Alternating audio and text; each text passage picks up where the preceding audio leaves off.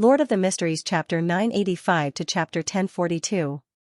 Upon hearing the name German Sparrow, all the members at the two sides of the long bronze table cast their gazes at the world, who was sitting right at the bottom. No one said a word or interjected. They more or less knew that the crazy adventurer, German Sparrow, had done something major again. He had killed Admiral Hell Ludwell, but Audrey didn't believe that this was the main reason for his abnormal mental state. And their performance made Leonard instantly realize a fact. Everyone on Tarot knew that the world was equivalent to German Sparrow. Klein's disguise sure is good. But why did he let the other members know of his identity as German Sparrow? Isn't it common sense to hide one's origins at such a gathering? Amidst Leonard's puzzlement, he heard the blurry figure of the world ask in a hoarse voice, "What clues did MI9 obtain? What clues did MI9 find?" Xianxia wasn't ashamed of betraying MI9 as she answered frankly, "They've confirmed that the identity of German Sparrow is fake. They've confirmed that German Sparrow's identity is fake, and the source is in Backland. Indeed, he was previously known as Sherlock Moriarty. When he left Bakeland, he became German Sparrow. However, Sherlock Moriarty isn't his true identity either." Leonard subconsciously surveyed the area and realized that although the other members weren't that surprised, they didn't show any signs of enlightenment. Therefore, he believed that they only had a superficial understanding of Klein. Under Klein's control, the world, German Sparrow, chuckled and replied to Miss Judgment's notification. "Don't worry about it." To him, to figure out who the fake identity of German Sparrow had been given to, the prerequisite was to capture Queen Mystic Bernadette or obtain information on Sharon from her. Clearly, this was something so difficult that it was nearly impossible to accomplish. In comparison, it would have been easier to find out more by starting from the incident involving the great detective, Sherlock Moriarty, as Leonard had done. Since MI9 had chosen the wrong direction, Klein was happy to see them running down this road. "Mr. World is very certain and confident." Xianxia retracted her gaze and didn't say anything else. At this moment, Audrey deliberated for a moment and asked, "What's the matter? Mr. World, will you return to Bakeland in the future? Will you still use the identity of Don Dantes?" As a qualified psychiatrist, she naturally wouldn't inform the other members of Tarot of the world's psychological problems. She only wanted to confirm if he would still head to the Rouen Charity Bursary Foundation. That way, she would be able to interact closely with him in the real world and perform a better follow-up. She didn't hide the fact that she mentioned Don Dantes because the original members of the gathering knew about it. Furthermore, Mr. Starr was clearly familiar with Mr. World, and Xianxia had been informed by Furs ahead of time. Upon hearing Miss Justice's words, Leonard nearly couldn't believe his ears. He was momentarily dazed. "Klein Moretti is equivalent to Don Dantes. I once asked Don Dantes about Klein Moretti. No, impossible. Don Dantes is an undying monster that survived from the fourth epoch. His performance back then can prove this point. That's what old man said too." At that moment, Leonard couldn't control the changes in his emotions at all. He instinctively rejected the truth that Miss Justice had pointed out.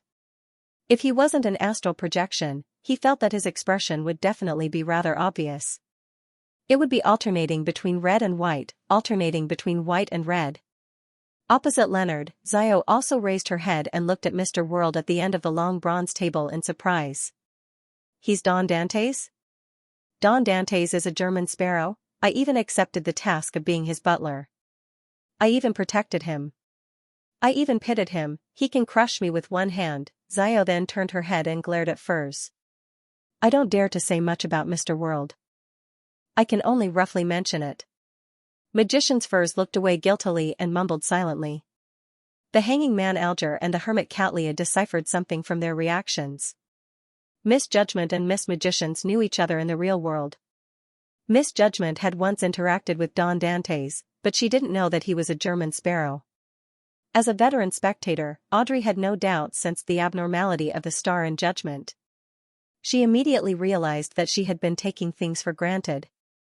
"Audrey, you need to reflect on yourself," she said to herself in embarrassment. Then, before Mr. World could say anything, she tried to make up for it. "Don Dantes is a public identity. Sometimes, it's Mr. World, and sometimes, it's Mr. Fool's other blessed." "Is that so?" "That makes sense." Leonard's mind jolted as he instantly accepted Miss Justice's explanation. With this, he understood many things. Before St. Samuel Cathedral's Chinese gate was entered, the Don Dantes should be Klein. After that, it should be Mr. Fool's other blessed. That death console?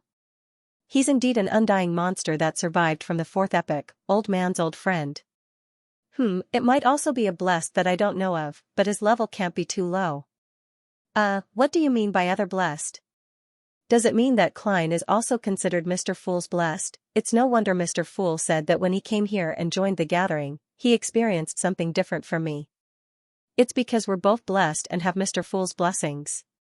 We have the same ancient aura, so old man didn't realize that Don Dantes is played by different people. This also explains my question from before. As a blessed, there's no need for German Sparrow's identity to be kept a secret, and to Zio, whether Don Dantes was a public identity or not, or if he was German Sparrow, wasn't something she cared about. The reason why she had such a huge reaction was because she had been embarrassed and annoyed by her various thoughts and mental states after realizing the truth. Seeing that the atmosphere had returned to normal, Klein heaved a sigh of relief inwardly. He controlled German Sparrow to answer Miss Justice's question. Yes. When the time comes, there might be some matters that require your assistance. When he said the second half of the sentence, worlds gaze swept past justice, magicians, judgment, the star, and the moon. He's plotting something in Bakeland? Audrey instantly understood what Mr. World meant. She was instantly excited and a little worried. She was excited that she was about to participate in a secret operation where all the participants didn't seem to have any possibility of cooperating. They might not even know each other. This was something she had never experienced before but had always yearned for. She was worried if this would pose a threat to the stability of Bakeland or if it would harm the innocent. As for her own risks, she wasn't that worried. She believed that the mission that Mr. World had arranged for her was likely to be in the periphery. It was either to provide key information or to fatally mislead the target. There was no need for her to directly participate in the battle. Emlyn was the second member to understand the hidden meaning behind World's words, and this stemmed from his instincts to hate trouble. Will that be troublesome? He frowned and didn't say a word. While the other members were coming to a realization, the hanging man Alger gave World German Sparrow a deep look before saying, I recently received a piece of information. The Church of Evernight's defected Archbishop, in Sangwil, has been killed in West Balam. Before that, he had already become a demigod. As for the sealed artifact 0-08 that he had stolen, it's unknown whose hands it is. The only thing that can be confirmed is that the person handling the battlefield was someone from the Church of Evernight. The hanging man is very well informed. It's only been a few days. The church should have kept it strictly confidential. However, there might have been other factions rushing to the square back then. Leonard was taken aback and didn't respond. This was the first time Audrey and company were hearing this news. They could only determine that the matter was rather important from the words Archbishop, 0-08, and demigod. However, this had nothing to do with them, and it lacked excitement. Therefore, it didn't pique their interest. Among them, Katlia had a deeper understanding of Grade 0 sealed artifacts. She planned on communicating with Queen Mystic and the upper echelons of the Moses ascetic order on this matter after returning to the real world. After a brief moment of silence, the fool Klein suddenly extended his hand and tapped the table. He felt that it was necessary to remind the members in the next few years, the tides of the times would come rolling in. With a thud, all the members straightened their backs or straightened their backs even more. They turned to the end of the long bronze table at the same time. Even the newly joined Leonard and Zio didn't hesitate as they instinctively did the corresponding actions. Then, they heard the distant and lofty figure in the grey fog chuckle. The times have changed because of this. The times have changed because of this? The matter regarding Insangwil is actually so important and crucial? Although this involves a Grade 0 sealed artifact. That a hanging man, Alger, who shared the news, never expected Mr. Fool to give such a high evaluation. He was momentarily at a loss as to what to make of it. Leonard, who had participated in the matter regarding Insangwil, felt the same. He knew how important and terrifying a Grade 0 sealed artifact was, but he never expected that what happened that day would change the times. While Audrey and company were puzzled, they all perked up. Even son Derek couldn't help but reveal a look of anticipation. The fool Klein surveyed the area and said with a half smile and a half sigh, "That's right. Adam is even closer to becoming a god. Adam is even closer to becoming a god." Such a simple sentence instantly stirred up a storm in the hearts of every member of the tarot. Apart from Leonard, the other members, including Zio, who had been informed of important general knowledge by the magicians in advance, suddenly recalled the information regarding Adam. The ancient god of the sun of the City of Silver's creator, the brother of blasphemer Ammon, and suspected to be one of the 8 kings of angels, and this mythical figure that existed before the cataclysm had begun to be active in the real world again. Furthermore, he was even closer to becoming a god. This. For Mr. Fool to sigh, it means that Adam is only one step away from becoming a god and sequence 0. He can take that step at any time. The hanging man Alger subconsciously made a judgment.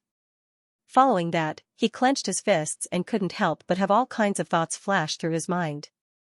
A sequence 0 true god is about to be born. A true god will be born in the 5th epoch. Will this be the first true god of this epoch? After the deities no longer descend into the real world, there will still be sequence 0s appearing. Alger had always felt that he was very ambitious. Now, he had even set his sights on sequence 2, aiming for the level of an angel. However, after hearing about Adam, he still found it a little difficult to accept. After all, the last true god to become a sequence 0 was the former god of craftsmanship, the current god of steam and machinery. And it had to be traced back to the middle and late stages of the 4th epoch. Since the 5th epoch, in the past 1,300 years, no one had ascended to the position of God. It's no wonder Mr. Fool said that the times have changed because of this. Amidst Catlia's chaotic thoughts, she suddenly came to a realization. It was as though she could see the waves that swept over everything at the end of every epoch. She had already gathered all the ingredients and began preparing for the sequence 4 ritual. In the future, she had a chance of obtaining godhood and changing her life form. She was in a state of joy, anticipation, and unease. At this moment, she felt a baffling sense of panic and fear. All she wanted was to communicate with the Queen face to face to confirm the future. On the one hand, they were shocked that Adam was attempting to break through to the level of a deity. They never expected that such a thing would happen in the 5th epoch, and on the other hand, they were worried about their current lives. After all, be it Emlyn, who was born as a sanguine, or Justice Audrey, who was in the upper circles of the Lone Kingdom, they lived in the 5th epoch. They lived in an atmosphere that had accumulated over 1,000 years of history, and they didn't dare to blaspheme the orthodox deities. Even when facing the true creator and other evil gods, they felt reverence from the bottom of their hearts, acknowledging their status and level. Therefore, they didn't dare believe that another deity would suddenly appear, nor did they dare to imagine what would happen next. In their eyes, the Fool was an awakened ancient god, an existence that originally sat at the position of sequence 0. I'm closer to becoming a god. Becoming a god. Sun was more excited, as though he saw hope and had a goal to strive for. From what he knew, only a sequence 0 could save the City of Silver. Adam? Becoming a god.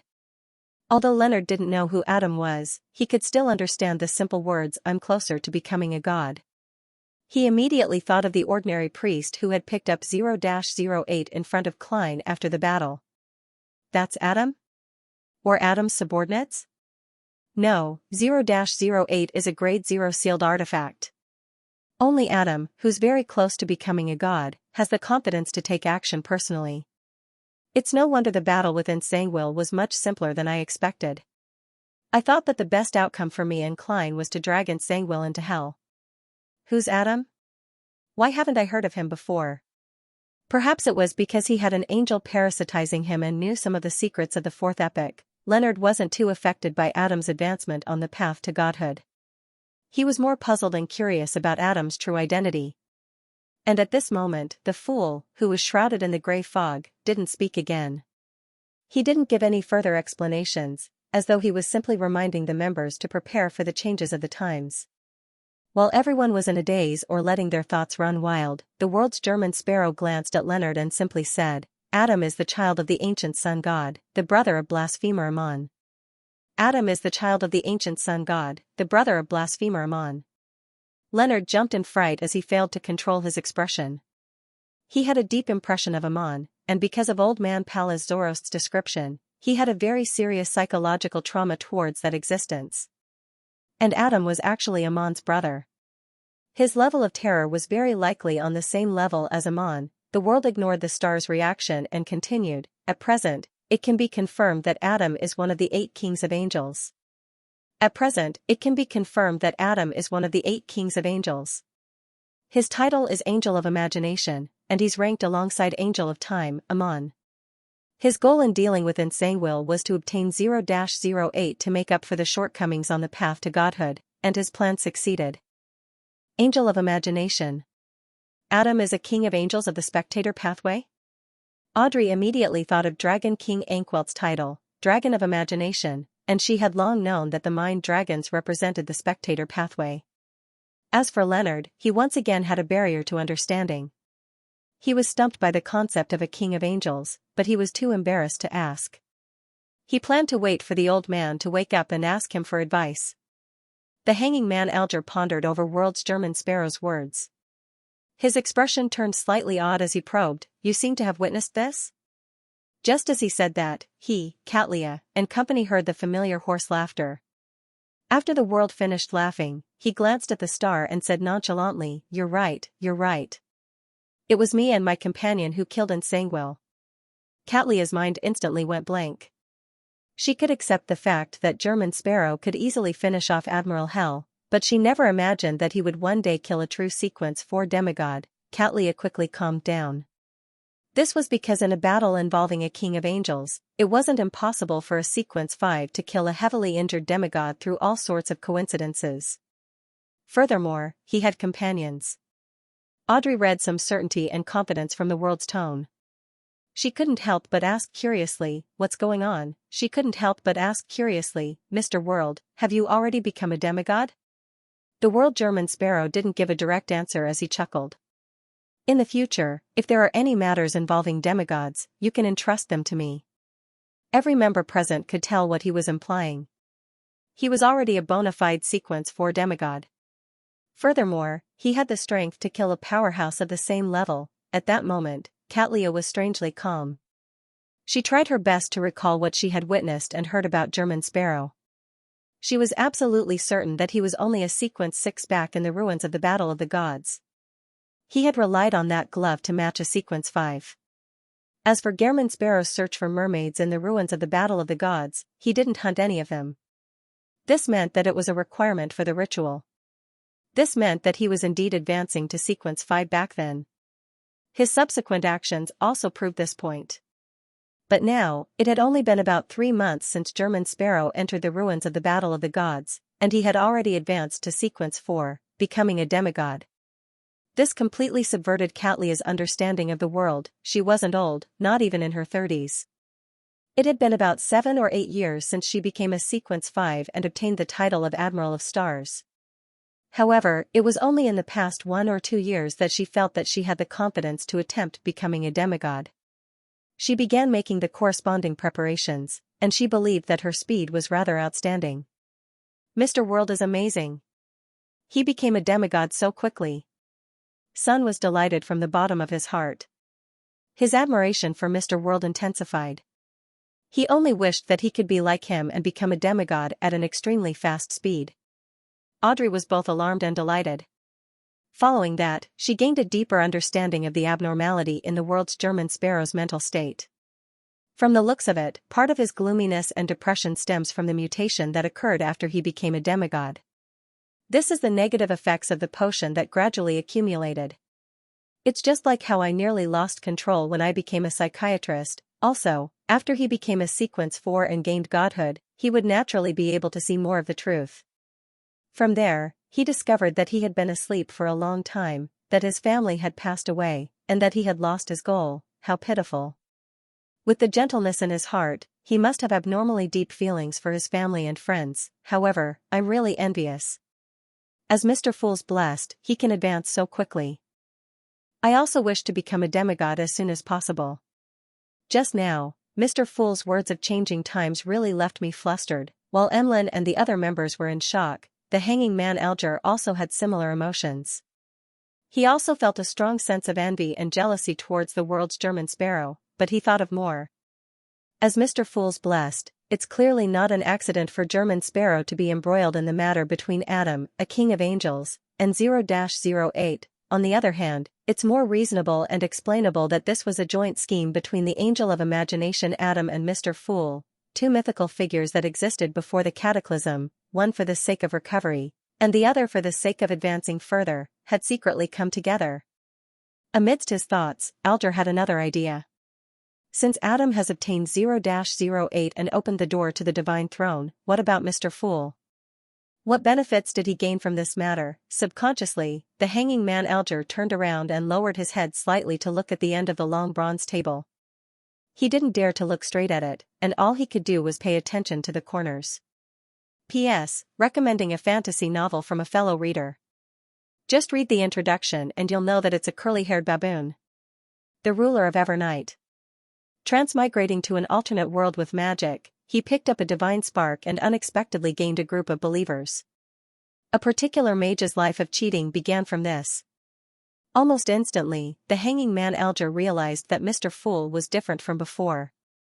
In the past, although Mr. Fool was lofty and profound, making it impossible for others to fathom him, making him feel as though he was looking down on everything from a high vantage point, that was all.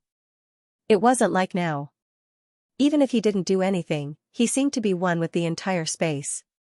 Furthermore, he clearly stood at the top, directly showing that he was the ruler here. With a sweep of his gaze, Alger saw the third card of blasphemy and became more certain of his guess. Indeed, Mr. Fool and Angel of Imagination Adam had worked together to plot against Xianxia. One of them obtained 0-08, taking him one step closer to becoming a deity, while the other obtained many benefits including the card of blasphemy, allowing him to recover most of his strength. Times had changed as a result. At that moment, the hanging man Alger had a deeper understanding of what Mr. Fool had just said. Without a doubt, the other members of the tarot had noticed him turning his head and realized that he had cast his gaze at Mr. Fool. After a brief moment of surprise, they quickly or slowly came to a realization. Mr. Fool knew of Angel of Imagination Adam's plot against Xianxia from the very beginning, and he had sent his blessed to cooperate with him and had even directly provided him with some help. If not for that, how could a newly advanced demigod be involved in a matter that involved a king of angels and a grade 0 sealed artifact? If not for that, even if the world, German sparrow, was embroiled in all sorts of coincidences, he wouldn't have been able to understand it so clearly. The acquisition of the card of blasphemy, Mr. World's advancement, and Xianxia's death, as well as the achievement of Angel of Imagination Adam's goal, all of them happened simultaneously within a week. This means that they are inextricably linked. My intuition from before was right. Obtaining a new card of blasphemy and Mr. World's abnormal mental state are two different outcomes of the same matter. Audrey nodded slightly to verify her guess. Leonard increasingly felt that the matter within Xianxia was more complicated than he had imagined. He believed that apart from King of Angels Adam, there were likely other important figures at the same level. Otherwise, there was no need for Amon's brother, the child of the ancient sun god, to seek Mr. Fool's help. After all, no matter how powerful and terrifying 0-08 was, it was impossible for it to compare to the blasphemer described by Old Man Palaz Zoroast. And Adam and Amon weren't too far apart. That evil spirit that was sent to the underworld by Klein isn't simple either. It's definitely not something that can be described by the hunter pathway.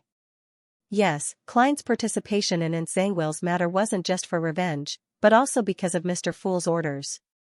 As Leonard sighed, he didn't feel any negative emotions.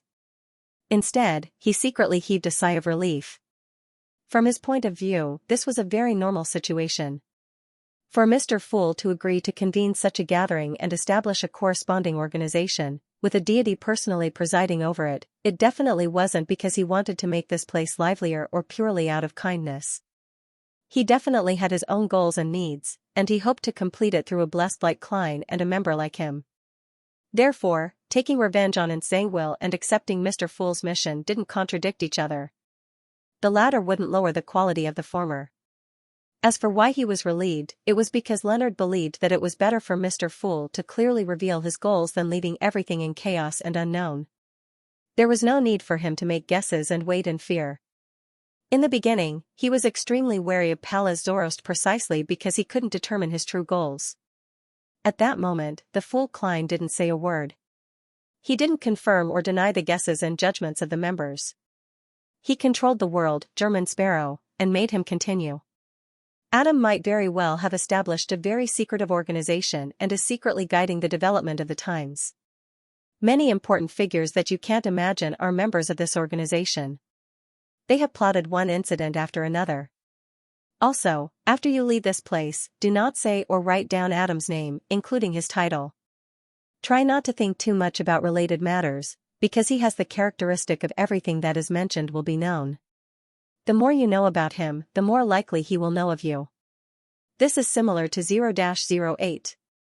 After hearing Mr. World's description, Audrey immediately recalled the mysterious organization that Mr. Fool had told her about. Twilight Hermit Order. This quickly made her come up with a corresponding guess. King of Angels Adam is the leader of the Twilight Hermit Order. Angel of Imagination belongs to the Spectator Pathway, and it's likely the same for 0-08. Therefore, everything that is mentioned will be known is a high level beyonder power of this pathway. It's the same for the more someone knows, the more likely they are to know of them. How impressive. But wouldn't this be too noisy? Audrey was momentarily envious, but she was also worried and puzzled. Everything that is mentioned will be known. So the organization that assassinated the Duke of Negan and stood behind Zillings was established by King of Angels Adam. The hanging man Alger was first enlightened before his expression sank slightly. He began to suspect that the primitive island he had previously explored had something to do with this secret organization. This was because Zillings had once ventured deep into it and discovered many things. Furthermore, the island's final disappearance resembled the powers of the Dragon of Imagination described by Sunday. With the two combined, Alger couldn't help but have such a guess. He further felt that Mr. Fool and Angel of Imagination Adam's cooperation began when he and German Sparrow entered the primitive island. The more he thought about it, the more he believed that it was the truth. This was because after the existence in the island ruin was awakened, it only let out a sigh and didn't stop him and German Sparrow from escaping. So that's how it is. The arrangements of the important figures sure are secretive. I didn't notice it at all back then. The games of the deities sure are complicated. Perhaps only a sequence one, or even a king of angels, has the right to participate. The hanging man Alger sighed as he felt a baffling sense of desire. Magician's Furs had already forgotten about the mysterious organization that Mr. Fool had mentioned back then. Only when she heard the words "everything that is mentioned will be known" did she realize that it was related to the Duke of Negan's assassination. However, she wasn't concerned about this problem, but something else. Previously, when she informed Zio of the tarot situation and most of the general knowledge, she mentioned Adam's name. Adam also has the characteristic of everything that is mentioned will be known? This? He already knows about me and Zio? Furs was alarmed as she couldn't help but turn her head and cast her gaze at Zio, who was one person away. Back then, she had learned that Adam was the son of the creator from Ma'am Hermit, and she had never emphasized on not mentioning the name of this king of angels to the outside world. I mentioned Adam in the real world, Magician's Furs said, clearly stuttering. Zio's mind tensed up as though a venomous snake had crawled into her clothes and was moving up her back. Katlia tersely acknowledged. Don't worry. Although there aren't many people who know of Adam and Amon in real life, there aren't too few either. I've mentioned his name on many occasions. As long as what you say doesn't involve any secrets, I believe he will at most look at you for a moment before moving his gaze away. When she said these words, she was more certain, because in the Moses ascetic order, which was pursued by knowledge, Adam's existence was not a secret, and people often mentioned it. At that moment, her mind was filled with another matter. Could the secret ancient organization that Roselle the Great had joined be the one that King of Angels Adam had created? Furs hurriedly recalled and said rather nervously, that's right. It involves the forsaken land of the gods, the giant king's court, Amon, and kings of angels. Is there a problem with that? What she was most thankful for was that she did not mention the name Tarot at that time, nor did she describe the other members. At most, she said that the gloomiest one was the German Sparrow. The hermit Katlia thought for a moment. With your sequence, it is indeed strange for you to talk about this level of knowledge. However, as long as Adam delves deeper, he will discover that you are related to the house of Abraham, so it is normal for you to know this. What you need to take note of is that in the future, when it involves the house of Abraham, you have to be wary of Adam. How can I guard against it? Furs forced a helpless smile and glanced at the end of the long bronze table before looking back at the hermit. Then, she looked back at the hermit and said, "Thank you for your analysis." As Mr. Fool didn't say anything, she decided to believe Ma'am Hermit's words. At this moment, the fool Klein sighed silently in his heart. When Catlia mentioned Adam on the tarot, he didn't know that Adam's name couldn't be said, nor did he know that Adam was related to the Twilight Hermit Order. It was only when he entered Roselle's travels that he learned from Snowman that Adam was an angel of imagination and had some guesses.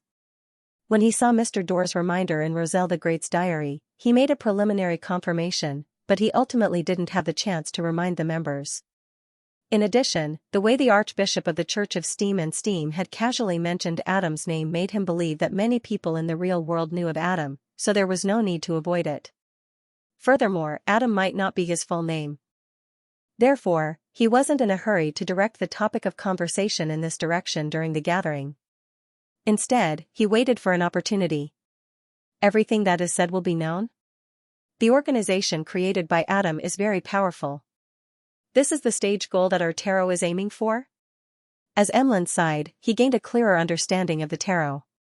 Previously, he had been searching for the tarot's location and discovered that it wasn't like an Orthodox church, nor was it different from other secret organizations. Apart from the League of Saviors, there were too many unique aspects that made it difficult for him to figure them out. And today, he finally confirmed that the initial development of the tarot could match up to Adam's organization. Knowing the characteristics of 0-08, Leonard wasn't surprised that Adam had similar characteristics. He was more concerned about the organization that had many important figures involved, as well as the House of Abraham that Ma'am Hermit had mentioned. He had once heard Pallas Zoroast mention, this family had an extremely high status in the Fourth Epoch. According to Leonard's understanding, among the aristocrats of the Tudor Empire in the Fourth Epoch, the House of Abraham was ranked first. It was better than the Amon family, which had a blasphemer. Of course, he wasn't sure if the so-called Amon family was completely made up of the Son of God's avatars, without any other members. Miss Magicians is actually an important member of the House of Abraham. Everyone here isn't simple. Is this the so-called gathering of protagonists? Leonard first sighed before he gave a self-deprecating remark. Sun didn't say a word, nor did he make any connections. He seriously listened to Mr. World's description, as well as the conversation between the magicians and the hermit, keeping it firmly in mind. To him, no matter what happened in the outside world where the other members were, it had little to do with him or the City of Silver. Only the King of Angels was something worth paying attention to. After all, be it the Angel of Fate Ouroboros, the Dark Angel Sasser, or the Red Angel Medici, they had all left traces around the City of Silver. Furthermore, the Angel of Time Amon had personally appeared, bringing with him an indescribable horror. After everyone quietened down, Derek couldn't help but consider some questions. Any mention of it will be known. How should I inform the chief of this information? Or perhaps, it's fine not to mention it for the time being. I just need to mention that Amon is the son of the Creator, and that he has a brother who is of the same pathway as the Dragon of Imagination. If the City of Silver were to encounter a disaster that it can't resist, would he be able to hear me if I said Adam's name? Would he be able to enter this land that has been forsaken by the gods? With this in mind, Derek immediately felt a little ashamed. This was because even if there was such a situation, he should have said Mr. Fool's honorific name. At this moment, the world's German sparrow spoke again. Although War Angel Medici has long perished, he hasn't completely perished. Although War Angel Medici has long perished, he hasn't completely perished. The spirit he left behind has fused with the remnant souls of the ancestors of the Sauron and Einhorn families, forming an evil spirit. It appeared in Nsangwil's death. Klein had specially pointed out this matter. Firstly, it was to pass the corresponding information to the Church of Evernight through Leonard. Secondly, it was to warn the hanging man. After all, this gentleman had been to Bansi twice. He might have some entanglement with the Red Angel evil spirit. That evil spirit is War Angel Medici? While Leonard was shocked, he wasn't too astonished. He had guessed that Adam wasn't the only big shot who had appeared at that time. Then, from the comparison between the two titles of War Angel and Angel of Imagination, he suspected that the evil spirit was a king of angels when it was alive. And under the influence of the fate siphon charm, such an evil spirit was sent into the underworld without any resistance. Old man's level might be higher than I imagined. Yes, before Ma'am Daly and I arrived, the evil spirit must have been weakened by Adam and even Mr. Fool. Otherwise, it's not an enemy we can fight. Right, what was Adam doing back then?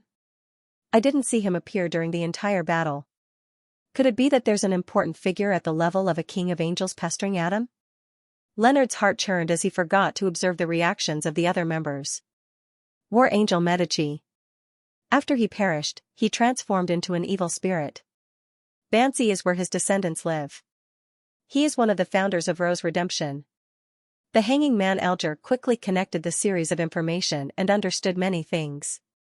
The mural I saw at the telegraph office in Bansi Harbor was likely drawn by this evil spirit. The German sparrow of the world got me to go to Bansi Harbor to investigate the traces in order to grasp the whereabouts of this terrifying evil spirit so that the subsequent plans wouldn't be able to proceed. Thankfully, I didn't destroy the mural back then. Otherwise, I might have attracted the attention of the evil spirit. As Alger heaved a sigh of relief, he became even more vigilant. He planned on getting the Blue Avenger to leave Bansi Harbor and head north of the Sonia Sea to investigate the other matter the world had previously entrusted him with. Audrey, Katlia, and the other members listened attentively without making too many connections. This was because the matter described by the World German Sparrow contained the most important and crucial information. Furthermore, they lacked the additional experience and knowledge to expand on the problem. After sharing the information that needed attention, the world chuckled hoarsely. That's about it. After a brief moment of silence, Emlyn straightened his back and looked ahead. An important figure from the race is about to arrive in Bakeland. He specifically requested to meet me. He paused for a moment, and seeing that the other members didn't respond, he cleared his throat. How should I deal with him? Another angel. Leonard felt a baffling sense of numbness before noticing a problem. Mr. Moon had mentioned the concept of race, and he had red eyes. Leonard was taken aback as he thought to himself. This is a sanguine? Sanguine. Don't tell me he's Emlyn White from the Harvest Church? He's very close to Klein's identity as a great detective. Leonard couldn't help but take a few more looks at the Moon's side profile and figure. The more he looked, the more familiar he became. Without a doubt, Emlyn had sensed the star sizing him up, just like how Audrey was surprised and excited to confirm that Mr. Star had suddenly discovered that he knew Mr. Moon. Did I say something wrong just now? This fellow, the Star, seems a little surprised. He knows me in the real world? Do I know him? A series of thoughts flashed through Emlyn's mind. He subconsciously wanted to move his nose to sniff at the new member next door, but he was obstructed by the gray fog, making it difficult for him to find anything. As he surveyed his surroundings, waiting for the hanging man, the hermit, and the world to give him an analysis and suggestion, he tried hard to recall if he had seen anyone like the Star. Gradually, he felt a sense of familiarity, but because he didn't have a deep impression of it, he found it difficult to recall. At this moment, Audrey was thinking of another question. Mr. World and Mr. Star know each other, and Mr. Star knows Mr. Moon. Then, could Mr. World also know Mr. Moon? She subconsciously sized up the bottom of the long bronze table, but she wasn't able to read any useful information from the world's German sparrow. As for the hanging man, Alger, after a few seconds of thought, he turned his head to look at the moon and deliberated before saying, Mr. Fool just said that the times have changed. Mr. Fool just said that the times have changed. Although the important figures of the sanguine might not know the whole story, with their level, they should more or less be aware of it and be prepared to deal with it. That important figure has requested to meet you. It's both a probe and an observation. Just perform as you usually do, but there might be some tests and missions in the future. Just as I thought, the second step of the test and mission is here. I wonder what revelation the ancestor will give. Emlyn nodded slightly and said to the hanging man, Thank you. Thank you. Seeing that the question from before had been answered, Magician's Furs, who had been holding back for a while, took the initiative to speak. Mr. Moon, the information you provided about the abandoned castle is very problematic. There are indeed two ancient wraiths there, but there's also a door underground. Sealed behind that door is a powerful corruptive force. As long as one enters the area where the ancient wraiths are, they will be corroded by it. This? Emlyn frowned slightly. He wasn't angry. Instead, he felt that there was nothing wrong with Miss Magician's explanation. Since the person who provided the information knew that there were two ancient wraiths there was no reason to ignore that door. As a cultured and noble sanguine, Emlyn never wished for others to suffer losses or injuries because of his mistakes or negligence. He minded this a lot, so he thought for a moment and said solemnly, "I'm not sure." After some thought, he said solemnly, "I will investigate the source of the information and give you an explanation." As Magician's furs had already returned safely, she didn't mind too much about it. She tersely acknowledged and indicated that she would wait for the outcome. As for Mr. Fool's saving grace, it happened once or even twice a month, so she couldn't keep track of it. All she wanted was to do whatever Mr. Fool instructed her in the future. After hearing their conversation, Audrey asked with some concern and curiosity, "What's the matter? Do you know what brought about the corruptive power?" Magician's furs shook her head. "I don't know." Seeing that Mr. Fool didn't give any hints, and that she didn't have Roselle's diary to exchange for the answer to the card of blasphemy, Audrey retracted her gaze and focused on listening to the other members' conversation. After a while, the learning part was completed, and the tarot came to an end. All the members stood up, bowed to the end of the long bronze table, and left. This time, Leonard was not as slow as before. The crimson light dissipated, and he returned to the real world. In front of him was a red glove that he had yet to put on. At this moment, a slightly aged voice suddenly sounded in his mind. "Just now, whose dream did you enter? The old man is awake."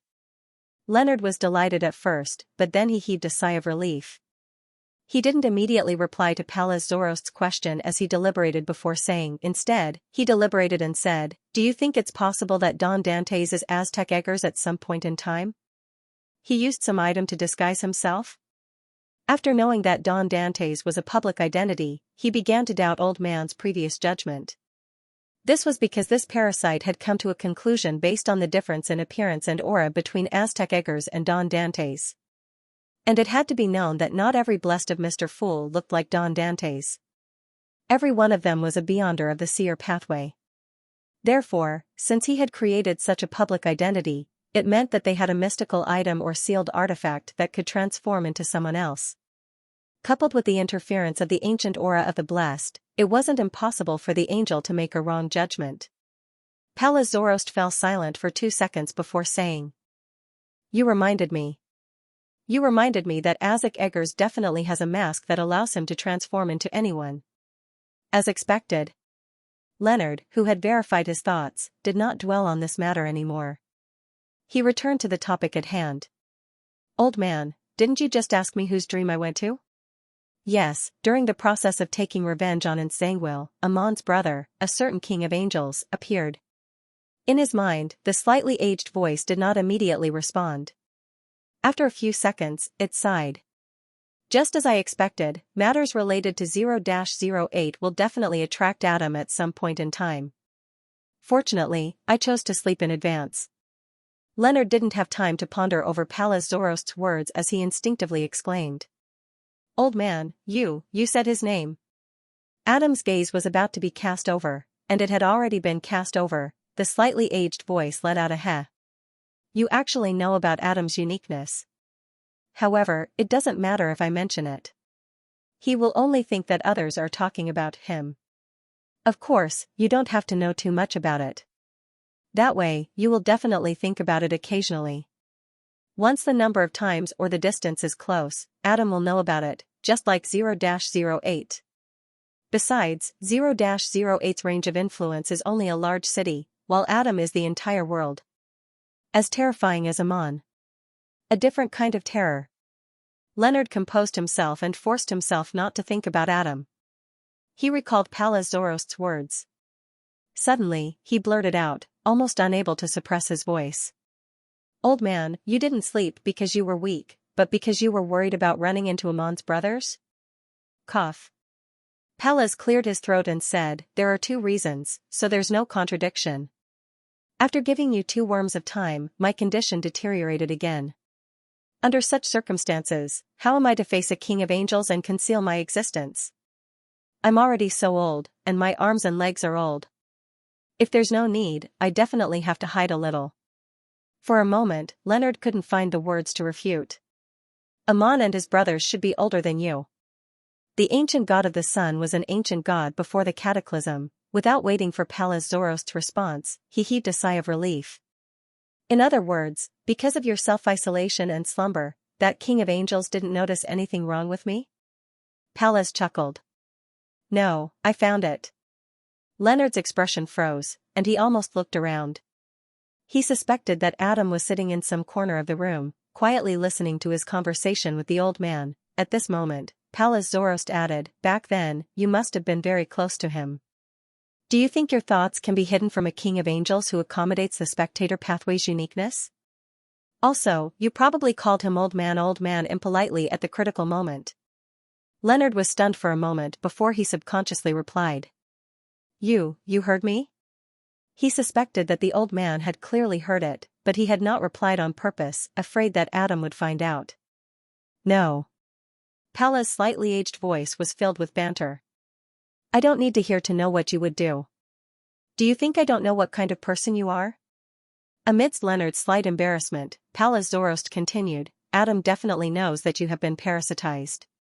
But due to my slumber and self-isolation, he has no way of discovering who's parasitizing you.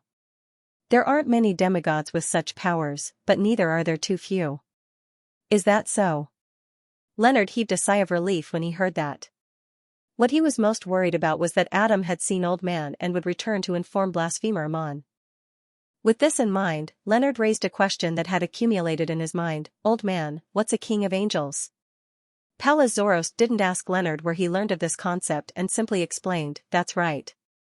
He simply explained, those that exceed sequence 1 and have yet to become a god. If you specifically mention the 8 kings of angels, it's referring to the definition just now. They are those who served the ancient sun god before the cataclysm. What does it mean to exceed sequence 1 and have yet to become a god? How did he do it? To accommodate the so-called uniqueness? Leonard had the intention to ask further, but he suspected that Old Man wouldn't explain in detail. Hence, he decided to talk about something else first before finding an opportunity to circle back. He deliberated for a moment and suppressed his voice. In the battle to seek revenge on Xianxia, I encountered great difficulties. I couldn't even look straight at my enemy, much less use the fate siphon charm. With no results from seeking your help, I chose to recite Mr. Fool's honorific name and received feedback. After the matter was over, I felt like I was in a dream. I headed for an ancient palace, above the endless grey fog. Before Leonard could finish, Pallas, who was silently listening, interrupted him. You met the fool? Yes, his aura was deeper than the sea and more lofty than a mountain. His figure was shrouded in grey fog, preventing me from seeing him clearly. Leonard recalled the past and described it in a poetic manner.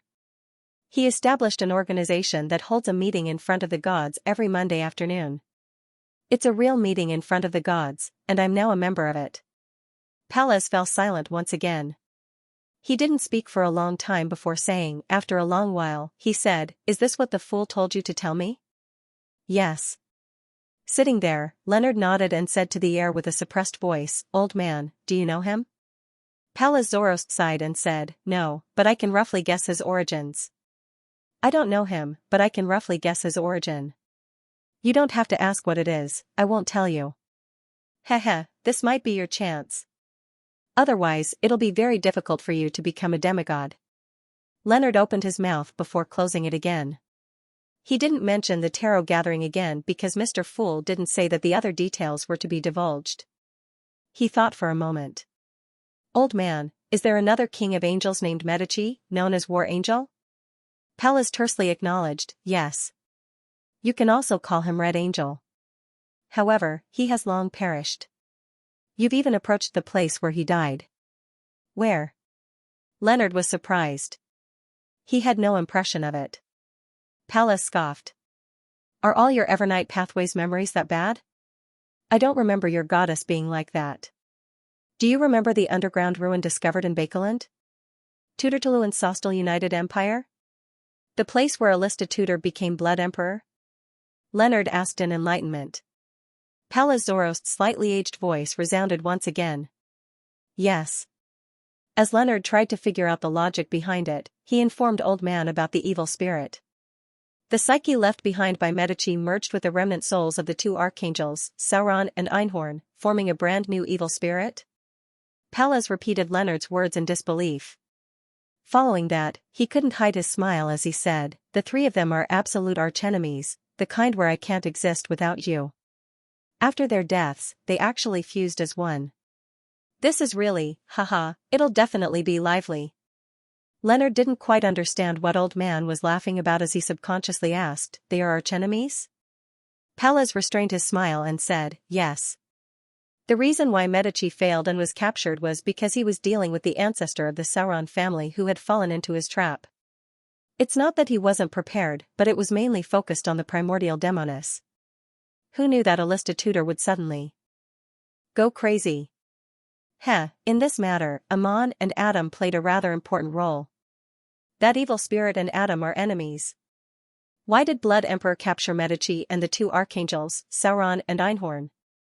The place where they perished was the palace where Alista Tudor became Blood Emperor. They are materials for the ritual to become a true god? Yes, according to Mr. Fool, after Adam obtains 0-08, he is closer to becoming a deity. Is this also considered as gathering materials? Could this be the reason why Amon dealt with Old Man? Leonard had some guesses and wanted to ask, but he ultimately didn't say a word. He was afraid that touching on something too secretive would cause Old Man to have a bad reaction. He planned on finding an opportunity to ask about this on the tarot later. After a brief silence, Leonard looked at the closed door and suppressed his voice. Does Mr. Fool and the church have a certain level of tacit understanding to a certain extent? The fact that no one has come to investigate you means so, Pallas Zorost answered rather directly. Leonard nodded indiscernibly. What will they do to me next? How? They'll record your contributions, and once you're done digesting the potion, they'll advance you to sequence 5. Then, they'll assign you a Red Gloves team to complete missions, or they'll transfer you to a large diocese like Bakelin to be a deacon in charge of a particular aspect, Pallas said without much thought. Return to Bakeland. Klein seems to be plotting something in Bakeland. Leonard's thoughts suddenly wandered. He didn't speak to Old Man again as he leaned against the wall, placed his hands behind his head, and sat very casually.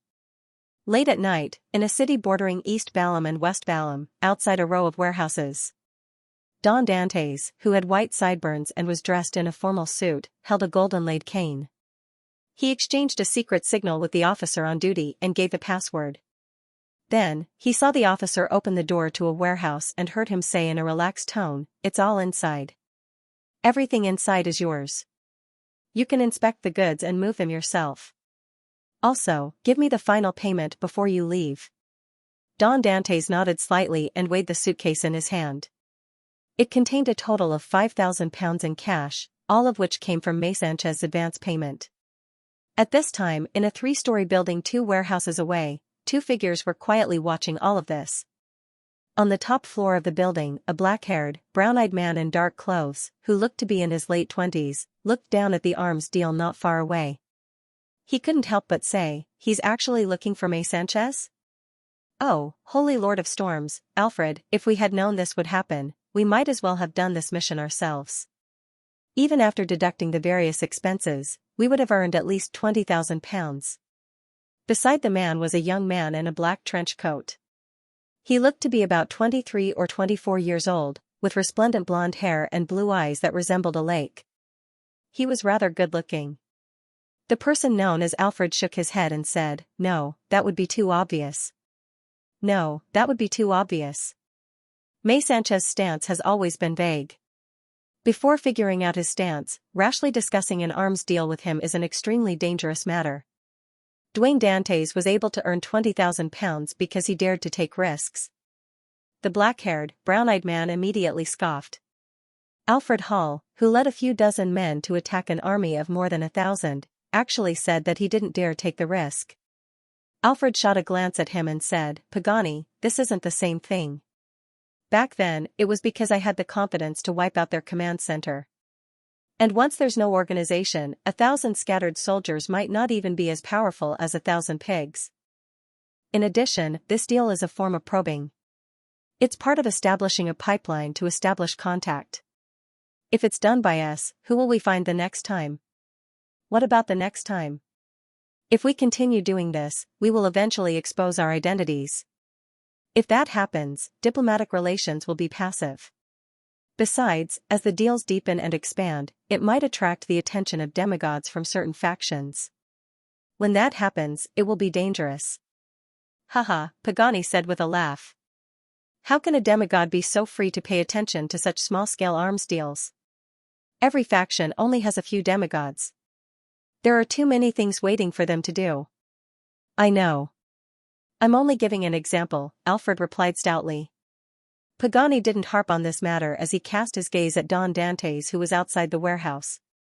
This gentleman is said to be very generous.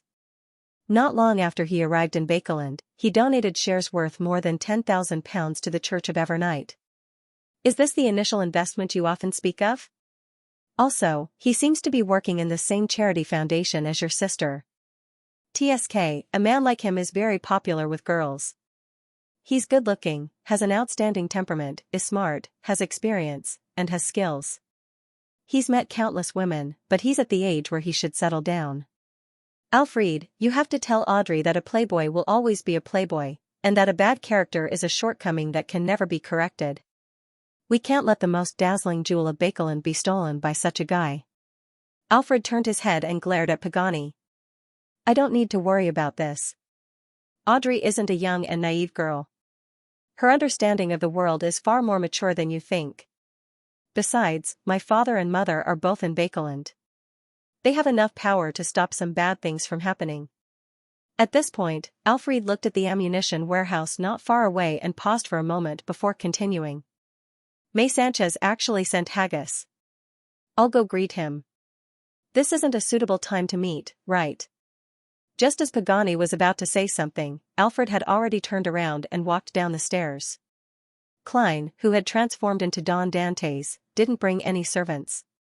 He held a golden-laid cane and stood outside the warehouse with Xianxia's representative, Haggis. They watched as boxes of firearms were carried out and placed onto carriages. At this moment, he seemed to sense something as he half-turned his body and cast his gaze elsewhere. What he saw was a young man without a hat and wearing a trench coat. His blonde hair was combed back diagonally, and his blue eyes resembled a lake under a clear sky. His figure was slender and well-proportioned, and every action he took exuded an indescribable sense of authority. Even though there were no soldiers around him, he exuded a sense of authority. Alfred. Haggis also noticed this gentleman as he shouted in pleasant surprise. Alfred. Miss Justice's second brother. This feeling is very similar to the arbiter pathway. Klein raised his right hand, took off his top hat, and pressed it to his chest as a form of greeting. After Alfred Hall greeted Haggis, he turned to look at Don Dantes. Your character is widely praised in Bakeland. Even I, who is in East Balam, have heard of it. Character? The character of an arms dealer? Klein lampooned as he chuckled. I only did what I thought I should do. Alfred nodded. I believe there's no need for me to introduce myself, right? Haggis should have mentioned me to you. Yes, Colonel Hall. Klein replied with a smile, I only found out after coming here that Miss Audrey has an older brother in the southern continent. He's serving in the army and has made many contributions. Alfred swept his gaze across Don Dantes' face and changed the topic. I originally thought you would seize the opportunity to work at the Rouen Charity Bursary Foundation. I didn't expect you to actually choose to come to the southern continent. Klein maintained his smile. For an outsider, it is difficult to truly enter the circle with donations, charity, banquets, and dancing. Alfred hummed in acknowledgement. Very rational. After exchanging a few more pleasantries, he asked Haggis, what happened in Kukua recently? It seems very serious. Hodges forced a smile onto his face. I'm not sure.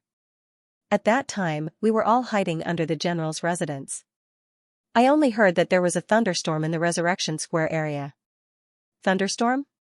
Alfred's gaze turned to Don Dante's once again. Klein nodded and said, "Indeed. The hotel I stayed in wasn't too far from Resurrection Square. I saw lightning continuously strike there. All of this happened during the day." Alfred's gaze shifted to Haggis. What was the scene like at the end? Most of the place had collapsed. There were traces of lightning strikes everywhere. Haggis didn't hide anything. Alfred nodded slightly and pointed to the side. He said to Haggis and Don Dantes, "I still have some matters to attend to.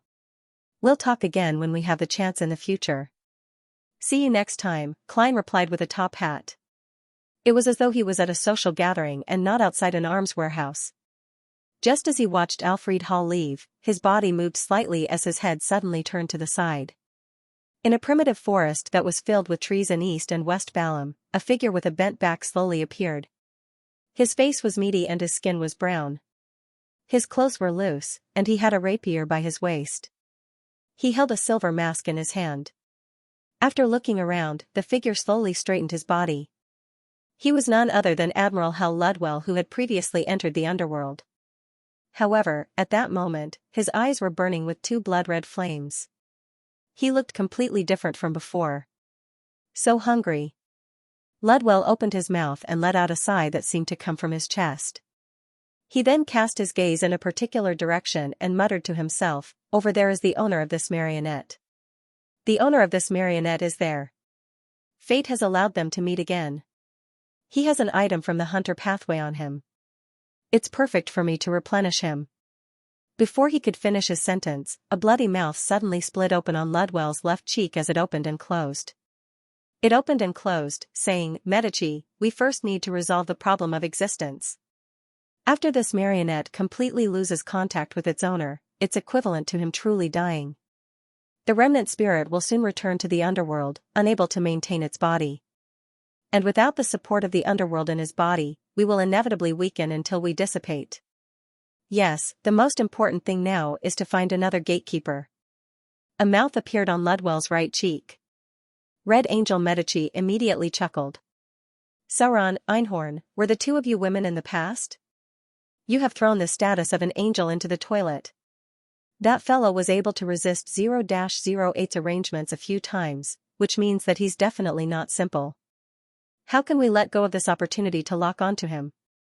Once this marionette completely perishes, it won't be that easy anymore. Besides, the hunter pathway item on him can effectively increase the amount of time we can exist. It won't be too late to find a new gatekeeper after we finish him off." The bloody gash on Ludwell's left cheek immediately scoffed. "Medici, have you sacrificed your brain to the true creator? That fellow has clearly advanced. In our present state, it's not difficult to defeat a bizarro sorcerer, but it's nearly impossible to kill him." Medici wasn't angry as he chuckled. "It's not like there's no way to resolve this. As long as you let me chant the Lord's honorific name, helpers will immediately come. They might even bring their own gatekeepers." The mouth on Ludwell's right cheek immediately opened and closed. "Sauron, let's join forces to resist him and find the gatekeeper." "All right," Ludwell's left cheek replied without any hesitation. Upon seeing this, Red Angel Medici laughed out loud. "The two of you were indeed fooled. My plan has succeeded. I'm certain that the two of you were women in the past." Ludwell's left and right cheeks growled. "Shut up. Humph, we've been fused together for 2,000 years. How can we not know your tricks? There's no need to struggle." As he spoke, the colors around Admiral Hal Ludwell instantly thickened as they stacked together. He had already entered the spirit world and began traversing it. Outside the arms warehouse, Klein finally retracted his gaze. The sense of danger had vanished. At that moment, he felt a baffling sense of trepidation, but he was unable to produce the corresponding scene in his mind.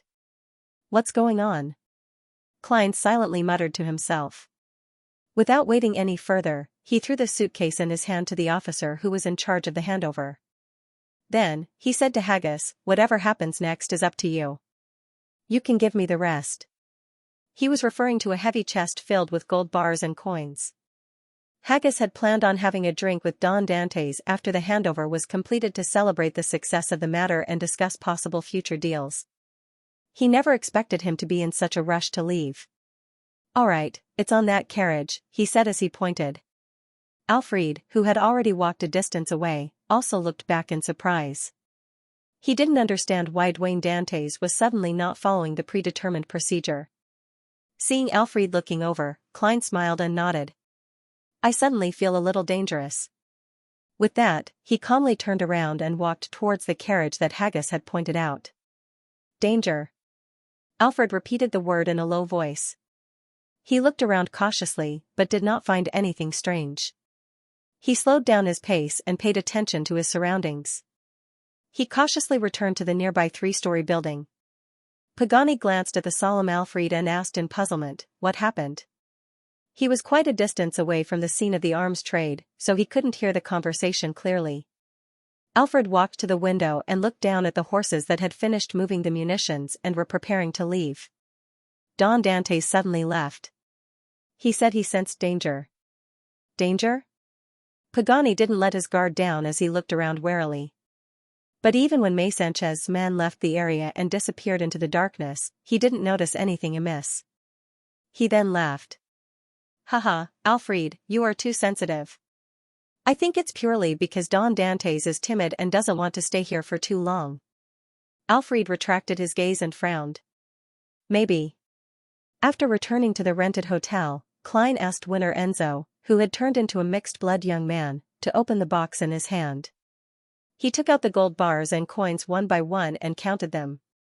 There was a total of 30,000 Ruan gold pounds here. "Thankfully, I previously agreed on 10,000 Ruan gold coins with Miss Messenger.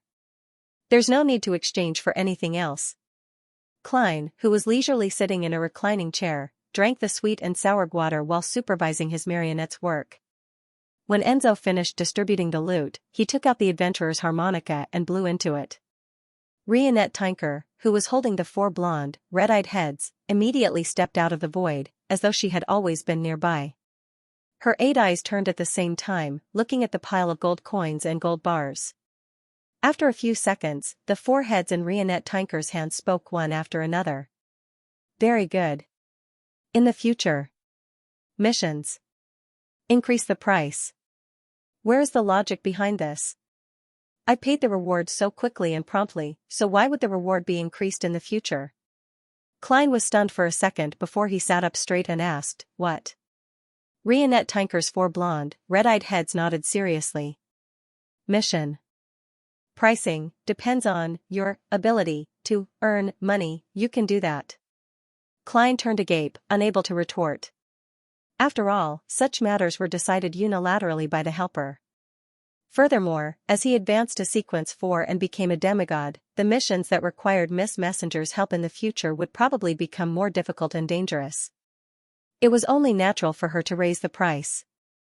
After Rionette Tinker swallowed the pile of gold coins and gold bars and disappeared from the room, Klein reined in his thoughts and began calculating his current wealth. "I've spent quite a bit during this period of time. I still have 17,275 pounds in cash and 65 gold coins. This pile of gold bars is worth 25,000 pounds. A total of more than 40,000 pounds. It's not a small amount in the entire Ruan Kingdom. It's enough to buy manors and land. The arms trade sure is profitable." Rionette Tinker's priority was gold coins, so the rest were gold bars. After standing up and putting the gold bars above the grey fog, Klein walked to the window and cast his gaze north. With the matters here over, he would return to Bakeland. After staring at the horizon for a while, Klein suddenly sighed silently. Bakeland, North Borough, Bakeland University of Technology. Audrey was walking on campus with a few staff members of the Ruan Charity Bursary Foundation. She was wearing a simple light green dress with a white, unadorned belt around her waist. Her long blonde hair was wrapped around a rather playful veiled hat with a ribbon and flower. She didn't have any accessories on her, and she only wore a silver bracelet on her left wrist. She looked no different from a female student whose family conditions could only be considered average. During this period of time, she had been to a public elementary school located at the edge of East Borough. She had also visited a technical school in the Bakeland Bridge area. She had long understood what kind of clothes to wear on different occasions, unlike many nobles who treated charity events as social occasions. Her clear, green eyes darted around slightly as Audrey smiled faintly, seriously observing the situation of the students who came and went. These few days were the days when the Bakeland University of Technology sent out admission letters and the new batch of students came to register. Originally, the latter was supposed to take place at the end of August or the beginning of September, but the Bakeland University of Technology was a newly established school, so the entrance exam was later than other universities. The results were also released later, which meant that the students who applied to them were likely to have also taken the exam of other universities, or even been admitted. Therefore, they brought forward the registration process to verify the number of people and determine how many more students needed to be enrolled. Due to this reason, Audrey and the staff of the Rouen Charity Bursary Foundation came here to assist the first batch of approved applicants to complete the admission procedures. What she saw was that the faces of the students in this campus were brimming with radiance, and their actions revealed obvious confidence.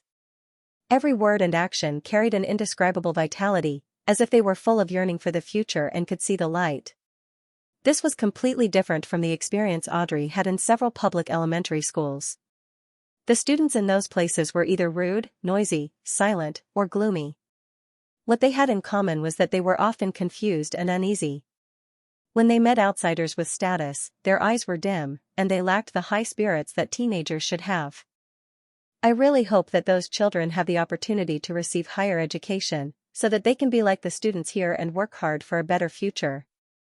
Audrey sighed silently as she glanced at a man and a woman who seemed to be a pair of brother and sister. The brother had obviously entered society and started working. He wore a silk top hat and a thin black formal suit. He looked to be in his 30s and had the temperament of a government employee. He had borrowed an old camera from somewhere and placed it on the stand. He signaled for the sister to move and adjust her posture while looking for the best angle. The sister looked to be 17 or 18 years old. Her black hair was simply draped over her shoulders, and there was a hint of helplessness in her brown eyes, but she didn't say anything as she listened to the brother's instructions. Similar groups could be seen everywhere on campus. Some were parents and children, and some were a few friends. Such a scene sure is beautiful. Audrey retracted her gaze and walked forward. There was a square, and in the middle of it was a decommissioned steam locomotive. Its massive and complicated body stood upright, giving Bakeland University of Technology an industrial vibe. Whoosh, the monster-like steam locomotive spewed out smoke as it dragged its long body into the platform and slowed down. A mixed-blood girl who looked as exquisite as a doll held her mother's hand and waited in the rather long line. She excitedly asked her father, who was also a mixed blood of Rouen and Balam, about the situation in Desi Bay. As she slowly moved, she saw a gentleman with white sideburns and a top hat holding a golden-laid cane. He led a brown-skinned servant towards the first-class carriage. The servant looked around curiously and said, "Sir, the situation I've seen recently is different from what I imagined." "Sir, the situation I've seen recently is different from what I imagined. I originally thought that the people of Balam would lead a difficult and painful life, with chaos, filth, poverty, and repression everywhere. But that's not the case at all. They can still drink water and smoke East Balam cigarettes. Some of them can even afford bicycles. Well, as you know, although I have Balam blood, I was born in Backland. I've never been to the southern continent before.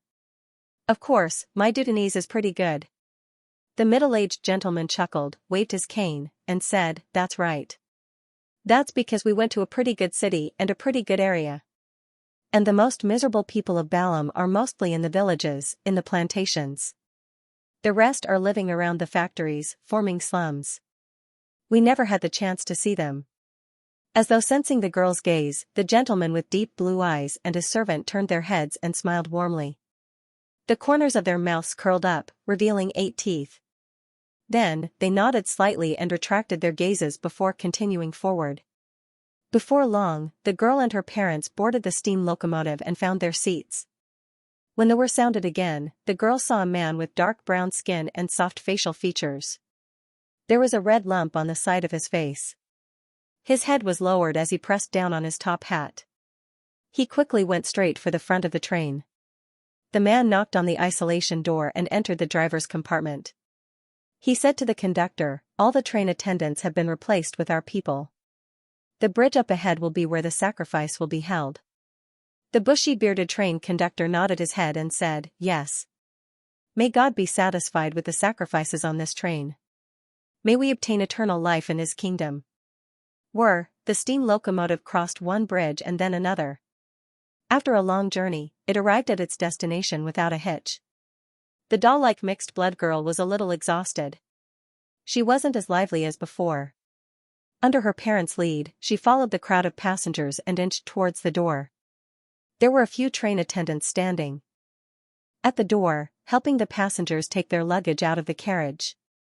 When the girl and her parents passed by, the attendants curled up the corners of their mouths, revealing 8 teeth as they smiled warmly. After the little girl jumped onto the platform, she subconsciously turned around and glanced at the front of the steam car. She saw many figures standing outside the door, discussing something. Among them seemed to be the conductor and the man with a lump on the side of his face. In less than a second, all of them turned their heads over. The corners of their mouths curled up, revealing 8 teeth. The girl retracted her gaze and skipped away from the platform with her parents. The cold wind howled on the platform at night, causing the hanging gas lamps to sway.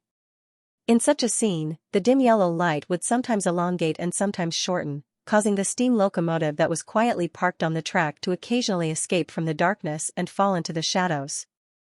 There was an indescribable sense of eerie silence. At this moment, a group of policemen in black and white checkered uniforms entered the platform. Under the guidance of the railway company's duty manager, they walked towards the slightly old and huge train. I don't know why, but after all the passengers left, all the conductors, including the conductor, returned to their carriages and never came out again. I sent someone to find them and ask them to come out as soon as possible so that they could rest early. But the person who was sent ran out of the carriage very quickly, as if he had contracted a disease. All he could do was scream hysterically, "They're all dead, they're all dead." The duty manager of the railway company in a blue coat carried a lantern and explained the situation as he walked. From his slightly stuttering words and slightly trembling body, it was not difficult for the police to see that there was a great deal of fear hidden in his heart. It seemed that if someone suddenly patted his shoulder, he would suddenly jump up, drop everything, and run to the exit of the platform. This mood also infected the police. All of them put their hands on their waists and pressed on their gun holsters. Thud, thud, thud. The sound of leather boots stepping on the hard ground echoed. The policeman followed the manager on duty and vigilantly entered the front of a carriage. In this carriage, there were 2 people sitting in each row. They were on the left and right sides of the carriage, far away from the windows. At this moment, they were leaning against the back of the seats motionlessly. With the illumination from the gas lamp outside the window and the lantern in his hand, the leading inspector quickly saw the scene before him clearly. The people here were all staff members of the steam locomotive. They wore blue uniforms of different styles for men and women, and they sat quietly in different positions. Their faces were pale, and their eyes were open. Although they were no longer breathing, the corners of their mouths were clearly curled up, revealing 8 teeth. Everyone's hair stood on end when they saw the almost identical smiles, and they subconsciously held their breaths. To them, such a scene was too strange and terrifying. They just wanted to turn around immediately, leave this place, and come back to check on this situation at daybreak. The leading inspector secretly took 2 deep breaths before he gave an order to the police officer beside him. "Go and confirm if they're all dead." At this point, he glanced at the duty manager of the railway company. "Follow them and see if there are too many or too few people." "Oh, okay, officer," the manager on duty said in a trembling voice. As he and a few other police officers entered the carriage, the rest of the people pulled out their pistols and were on high alert. In the unbearable silence, time slowly passed. Finally, a few police officers stopped at the end of the carriage and turned around to shout, "All confirmed dead." The railway company's duty manager followed up with a trembling voice. "2 people are missing, a conductor and a driver." Seeing that there were no accidents after such a long time, the leading inspector calmed down a lot. He thought for a while and said to all the police officers, "Protect the body and wait for the cause of death to be examined. At the same time, split into 2 groups. One group will go to the other carriages to look for the conductor and the driver. The other group will investigate the scene and collect the relevant information. When the sun rises, we will investigate the train crew and the passengers who were there before." We will look for similarities and differences. Although many passengers didn't show their identification documents when buying tickets, the leading inspector believed that he would be able to find people who had truthfully registered their information. He could then ask them if they had discovered anything unusual or noteworthy on the train. Just as he said that, a bone-chilling wind blew out of nowhere and whistled through the carriage. After everything calmed down, the leading inspector was about to emphasize what he had just said when he suddenly realized something was amiss. The steam locomotive staff member sitting in his seat still had his eyes open. His face was pale, but his mouth had already closed at some point in time. He no longer revealed his 8 teeth. In a luxurious hotel room, the wall lamps on the wall reflected each other, illuminating the carpeted area with tables and chairs in an abnormally bright manner. Klein had already transformed into a German sparrow. He sat on a single-seater sofa and crossed his left foot over his right leg. Beside him stood the native winner, Enzo. In front of him stood a row of cultist marionettes. They were the people who had attempted to sacrifice all the passengers on the steam locomotive. They were led by the man with a swollen cheek, the conductor, and the driver. In different appearances, they had taken detours from different streets and converged here. "Who asked you to be a sacrifice?" Klein asked in a low voice. After advancing to sequence 4 and becoming a bizarro sorcerer, he was no longer only able to read the marionette's thoughts at a superficial level. He could also use his improved control of spirit-body threads to directly do things similar to mediumship. Of course, the higher the level of the marionette, the weaker the effects of spirit channeling. After a brief silence, the train conductor, who was obviously from Rouen and had a lot of body hair, spoke in a stupefied manner. "It's God's decree." "Which God?"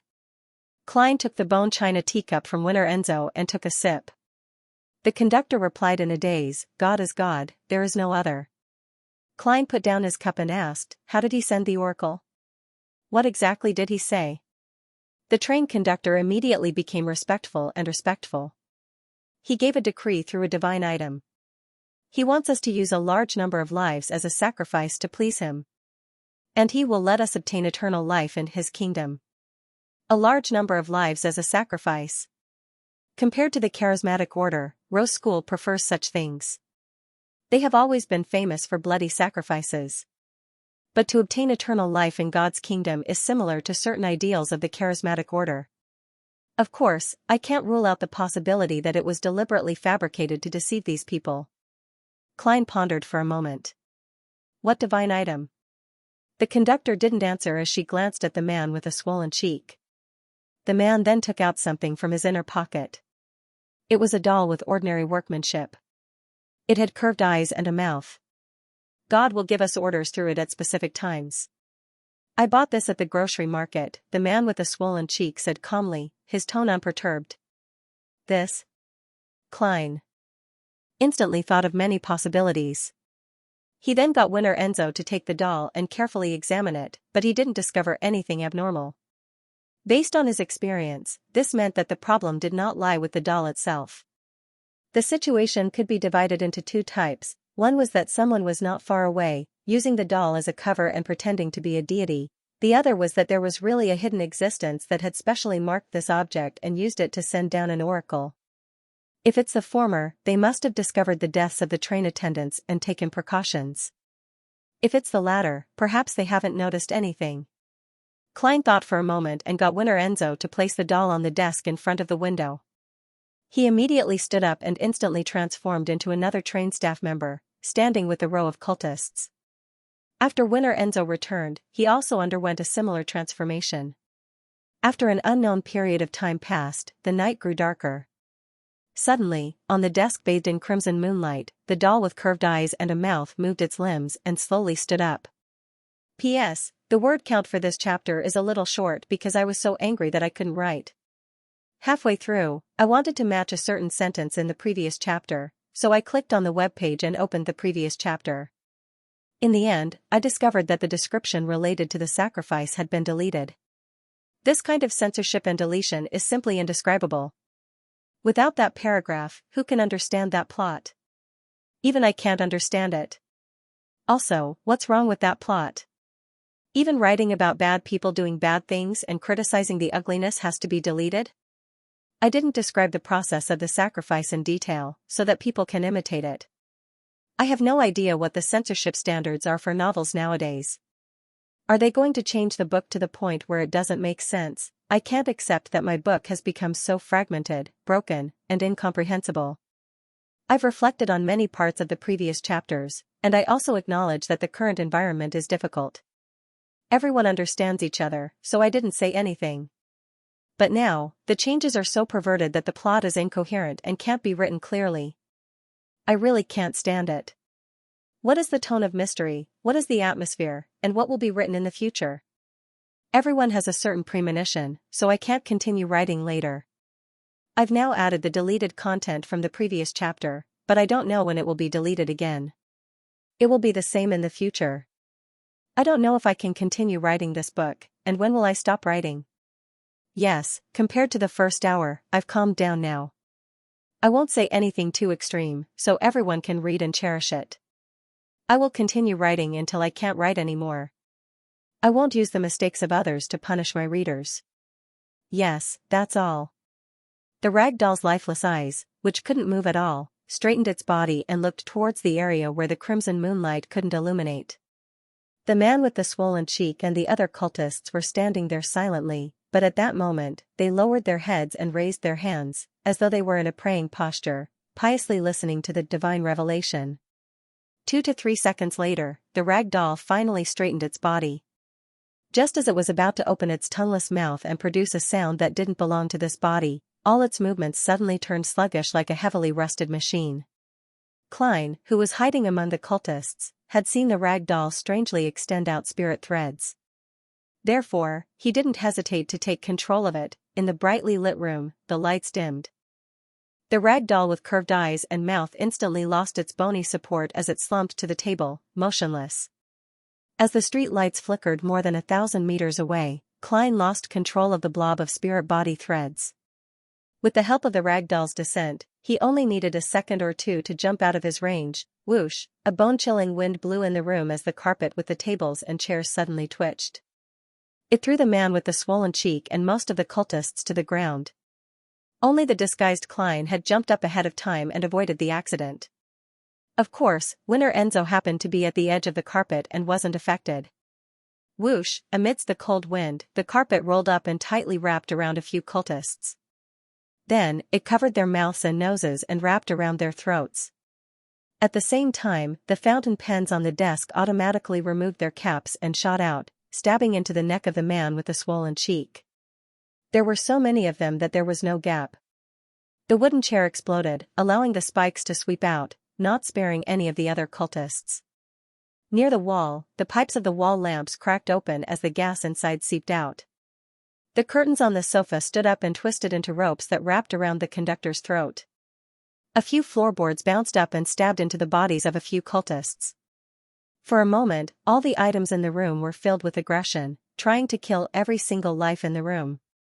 Klein wanted to dodge, but the shirt, pants, belt, coat, and hat on his body all had a life of their own, forcefully sealing him in place. He suddenly opened his mouth and spoke. "Pa." He simulated the sound of fingers snapping. A scarlet flame rose from his pocket and instantly covered his body, breaking the shackles. At this moment, the curtain on the other sofa rose up, as if an invisible person had draped it over them. Klein's eyes immediately reflected such a strange image. His body trembled and stiffened on the spot. He was possessed by the evil spirit. The flames from before had yet to be extinguished. Just as they were about to burn off his clothes and flesh, they turned him into a pitch-black paper doll. The paper doll's back was covered in feather-like patterns, giving off an unreal, half-illusory feeling. This was a mutated paper doll that had been tainted by artificial death's aura. From the beginning, Klein knew that there were only two possibilities for him to wait for the doll to mutate. First, the person disguised as a deity was nearby and could sense the death of a believer. Hence, he had made preparations to deliberately descend and set a trap for the troublemaker. Second, the person using the doll was indeed a secret existence. He didn't know that the sacrifice had been destroyed and he continued descending as expected to give a further revelation. Regardless of the situation, it meant that the matter was rather dangerous. Therefore, how could Klein perform unprepared? According to the characteristics of the other party's descent or possession of the doll, he had placed the paper doll that had mutated due to artificial death's aura into the iron cigar case ahead of time. Then, he maintained the marionette's standard at the level of an ordinary person, enticing the target to possess him. At this moment, the god that the cultists worshipped changed from Klein to death paper doll. The scarlet flame swept inwards as the pitch-black paper doll ignited. The pale white color suddenly expanded as it was dyed with a dark green color. A slightly painful grunt sounded as a transparent shadow flashed across the window that reflected the crimson moonlight. Almost at the same time, the items in the room that had come to life fell to the ground, returning to a dead state. As for Winner Enzo, flame soared into the sky and enveloped him. At this very moment, in this port city located at the northern tip of the southern continent, the residents of the houses were enjoying the relaxation of the night and the warmth of their families. They didn't notice that the surface of the wall lamps on their glass windows would occasionally dim for a moment before returning to normal. Accompanying this dimming was the flames in the fireplace that grew in size and shrank. The dregs in the kitchen ignited and extinguished. During this process, the glass mirror of a particular house dimmed the most. The number of times the flames changed was the same. In the room, a few believers were praying to the primordial moon without noticing it. After an unknown period of time, the crimson moonlight brightened a little. The entire city seemed to be draped in a soft veil. This brightness quickly returned to normal as a scarlet flame rose up from the top of a silver candle on a dining table. Winner Enzo walked out as his body and face rapidly changed into German Sparrow. Just now, at the moment the crimson moon brightened, he had lost his target. Not only does he have the Beyonder powers of a high-sequence Beyonder of the Wraith pathway, he can also borrow the power of the Crimson Moon. One of these two aspects must be done by relying on a sealed artifact or a mystical item. Klein muttered to himself as he made a preliminary judgment. After the demigod who possessed the cloth doll was corrupted by the death paper figurine, he originally believed that he had a chance of taking him down. To his surprise, the enemy's strength and means were much stronger and richer than he had imagined. The only thing he could confirm at the moment was that it wasn't an angel. Its strength and level were far inferior. Amidst his thoughts, Klein left the dining room and entered the activity room. There were a few believers praying to the primordial moon. Unlike the cultists on the steam locomotive, they knew very well who they were worshipping. They seemed to be more formal members. 1 step, 2 steps, 3 steps. Klein walked into the room unhurriedly. The believers sensed him and turned around. Under the powerful illusion of a bizarro sorcerer, they treated the German Sparrow as a descending oracle. They saw a crimson moon silently shining above his head. Thump, thump, thump. The believers prostrated themselves on the ground, piously paying their respects. Klein didn't beat around the bush. Who was the saint that you met earlier? Although one of the believers was puzzled, he still answered respectfully. Oracle, it's Shaman King Klarman. Shaman King Klarman. This name is so familiar. Right, the author of my book of secrets. Isn't he already dead? It's been more than 1,000 years since he was active. There's no way for saints of non-special pathways to live that long. He joined Rose School, but he still believes in the primordial moon and used some sort of method to extend his life. Or could it be that his sequence itself could make him a long-lived species? Klein thought for a moment and remembered the origin of the name Klarman.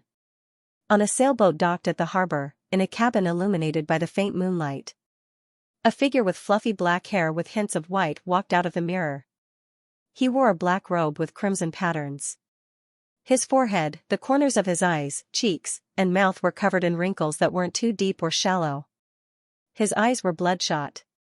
At that moment, the pores on the back of his hand and the rest of his exposed skin had already opened up. White hair that was stained with pale yellow oil grew out. The elder's expression was slightly warped, as though he was enduring some kind of pain. He quickly sat by the bed, lowered his head, clasped his hands, and began chanting softly.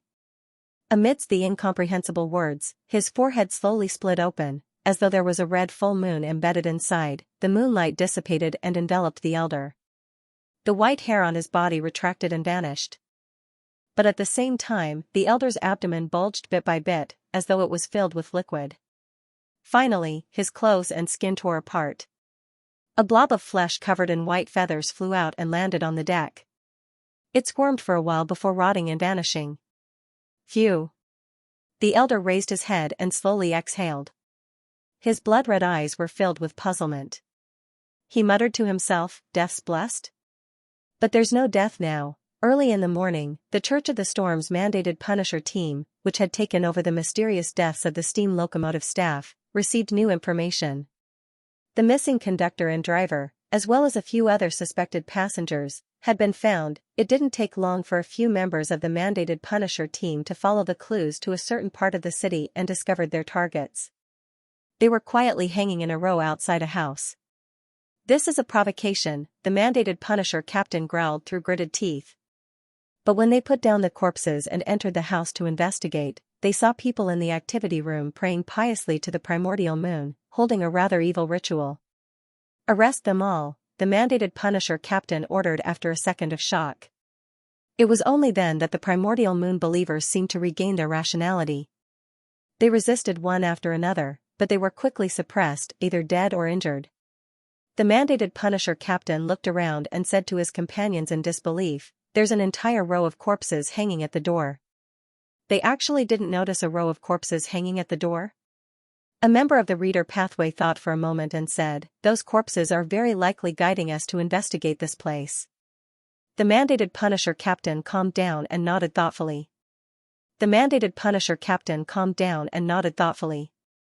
The mandated Punisher captain calmed down and nodded thoughtfully. Bakeland, West Borough, inside Odora's villa. Emlyn White, who had answered the summons, took off his hat and coat, and walked into the activity room to wait. In this room, apart from him, there were a few other sanguine that the important figure had requested to meet. After Emlyn surveyed the area, he chose a seat and sat down beside a man with a deformed nose bridge. The man had brown hair, red eyes, and deep facial contours. He held a picture book in his hand as he flipped through it aimlessly. He was none other than the sanguine who had previously provided Emlyn with information on the abandoned castle in the middle of Delaire Forest. His name was Ernst Boyar, a viscount. Emlyn had originally planned on visiting the viscount in the next few days, but he never expected to meet him here. After some careful thought, he deliberated for a moment before saying, "I'm not sure." After some careful thought, he deliberated for a moment before saying, "Your Excellency, I'd like to know where you obtained the information on the abandoned castle in Delaire Forest." "Why? Your customer told you that there aren't any ancient wraiths there?" Ernst Boyar moved his gaze away from the picture book and shot a glance at Emlyn. "No, that's not it." Emlyn didn't explain as he persistently emphasized the question from before. "I'm just curious about the source of that information. It doesn't sound that simple." Ernst Boyar closed the picture book and nodded slightly. "This isn't a secret. I learned of it from Lord Nibs. To be frank, I've never heard of such matters in the past. It's very difficult to imagine that there's such an ancient castle in Delaire Forest." Lord Nibs. Emlyn instinctively had a thought. It was yet another test, but isn't such a probe too dangerous? I'll have to trouble Mr. Fool to resolve it. Emlyn frowned slightly as he recalled some of the details he had considered before probing. "What's the matter?" he probed. "Your Excellency, then why don't you explore the ancient castle yourself? I remember that you're an archaeologist. Furthermore, you can obtain beyonder ingredients corresponding to ancient race during this process." Ernst gave Emlyn an odd look. "Lord Nibs told me that it's very dangerous. It's best not to approach unless you're an earl." Emlyn's mouth turned agape as his expression turned a little sluggish. He then held back his anger and suppressed his voice. "Why didn't you warn me of this previously?" Ernst chuckled. "Isn't it obvious? How can a beyonder creature whose exact location and situation is grasped by a sanguine exist without a special reason?" Seeing that Emlyn was a little confused, he added, "Normal intelligence should be like this. Somewhere in Delaire Forest, there might be an ancient vengeful spirit. Someone had encountered it before, but they could not find its source. This means that finding those ancient vengeful spirits is a very difficult and troublesome task. The cost of time is likely to be higher than their value. That's why they've survived until now. I thought that you would easily discover the problem with that information, and the same goes for your customers." If they choose to take action, they must have the corresponding confidence. At the first instant, Emlyn felt that what Viscount Ernst said made sense. He couldn't refute it at all, believing that he and Miss Magicians were foolish enough to face danger head-on. It had nothing to do with the other party. The second instant, Emlyn was embarrassed and annoyed. He was filled with hatred for himself. In the third instant, Emlyn realized another problem. Regardless of whether the intelligence itself reveals any danger, Ernst Boyer should have clearly informed me of this point. This is because figuring out the level of danger, the source of the danger, and the manifestation of the danger is extremely important for subsequent explorations. It can't be missed, he did it on purpose. Emlyn made the final judgment in his heart as his scarlet eyes narrowed slightly. He raised his chin slightly and said, "Indeed, it's easy to tell. Indeed, it's easy to see, but I'm more interested in finding out what dangers are hidden in that abandoned castle." Ernst picked up a cup of black tea that was nearly the color of blood and took a sip. "I'm not sure either. Lord Nibs didn't mention it." Emlyn's expression sank. Just as he was about to make a sarcastic remark, he suddenly saw Cosmiodora walk into the activity room. He looked at him and said, "Emlyn, that important figure wants you to meet him." "All right." Emlyn reined in his emotions, pressed down on the lower half of his vest, and stood up at an unhurried pace. After walking down the stairs to the basement, he finally couldn't help but ask softly, "Baron Cosmi, which important figure is he?" "Baron Cosmi? Which important figure is he? How should I address you?" Cosmi, who looked like a middle-aged gentleman, didn't hide anything. "Your Excellency Duke Ulmer." "Duke Ulmer." Emlyn subconsciously straightened his back and cast his gaze at the lamp rack on the wall beside him, as though he was trying to confirm his dials from the projection on the metal surface. This was one of the 3 Grand Dukes that currently controlled the blood race. He was an ancient expert that had existed before the catastrophe and was known as Full Moon. He was more than 3,000 years old and had once followed the primogenitor, Lilith. Without a doubt, this was synonymous with the history and glory of the blood race. After passing through layers of secret doors, Emlyn and Cosmi arrived in an iron-gray hall. The ground and walls were covered in grass, flowers, and grains. Many insects were crawling among the dense vegetation, making Emlyn feel as though he had left the city and come to the suburbs. He could feel the exuberance of life. Such a scene didn't seem too strange at first glance, but upon closer inspection, there were many places that were extremely odd. There were fisher-like mouths on the grass, with fibers flying out to capture insects. The flowers used the branches and leaves as hands, plucking nectar on their own. The grains of wheat and other grains were heavy, and occasionally, there would be cries coming from them. The insects were divided into many types, and they were all different from normal insects. Some had the heads of snakes, while others had the faces of birds. These things became more luxuriant the closer they were to the center of the hall, forming a tomb that was brimming with vitality. Cosmi faced the tomb and bowed respectfully. "Your Excellency, Emlyn White is here." "Good afternoon, Your Excellency." Emlyn wasn't as arrogant as usual. He was even a little flustered.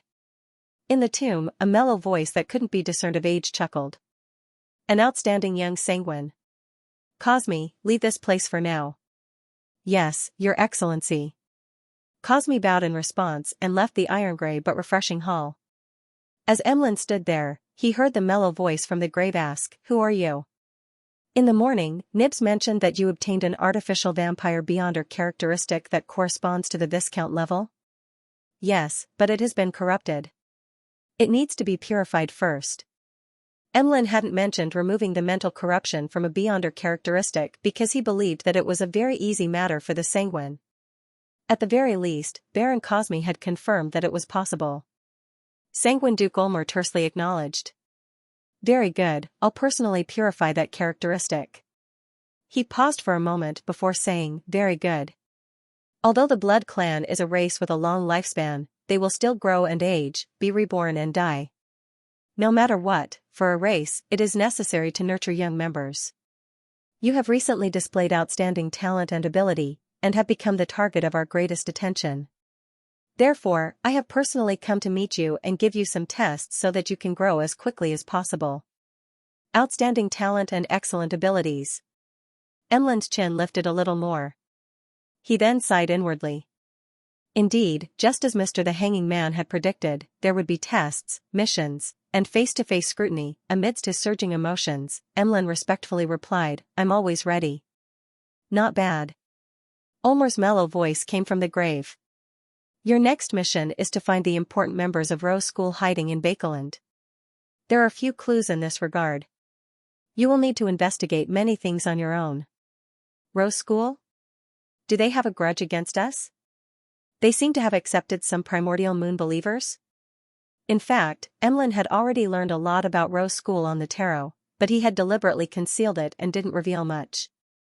Aside from accepting believers from the primordial moon, they also possess a sacred relic of the vampires.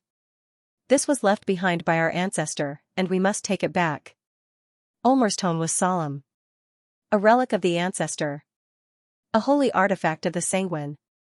Emlyn didn't hesitate to say, "Your Grace, I'll try my best to find the important members of Rose School in Bakeland." Ulmer's voice turned gentle. "Very good. Go get some information from Cosme later and find a point of entry."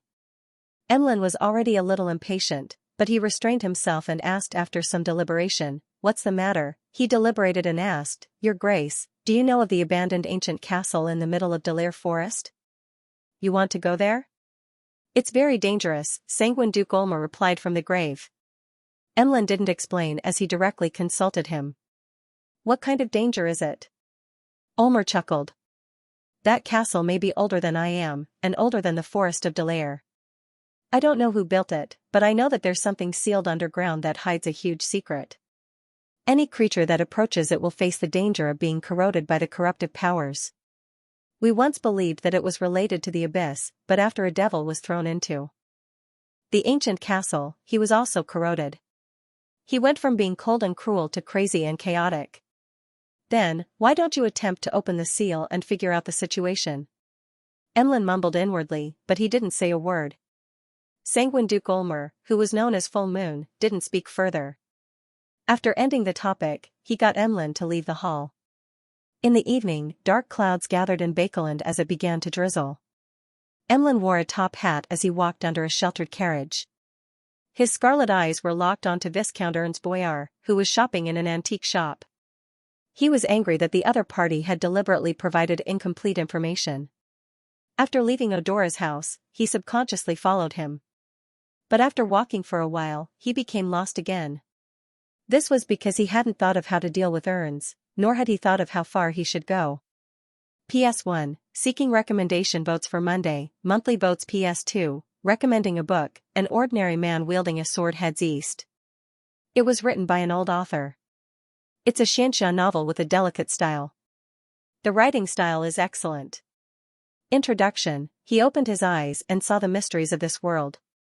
Fox demons, flood dragons, emperors, generals, Taoist spells, immortals. Also, the past and future. After following Ernst Bohr in a daze for a distance, Emlyn gradually had the intention of giving up. He glanced at the increasingly heavy rain outside the arcade and couldn't help but think. How should I punish Ernst? Although he's likely acting on orders or cues, it's still very despicable. As for Lord Nibs, I don't have the ability to do that now. Wait until I become a marquis or a duke. I'll definitely make him pay the price. Miss Magicians has already completed her exploration of the abandoned castle. I wonder if Lord Nibs has sent any sanguine to monitor it. From her tone, description, and Mr. Fool's feedback, it's unlikely so. Could it be that Lord Nibs didn't send any sanguine to the vicinity of the ancient castle? But is there a need to probe it? Or could it be that he missed it due to certain problems? Amidst his thoughts, Emlyn felt that he needed to discuss how to punish Ernst Bohr. He lacked such experience. Subconsciously, the first person that came to mind was the Hanging Man. This senior member of the tarot was experienced in all sorts of matters. He was abnormally reliable, and he had never disappointed the other members. After hesitating for a few seconds, Emlyn rejected this choice. This was because it involved the probing of the sanguine. Revealing it to a member of the tarot before the results were out would damage his pride and the image of the sanguine. For the same reason, he eliminated World as a candidate. Of course, he felt that he could guess what kind of suggestion World would give. Kill, there's no need to go that far. Emlyn mumbled inwardly as he aimlessly followed behind Ernst Bohr. He expanded the list of candidates to the real world. Then, he realized that he didn't have many targets to choose from. He didn't have many friends.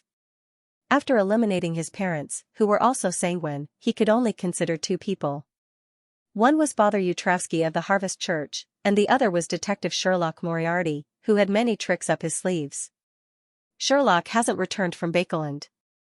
Sigh, I can only find the priest tomorrow, but I can't say it directly. Emlyn quickly made up his mind. He walked past Ernst Bohr, who had entered the watch shop, and walked to the end of the arcade. There were a few rental carriages waiting there. After boarding the carriage, Emlyn casually cast his gaze at the window as he felt the wheels turn. He saw more and more raindrops smashing against the glass, leaving marks at the bottom. In his blurry vision, carriages drove past. Audrey retracted her gaze from the rainy scenery outside the carriage window and glanced at her personal maid, Annie, before silently communicating with Susie, who was squatting beside her.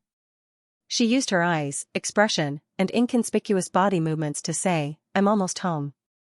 I'm a little nervous."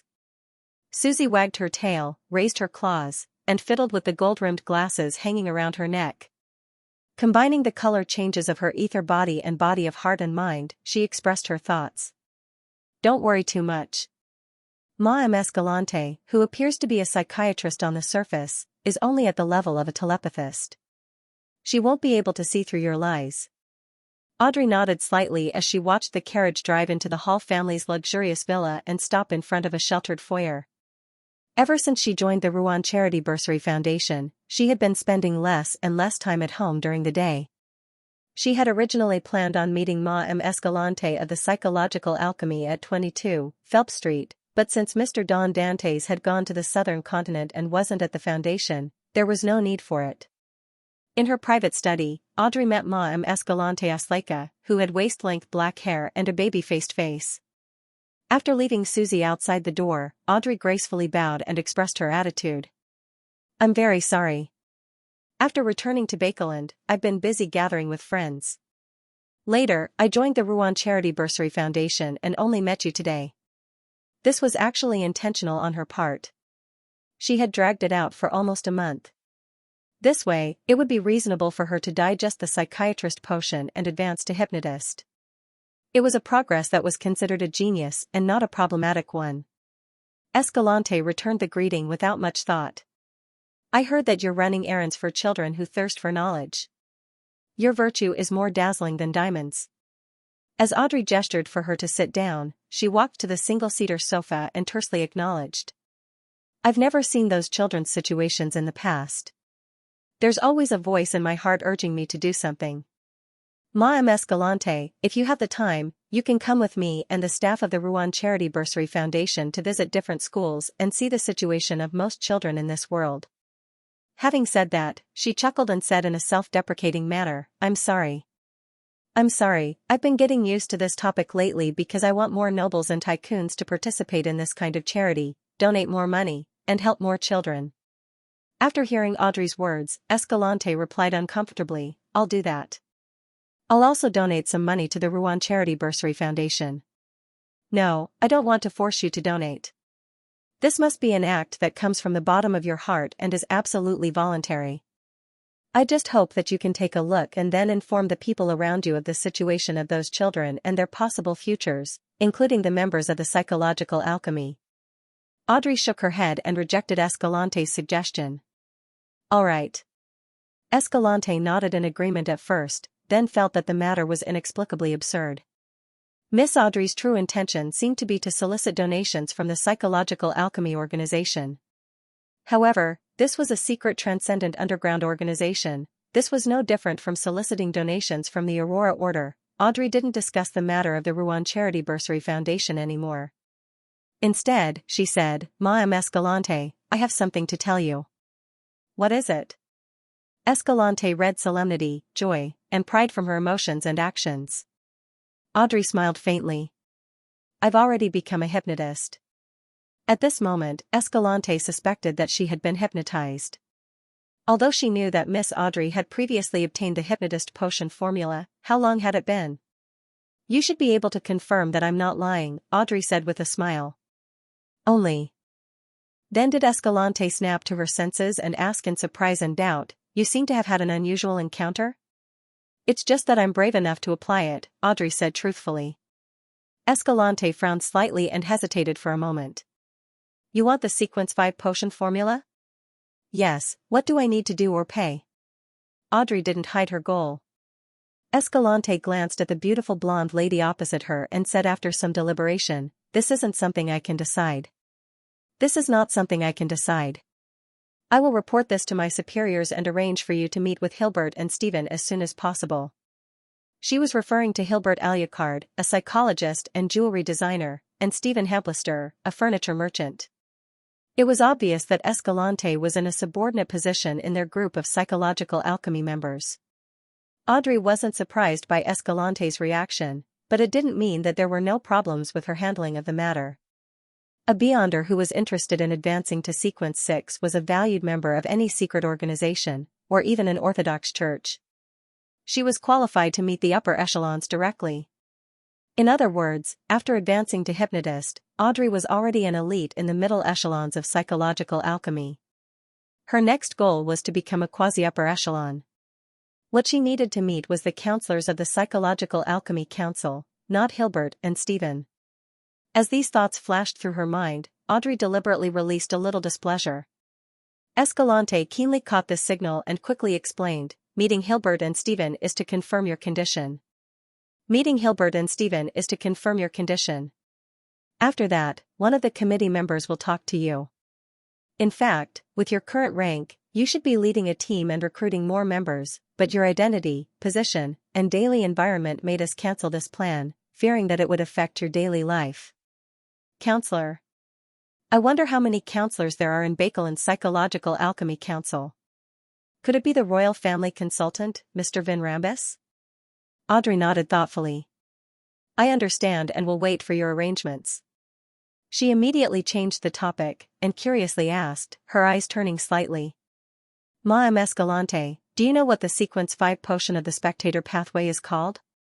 Seeing the blonde noble lady in front of her unconsciously revealing her girlish side, Escalante breathed a silent sigh of relief. I've heard Hilbert mention it once. It's called Dreamwalker. Dreamwalker. This is a little different from what I imagined. Or perhaps this dream is just a synonym. To be precise, it should be subconscious walker? Audrey didn't hide her thoughts and analysis as she directed the topic to various knowledge in the field of psychology. After having Escalante stay for dinner, she sent the lady out of the foyer and onto a carriage. At that moment, it was dark outside. The winds howled and the rain fell. Amidst the pouring rain, howling winds, and the dark night, a steam-powered liner was cruising through the safe sea channel of the Berserk Sea. Klein had already left the southern continent and was returning to Desi Bay in the form of Don Dantes. As the ship rocked, he suddenly woke up, got out of bed, and walked to the window of the first-class living room to look outside. In the deep night where the rain was falling, a huge three-masted sailboat covered in pure black silently sailed over. There were lanterns hanging on both sides of it. It was nearly 100 meters long, and there were 3 pitch-black sails hanging over it. And on the deck, with its back facing the cabin, there was a mottled stone chair that was 2 to 3 meters tall. At that moment, no one was sitting on it. This was the Black Emperor. This was the symbol of King of the 5 Seas, Nast. The Black Emperor, P.S., seeking recommendation boats and monthly boats on Monday on the observation deck of the liner, a sharp and loud horn sounded. It tore through the wind and rain and awoke all the passengers. They didn't have the time to wear their clothes as they ran to the windows in coats, pajamas, or bare feet to take in the situation outside. Half of them quickly saw the gigantic 3-masted sailboat that didn't conform to common sense. They saw the 3 pitch-black sails, as well as the lumps of dim yellow that swayed in the darkness. Together with the howling winds, the pattering rain, and the night sky where the crimson moon and stars couldn't be seen, many passengers felt as though the ship had sailed out of hell, bringing with it indescribable horror and majesty. The Black Emperor, after a brief moment of shock and panic, this name surfaced in their minds. Anyone who had experience at sea, or had lived in the port cities of the various colonies for a period of time, would more or less know of the existence of such a pirate ship. Oh, may the storm be with us. May the goddess bless us. Holy steam. Prayers rang out subconsciously, filled with fear and helplessness. These passengers knew very well that the owner of the Black Emperor was the one with the highest bounty on the 5 seas.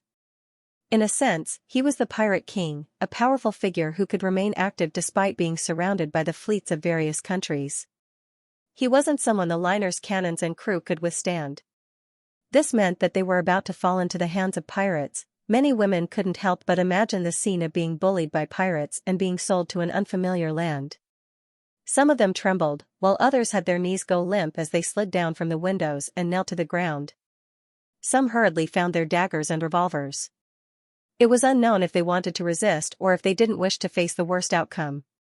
Some couldn't find their weapons, so they moved their clothes racks to the side. The men didn't do any better.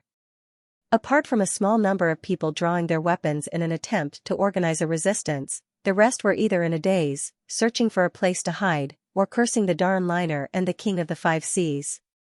Finally, the captain's voice was transmitted to everyone's ears through a particular loudspeaker. Silence. There's no need to be afraid. The owner of the Black Emperor has his own laws. Unlike other pirates, he and his men only plunder and do nothing else. These words were repeated several times, and the panicking passengers finally calmed down a little. They were no longer as afraid. Compared to what they had imagined, being able to survive and not be bullied was already a very good result. After dozens of seconds, some of the passengers thought about how they had worked hard for so many years and finally had some savings. Now that they were going to lose all of it, it was really unbearable. Grief surged, and they actually cried. Some of them even borrowed money to start a business. If they couldn't bring back the money this time, their families would probably have to live on the streets and rely on the workhouse. Thinking of this, they quickly took action and hid the money in various hidden places, hoping to keep as much as possible. After doing all this, they gripped their weapons tightly, ready to die with the pirates at the critical moment. Even wild beasts would retaliate before death, let alone humans. At this moment, many of the pirates on the Black Emperor were already waiting by the side of the ship according to their orders. They were prepared to jump onto the prey once they closed the distance. Their second mate, Terror Viscount Board Mustang, was holding up a telescope and observing the liner in front of him indifferently. He was silently calculating how long it would take for both parties to close in. This pirate, who had a bounty of more than 10,000 pounds, was wearing an Inta shirt with complicated patterns on his collar and sleeves.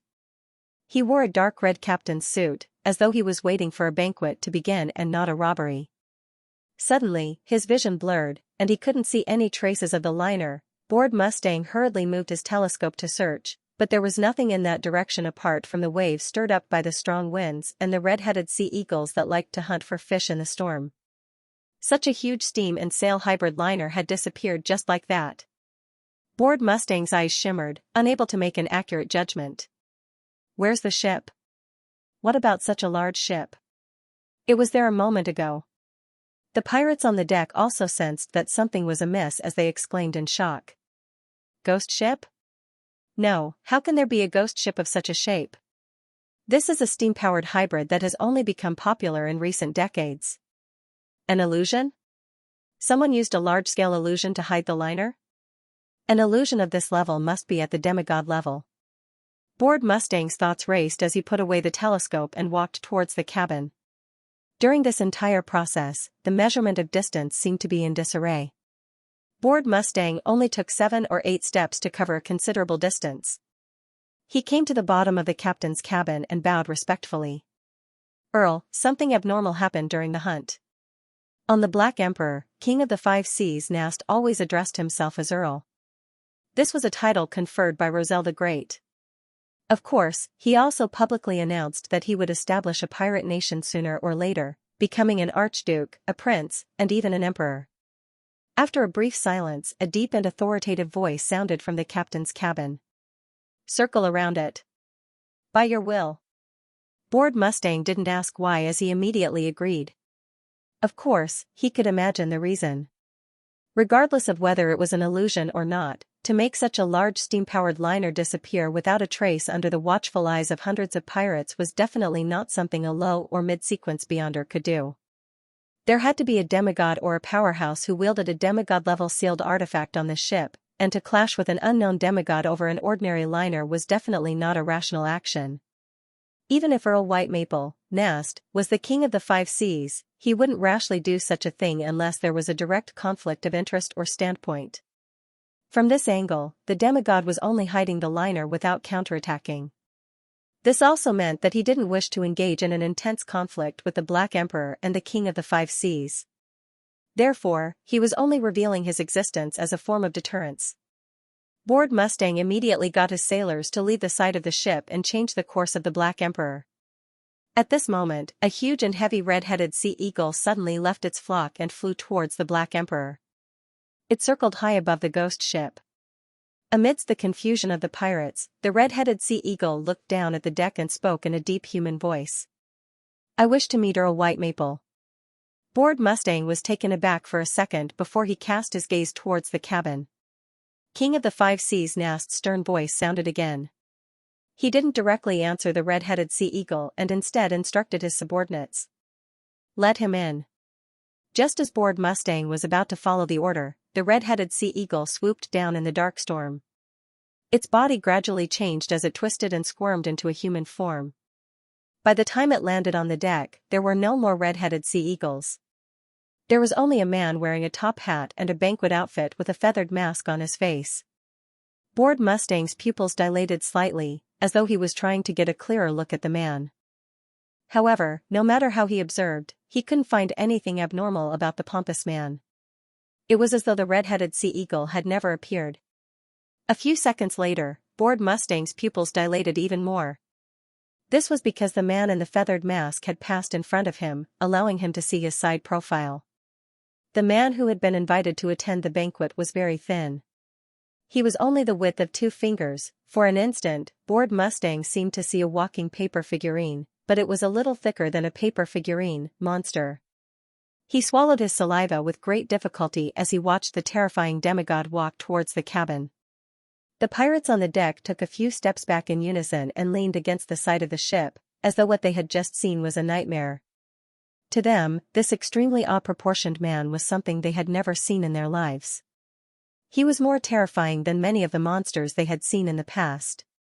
On the 3rd floor of the cabin, outside the captain's room, Klein reached out to grab the handle, twisted it, and opened the door. He had made himself appear so strange. It was a half-passive and half-active action. The passive action was because the red-headed sea eagle wasn't large enough. After splitting off a portion of its body to make clothes and masks, even without the organs, it was unable to support a normal human body. The active action was because he began to explore and attempt acting as a bizarro sorcerer. He had some ideas. Being a sorcerer wasn't the main point. The main point was to use a sorcerer's method to express the word bizarro.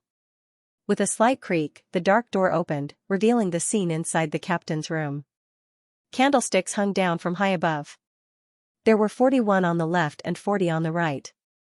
The numbers varied, and at the end of them was a black platform that surrounded an iron-black chair. King of the Five Seas Nast's figure was rather normal at that moment. He was slightly more than 1.9 meters tall, unlike the giant Klein had encountered before. He was still wearing the steeple crown that was of equal size. He was wearing a black robe with silver edges. His face was chiseled, and there were some wrinkles on his forehead. He had a short black beard, and his deep black eyes flowed with a dark red glow. It made people subconsciously want to lower their heads. "I've never seen you before," Nast said in a deep voice. "Mr. Bizarro Sorcerer." Klein took off his hat and bowed. "I know you now." Nast's voice, which made spirit bodies tremble, echoed in the captain's room. "Speak. Why do you want to meet me?" "Earl, I wish to know your impression of Roselle the Great." "Everyone knows that you and your father have met him more than once," Klein replied, unaffected. Nast swept his gaze at the paper figurine-like demigod as the dark red glow in his eyes brightened a little. "Have a seat."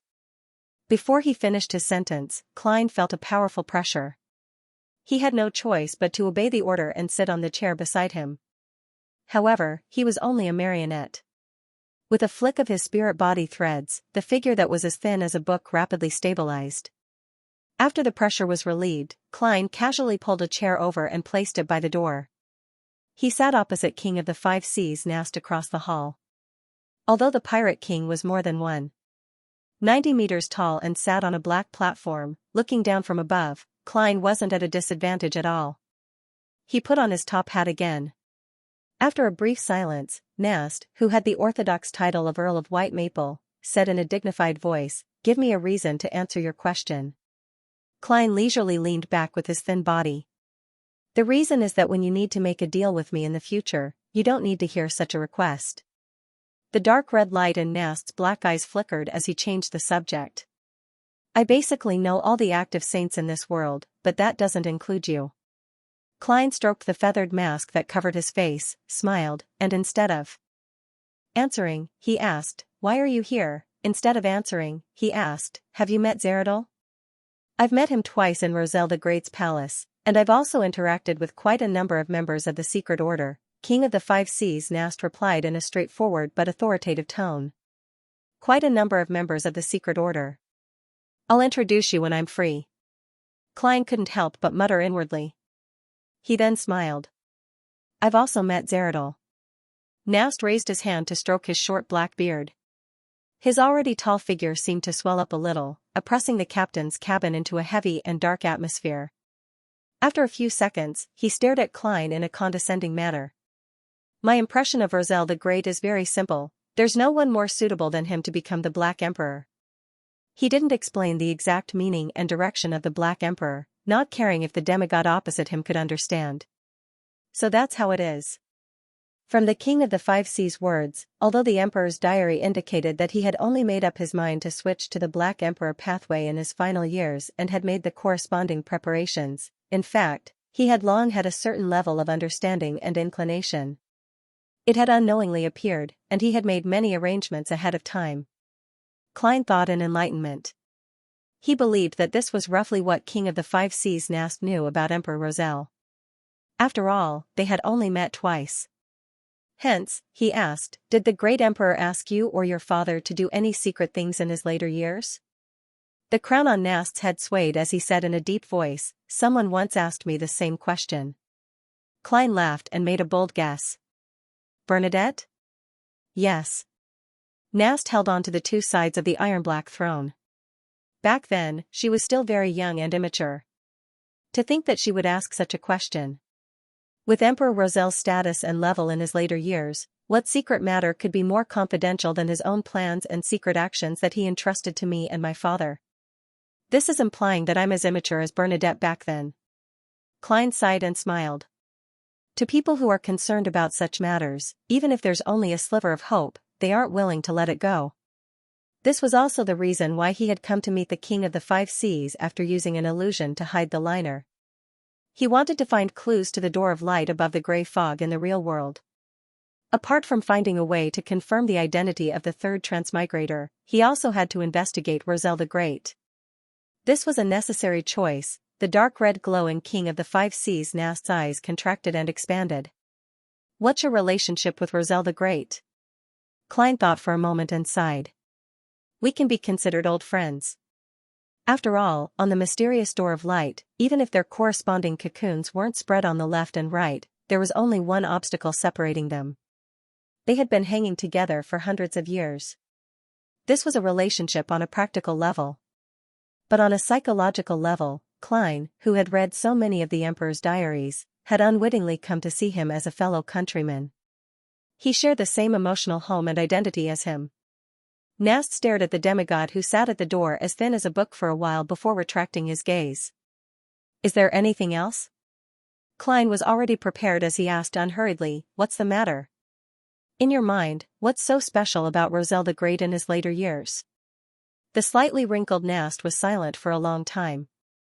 "I don't know much about him, so I can't find anything unusual.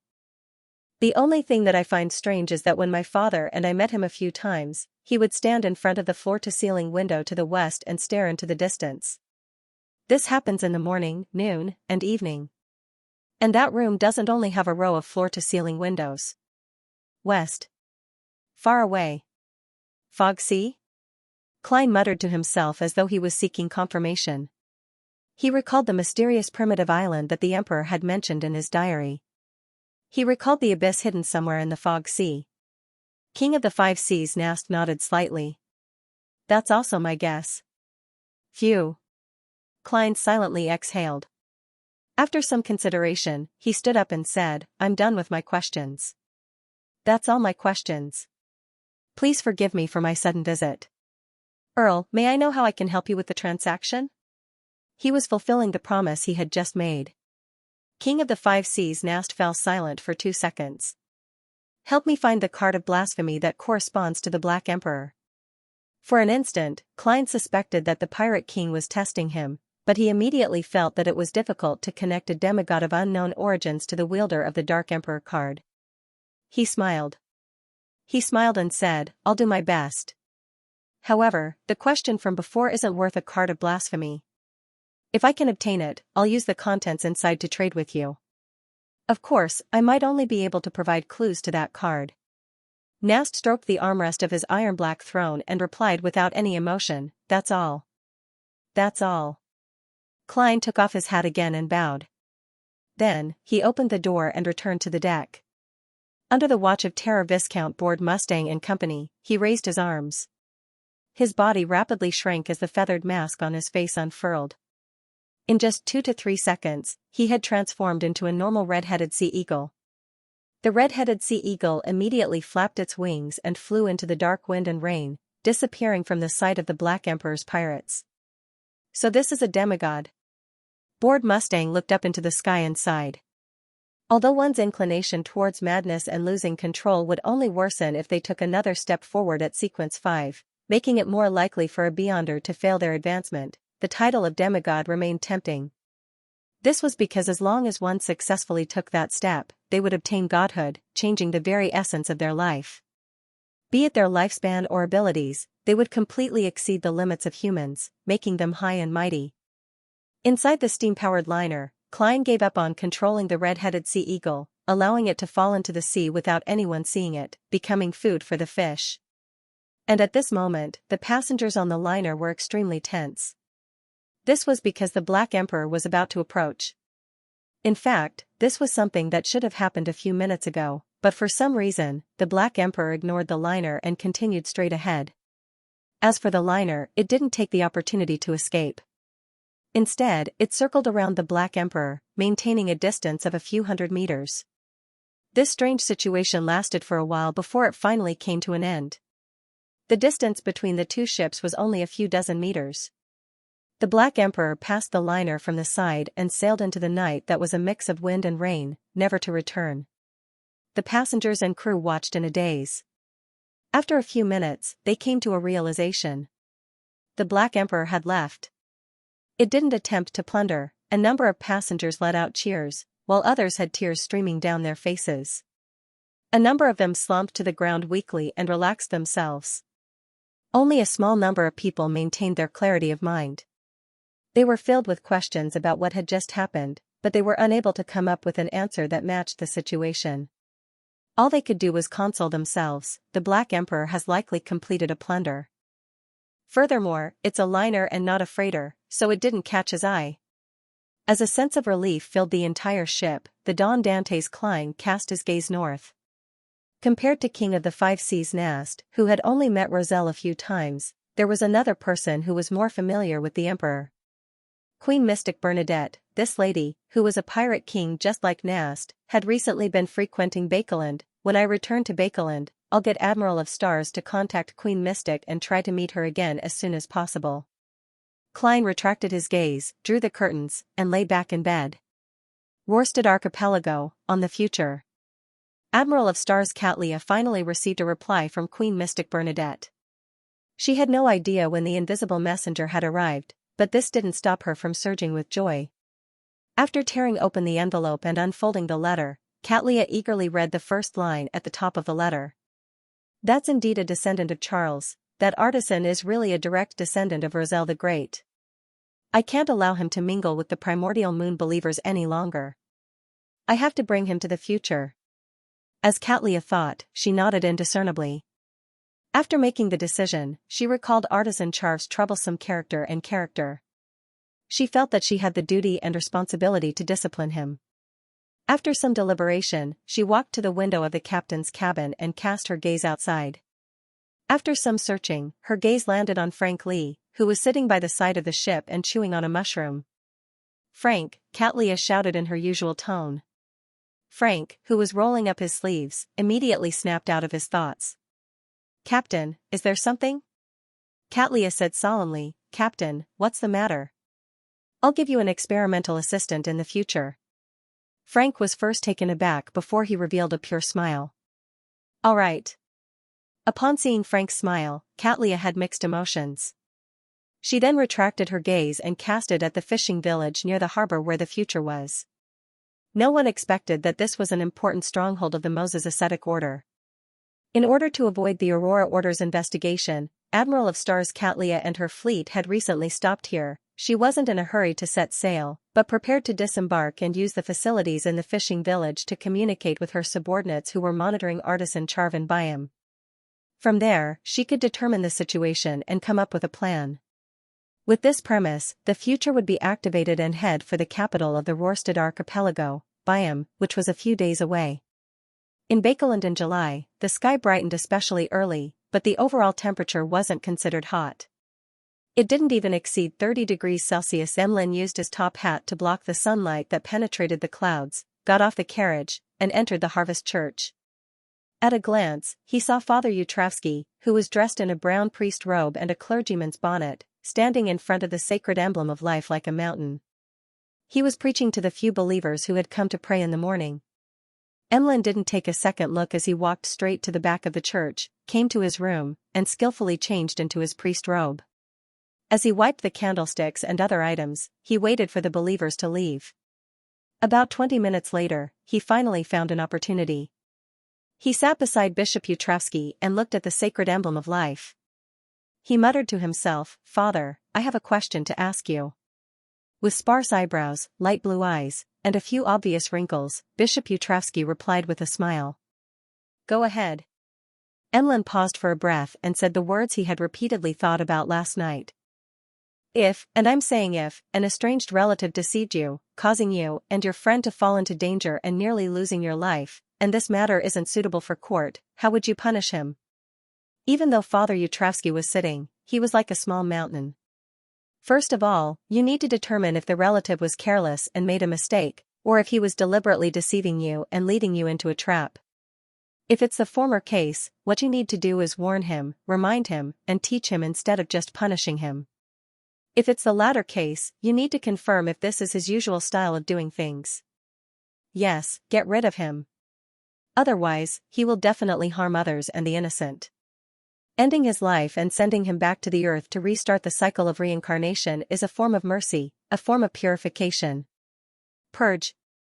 The priest was even calmer, more natural, and more peaceful than World when he talked about killing. Emlyn's facial muscles twitched slightly as he hurriedly interrupted Father Yutravsky's answer. "No, he doesn't usually act like this. It's only because of certain reasons that he targeted me this time. I don't want to kill him because of this." Just as he said that, Emlyn froze. He seemed to indicate that he was the victim, indicating that this matter was an internal problem of the sanguine. Father Yutravsky turned his head to look at him and revealed a gratified smile. "Not bad, you already know how precious life is." Emlyn forced a smile. "So, how should I punish him?" Father Yutravsky looked at the sacred emblem of life in front of him and said, "I don't advocate resorting to violence to solve problems. I don't advocate using violence to solve problems. You can bring him here and let him listen to my sermon, read the Holy Bible, understand the value of life, feel the kindness of the Mother Goddess, and work for the sins he has committed. Isn't that what happened to me?" Emlyn was taken aback before he felt that this method was very much in line with his intentions. This wouldn't cause Ernst Boyar's death, nor was it something that could be compared to beating him up and demanding compensation. More importantly, this wouldn't escalate to the level of a battle. It wouldn't cause internal conflict among the sanguine. Of course, any method had its flaws. To Emlyn, if he wanted to do so, the biggest problem was, how was he to bring Ernst Boyar to the Harvest Church? Ever since he began volunteering here, all the sanguine in Bakeland knew that they had to stay away from this area. Ernst Boyar was no exception. It was impossible for him to be tricked into entering, and if he were to use violence, Emlyn believed that with the ring bestowed by the ancestor, Lilith, and the magical and powerful spellbook he rented from Miss Magicians, it wouldn't be too difficult to defeat Viscount Ernst Boyar. However, it wouldn't be that easy to control him. After all, he was a sanguine viscount, equivalent to a sequence 5 beyonder. In addition, although Ernst wasn't too old, he still had quite a collection. Under such circumstances, it would be difficult to directly take action. If he wasn't careful, it might result in a bloodbath. It would go against Emlyn's original intentions. Perhaps I need to cooperate. In Bakeland, there are several members of the Tarot. If they cooperate with each other, they should be able to easily control Ernst. I can't expose my identity because of this. It's best to cooperate in stages and not meet each other. Amidst his thoughts, Emlyn made a decision. He planned on issuing a mission on the Tarot next week and seeking help. He nodded slightly and responded to Father Utrevsky's suggestion. That sounds good. I plan on calming down for a few days before making a decision. Father Utrevsky nodded and smiled. The process of sowing the fruit to harvest is a long one. One needs to wait patiently. You seem to have understood this point. Of course, this was a very simple reason. Emlyn raised his chin slightly, habitually clasped his hands together, and prayed to the sacred emblem of life. 22 Phelps Street, where the Rouen Charity Bursary Foundation was located. Audrey placed the document in her hand back on the table and looked up at the wall clock hanging on the director's office wall. She found it difficult to relax. She had already arranged with Escalante to meet at Stephen Hamplister's place in the afternoon. Obviously, this meant that there would be a test. If the psychological alchemy team was cautious enough, they might have already reported the matter, and there might be a counselor observing everything in secret. Based on her own level and abilities, although Audrey was unable to confirm how terrifying a high-sequence spectator was, she could already imagine how they would perform in certain fields. This made her feel a little nervous, afraid that she would be seen through. Actually, I should have delayed it a little longer. Although the timing and emotions I revealed are in line with psychological logic, and delaying the meeting would definitely arouse suspicion, compared to a little suspicion, it's more important to wait for Mr. World to return from the southern continent. That way, I can directly arrange for them to meet at the foundation, and I don't have to worry about a high-sequence spectator discovering anything. Sigh, Audrey, you still haven't considered things deeply enough. Audrey sighed silently and cast placate on herself to calm her emotions. In the afternoon, she wasn't in a hurry to leave the Rouen Charity Bursary Foundation. She sat in her office, lowered her head, clasped her hands, and softly prayed to Mr. Fool. After doing this, she boarded her carriage with her maid, Annie, and her dog, Susie, and headed for the furniture merchant, Stephen Hamplister's house. Just as the carriage began to move, a dazzling pillar of light suddenly appeared in front of Audrey. In the pillar of light, an angel bathed in golden light with 12 pairs of wings on her back slowly descended. She used the wings formed from flames to wrap around her before dissipating layer by layer. Audrey's vision quickly returned to normal. From the corner of her eyes, she swept her gaze at her maid, Annie, and her golden retriever, Susie. She realized that they hadn't noticed the scene that had just happened. She's a little different from the angel from before. While Mr. Fool is recovering more, his angel has also recovered further? The corners of Audrey's mouth twitched slightly as she restrained her smile. She became abnormally certain. Less than half an hour later, her carriage stopped in front of Stephen Hamplister's door. After handing her hand to Annie, Audrey alighted from the carriage and walked to the door. She watched as her attendant rang the doorbell. Not long after, Escalante came to open the door.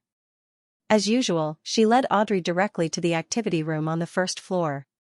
Annie and the dog, Susie, and the others were led to the living room by the servants to wait. When she arrived at the door of the activity room, Escalante pressed her palm on the handle and solemnly gestured for her to enter. This? Audrey had a vague guess, but she remained calm on the surface as she slowly walked through the door that Escalante had opened. Escalante didn't enter but closed the door to the activity room from the outside. Audrey looked ahead and saw an old man sitting quietly on a single-seater sofa facing the door of the activity room. This old man was wearing a shirt, a vest, a three-piece suit, and striped blue-gray trousers. He wore a dark red bow tie, and his hair was completely white, but it was still lush. He had a gentle and elegant bearing. He had a pair of blue eyes that seemed to be filled with wisdom and knowledge. Apart from the wrinkles on his forehead, there were basically no wrinkles anywhere else. Audrey knew him. This was the royal family's consultant, Vin Rambus. Of course, Audrey had long known of this old man's secret identity on the tarot. Psychological Alchemy Council member, she didn't hide her surprise, because she was indeed very surprised. Although she had guessed that Vin Rambus would very likely come, she believed that he wouldn't directly appear. He would only observe in secret and let Hilbert or Stephen speak to her on his behalf. "Are you very surprised?" Vin Rambus asked with a smile. He immediately stood up and bowed. "Nice to meet you, Miss Audrey." Audrey purposely opened her mouth and closed it again. Then, she replied with a complicated smile, "Yes." Then, she replied with a complicated smile, "I don't know how to address you." Vin Rambus chuckled. "As usual." He pointed to the sofa beside him and said, "Sit down and talk." Audrey quietly took a deep breath and with a faint smile, she unhurriedly walked over and sat on the sofa, maintaining a distance that wasn't too far from him. Vin Rambus picked up the porcelain teacup beside him and took a sip. Looking at Audrey, who was sitting upright without any mistakes, he smiled amiably and said, "There's no need to be so restrained. It's not like this is the first time you've met me. I still remember that 2 years ago, you even discussed Behrman's moral philosophy and Kongso's pragmatism with me." Audrey maintained her faint smile. "I just find it hard to associate you with a counselor of the Psychological Alchemy Board." Vin Rambus had yet to introduce himself, but this was a reasonable deduction based on Audrey's knowledge of psychological alchemy and the present situation. Vin crossed her right leg and smiled. "That's not something worth paying attention to. Never forget that our psychological alchemy is an organization established to research knowledge in the mind. We are more inclined towards academics than official matters." Since it's academics, you can totally treat the so-called counselors as university professors." If she hadn't learned from Mr. World that Vin Rambus was the mastermind behind Quarren's suicide, Audrey could only conclude that he was a knowledgeable, amiable, witty, and not arrogant scholar no matter how she observed him. But since she was wary, Audrey didn't believe what she saw on the surface. As she looked at him and organized her words, she didn't allow herself to focus too much on a single point. She kept her thoughts active and divergent to prevent herself from being hypnotized without realizing it. At this moment, her mind suddenly went into a daze.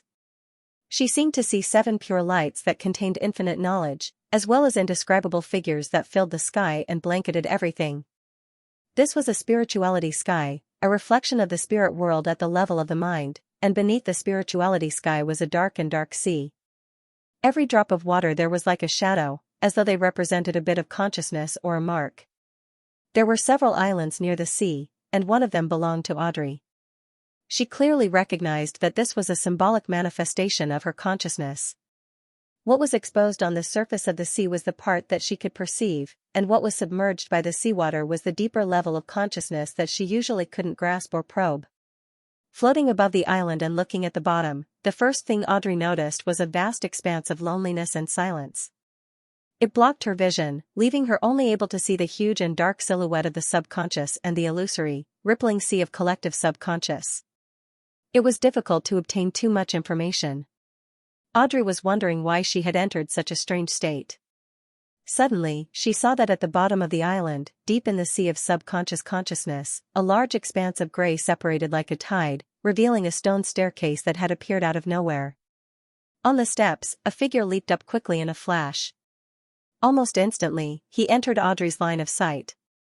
His hair was thick but completely white, and he wore a standard 3-piece suit and striped blue-gray trousers. He wore a dark red bow tie, and the wrinkles on his forehead were rather heavy. It was none other than Vin Rambus. Compared to the one sitting on the sofa, this Rambus had a sinister aura. He didn't smile at all, and his head was slightly lowered, as though he was observing Audrey's subconscious consciousness behind the stairs. In a few steps, he entered Audrey's island of consciousness from the sea of collective subconscious. He walked from the subconscious domain to the surface of the sea, like a silent visitor without permission or knocking on the door. After landing on the island, Vin Rambus raised his head. Part of his skin was already covered in grayish-white scales. His eyes were golden and vertical, without any emotion. This? Floating in midair, Audrey watched this scene and came to a realization of the current situation.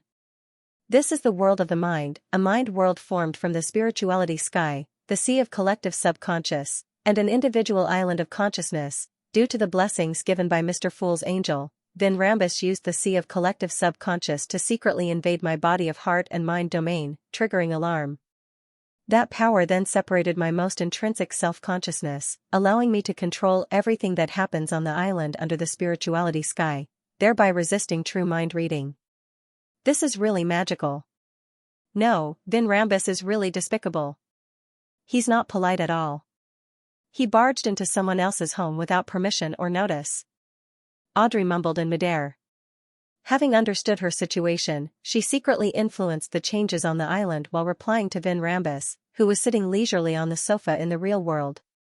I'm also very reserved in front of a university professor. As she spoke, Audrey made the island in her heart grunt. This isn't a good comparison at all. As an old psychological alchemy counselor, he's at least a sequence 4. He's an existence that's considered a demigod. It's natural to feel reverent and restrained, Vin Rambus, who was sitting on the sofa, chuckled. Then I won't force you. I heard Hilbert mention you. He said that you only took a few months to advance from a psychiatrist to a hypnotist. I'm very curious. How did you do it? Yes, I've also heard about the answer you told Escalante. It's the courage to apply it. I want to hear more details. At this moment, Vin Rambus, who was on Audrey's mind island, was observing his surroundings with a deadpan expression, listening to the echoing voices. Audrey was already prepared for this. She deliberately pretended to organize her words and only said after a few seconds. After a few seconds, she said, it's the superficial meaning of the courage to apply it. Let's put it this way. In my future plans, I've always had the option of becoming a psychiatrist. Since I have the corresponding beyonder powers, I am definitely willing to give it a try. I'm very willing to use them to help the people around me resolve their mental or psychological problems. As she spoke, she seemed a little embarrassed by her somewhat childish behavior. The Mind Island faithfully reflected this point. After a pause, Audrey continued to speak. During this process, I realized that my control over the potion's power was getting better and better. Then, one day, I felt something in my body shatter and fuse into my blood. It made me see illusory stars one after another. Mr. Rambus, what does this mean? I don't know why, but from that day onwards, I was certain that I could become a hypnotist. Perhaps it was a subconscious hint. After saying that, Audrey deliberately made herself on the Mind Island stick out her tongue like a child. She did something that she definitely wouldn't do normally to prove that she was really a little embarrassed. This was because acting as a psychiatrist was no different from acting as a princess when she was young. Awkwardness often meant that he was telling the truth. Vin Rambus nodded gently. He's very talented. He actually figured out the acting method by himself. Acting method? Audrey was astonished and at a loss. Then, she seemed to have understood something. Vin Rambus smiled amiably. It's what you understand it to be. Acting according to the name of the magic potion and concluding the corresponding rules. This was an effective way to digest the potion and reduce the negative effects. However, at sequence 6. Previously, we didn't encourage members to use this method to speed up the digestion of potions, so we didn't teach you. Who knew that you would figure it out yourself? Why not? Audrey asked with sincerity and confusion. Vin Rambus sighed. This will cause the members to become unlike themselves, and some will even be assimilated by the residual effects of the potion. To put it simply, the first 3 sequences will slowly grasp their powers and slowly adapt to the beyonder, allowing their self-awareness to become deeper, clearer, and more mature. This will help them deal with the problems brought about by the acting method. Of course, I can only give my opinion on the spectator pathway. As for the other beyonder pathways, I'm not sure if it's the same. Clearly, pathways that focus on the mind will always have a little different in terms of self-awareness. Audrey was unable to determine if Vin Rambus was lying. She only felt that it made sense, but it wasn't completely correct.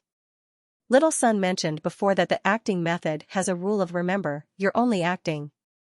I think that's more appropriate. Yes, I've always strictly abided by it, and I'll do the same in the future. Audrey, you can't be careless. From now on, you have to pay more attention to strengthening your self-awareness. From Mr. Fool's point of view, this is definitely a trivial problem. There's no need to emphasize it.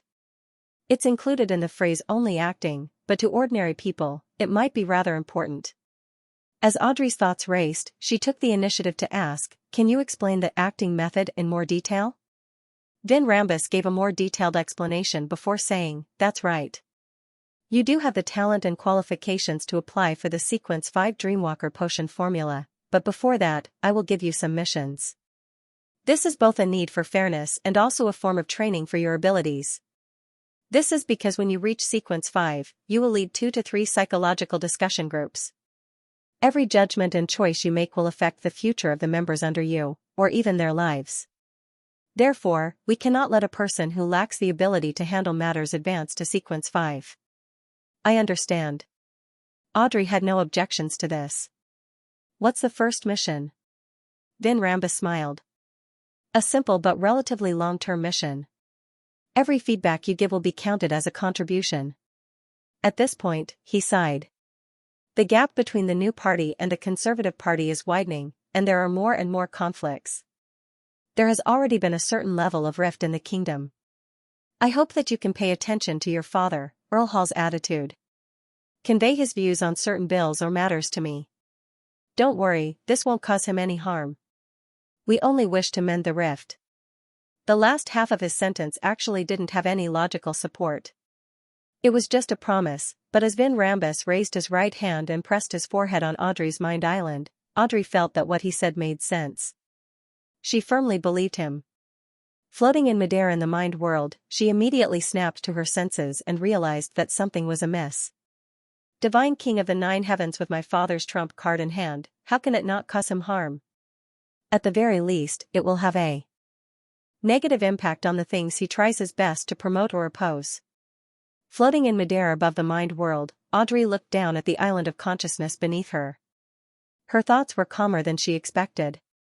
Right on the heels of that, she suddenly understood why Vin Rambus had gotten Quarren to commit suicide. Audrey had always been concerned about this matter. Furthermore, she had learned different pieces of information from different sources. She had a relatively clear grasp of the overall situation, but she was ultimately puzzled as to what the mastermind was trying to achieve. This trap seemed to be targeting the Conservative Party's purse strings, Baron Syndra's. As long as there was a mistake in any part of the entire matter, the powerful banker would very likely be exposed and dealt with by the official Beyonder organizations. However, in reality, it lacked the backup plan of an outstanding conspiracy. When Don Dantes didn't play by the rules, the meticulous plan was immediately disintegrated. There was no effective remedy. It didn't seem like the work of a high-sequence Beyonder of the spectator pathway. As a rather experienced spectator, Audrey had long sensed that something was amiss. Today, after hearing Vin Rambus's words, she came to a realization and grasped the essence of the framing. Vin Rambus didn't care if he succeeded in taking down Baron Syndra's. He had already obtained what he wanted. Just as he had said, within the kingdom, there was a huge rift between the new party and the Conservative Party, although Vin Rambus said that he wanted to make up for this problem. In fact, his goal was to increase the estrangement and create a rift. What was he doing this for? Audrey controlled the mind island to prevent it from showing any puzzled emotions. She then replied to Vin Rambus's words, I can understand your worries about the kingdom's situation. I can understand your concern for the kingdom's situation. I will do my best to help you. Just as she said that, the gloomy Vin Rambus on the mind island lowered his right hand that was pressing down on his forehead. Sitting on the sofa, Vin Rambus smiled in relief. Sitting on the sofa, Vin Rambus said with a gratified smile, you are indeed a noble lady filled with compassion and compassion.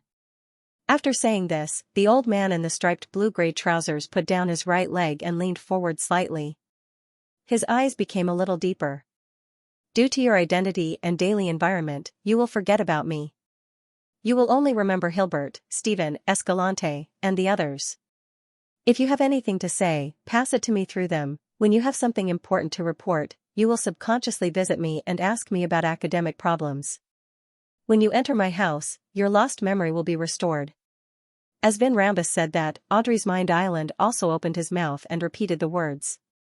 The corresponding rock transformed and quickly sank into the ground, sinking into the subconscious. At this moment, Audrey felt like she had split into two people. One was formed from the mind island. She could no longer remember the appearance or name of the elder in front of her. All she knew was that she had come to Stephen Hamplister's house and met a counselor of the Psychological Alchemy Board. She had received praise related to the acting method and received a new mission. The other was floating beneath the spirituality sky. She remembered everything that had happened very clearly, but there were fewer emotional changes. It was more optimistic and not gloomy. Audrey was extremely certain that the one in midair was the most intrinsic self-consciousness. Therefore, she didn't get confused. With her as the main body, she controlled her other self. She got up in a daze and said, "Yes, sir." After responding, she quickly straightened her body like a puppet controlled by invisible strings. She walked towards the entrance and opened the door. At the moment she closed the door, the her in midair in the mind world and the her corresponding to the her in the mind island suddenly fused as one. The two different memories instantly blended together, leaving Audrey in a state of confusion for a few seconds. However, with her considerable experience in treatment and hypnosis, she quickly and skillfully sorted out the primary and secondary, as well as the truth and falsehood. She then reconstructed every detail that had happened. What powerful mind reading and hypnosis! This is using the sea of collective subconscious to directly enter my body of heart and mind and even my soul body to exert influence. Although she had the blessing of the Fool's Angel, Audrey still felt like she was looking at old photos when she recalled what had happened. They were yellowed and faded, as though many years had passed. I can do the same in the future. Mr. Fool's Angel's blessing is truly powerful. Humph, I'll only inform you of Dad's attitude on unimportant matters. As these thoughts flashed through Audrey's mind, her mood improved. Whoosh, the steam locomotive that spewed out large amounts of smoke dragged carriage after carriage into Bakelin Station. After a few days of travel, Klein finally returned to the capital of capitals. In his appearance, Don Dantes wore a top hat and a formal suit. He held a golden-laid cane as he slowly left the first-class carriage and landed on the platform. Behind him was a young man who was obviously of mixed blood. He was about 1.75 meters tall and was carrying 2 suitcases. He was none other than Enzo. Of course, this winter had already changed his name to Inuni, which had more characteristics of the southern continent. In the future, he would be the new tycoon and arms dealer Don Dantes' choice to contact the southern continent's clients. He would be the one to handle the less critical business, so there was no longer a need for Don Dantes to personally travel to East and West Balam. Of course, this was only a disguise to the outside world. In essence, it was still Klein doing the work himself. His initial plan was to use C. God Cavituous's name to send a few believers to East and West Balam to replace him in the small-scale transactions that might occur frequently in the future. After all, Donas was already a famous pirate with a bounty of more than 10,000 on the 5 seas. Furthermore, he had a close relationship with German Sparrow. Constantly helping Don Dantes would easily arouse suspicion. After leaving the station, Klein took a carriage and returned to 160 Buckland Street. At that moment, it was already late. The gas lamps on both sides of the road had already lit up. The lights in Don Dantes' residence were also brightly lit. Butler Walter and housekeeper Tanaja led the servants, maids, gardener, carriage driver, and company out. They lined up on both sides and waited respectfully for their employer. After arriving at Desi Bay and buying a steam locomotive ticket, Klein sent a telegram back to Bakeland, informing his butler when he would be returning. However, he exhorted him not to send a carriage to the station to pick him up. After all, it was normal for steam locomotives to be late until the next morning in this era. It wasn't impossible for him to be late until the next morning. Glancing at the servants who stood in a proper manner and had respectful attitudes, Klein nodded to himself. He passed through them and sighed silently. This is a little aristocratic. Even when the employer isn't around, the butler didn't slack off. When he walked to the door, he nodded at Walter and Tanaja. It's been hard on you all this time. This is what we should do. Walter and Tanaja bowed in unison. Klein's gaze turned to his valet, Richardson, and he realized that the good-looking mixed-blood's face was a little pale. He kept sneaking glances at the new valet, Anuni, who was behind his employer. Klein chuckled inwardly and nodded at him. You did well previously, but there are some matters that involve business in the southern continent that require Anuni to handle. Yes, you will be transferred to be Mr. Walter's assistant and help him gather information about the matters outside the city. Assistant. Butler assistant. Richardson was stunned for a moment before he replied in pleasant surprise. Yes, sir.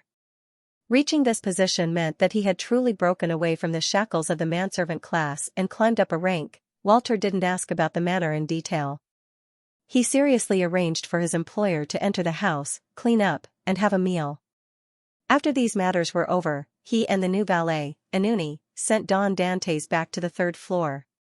Sir, are you going to buy a manor in the outskirts of Bakeland? What are the specific requirements? It's not too expensive. Who knows how long I can use this identity? Klein mocked himself inwardly and deliberated. There are vineyards and wineries. After completing the arms deal, he had established a foothold in the upper class of Bakeland and obtained a large sum of wealth. Therefore, it was necessary for him to own a manor. He could not wait until autumn and winter came, but he could not invite his friends to the suburbs for a vacation or a hunt. It would be beneath his status and would be looked down upon. On the other hand, the price of a manor in the outskirts of Bakeland was rather expensive. 8 to 10,000 pounds was enough to get a large manor with a lot of land and a rubber forest in places like Desi Bay. Here, however, one could only ask for a vineyard, grain production, and facilities such as a brewery. I will do my best to gather the information, Butler Walter replied respectfully. He knew that his employer was exhausted from the journey. After reporting the situation during this period of time, he left the third floor and busied himself with other matters. Klein changed and washed up with the help of his new valet, Anuni. During this process, Klein, who had already gotten used to his godhood, couldn't help but lampoon inwardly. If it wasn't for the fact that marionettes can't go beyond a kilometer, I wouldn't have changed my valet. I'm already a tycoon, but I still have to serve myself. Sigh, amidst a sigh, he sent Anuni to the room next door. He walked to the window and looked at the starry reflection of Bakeland as he allowed his thoughts to wander. Next, my target is MI9's Major General Deputy Director, Conas Kilgore. As for the captain of the Royal Guards, Viscount Stratford, I can leave it to that demoness, Trissy. She's been gone for a long time. I wonder what she's busy with. I wonder how she's thinking of ways to approach that Viscount. I previously used the communication method she gave me to tell her that I'm busy with other matters and can't be free for the time being. After a while, Klein reined in his thoughts and lay in bed. Without using cogitation, he slowly fell asleep. After an unknown period of time, he suddenly opened his eyes and sensed that someone had entered 160 Buckland Street, again. Klein couldn't help but rub his temples. On his first day back in Bakeland, he was woken up in the middle of the night. Klein, who was dressed in his pajamas, didn't move. In his spiritual perception, the infiltrator's spirit-body threads had already appeared. This also meant that as long as he was willing, he could turn everyone in 160 Buckland Street into marionettes even without leaving his bed. Of course, to a demigod, a bizarro sorcerer, neighbors a few houses away were also within his control range. There are many spirit bodies around. One of them helped him complete his flight and landed on the balcony next door. Is this a Beyonder of the Death pathway or the Evernight pathway? To be able to do such a thing, he's at least a sequence 6. Is he here for Richardson? No, he walked to the door of my bedroom and stopped there. He reached out his right hand and knocked on the door. He's certain that I'll sense it? Klein sat up with a heavy expression. The first part of his judgment was done through his spirit-body threads, and the subsequent part was directly seeing him, forming a scene in his mind. After he reached sequence 4, not only had his danger premonition abilities as a clown strengthened, but his ability to stir and use the mysterious space above the gray fog had also undergone a qualitative improvement. With the two combined, it wasn't difficult for him to use his intuition and premonition to project the figure and movements of the approaching person in his mind from afar. In addition, due to his deeper control over the mysterious space, Klein could already converge the augmentation of the gray fog in the real world, preventing Beyonders of special pathways from noticing any traces. And according to his judgment, with him above the gray fog, augmented by the card of blasphemy, and wielding the sea god scepter, the power the fool projected into the real world was infinitely close to that of an angel. If not for that, even if the gray fog and paper figurine substitutes did provide the ability to maintain lucidity in a dreamlike state, Klein wouldn't have dared to let Miss Justice face a sequence 4 or even a sequence 3 of the spectator pathway. Amidst his thoughts, he left his bed, put on his slippers, straightened his robe, and walked to a reclining chair. He slowly sat down and said, "Please come in." The door to the master bedroom opened silently, but the cold wind didn't blow in. All it did was swirl in the corridor. The visitor was a man about the same age and height as Don Dantes. He had black hair, brown eyes, and deep facial features. He looked like a typical Rouen. He was wearing a silk top hat, and his face was rather thin and long. His temperament was rather cold, but it wasn't the type that made people feel uncomfortable. Instead, it was the type that directly reflected the meaning of a suburban cemetery at night. At that instant, Klein saw countless spirit bodies surrounding the middle-aged gentleman, causing him to be surrounded by layers of darkness, as though a world was hidden within. Klein's spiritual intuition told him that this was a demigod. "I just returned to Bakeland. Why did a demigod come knocking on my door? Apart from the Church of Evernights Archbishop of Bakeland, my identity as Don Dantes hasn't been exposed at all." Klein looked at the door with a toothache. His face was expressionless, making it impossible to tell if he was angry or alarmed.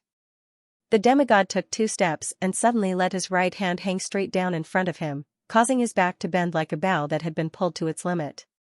He solemnly bowed in a strange posture, his attitude extremely respectful. At the same time, the cold wind blew, and the door silently closed. Klein was almost stunned, and he didn't know how to react. After that, his thoughts drifted, and he vaguely had some guesses. At that moment, the demigod maintained his posture and spoke in a deep voice. "Patrick Bryan of the Charismatic Order has come to greet your excellency." Oracle. Klein controlled the twitching of his cheeks. Combined with his guesses just now, he roughly understood what was going on. The Evernight goddess's control over artificial death, which was also the death pathway's uniqueness, had deepened once again. She could issue a revelation to the upper echelons of the Charismatic Order's artificial death faction. Klein sighed and smiled as he pressed his right hand to his chest, but he did not make any extra movements. "What is God's decree?" Bryan slowly straightened his body and looked at the gentleman with white sideburns sitting on the reclining chair.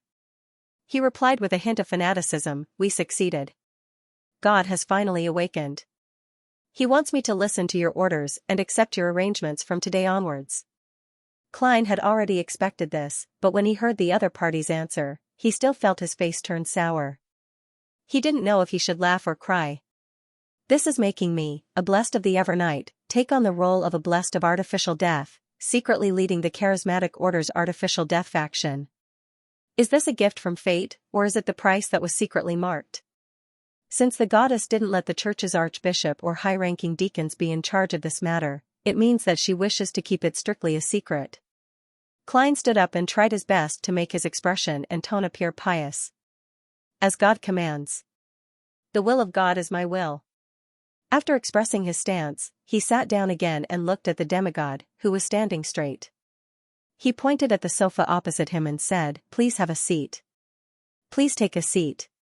"Well, introducing yourself is basic courtesy, isn't it?"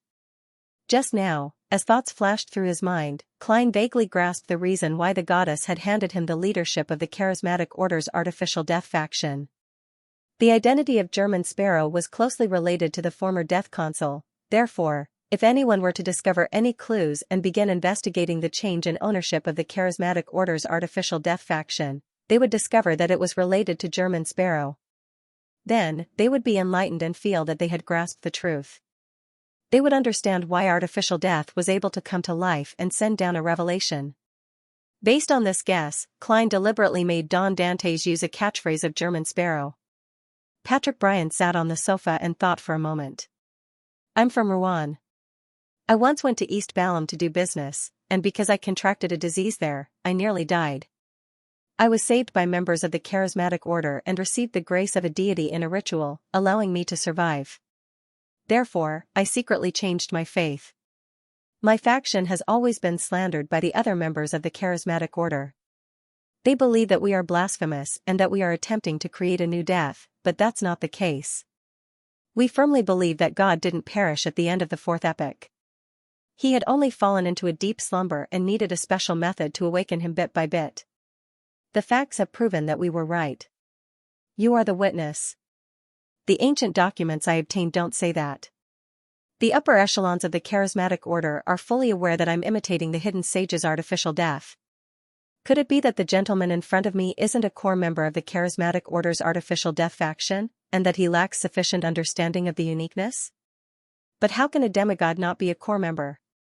Even if the numinous episcopate was transformed from the Balaam royal family and the Church of Death back then, with its deep heritage and numerous powerhouses, it's impossible for them to waste a demigod. Even the 7 Orthodox churches can't do such a thing. Klein was extremely puzzled when he heard that. Without batting an eyelid, he asked, "What about the other upper echelons of your faction?" Patrick Bryan said with a look of reverence, "When I joined the charismatic order, God had already awakened a little. When I joined the numinous episcopate, God had already awakened a little. This was all thanks to the saints of the past. They had sacrificed themselves in the various rituals. Currently, we have a total of 3 saints and an angel. They are all in East Balam, and I'm in charge of all matters in Bakeland." That's not right.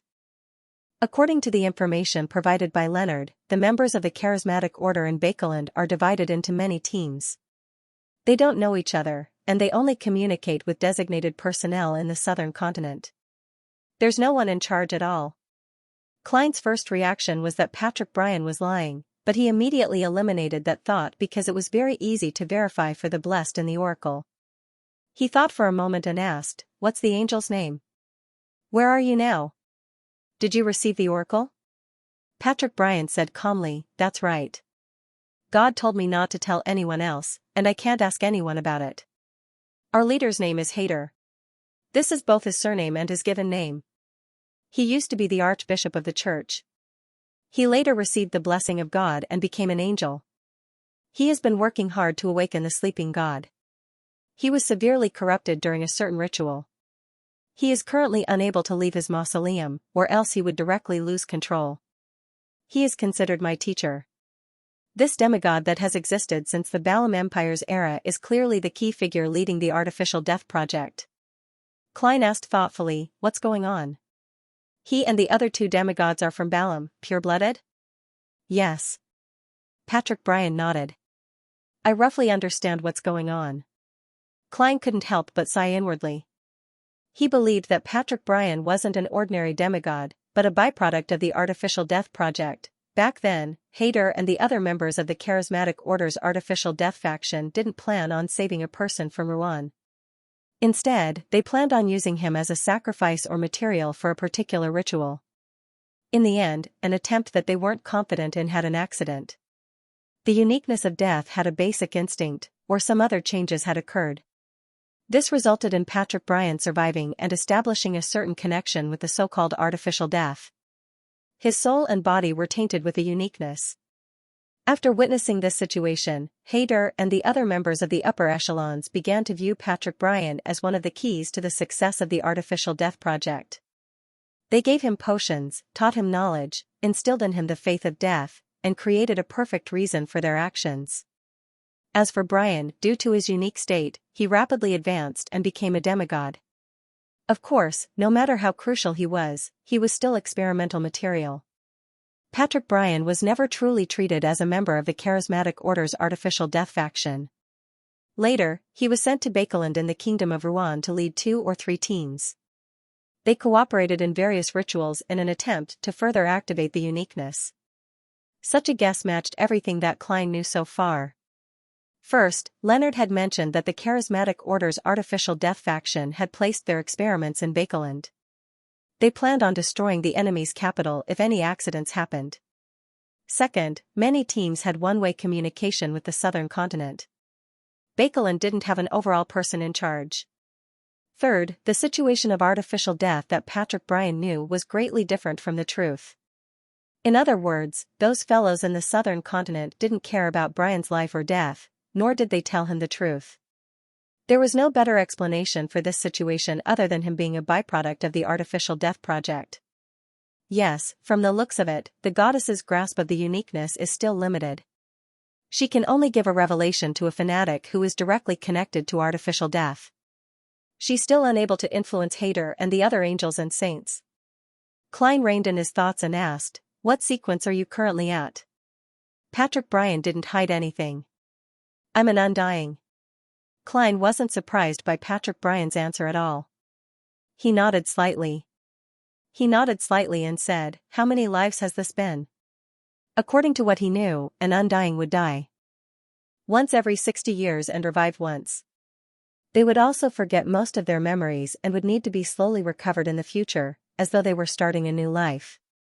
This was knowledge that came with the Potions Guild, so Patrick Bryan easily understood what the blessed opposite him meant. He deliberated over his words and said, "That's right." "I'm not even 50 yet. I've been an undying for less than 10 years. Klein took the opportunity to ask, "When did you convert to my lord?" The lord here referred to the lord of the underworld. Bryan recalled for 2 to 3 seconds and said, "When did you convert to my lord?" The lord here referred to the lord of the underworld. Bryan recalled for 2 to 3 seconds and said, "Back then, I had just celebrated my 30th birthday." He stepped into the mysterious world at the age of 30 and embarked on the Beyonder path. He became a Sequence 4 demigod before the age of 40. This speed isn't a sign of astonishing talent, but it means that he's very likely a blessed. Indeed, his spirit and body were affected by the death pathway's uniqueness during that ritual. As Klein listened and thought, he became more certain of his previous guess. Of course, compared to him going from an ordinary person to a Sequence 4 demigod in a year, Patrick Bryan's advancement speed was nothing worth mentioning. Klein didn't feel that there was anything to be amazed about. This was because he was indeed a blessed, and he had cheats, not just one. The only problem was that he didn't know if the rewards he received from the gifts were enough. After pondering for a moment, Klein asked, "What's your current identity?" "What's your current identity on the surface?" "I'm a businessman. I have 2 garment factories in Bakeland. On the surface, I believe in the Evernight goddess and am a supporter of the new party," Patrick Bryan introduced. Klein nearly scoffed as he continued asking, "How many charismatic order members do you have under you? How many numinous episcopate members do you have? What are they doing?" Bryan was already prepared as he smoothly answered, 2 teams, 12 Beyonders. 2 teams, 12 Beyonders. Some of them work in my garment factory, while others work in the watch and clock industry. Each of them has an official job. Under normal circumstances, they will carefully spread the faith of God around them. This progress is very slow, and it is not the main goal. The total number of believers does not exceed 100. Most of the time, they were collecting clues about the various things left behind by God, as well as the different materials needed for the awakening ritual. Once we have a clue, we will take action accordingly. Once the materials are ready, we will experiment with different awakening rituals to find the most effective one.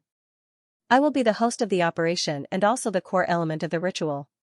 He sounds very proud. Klein asked about other things and received detailed answers. Finally, he thought for a while and said with a serious expression, "Obey God's command. From now on, listen to my orders." Patrick Bryan immediately stood up and bowed solemnly. "Yes, Lord blessed." Klein nodded slightly. "First, stop all kinds of rituals and stop gathering materials. God has already awakened and is in the midst of recovery. Don't let noisy voices disturb him." From Klein's point of view, no matter how Bryan and company's awakening ritual changed, it ultimately pointed towards artificial death, which was also the uniqueness of the death pathway. This would make it more active, making it difficult for the goddess to gain further control over it. And regardless of whether Klein was happy to see such a situation happen, since the Evernight goddess had already sent Bryan over, he had no choice but to make such arrangements. Patrick Bryan didn't have any doubts about what he said. This was because death had indeed awakened, and the essence of awakening itself was to disturb. The Undying thought for a moment and took the initiative to ask, "Your Excellency, what do we need to do next?" Klein smiled approvingly. "Continue searching for clues left behind by God. This will help him recover faster." Having said that, Klein was about to make a second request, but he was worried that there were too few clues and that the members of the charismatic order wouldn't be able to find something to do and cause trouble. In addition, you and your subordinates have to carry out extensive literacy activities in the garment factories and other areas where you are active. Set up night schools or classes to rid the people around you of ignorance and barbarism. In order to increase his persuasiveness, Klein pressed his right hand to his chest and began preaching in an abnormally pious manner. God says, only by understanding what you believe can you believe. God says, to those who are lost, one must first strengthen their bodies and arm their minds, because the kingdom he promises doesn't have barbarism or ignorance. Patrick Bryan didn't doubt Dwayne Dantes' words, nor did he find it odd that these two sentences weren't recorded in the Numinous Episcopate's Holy Bible. This was because he was a blessed of a deity, a representative appointed by a deity. He nodded sincerely. "I will remember God's teachings. May every soul live eternally in God's kingdom." As he spoke, he adopted the prayer posture of the current charismatic order artificial death faction. That was, he raised his hands high with his thumbs facing each other and resting them on the center of his forehead. In the corresponding mysticism theory, this was the core of the underworld in every gatekeeper's body. It represented the location of death. Klein returned with the same gesture and words before saying, "That's right. Secondly, no matter who gave the order from the southern continent, you have to submit it to me first. You can only carry it out after receiving my permission. If I don't agree, you can't do it in private. You can only give feedback according to my instructions." He was worried that High Priest Hader, an angel of the death domain, would still be enthusiastic about the artificial death project. From time to time, he would instruct Patrick and the others to make new attempts. At the same time, he had to ensure that before the goddess further grasped the uniqueness of the death pathway, Hader and the other two saints wouldn't notice anything amiss, preventing them from responding violently. Still, Bryan had no objections. "Yes, Your Excellency." After instructing the two most important matters, Klein's expression didn't change, but he felt a little more relaxed inwardly. He deliberated and said, "Thirdly, unless I summon you, you are not to come to me. Usual communication is done through a messenger. As you know, many existences in the astral world don't wish to see God awaken." Patrick Bryan nodded heavily. "I understand. My messenger's summoning words are spirit that roams the upper realm, absolutely friendly creature, Patrick Bryan's contract partner. Indeed, it's impossible for a demigod of the death pathway to not have a messenger. Normally speaking, a sequence 6 of this pathway would have one." Without any hesitation, Klein said unhurriedly, "Remember, my messenger's summoning words are spirit that wanders the unfounded, a friendly creature that can be controlled. Remember, my messenger's summoning words are spirit that wanders about the unfounded, a friendly creature that can be controlled, a messenger that belongs to German Sparrow. Yes, be it receiving or sending a letter, you need to pay a gold coin to complete the agreement." Klein had deliberately revealed the connection between German Sparrow and Don Dantes, mainly to see how the other party would react. German Sparrow. Patrick Bryan repeated the name in puzzlement. Then, he came to a realization as he called out in pleasant surprise, "Your Highness, Death Consul?" Thankfully, although he's a byproduct of a ritual and has a fanatical faith, he at least has a normal level of intelligence. He can consciously gather information and complete the analysis of the problem. Klein heaved a sigh of relief and replied with a smile, I'm not. He's my teacher." Bryan nodded in thought, feeling that he had a clear grasp of the entire matter. Klein could guess what he was thinking, but he ignored it. He crossed his right leg and clasped his hands on his knee. He then asked, "What do you know about the other factions of the charismatic order?" Patrick Bryan sat down again and said, "The most powerful faction within the charismatic order is the royal family faction. The most powerful faction within the charismatic order is the royal family faction. With the descendants of God as the core, they have created many organizations. Their leader is currently a descendant of God with a rather thin bloodline. Her name is Xia Palenque Eggers. She might be an angel, or she might be in possession of an important relic of God. She calls herself the Pale Empress. Apart from her, the royal family faction has 5 saints. Some of them are true demigods, while others rely on sealed artifacts. Apart from the royal family faction and us, the other factions are relatively weak. They are mainly the Slumber faction and Underworld faction. Together, they only have 3 powerhouses whose strength is equivalent to a saint. After Brian finished speaking, Klein nodded indiscernibly and said, "That's all for today. If there's anything in the future, feel free to contact me." "Yes, Your Excellency." Patrick Brian stood up and bowed before retreating to the door. The door opened silently. There were many figures outside as a cold wind blew. After everything calmed down, Klein looked at the closed wooden door, walked to the window, pulled open the curtains, and looked out at the street. At some point in time, a few carriages had appeared there. In front of each carriage hung 2 lanterns. The lantern's light was abnormally pale and suffused with a dark green glow, illuminating the surroundings in a blur. In this blurry scene, nearly transparent figures clustered on both sides and in front of them. They wore illusory clothes that resembled formal gowns, making them appear rather formal. When Patrick Brian descended from midair and returned, the figures prostrated at the same time, respectfully welcoming the demigod and the spirits beside him onto the few carriages that could only be vaguely seen. Then, they escorted the convoy into the distance. The pale light suffused with a dark green glow became fainter and fainter before finally disappearing into the darkness, as though it had never appeared. Klein retracted his gaze and muttered to himself with a slightly heavy expression. Although the matter of Patrick Brian receiving the oracle stemmed from the goddess's considerations from various aspects, I have a nagging feeling that the undercurrents in Bakeland, or even the entire world, are becoming more turbulent. I don't know when they will set off the waves. With this in mind, Klein didn't delay any further. He decided to immediately contact Demonastrice to confirm that nothing had happened. On a moonlit night, in the garden of 160 Buckland Street, a grey rat crawled out of a cave and ran to the bottom of the master bedroom's balcony. A tiny black blob that resembled a paste floated down and was placed on the rat's head in an acrobatic manner. It quickly turned around and ran out of 160 Buckland Street, arriving at the entrance to the nearby sewers. At this moment, the grey rat raised its front half and extended its 2 claws. Its claws suddenly extended in a strange manner as clumps of clearly visible muscles appeared on its front legs. Then, it used its mutated front claws to forcefully move the manhole cover without making a sound. Without stopping, the grey rat burrowed into the sewers and went all the way to the spot where Demonastrice was hiding. It dug around in the corner and found a piece of mirror shard in the dirt. After doing all of this, the grey rat threw the black blob on its head to a relatively clean spot and retreated to a corner. It allowed its body to be pulled by an invisible person as it slowly lengthened and widened, turning into a middle-aged man wearing a dark red coat and an old triangular hat. It was none other than Admiral of Blood, who had been active at sea in the past.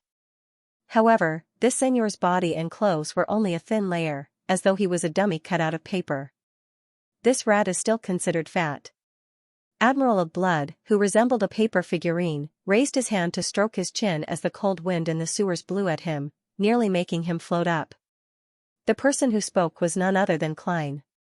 In his master bedroom, he controlled his spirit body threads and transformed a rat into a marionette. He sent it to the sewers with the ritualistic ingredients in an attempt to contact Demonastrice. Seigneur, whose arms were constantly twisting with the wind, bent down and picked up the black blob. This was an item left behind after Trissy burned a strand of her hair with black flames. It could be used as a communication ritual. Right on the heels of that, he wiped the mirror fragment clean and smeared the ingredients in his hand over it. After completing this step, Klein made his marionette take 2 steps back with the mirror in hand. He then slammed it against the mossy wall like a realistic oil painting. East Burrow, in a room with heavy curtains and almost no light. The black and slippery tentacles overlapped and intertwined into an enormous ball. At the tip of these tentacles, there was a black and white eyeball embedded in them. Some of them looked like the heads of venomous snakes. Their mouths were slightly opened and their tongues flicked out. All of them were strangely shaped and horrifying. Suddenly, they either rose up or retracted, and the spheres disintegrated layer by layer. In the center of the ball was a girl who was curled up into a ball. She had an unusually sweet appearance, and her brows were tightly furrowed. Her expression was slightly distorted due to the pain, and it was exceptionally pitiful. The slippery and disgusting tentacles had all retracted and quickly shrunk before finally returning to their original form. Strands of shiny black hair, the expression of the girl with long, silky hair softened. She slowly got up and walked to the side of the bed that had been divided into small pieces. She picked up the nightdress that had fallen to the ground and put it on. Then, she combed her black hair and walked to the full-length mirror. She stretched out her right palm and wiped the surface of the glass. A layer of black flames ignited, silently burning the air before quickly extinguishing without a trace, leaving behind a dark and deep mirror. In the mirror, light and shadows flickered, quickly revealing a dirty and muddy sewer environment. A middle-aged man wearing an old triangular hat and a dark red coat was leaning against the wall, looking down at the girl who was a great distance away. It was like a famous painting that had come to life. The girl with a round face and slender eyes silently looked at him for 2 seconds before suddenly laughing. As her smile bloomed, the nearly lightless room instantly seemed to brighten up. She then gently moved her lips and said in a teasing tone, "Mr. German Sparrow, is this the craziness and coldness of the strongest adventurer? Or perhaps I actually know a clown?" Klein wasn't surprised that Demonis Trissy could recognize his identity as German Sparrow. After all, he had met her in the form of Admiral of Blood Seigneur, and this pirate admiral had long become German Sparrow's prey. Back then, Trissy had been hiding in the sewers due to her injuries. Previously, she had been focused on the investigations regarding revenge, so she wasn't aware of the various news at sea. It was rather normal for her not to know what had happened to Admiral of Blood. However, after recovering her health and leaving, if she didn't figure out the latest news regarding her collaborator, it could only be said that she had failed both the assassin and instigator stages. Clearly, Trissy's past actions proved that even though she was bad, there was nothing wrong with her brain. Klein didn't argue. Senor, who was controlling the paper figurine, smiled and simply replied, "That's right. Why can't clowns be crazy and cruel?" Without waiting for Trissy to answer, he asked, "How far have you investigated the captain of the Royal Guards?" Trissy's expression turned gloomy. "It will take at least another month, maybe even 2 months. If you need any help, you can look for me," Klein emphasized again. Trissy scoffed and said, "That's right. In Bakeland, in this game, strength cannot solve all problems. Of course, I never waste an opportunity to make use of others. Mr. German Sparrow, since there's no need to hide my identity, can you give me a more convenient way to contact you? Why do I feel like I'm being asked for my phone number?" Klein thought for a moment and calmly described the steps to summon Miss Messenger. He didn't forget to emphasize that gold coins were an important ritual ingredient. Trissy didn't say anything else as she reached out her right hand again and touched the mirror. The black flames rose and disappeared, and the full-body mirror returned to normal. In the sewers, Admiral of Blood Seigneur, who was in paper figurine form, buried the mirror fragment back into the ground. Then, he rapidly shrunk his body and transformed back into a grey rat. He rushed deep into the underground world and fed himself to the carnivorous creatures. 160 Buckland Street. Klein drew the curtains and returned to his reclining chair. To be frank, he regretted cooperating with Trissy. He felt that this fellow was burdened with the will of the primordial demoness, and she was willing to disregard everything for the sake of revenge. She was like a mobile bomb, and it was unknown when she would lose control. If Trissy were to mutate, it's very likely that she would create a terrifying disaster. I shouldn't have let her go back then. Klein sighed and began setting up a ritual. He brought the black paste above the grey fog in an attempt to divine Trissy's current whereabouts and her recent condition. 20 to 30 seconds later, he received the result of failure. This made him even more worried. This meant that Trissy had, to a certain extent, become a blessed of the primordial demoness. The next morning, after having breakfast, Klein began instructing butler Walter and his new assistant butler, Richardson, in distributing the gifts he had brought back from the southern continent. They filled an entire suitcase, including Fermo coffee beans, East Balham tobacco, River Valley wine, human bone sculptures, and other specialties. They were to be sent to different neighbors on the street, representing Don Dantes' sincerity. It also announced his return to social occasions. Yes, when you hand this bottle of River Valley wine to Member of Parliament Mocht or his wife, Remember to mention that it's suitable for making sour cocktails. It's a perfect partner with lemon juice, Klein exhorted Walter. Every gift had to be given to a particular person. It had to be based on the person's preferences. Of course, the most popular product in the southern continent, Donningsman hair tonic, wasn't suitable as a gift, as it was more like a form of mockery. Walter nodded solemnly. Yes, sir. When his employer didn't have any other instructions, Richardson swept the remaining gifts and took the initiative to ask, "Where are they being sent? Where are they being sent?" "These are for the Bursary Foundation staff." "I'll send them myself," Klein said with a smile. He then pointed at the golden amulet in his hand and said, "I missed the birth of Dr. Allen's child. I need to personally pay a visit to express my apologies." "Heh, I'll head over in the afternoon and give this amulet unique to the southern continent to that child. Of course, us Upton series likely won't like it. Compared to this, he would rather have ice cream." After saying that, Klein mumbled inwardly. After the butler and Richardson left one after another, bringing the gifts and the valet to the different neighbors, Klein boarded his carriage and went all the way to the Rouen Charity Bursary Foundation at 22 Phelps Street. After getting off the carriage, he walked ahead. Behind him was his valet, Anuni, who was carrying a huge pile of gifts. Along the way, he would greet any staff member he encountered and give them a gift.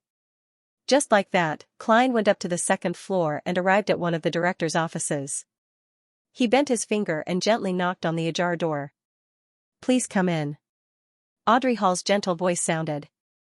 As a rather senior spectator, she had previously discovered that Mr. Don Dantes had come to the Rouen Charity Bursary Foundation and had been waiting patiently. Klein pushed open the door and entered. He took out a small gift box from his inner pocket and smiled warmly. "I've returned from the southern continent. Yes, the business this time was very successful. I brought a small gift for everyone, hoping to share my joy." He deliberately mentioned it to indicate that he remembered Miss Justice's request. "Then I can't find a reason to reject it," Audrey said with a faint smile in anticipation. This wasn't to say that she cared what gift Mr. World would give, but that she was curious about what gift Mr. World would give. After receiving the gift box, she tore open the packaging in front of Don Dantes and discovered an accessory with a white feather as its main body and pale yellow patterns. "This is a hat accessory," Klein explained. "People of a certain social status in East Balham like to wear all kinds of white feathers on different parts of their bodies as accessories. Among them, the ones on hats are the most valuable and meaningful. It's said that this comes from the custom of worshipping feathered serpents." Feathered serpents are the symbol of death there. As for the feather that he had gotten a southern continent craftsman to make into a hat accessory, it was a byproduct of the artificial death project. It could be used as a sacrifice. Klein had once obtained 3 of them. One had been used in Byam and combined with the corresponding copper whistle messenger, he had summoned a monster that had been corrupted and mutated by artificial death. Another feather had been sacrificed to artificial death in the southern continent, allowing him to receive the revelation that Zangwill's evil spirit had possessed him. This was the last feather. As the present artificial death was actually equivalent to the Evernight goddess to a certain extent, Klein, who had been clearly designated as a blessed, no longer needed to perform the ritual like before. He could use other materials to replace the feather. Therefore, he decided to make the remaining feather into a gift and give it to Miss Justice. After all, she was a believer of Evernight. Perhaps she could use this feather to contact artificial death at critical moments. Audrey held the gift and smiled as she quietly listened to Don Dantes' recount. A thought flashed through her mind for no reason. Don't tell me Mr. World really plucked out the feathers of a feathered serpent to make this hat accessory. P.S. I recommend a fantasy book, Demon Hunter Culinary Manual. Introduction. When night falls, there are murmurs in his ears. When the monsters in the shadows begin to stir, Jason's hungry stomach begins to rumble. He can't help but swallow his saliva. Hunger is the best spur. The folklore of the southern continent is really different from ours. Audrey looked down at the feather hat in the gift box and praised it sincerely. But it still suits my taste very well. Her last sentence was half sincere and half polite. On the one hand, she did feel that the processed feather looked like a work of art, but on the other hand, she felt that its style was too obvious and extreme. It wasn't something she liked to use as an accessory. This was just like how many people would be interested in items with unique patterns and mysterious patterns when visiting ancient ruins. They would praise them endlessly, but few would buy such items to put at home or use as accessories. When Klein heard that, he smiled and said, "There are actually great differences between the various folklore of the southern continent. The various folklore of the southern continent is actually very different. East and West Balam, the highlands, and the river valleys are almost completely different. Of course, they also have similarities. For example, they revere gold, believing that this metal possesses magical powers." Having said that, he pointed at the feather in Audrey's hand. "Legend has it that those who wear this hat will obtain the protection of a feathered serpent, which is also deaf." He was hinting at the hidden use of the feather. Audrey, who was already a sequence 6 of the spectator pathway, easily understood the hidden meaning in Mr. World's words. She understood that the hat could receive the response of the so-called deaf at critical moments and play a certain role. As for how to do it, it was a basic knowledge of mysticism. Audrey had a very solid grasp of it, so there was no need for Mr. Don Dantes to explain it further. She smiled faintly without showing her teeth. "I really like it. I'll place it on my hat at suitable occasions." "That's right. It's really easy to speak to a spectator." Klein returned with a smile and pointed outside the door. "I still have some gifts to give out." "You're the most popular person here today," Audrey replied with a smile, using this tactful method to express her gratitude. At the same time, she felt a little vexed. She was hesitating if she should find an opportunity to inform Mr. World, who had been involved in Quarren's suicide case and was rather interested in it. It's almost Monday. I'll leave it until I'm on the tarot. It'll be easier to communicate when the time comes. Coincidentally, I also want to seek Mr. the Hanging Man and Ma'am Hermit's advice on how to deal with the present situation, especially how to guard against the cues and hypnosis of high-sequence beyonders. After all, I can't pray to Mr. Fool in advance every time to obtain the angel's blessings. On careful thought, that kind of hypnosis is really terrifying. I'll do as I'm told without realizing it." Audrey's thoughts were like boiling water as they bubbled. This made her suspect that many people in Bakeland's high society had been hypnotized and had done things against their true thoughts and wishes. In addition, she also vaguely understood something. Every time her father and mother went to St. Samuel Cathedral to participate in the Mass, the person in charge of presiding over the ritual was definitely the Archbishop of Bakeland. And a person who held this position was definitely a demigod of the Church of Evernight. At times, His Grace would even take the initiative to visit us and chat with us. Is this to prevent such matters from happening? That's why Van Rambus didn't go overboard with her hypnosis? Audrey watched Don Dantes walk out of her office. After closing the door, she sat down again, picked up a fountain pen, and scribbled on a piece of paper. By the time she reined in her thoughts, the piece of white paper in front of her had intertwined circles. There was a pair of cold eyes and a human face with scattered lines. With just a glance, Audrey tensed up. She hurriedly used the friction between her spirituality and matter to ignite the piece of white paper, burning it to ashes. The random scribbling had, to a certain extent, reflected her true emotions and thoughts, and to a qualified psychiatrist, interpreting such drawings was basic. Therefore, Audrey didn't leave any traces behind. After a while, Klein finished delivering the gifts and chatted with the directors for a while. Then, he entered the room meant for a part-time director like him to rest. He found a pen and paper, sat on the sofa, and began writing in thought. Honorable Mr. Aztec, back in the southern continent, Klein had written a letter about how Adam had obtained 0-08 and how he, Leonard, and Daly had successfully avenged and Sangwell. By blowing the copper whistle and summoning a messenger, he sent it to the sleeping Mr. Aztec. Without a doubt, he had yet to receive a reply. As for the mention of Adam and 0-08 in the letter, Klein didn't mind at all. After all, the Angel of Imagination definitely knew of his relationship with Mr. Aztec.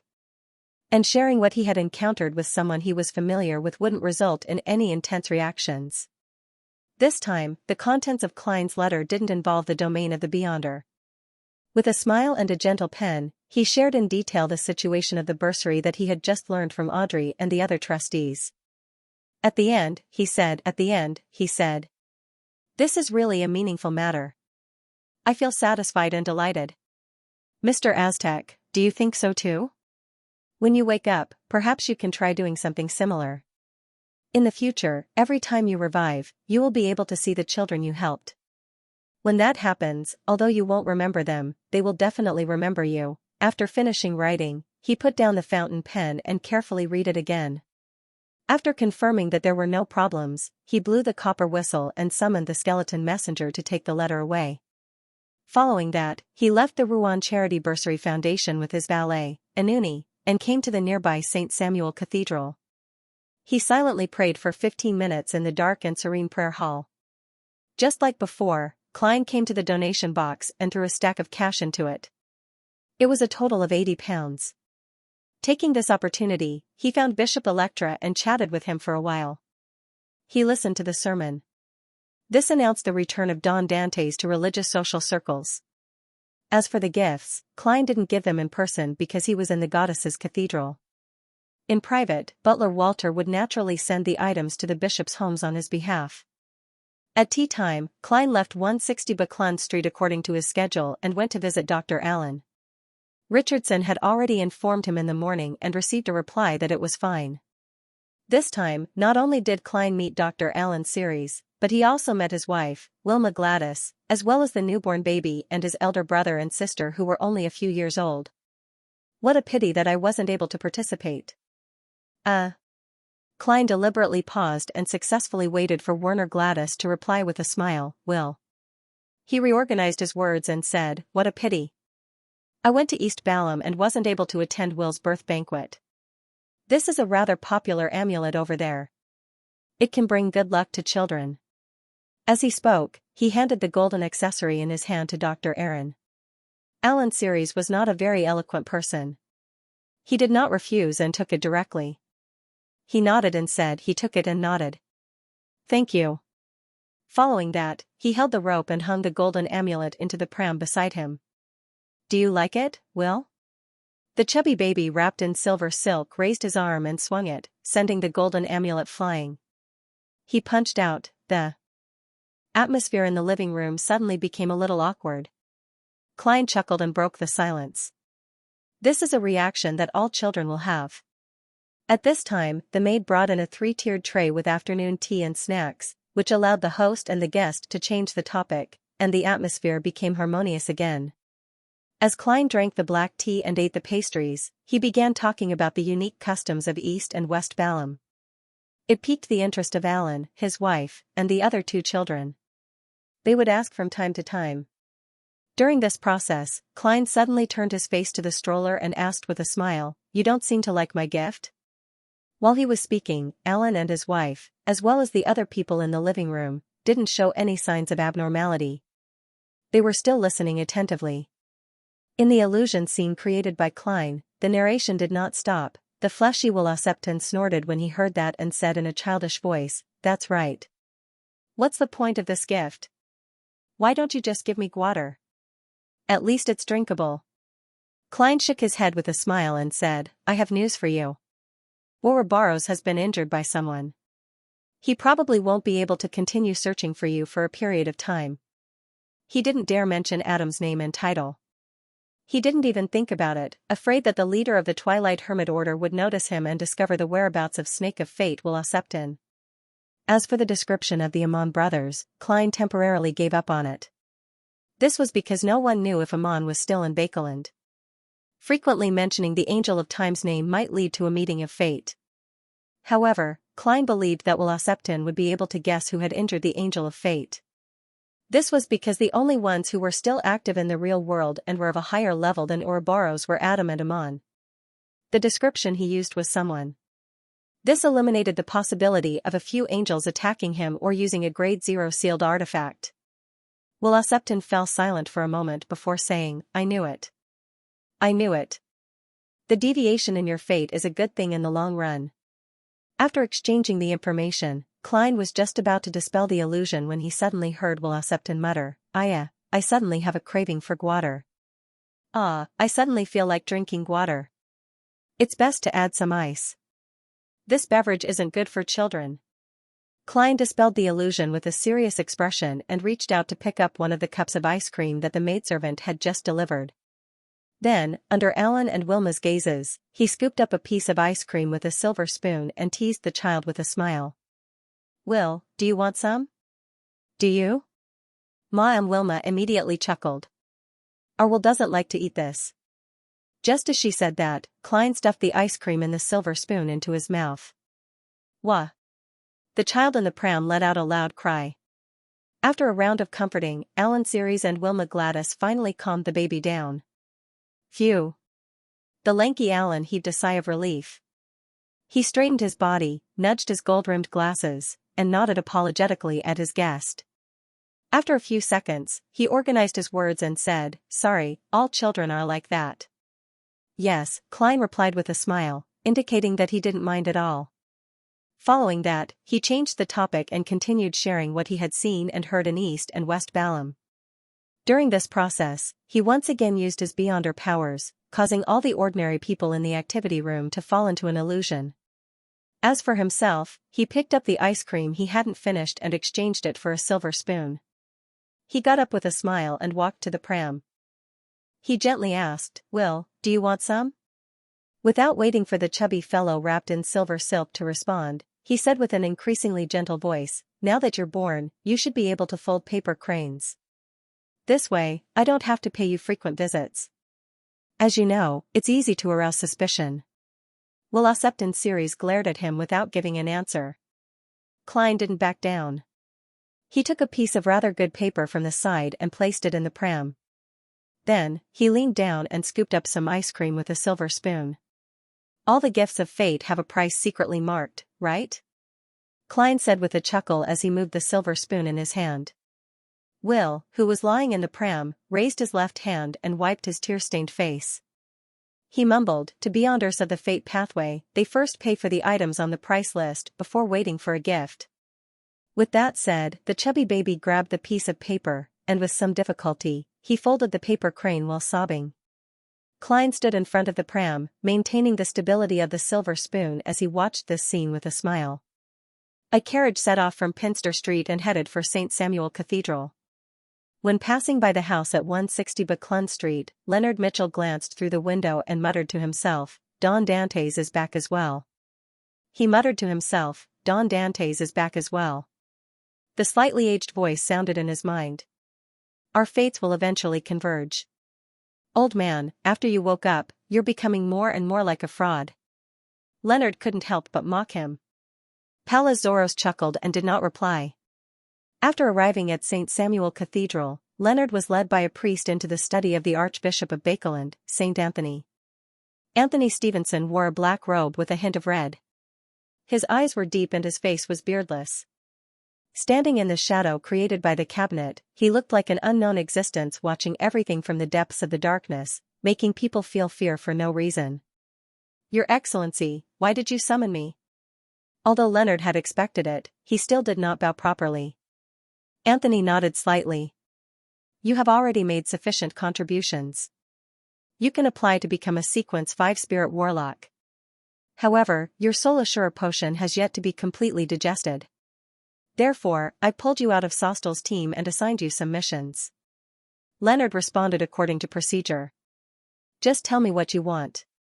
Anthony picked up a stack of paper from the desk and said, "These are all suspected haunted incidents. Investigate them one by one. Focus on pacifying them and not purifying them. If you need any assistance, you can choose someone from the Nighthawks teams in the areas involved." "Yes, Your Excellency." Even if St. Anthony didn't instruct him, Leonard would have taken the initiative to do such things. Therefore, he had no objections to such an assignment. After receiving the stack of paper, he casually flipped through it. "Your Excellency, what's Captain Sostel's team currently busy with?" Although he had been focused on revenge for the past half a year, making him appear undisciplined and introverted on the inside, preventing him from establishing a deep friendship with the members of the Red Gloves team, they were ultimately teammates who had fought side by side with him. It was inevitable that he would be concerned about them. "They're currently working with Crestet to complete a mission." Anthony Stevenson didn't answer in detail. "So His Excellency Casimir is also here in Bakeland?" Leonard didn't ask further as he tapped his chest 4 times in a clockwise fashion. May the goddess bless everyone. Praise the goddess. Anthony returned the gesture. After exiting the archbishop's study, Leonard went all the way down. He wanted to find a quiet room and list out the missions he needed to do in order. On the way, as he walked up the stairs, he subconsciously raised his head and glanced at the stained glass window high above. Sunlight shone in from there, making the colorful pattern even more solemn, making the flying dust and tiny flying insects appear clearly. Upon seeing this scene, Leonard suddenly recalled Old Man's description of Amon. For some reason, he had the illusion that the blasphemer was everywhere in the air. His heart trembled, and then a doubt arose in his mind. He quickly lowered his voice and said, "Old man, I have a question." "What?" Pallas Zoroast asked slowly. Leonard suppressed his voice and said, "Why didn't you live in the flying insect's body? They are smaller and more stealthy. They can easily hide in the church without worrying about being found by Amon. How long can a flying insect live? Constantly switching hosts is extremely draining on them. This way, not only is there no way to recover bit by bit through parasitism, it will also worsen their condition and shorten their lifespan," Pallas Zoroast said with a scoff. Leonard was enlightened as he pressed, "That's right. Then what about other creatures? Those that can live longer and can sneak into the cathedral without being noticed?" Pallas Zoroast immediately sneered. "From the looks of it, you haven't taken what I said to heart. You will suffer greatly in the future. On the path of the Beyonder, the higher the sequence, the more madness and inclination to lose control accumulated. This is the essence of a characteristic. It can only be suppressed and resisted, but not eliminated. Therefore, for a parasite, choosing a host has to consider this factor. If they parasitize ordinary animals, it's fine if it's short-term behavior, but if it's prolonged, it will definitely be affected by the body's structure and hormones. Heh, everything is mutual, isn't it? A parasite can affect its host, and in turn, the host will affect them. When you are parasitized in an ordinary animal's body, you usually have to find people to talk to. You don't forget your former identity. This way, the risk of exposure is extremely high. And if you don't do so, you will definitely be affected by the host and gradually lose your ability to speak. Your identity will be confused, and you won't know who you are. You will be overwhelmed by madness and inclination to lose control." Leonard was alarmed when he heard that as he nodded slightly. "I understand. It's no wonder you are so strict in choosing a host. Are you praising yourself?" Pallas Zoroast said. "To us, the most suitable parasitic targets are undoubtedly Beyonders of the same pathway. They will be very synchronized in all aspects. Furthermore, after nurturing them sequence by sequence, we can also make them a supplement to our own Beyonder powers, a special medicine for our own state. We can also make that body our own." Upon hearing Old Man calmly describe such evil and terrifying matters, Leonard frowned slightly as he secretly heaved a sigh of relief. This meant that Old Man wouldn't do such a thing to him. Pallas Zoroast continued. "The next best choices are Beyonders of the seer and apprentice pathways. Absorbing their powers wouldn't place too much of a burden on a parasite state, allowing for a relatively rapid recovery. The next best choices are Beyonders of other pathways with brains. At the very least, they have good communication skills and know how to cooperate. As for you, Leonard was just about to reply to Old Man when he suddenly saw a bishop walking down the stairs. He hurriedly shut his mouth, pressed down on the handrail, and quickened his pace. 7:30 p.m., 39 Buckland Street, Member of Parliament Mock's residence. Dressed in a tailcoat, Klein alighted from the carriage and buttoned his clothes. Under the illumination of the fountain, he entered the foyer and saw Maury Mocked in his olive-green military uniform with an orange-red ribbon and combat medals. His wife, Rihanna, was wearing an off-the-shoulder dress. She smiled at Don Dantes and said, "Welcome, our traveler. Welcome, our traveler. Everyone is waiting for you to share your experiences in East and West Balam." "Then, should I find a newspaper and start a travel column?" Klein replied in a joking manner. Mocked knew very well what business Dwayne Dantes was doing in the southern continent. Furthermore, it was all thanks to his recommendation. Therefore, after exchanging looks with a smile, he took the initiative to go forward and give him a hug. He suppressed his voice and said, "Well done." Klein nodded with a smile and asked, "Did you like the present? Did you like the present?" He was referring to the bottle of River Valley wine that could be used to make sour cocktails. "It's great. It's a nostalgic taste," Mocked said sincerely. Klein was just about to enter the hall when he noticed something amiss. He casually swept his gaze and asked in puzzlement. With a casual glance, he asked in puzzlement, "Miss Hazel isn't around? Has she already gone to a women's public school?" Ma Mariana sighed and shook her head. "No, she's just sick. She doesn't go to public school until September." "Caught a cold?" Klein expressed the concern a guest should have. Mocked smiled in exasperation.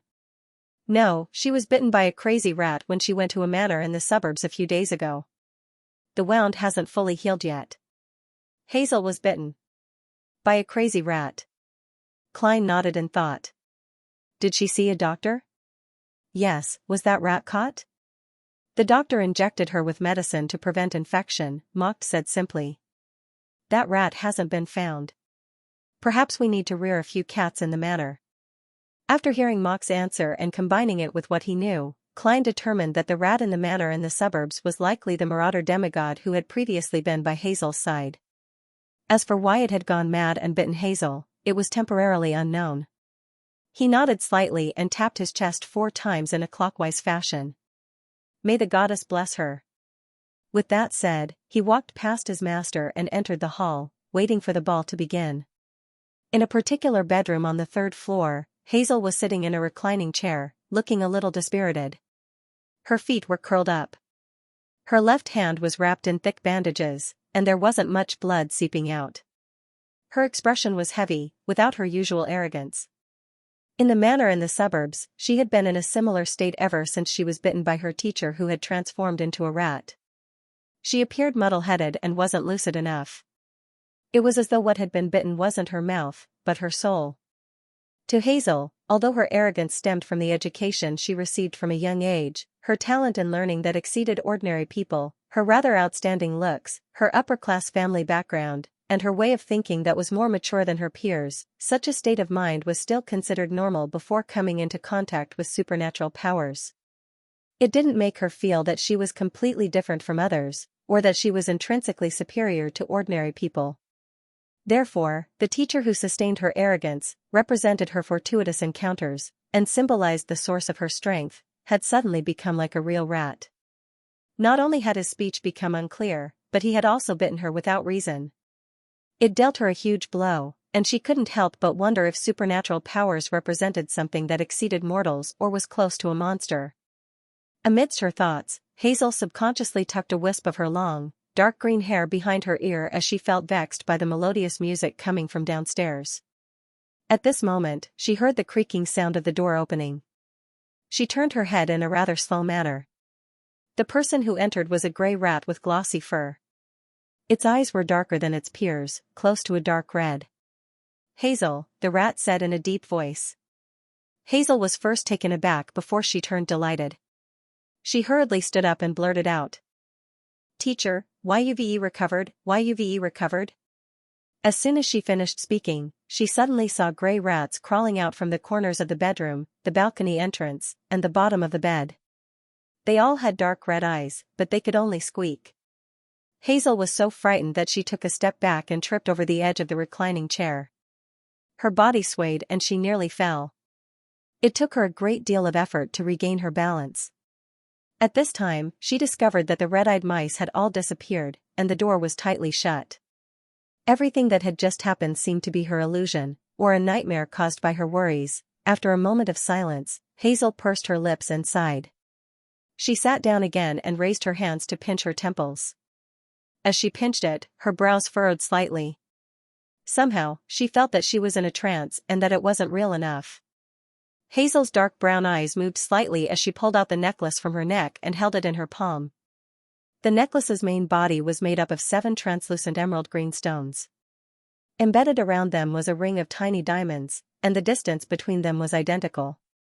At this moment, one of the stones slowly lit up, emitting an emerald green glow. It illuminated Hazel's face in an extremely lustrous manner, making strange and mysterious symbols appear in her eyes. All the scenes from before surfaced in the girl's mind once again. They went from a blurry, dreamy state to clear up one after another. As she scrutinized the scenes, Hazel noticed something amiss. She confirmed that she hadn't been dreaming, nor was it a temporary hallucination in her trance. Instead, she had been in an illusion that lasted nearly 10 seconds. Cryptologist. This? Hazel's dark brown eyes widened as she subconsciously muttered a word that was filled with horror. She stood up and looked around in a hurry, but she didn't discover anything. However, the more she did so, the more she panicked. This was because she didn't know what she would encounter next. She didn't know what the person who created the illusion was up to. The only thing she was certain of was that the person's level and strength in the supernatural domain far exceeded hers. This shattered the last bit of pride in her heart. A few minutes later, the entire bedroom remained silent. The melody downstairs was brisk, making one think of lively dance steps. Hazel finally calmed down. She felt that there shouldn't be anything else that would happen. Only then did she have the spare energy and mood to consider why the person in the dark had created the illusion. Amidst all sorts of thoughts, Hazel suddenly had a guess. The person from before was here for my teacher. Through the illusion, he had confirmed my teacher's current state. Is he my teacher's friend or enemy? He must have already gone to look for my teacher. What do I do? He probably doesn't know where my teacher is hiding. No, the neighbors all know that I was bitten by a crazy rat in the manor in the suburbs. Hazel felt flustered as she tightened her grip on the necklace. She couldn't determine if the person from before was good or bad, nor did she know what to do. She wanted to head to the manor in the suburbs to inform her teacher, but she was afraid of encountering danger and becoming a sacrifice. Furthermore, her teacher seemed to have lost most of his ability to communicate. Even if he received a warning, he might not be able to understand the exact meaning. Hazel stood up without realizing it as she paced back and forth in the bedroom. Finally, she made up her mind as she pursed her lips and walked to the door. She said to her personal maidservant outside, "I'm a little tired. I plan on sleeping now. Don't let anyone disturb me." "Yes, miss," the maidservant immediately replied. After closing the door, Hazel began changing into clothes that made it easier for her to move around. Her expression was heavy as she bit her lips. She finally decided to head to the manor in the suburbs to warn her teacher. She didn't wish to become someone who looked arrogant but was actually cowardly, someone who would lose all her principles at the slightest danger. That would only make her look down on her. While the bodyguards were focused on the guests at the ball, Hazel entered the garden through the balcony's water pipe and left 39 Buckland Street. Klein was holding a glass of sparkling wine that had a rather sweet taste. He was discussing the southern continent's business with a few men. He turned his head slightly and glanced at the garden. With his intuition, he had discovered Hazel's actions. Although she's not a girl with a likable character, she still has a conscience. Klein nodded indiscernibly as he praised inwardly. He wasn't worried about Hazel's actions at all. This was because going from North Borough's Buckland Street to the Mocked family's manor in the northwestern suburbs of Bakeland would take 3 to 5 hours, even by carriage. And before that, he could find an excuse to leave the ball and directly teleport over to confirm the situation. Although the Mocked family's manor was in the northwestern suburbs, it was on the other side of the Tussock River. Therefore, if he wanted to reach it, he needed to take a detour to a place with a bridge. If it was still fine during the day, he could use the steam subway to head south of the bridge from the bottom of the river. But at night, he could only consider one of the 3 long bridges. It was inevitable that it would take him 5 hours. Of course, as Klein had used Tinder before and had read the information on 2 to 105 Blood Vessel Thief, he had a certain understanding of the Marauder Pathway's powers. Therefore, he suspected that Hazel, who had an item of a higher level, could steal a bird's flight ability and use that short period of time to cross the river. This way, she might only need 3 hours to reach her destination. But regardless, I'm faster than her. Klein retracted his gaze and considered who he should invite to be his dance partner. 10 at night, in the Moose Manor in the northwestern suburbs of Bakeland. It originally belonged to a viscount and had a history of more than 100 years.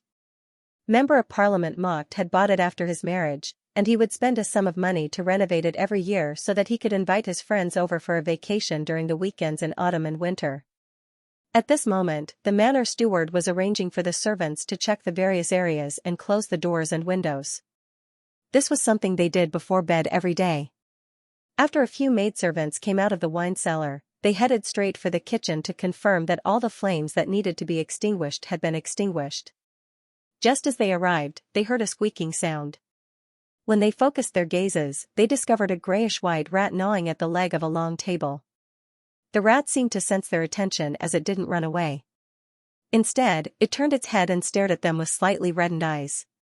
At the same time, more squeaking sounds were heard. On the roof beams, beside the lockers, in the storeroom, and beside the stove that was boiling hot water, rats with reddened eyes crawled out one after another. The maidservants jumped in fright and nearly screamed. As members of the lower echelons of society, they were no strangers to rats. They had even killed some in the past, but this was the first time they had encountered so many at once. It left them feeling an intense mental blow. "Let's find Getter. Getter and the rest will handle it," a maidservant suggested in fear as she retreated from the kitchen. Another maidservant nodded immediately. Miss Hazel was bitten by a crazy rat. "This doesn't look normal either." As they spoke, they retreated further and further away from the kitchen. At this moment, a figure quickly outlined itself on the long table in the kitchen. He was wearing a white shirt, a black vest, a dark formal suit, a half-top hat, and a pair of shiny leather boots. The figure pressed down on his hat and slowly raised his head. He surveyed his surroundings, revealing his black hair, brown eyes, thin face, and sharp features. He was none other than the German Sparrow. After leaving the ball early, Klein returned to Don Dantes' residence, entered his bedroom, and teleported over with Anuni. Of course, the latter had been placed outside the manor so that he could switch locations at any time. As rats entered his sight, Klein tugged at the human-skinned glove on his left hand and cast his gaze at the area where the manor's flowers were planted. Almost at the same time, all the rats in the kitchen jolted as their movements turned sluggish. However, it didn't take long for them to return to normal. They had already become the marionettes of a bizarro sorcerer. As for Klein, the limit of marionettes he could control was 50. Once he finished digesting the potion, there would still be an increase. P.S. Seeking monthly recommendation votes on Monday. When he cast his gaze towards the garden, Klein's mind naturally reflected the scene there. In the dark corner covered by the flowers, one after another, gray-haired rats seemed to be bewitched by the devil. They madly circled around the same place, squeaking as they tried to push their own kind away to enter the core. In the core region, a gray rat about the size of an adult Rouen shorthair lay there. Its eyes were clearly red, as though they were congealed blood. Its tail was rapidly swinging, as though it was trying to use it to vent the frenzy in its heart. And once the normal-sized rats approached, it would extend its claws to press down on them and bite them to death. This resulted in rat corpses piling up around it, but even so, it didn't stop the other rats from surging over. Upon seeing this scene, Klein suddenly had two thoughts. First, his intuition, which had been enhanced by the Grey Fog's powers, was truly a great helper for a bizarro sorcerer in controlling the spirit-body threads. This was because it was fine in an open area, allowing him to determine which spirit-body threads represented the target at a glance. But if he was in a bustling city or a place with many buildings, a bizarro sorcerer who didn't have X-ray vision wouldn't be able to distinguish the different spirit-body threads that were mixed together from a distance. It also made it difficult for him to accurately lock on to the enemy unless the other party's actions were rather unique and different. Of course, a bizarro sorcerer could also ignore the possibility of accidental damage and carry out indiscriminate control. Second, the marauder pathway demigod that parasitized the rat was indeed on the brink of losing control. Not only was its size several times larger than Erodza's, but its condition was also extremely unstable. It was filled with a violent and maniacal aura. Thankfully, I came in time. If I had waited a few more weeks, a tragedy might have happened. As this thought flashed through Klein's mind, illusory black threads appeared in front of his eyes. At this moment, the distance between him and the mutated rat was less than 50 meters. He could directly control the spirit-body threads, and at this moment, the large, sleek rat seemed to sense something as it suddenly stood up and turned its head towards the kitchen. Its dark red eyes flashed, instantly leaving the young man in a black formal suit and silk top hat rooted to the ground. It had stolen the main thoughts of the other party for the next 2 seconds, causing his mind to nearly go blank. Furthermore, it didn't do the corresponding actions like a Sequence 5 Dream Stealer. Right on the heels of that, the rat raised its right front paw in an attempt to steal the enemy's Beyonder powers. At its level, the number of Beyonder powers it could steal on the same target had increased from 1 to 3. It could last for up to 2 hours. Of course, it could only steal 1 power at a time. Right at this moment, the giant rat's mind strangely became sluggish. Its movements of using abilities seemed to be tightly entangled by invisible threads, making it extremely slow. It had gained initial control over its spirit body threads. It had just successfully stolen German Sparrow's thoughts, leaving him in a daze. It was just an illusion created by a bizarro sorcerer. Before officially controlling his spirit body threads, Klein had already swapped places with Anuni. As for marionettes, they didn't have any self-consciousness or thoughts, so they wouldn't be affected by the Beyonder powers of thought stealing. How could something that didn't exist be stolen? And in order to numb this marauder pathway demigod, Klein had used his illusions that had undergone a qualitative change. He had also deliberately made Anuni, who looked like German Sparrow, do the corresponding actions. At this moment, he was outside Mox Moose Manor. The straight-line distance between him and the giant rat exceeded 500 meters, but this didn't stop him from controlling the other party's spirit body threads. This was because a bizarro sorcerer could bestow his Beyonder powers to a marionette, including controlling spirit body threads to turn a target into a marionette's core method. This also meant that if there weren't any other restrictions, a bizarro sorcerer could use a marionette to increase his control of spirit body threads from 150 meters to infinity. After all, as long as he placed a marionette a kilometer apart, he could rely on the bestowal of Beyonder powers to extend his influence. Of course, there was no such thing as an unrestricted power in this world. On the one hand, Klein's current limit was 50 marionettes. He couldn't exceed this number. On the other hand, the only thing a bizarro sorcerer couldn't bestow upon a marionette was the ability to think and self-consciousness. Therefore, the limit of using a marionette to control a marionette was the limit of his own marionette, 1,000 meters. Once this range was exceeded, the marionette that was transformed from a marionette wouldn't be able to do anything. In addition, the essence of a bizarro sorcerer's bestowal of Beyonder powers to a marionette was to separate a maggot that was related to a mythical creature's form, allowing it to enter the marionette's body through the spirit body threads. If he didn't give the same marionette a few in advance, the marionette wouldn't be able to separate the corresponding maggot when it was transformed into a new marionette, allowing the new marionette to be bestowed with its original Beyonder powers. And Klein could only separate 50 at the moment. Any more than that would make his spirit body unable to bear the burden, causing him to suffer from schizophrenia. He wouldn't be able to recover unless he received effective treatment. But even if he received very good treatment, it wasn't guaranteed that he would recover. His inclination towards losing control would only worsen. Therefore, according to Klein's experiments, the limit of his control of spirit body threads was 1,000 plus 150 meters. And to completely control a new marionette, it could only be within 1,000 meters. At the same time, if the marionette were to die, the maggot's characteristic would return to the main body after a certain period of time according to the law of Beyonder characteristic convergence. If this process was interrupted, it might be lost. Just as the marauder pathway demigod's actions turned sluggish, the rats that had previously been turned into marionettes rushed out of the kitchen around Anuni, who looked like German Sparrow.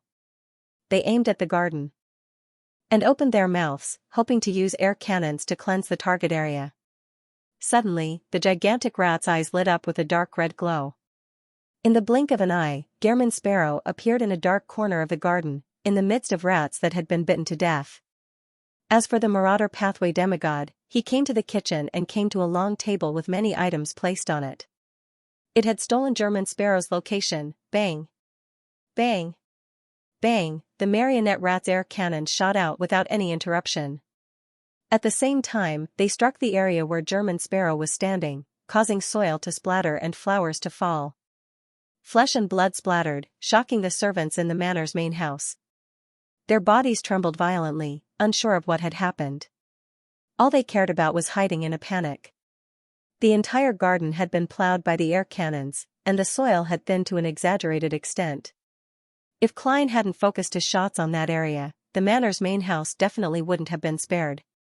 As the dust settled, the rats died without intact corpses, but German Sparrow remained standing there without any injuries.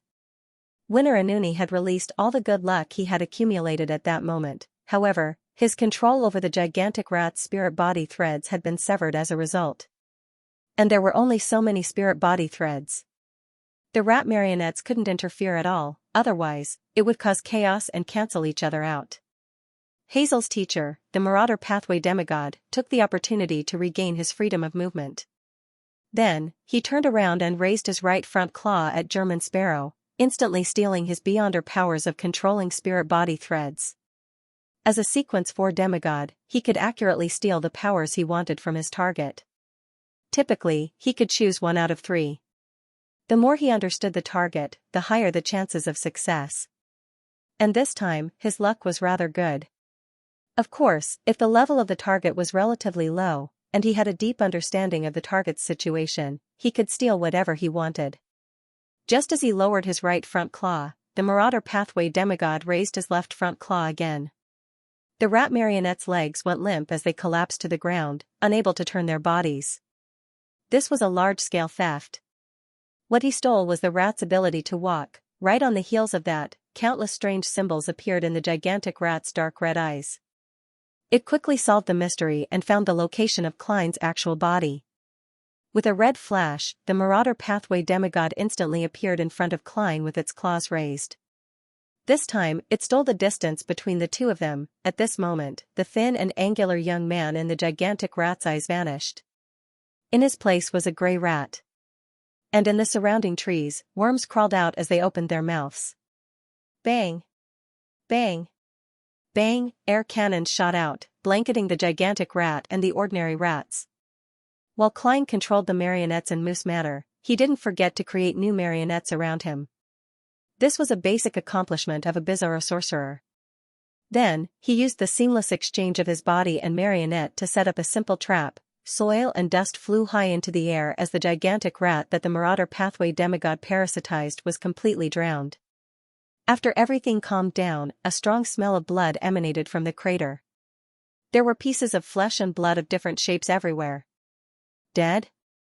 Through the eyes of the surrounding marionettes, Klein saw the scene of the explosion. However, he quickly frowned because there were no signs of any Beyonder characteristics seeping out. As his thoughts raced, Klein took out a gold coin and flicked it up with a clang. As the gold coin fell, images appeared in his mind one after another. These were all revelations obtained by the astral projection. Compared to the past, as a demigod, Klein could obtain more information through this simplified divination method. P.S. Seeking monthly recommendation votes for Monday Paw, the tumbling gold coin landed in Klein's palm, but he didn't look at whether it was heads or tails. This was because a scene had already been fixed in his mind. Trees stood tall in the bushes, and the thin clouds in the sky failed to hide the many stars that adorned the black velvet. The sound of insects chirping spread far and wide in the quiet night, mixed with the commotion caused by the 2 explosions in Moose Manor. Klein quickly used his knowledge of astrology to roughly determine the corresponding area in this scene. Then, with a flash, he appeared beside Inuni, who looked like German Sparrow, and grabbed his shoulder. During this process, Klein retracted the transparent maggots that he had implanted into the rat and bug puppet marionettes. Then, he severed the two-way spirit-body threads connection. In just a second or two, he and Inuni disappeared from the Moose Manor, which was gradually turning chaotic and noisy. They were teleported to the area symbolized by the scene in his mind. This place was the same as the revelation Klein had just received.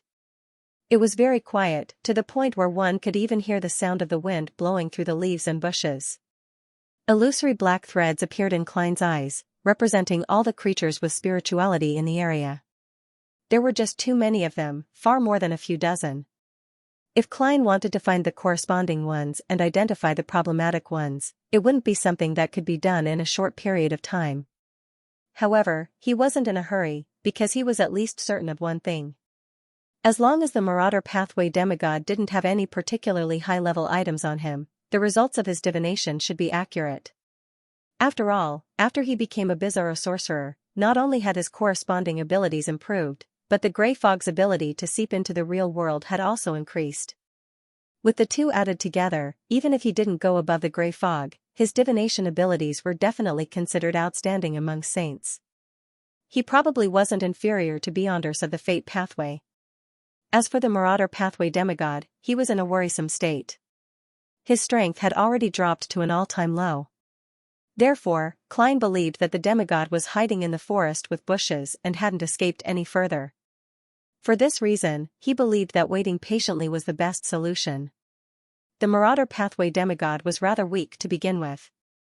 His condition was extremely unstable, and he was on the verge of losing control. After experiencing the intense battle and abandoning the rat's body, his situation would only worsen without any improvement. In such a situation, if he didn't receive any replenishment or recovery, problems would occur sooner or later. Therefore, Klein could afford to wait, but he couldn't. As Klein waited, he quickly transformed his marionette.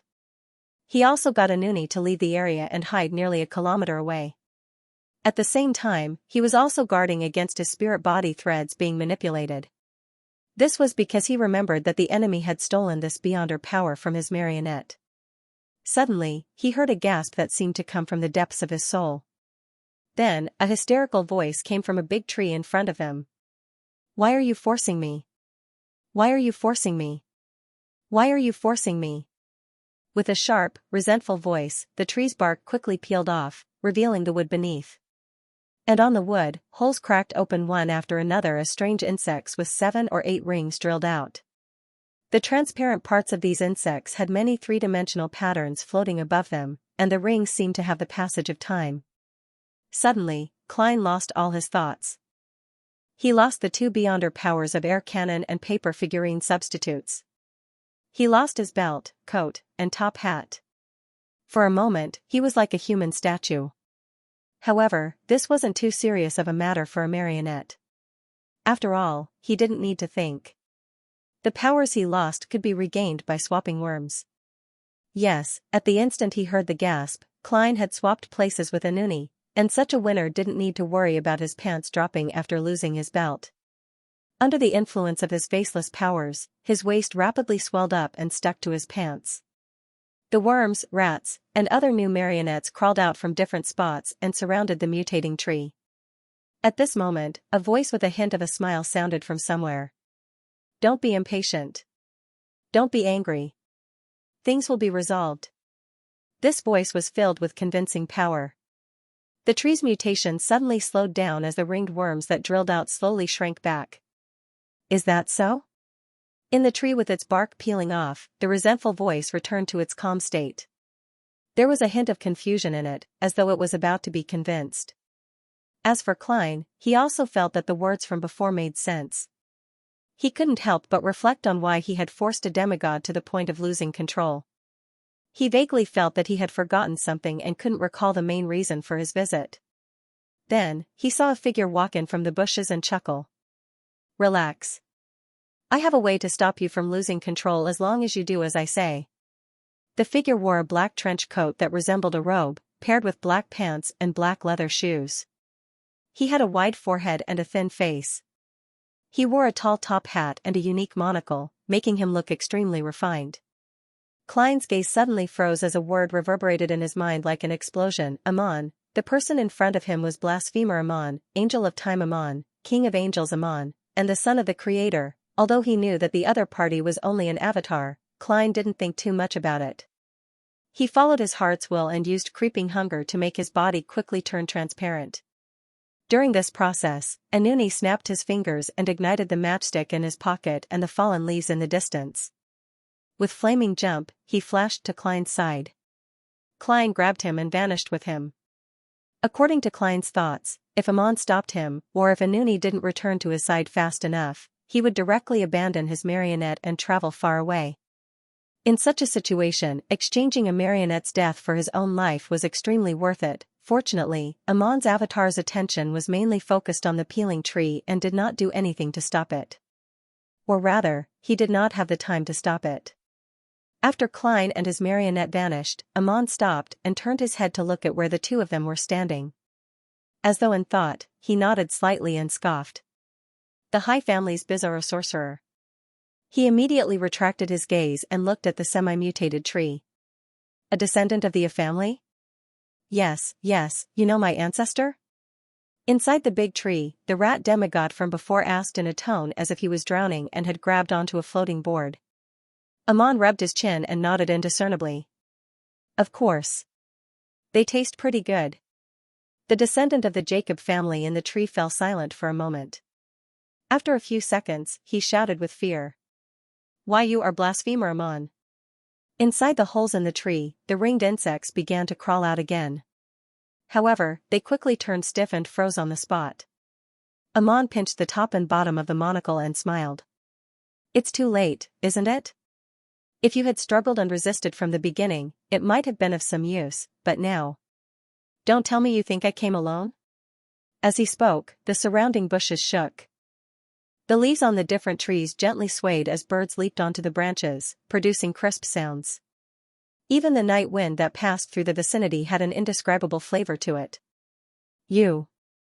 The Jacob family descendant in the semi-mutated tree stopped the moment he said that. Amon stuffed his hands into the pockets of his trench coat and leisurely smiled. I heard that your family has split into small families that have no contact with each other. Are you afraid that I'll capture a group of them? All right, did you establish a secret organization with Zoroast's descendants and other Beyonders of the Marauder pathway, calling yourselves the Hermits of Fate? You should be one of them, right? I'll try to assume your identity and infiltrate that organization to take a look. Heh. It's quite interesting to have Amon participate in a secret organization that prevents Amon from dealing with Amon. Having said that, he glanced at the semi-mutated tree that was beginning to shake violently and continued, Unfortunately, I've seen your fate. You didn't receive a very good mysticism education, so it's impossible for you to be a member of that organization.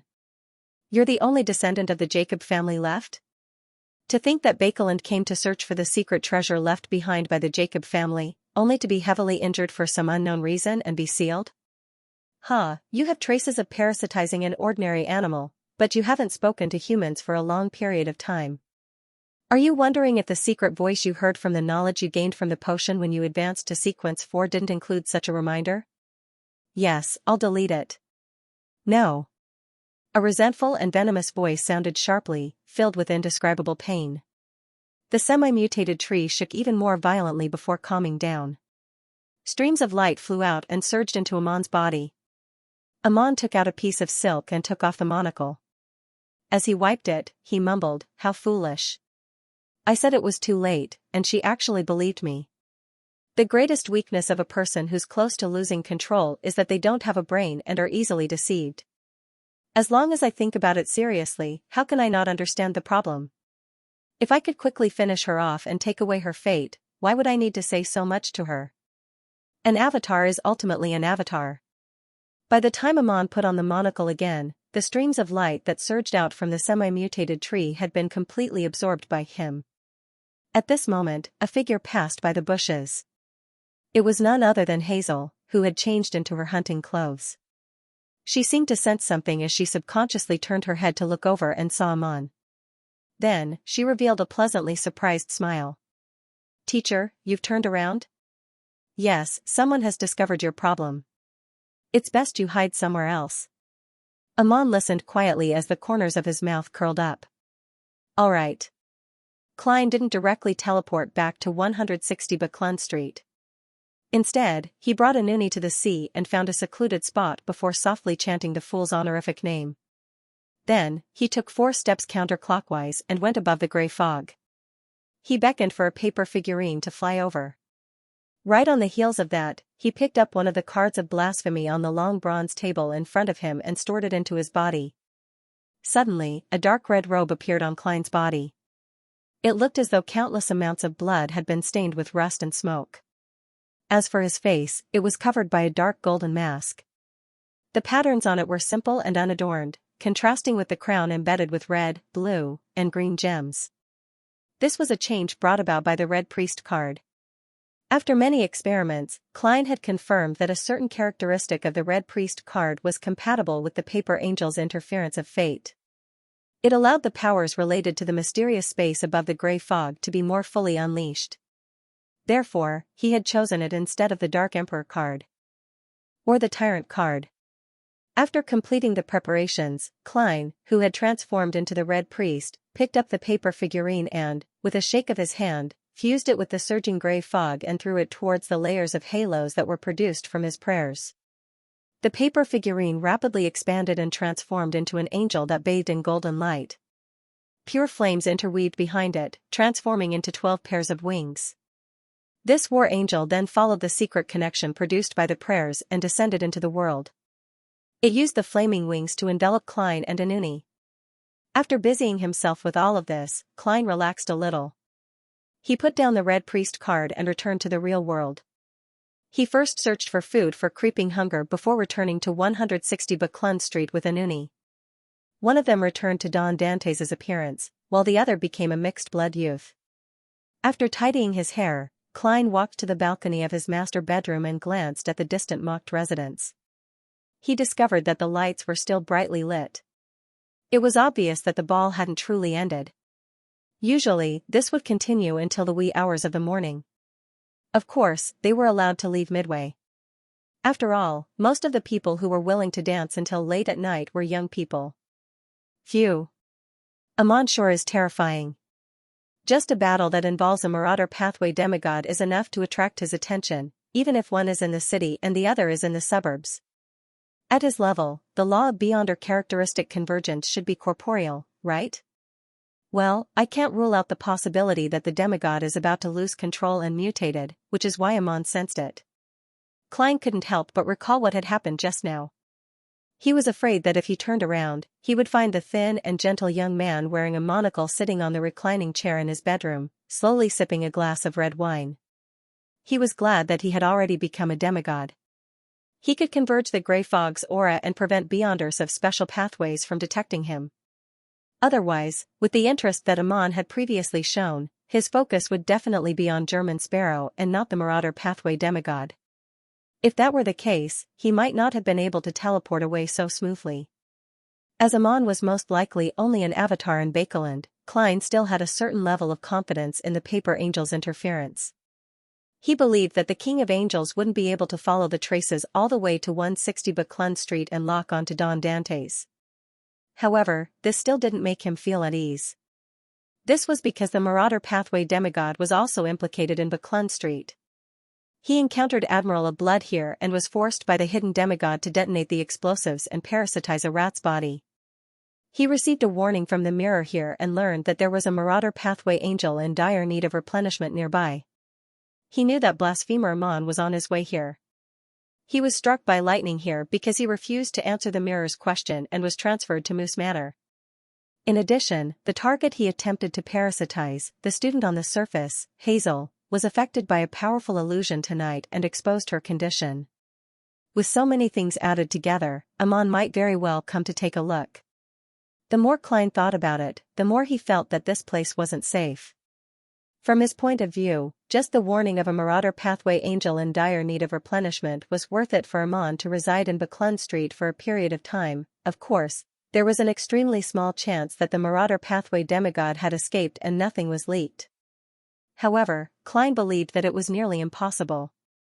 After all, he had the confidence to deal with the matter back then, much less Amon who had a certain level of control over the marauder pathway. Sigh. If I knew this would happen, I wouldn't have been wary of the grandpa in Leonard's body. If I wasn't worried that he would cause harm to Leonard after his further recovery, I would have definitely resolved the matter quickly and wouldn't have attracted him on. What should I do next? Regardless, I have to do something. Otherwise, not only will I lose my identity as Don Dantes, I might even implicate Leonard on Pinster Street and the ordinary people on Buckland Street. Who knows if Amon will suddenly parasitize them? Klein's thoughts raced as his expression turned heavy. He seriously considered how to eliminate Amon's avatars. His first thought was to contact Leonard and plan a cleanup plan with the grandpa in him, Pallas Zorost. With this marauder angel's understanding of the pathway and Amon, it was likely that they would be able to come up with a good solution. Klein immediately took out a pen and paper and prepared to write a letter, but the fountain pen in his hand paused after a few strokes. He felt that it wasn't confidential enough. This was because a detailed discussion might affect fate, allowing Amon to detect it ahead of time. A more reliable method is to pull Leonard above the gray fog and relay the matter to him. Then, I'll use him as a relay to discuss it with Pallas Zoroast. Apart from this, what else can I do? Report it to the church and get them to do a comprehensive antivirus on Bakeland? Klein put down his fountain pen and muttered silently as he considered other plans. He quickly gave up on the idea of reporting it. This was because Leonard hadn't done so the last time. With the understanding of the grandpa in him of blasphemer Amon, it meant that this method was either ineffective or had a huge flaw. It was very likely that it would affect him instead. I should first ask Leonard and grasp the exact situation before making a decision. Klein quickly made a decision. He temporarily suppressed the urge to draw a symbol to Asker Rhodes and use a paper crane to contact Snake of Fate Septon. After dismissing Inuni, he entered the master bedroom's bathroom and took 4 steps counterclockwise to arrive above the grey fog. Sitting in the seat belonging to the fool, Klein conjured the world's German sparrow and made the fake person pray piously. Honorable Mr. Fool, please inform Leonard Mitchell that I've discovered new traces of blasphemer Amon. I hope that he can come to your country as soon as possible to discuss the subsequent response. The exact time will be determined by him. After transforming the contents of the prayer into light and shadow and throwing it into the crimson star representing Leonard, Klein added as the fool, "That's right. That's right. There's no need to hide it from Pallas Zoroast." In the outskirts of Northborough, in a sparse forest, Leonard reached out his right hand and pressed down on a transparent, blurry wolf figure. The wolf whimpered as the burning light in its eyes gradually dissipated, returning to normal. Its figure faded and dissipated, vanishing into the wind. However, it no longer had the violent and bloodthirsty feeling. It was peaceful and calm. In the northern continent, after the Pale Era, the 7 Orthodox churches and the royal families of the various countries had been strictly enforcing the law of burial in cemeteries. There were very few ghosts that were transformed from humans. They basically only existed in slums where deaths were difficult to be discovered in time, or in rivers, lakes, and seas where drowned people couldn't be quickly fished out. However, the source of the undead wasn't only humans. All sorts of wild animals and spiritual creatures could also become ghosts when the conditions were met. And it was impossible for them to seek repose in human cemeteries. This resulted in the phenomenon of hauntings in the wilderness. Just as he appeased the wolf's ghost, an endless grayish-white fog suddenly appeared in front of Leonard. His ears immediately echoed with the world's German sparrow's prayer. Blasphemer Amon's new whereabouts. He is still in Bakeland. Leonard's eyelids twitched as he tensed up. As Mr. Fool had instructed him, he didn't hesitate to suppress his voice. "Old man, did you see that? Did you hear it?" Pallas Zoroast's slightly aged voice sounded. "No. Although I sensed something abnormal, I didn't see or hear anything. Unless you allow me to parasitize you at a deeper level and directly gain control of your astral projection. Do you think I'm a fool?" From the looks of it, Mr. Fool's response is realized through an astral projection. Leonard thought for a moment and deliberated over his words. "Old man, Klein told me something through Mr. Fool. He said that he has discovered new traces of Amon and wants me to head to Mr. Fool's kingdom to discuss this matter. Do you have any suggestions?" Pallas Zoroast fell silent for a few seconds before letting out a long sigh. "If he wishes to deal with Amon's avatar in Bakeland, tell him that unless he has the protection of concealment, you know the consequences." Old man took the initiative to say this and gave a precondition. "Does it mean that he is willing to cooperate if he really has the protection of concealment?" Leonard's heart stirred as he immediately found a dark corner and prayed to the world Klein that he could do it now. As for the danger of losing control of his body in the suburbs, Leonard wasn't worried. This was because he still had a Marauder Pathway angel in him. Before long, a crimson tide surged out and drowned him. Above the endless grayish-white fog, in the majestic palace. Just as Leonard Mitchell's figure appeared beside the long bronze table, he subconsciously stood up, wanting to bow to Mr. Fool. However, when he swept his gaze, he realized that the seat was empty. No one was sitting there. "Mr. Fool isn't usually here?" A thought flashed through Leonard's mind as he cast his gaze to the bottom of the long mottled table. The world sat there silently, as though it was mixed with the grey fog, blurry and indistinct. "It's just the two of us. There's no need to deliberately use the image of German sparrow." As Leonard sat down again, he casually said to the world, After discovering that Mr. Fool wasn't around, he instantly became extremely relaxed. He wasn't as reserved as he was when he participated in the tarot. He was just short of crossing his legs and placing them on the table. "It's a habit," Klein replied simply. Leonard nodded in thought. "I heard that the German sparrow's image at sea is cold, reserved, refined, and polite. Your present performance matches this description very well. However, Klein, you weren't like this in the past. You have to remember that you're only acting. You can't be affected by your identity as the German sparrow. Hey, I pulled you up here to talk about Amon, not to have a chat. Are you that indifferent to your grandpa's matters?" Klein was indeed used to using the image of the world in such situations, but after hearing Leonard's words, he was embarrassed to change back to his original appearance. He tersely acknowledged and said, "Was only acting taught to you by Pallas Zoroast?" "Yes," Leonard answered frankly. This grandpa doesn't seem too bad. He even told Leonard such critical and important information. Compared to him, the rat demigod from before really harbored ill intentions. He didn't teach Hazel any common knowledge. Even if he did teach her, there was a certain degree of distortion. Heh, no matter how wild a beyonder is, how can one not know anything at the demigod level? Even a half-mad sea serpent like Cavituous knows how to respond to the ritual and how to ask for offerings. He might even bestow some theurgy. Klein formed an image of Pallas Zoroast in his mind. However, he did not make a judgment. After all, fishing would also prepare some bait, and a single incident could not prove too much. When he saw that Klein was silent, Leonard ended the small talk and got down to business. "Where did you discover new traces of blasphemer Amon?" Klein went straight to the point. "I was pursuing a marauder pathway demigod who was on the verge of losing control, but I ended up encountering Amon in the outskirts of Bakeland. All I could do was use Mr. Fool's powers to escape. Amon's avatar is indeed still in Bakeland." Leonard sighed. Following that, he asked curiously and in a rather lackadaisical manner, "Why are you pursuing that marauder pathway demigod who is on the verge of losing control?" After asking the question, he came to a realization and quickly added, "If it involves one of Mr. Fool's plans, pretend I didn't ask." "Why? Isn't it the responsibility of the Nighthawks to deal with beyonders who are close to losing control or have already lost control?" Hearing Leonard's question, Klein sighed. He recalled his experience in Tingen City. In that short span of 2 months, he had dealt with several similar matters, including the Church of the Storm's mandated punishers turning into monsters, Hood Eugen losing control, and Old Neil being corrupted by the hidden sage. Although the total number wasn't much, it had left a deep impression on him. It had engraved certain rules of conduct into his bones. Therefore, based on what he knew from the past, he analyzed that the marauder pathway demigod was close to losing control from the news of the rats biting crazily. Without any hesitation, he immediately used an illusion downstairs and obtained confirmation from Hazel. Then, without waiting or thinking of preparing for another day or two, he went above the grey fog to do a divination.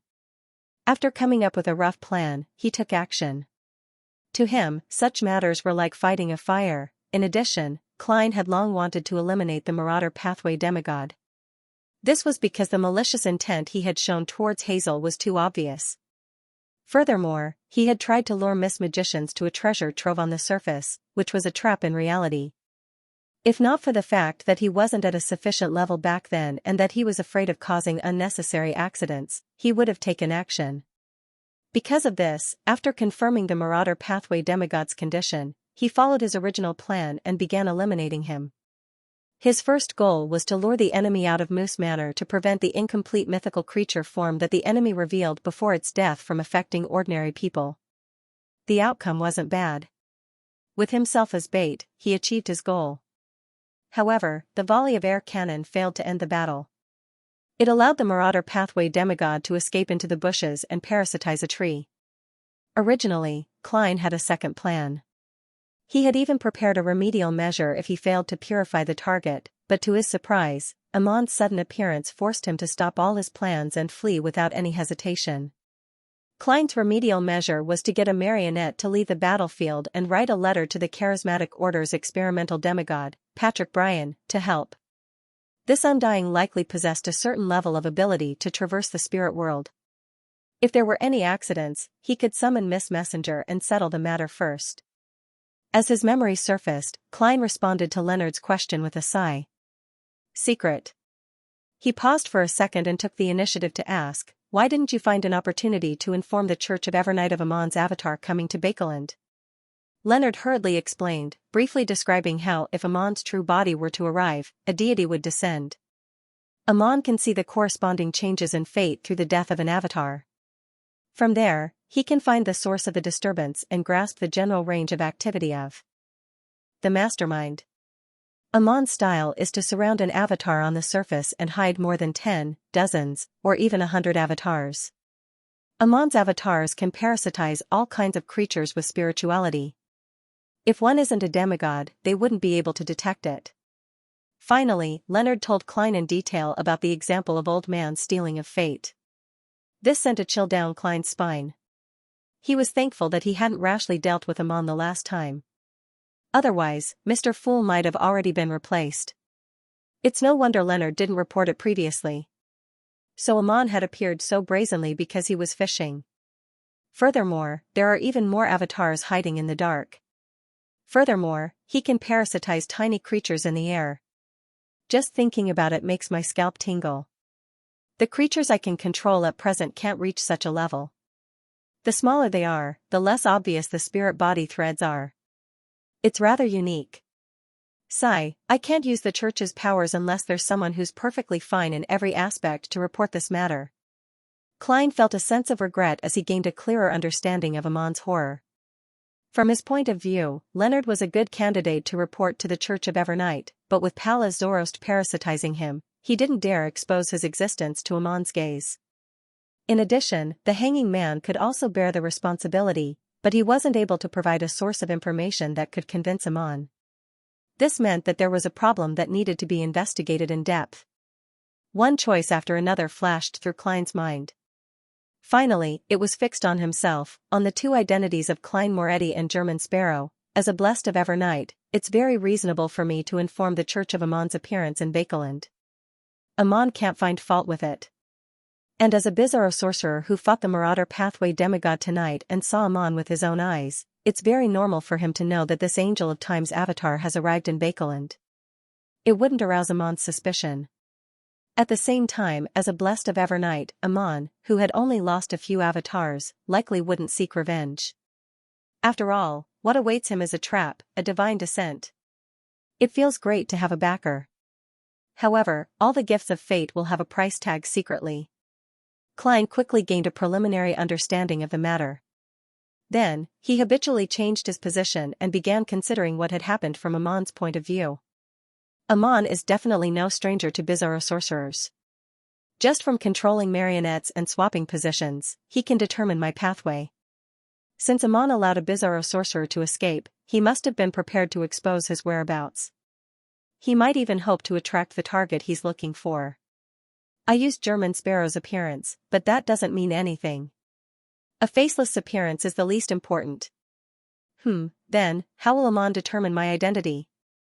A powerhouse that walks in the darkness, a demigod of the seer pathway. As the Church of Evernight and the Secret Order have control over formulas, ingredients, and mermaids, there are almost no wild bizarro sorcerers. The descendants of the Antigonus family are also dead. Therefore, a bizarro sorcerer is either a member of the Secret Order or a secret agent that the Church of Evernight secretly nurtures. Together with the location of Bakeland, the answer is obvious. Based on these reasons, it's not difficult for Amon to come to the conclusion that the Church of Evernight is about to learn of his whereabouts and begin a purge operation. My reporting was within his expectations. It would be abnormal if he didn't. Yes, he will definitely be hiding now. Even if he takes on the identity of that Marauder Pathway demigod, he won't come to Buckland Street anytime soon. Klein, who had made this judgment, felt much more at ease because he would have sufficient time to prepare. Seeing that Klein was silent for a long time after listening to his description, Leonard couldn't help but ask, "What do you think?" Klein collected his thoughts and asked instead of answering, "Pallas Zoroast, what do you suggest?" He said that if you wish to deal with Amon's avatar in Bakeland, you need to first obtain the blessings of concealment, Leonard said truthfully. The blessings of concealment. Pallas Zoroast is openly probing me. Half of the symbol behind the Fool's throne is a secret. I can use the paper angel, the red priest card, and the mysterious space above the gray fog to stir. It shouldn't be a problem to interfere with Amon's avatar, but it might not be possible to prevent his true body from prying into fate. However, I still have the identity of Evernight's Blessed, and the goddess's other title is the Mother of Concealment. Is eliminating Amon's avatar a form of payment or a gift? It feels like both. Klein thought and replied in a deep voice, "Tell Pallas Zoros that I'm a Blessed of Concealment. Tell Pallas Zoros that I'm the Blessed of Concealment. I will try to ask for help." He was referring to the Blessed of the Mother of Concealment, but Pallas Zoros would definitely understand it as the Fool's Blessed. Mr. Fool also has the authority of concealment. Leonard was enlightened as he understood why Old Man had specially mentioned the blessings of concealment. Without waiting for his response, Klein added, "That's right. In addition, tell Pallas Zoros that Amon might very well know that there's a Marauder Pathway angel around Buckland Street." This? Leonard's pupils dilated as he blurted out, "That's right. How did he know?" "It's not convenient for me to tell you that." Klein mumbled inwardly before saying in a rather serious tone, "That's right. I'm not Amon." "You deduced it from some of his actions and words?" Leonard subconsciously asked in return. "No, I was the one who told him." Klein chuckled as an answer. "As expected." Leonard nodded to himself. "No problem, I will tell the old man." He paused for a moment before continuing. "Are you waiting for him to give you a specific plan?" Klein hummed in acknowledgement. In terms of Amon's understanding of the Marauder Pathway, few existences are better than him. Having said that, he calmly added after deducing that Amon wouldn't be coming to Buckland Street for some time. "There's no rush to respond. Give me your feedback at the tarot gathering tomorrow. It seems that the matter isn't too urgent." Leonard interpreted the most important information from Klein's words and nodded slightly. "All right, we'll discuss the details at the tarot gathering tomorrow." After settling this matter, Klein immediately stood up and bowed towards the door of light. "Mr. Fool, we're done." Leonard had just stood up, but before he could do anything, his vision was blurred by the soaring crimson starlight. When he woke up, he had already returned to the sparse forest on the outskirts of the northern district. "Is there anything you wish to pass on to me?" Pallas Zoros' slightly aged voice sounded. Leonard cleared his throat. "Klein told me that he is a favorite of concealment, so I can try to ask for help." "Blessed of concealment, indeed." Pallas sighed. "Tell him that as long as he can really pray for the blessings of concealment, I'm willing to provide help in dealing with Amon and finding all of his avatars hidden in Bakeland." Leonard was not surprised by this answer. "Old man, you're not as weak as you said." Pallas Zoros chuckled without any hint of anger. "Didn't you read Roselle's quotations? I remember there's a saying, a skinny camel is still bigger than a horse. It depends on the breed of horse and camel." Leonard retorted out of habit. Then he asked, "Old man, how should we deal with Amon? Are you going to use yourself as bait?" Cough. "That way, I'll be facing Amon's main body and not his avatar. At that time it'll most likely trigger a divine battle. I'll still have a chance to escape, but you might not even be able to return to the tenebrous heaven of Evernight." Leonard could only reply with an awkward smile. Pallas Zoros continued. "Unlike the similar powers of other pathways, Amon's avatars can rapidly strengthen themselves by absorbing the Beyonder characteristics of the Marauder Pathway. They can split into more worms of time and parasitize different creatures. As long as there are enough Beyonder characteristics, this process can continue. Isn't this like a plague infection?" Leonard felt a chill down his spine. If he had enough Beyonder characteristics of the Marauder Pathway, Amon's avatar could go from parasitizing a single person to parasitizing everyone in the city. "Something like that." Pallas Zoros confirmed Leonard's guess and sighed. "To deal with Amon, we can only start from this aspect. We can use the Marauder Pathway's demigod-level Beyonder characteristics to fish him out. As long as we can successfully finish off one of his avatars, there's a way to track down and eliminate the rest. However, Amon is a master of deception. We have to be careful, otherwise, it might seem like we're fishing for him, but in fact, he is fishing for you. In this matter, secrecy is of utmost importance." I understand. Leonard exhaled softly and asked, how powerful can Amon's avatar be? Pallas Zoroast fell silent for a few seconds as though he was recalling something. Then, he said, in theory, his strongest avatar can reach the level of a sequence 1, but it's almost impossible for him to do so. This will make his mental state unstable and cause him to lose control. Typically, one of his avatars is a worm of time. In the beginning, it has the strength of a weak sequence 4, but it has the qualities of an angel, such as shattering beyonder characteristics. After fully absorbing the Marauder pathway's beyonder characteristics, such an avatar can reach the level of a sequence 2. However, Amon rarely does so.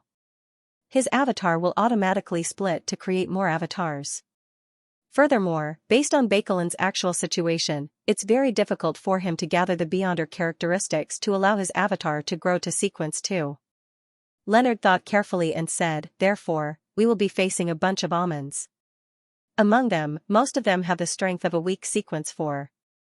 A small number of them have the strength of a normal sequence 4, and a few of them can reach sequence 3? With Amon's style, that should be the case. However, you have to remember that Amon is good at deception, Pallas Zoroast reminded. In addition, based on the time it took for Amon's avatar to arrive in Bakeland, the number of Marauder pathway beyonder characteristics he gathered wouldn't be too many. After all, this is Bakeland. Also, if the situation isn't right, his avatars will use the strongest one as the core and take the initiative to gather together, allowing his essence to rise. The most important thing to deal with Amon is to not let the matter develop to this stage.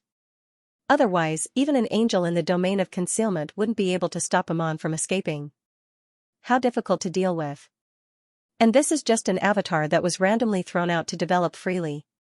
As expected of a king of angels. After sighing, Leonard suddenly recalled Klein's warning. He hurriedly said, Amon seems to have locked onto a demigod of the Marauder pathway. Klein encountered Amon while tracking the latter. Also, Amon seems to know that there's a Marauder pathway angel hiding around Baklund Street. Pallas Zoroast fell silent again and didn't speak for a long time. After a while, just as Leonard couldn't help but urge him, he exhaled. Why is your ex-colleague in the same trouble as you? What? Leonard was confused. Pallas Zoroast said angrily, that's right. Amon knows that there's a Marauder pathway angel hidden around Baklund Street. It's likely related to him. Old man, why you used your ability to decrypt it? Leonard asked in surprise. Pallas snorted. I use my brain. Otherwise, why do you think it has the prefix Baklund Street? That's right. Anything related to Baklund Street has to do with Don Dante's. Could it be Klein's fault again? Leonard came to a realization. At this moment, Pallas exhaled. Thankfully, he only said it's an angel and didn't mention my name. Otherwise, my suggestion would be to leave Bakeland as soon as possible. Tell him that there are 2 solutions. First, gather a grade 1 sealed artifact of the Marauder pathway, or find a demigod of the Marauder pathway to design a trap. This entire process has to be under the protection of concealment. Furthermore, it has to be natural, reasonable, and normal. There's nothing suspicious about it. Second, wait for Amon to enter Baklund Street himself. He might very well use a mixture of assuming someone's identity and infiltrating through the air. Therefore, your ex-colleague has to be able to see through the grafting of fate or detect the abnormalities of microscopic creatures.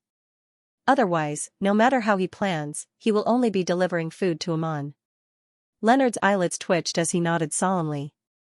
I'll discuss these matters with him tomorrow afternoon. Okay. Pallas Zoroast sighed again. Also, if all of Amon's avatars in Bakeland can be wiped out, most of the remaining worms of time will belong to me. Is this some kind of supplement? No wonder the old man wanted to take the risk. Leonard asked in realization, those worms of time contain beyonder characteristics of the Marauder pathway? It's like that in my hands, but it might not be the same for others. The worms of time left behind by Amon's avatars do contain sufficient beyonder characteristics in the beginning, but they will quickly drain and return to the main body. One needs the corresponding powers to prevent such a phenomenon from happening. Leonard nodded his head, then asked in confusion, then why is the luck siphon charm created by a worm of time so powerful? Pallas scoffed. Have you forgotten the nature of talismans? In essence, it's to pray for strength from a high-level existence. Then, it uses materials and corresponding symbols to stabilize the strength obtained. The role of a worm of time is to act as a unique material. As long as one's level is high enough, their intrinsic qualities are compatible, and their spirituality is sufficient, they can satisfy the requirements. So, the power of the Fate Siphon charm actually comes from Mr. Fool? Leonard asked in thought. Palazoros chuckled and said, "That's right. You can also try praying to Amon and use his powers to create the Fate Siphon charm. Also, the uniqueness of the material will also affect the effects of the final charm. In other words, different special materials can trigger different types of power." Charms are a very profound and complicated field of study. It's not something that can be completely grasped after learning a little. You have to put in some effort. Leonard immediately felt a little ashamed. On Monday afternoon, after using the powers of the mysterious space above the gray fog to observe Hazel's family and confirm that there were no problems, Klein patiently waited for the tarot gathering to begin. Dark red beams of light shot up in the ancient palace before calming down. Audrey didn't pause as she stood up and bowed at the end of the long, mottled table. "Good afternoon, Mr. Fool." After bowing and taking their seats, Audrey's gaze swept across the 3 cards of blasphemy placed to Mr. Fool's right. She suddenly realized that she had forgotten to request for Roselle's diary entries from the psychological alchemy. "They're all vexed over Vin Rambise's matter." Audrey, who had already adjusted her state of mind, suddenly felt a little gloomier. At this moment, Katlia was already facing the end of the long, mottled table. She lowered her head and said, "Honorable Mr. Fool, I still haven't received Roselle's diary entries this week. Queen Mystic hasn't provided the Emperor's diary entries for 2 weeks in a row. Did something happen?" Leisurely sitting in his high-backed chair, the Fool Klein couldn't help but make a bad guess while feeling puzzled. However, he quickly rejected this possibility because Ma'am Hermit wasn't anxious or worried at all. With the nestling complex that Admiral of Stars displayed in the dream at night in the ruins of the Battle of the Gods, she definitely wouldn't be this calm if Queen Mystic hadn't replied for 2 weeks in a row. She might even be prepared to seek help from the Fool. That also means that she has received a reply from Bernadette in the past 2 weeks, but it doesn't contain Roselle's diary entries. The Fool Klein nodded slightly and calmly replied to Katlia. "There's no rush." After saying that, his mind raced as he analyzed Queen Mystic's motives for doing so. First, Klein eliminated the possibility that she didn't have Roselle's diary entries. Based on the frequency at which the Emperor took notes in the later stages of his life, he deduced that all the diary entries added up to more than 10. Even if Bernadette didn't have a third of it, she could definitely gather 1 or 2. And the diary entries she had previously provided were only a small portion of it, a relatively crucial portion. Secondly, Klein didn't believe that Queen Mystic had figured out the entire truth from his answers. Moreover, he was also sure that it was impossible for the other party to grasp the simplified Chinese interpretation from the small amount of feedback. After all, he had never given a detailed translation and only gave a vague answer. Combining these 3 points, he suspected that the portion of the diary that Bernadette was about to provide was even more important and crucial. It pointed to a particular secret or something very special, making him unsure if he should seek the answer. That was why this Queen Mystic was hesitating. That should be the case. I wonder what the Emperor will write, and how Bernadette will determine the value. I'll remember to get Ma'am Hermit to pass on the request for a meeting later.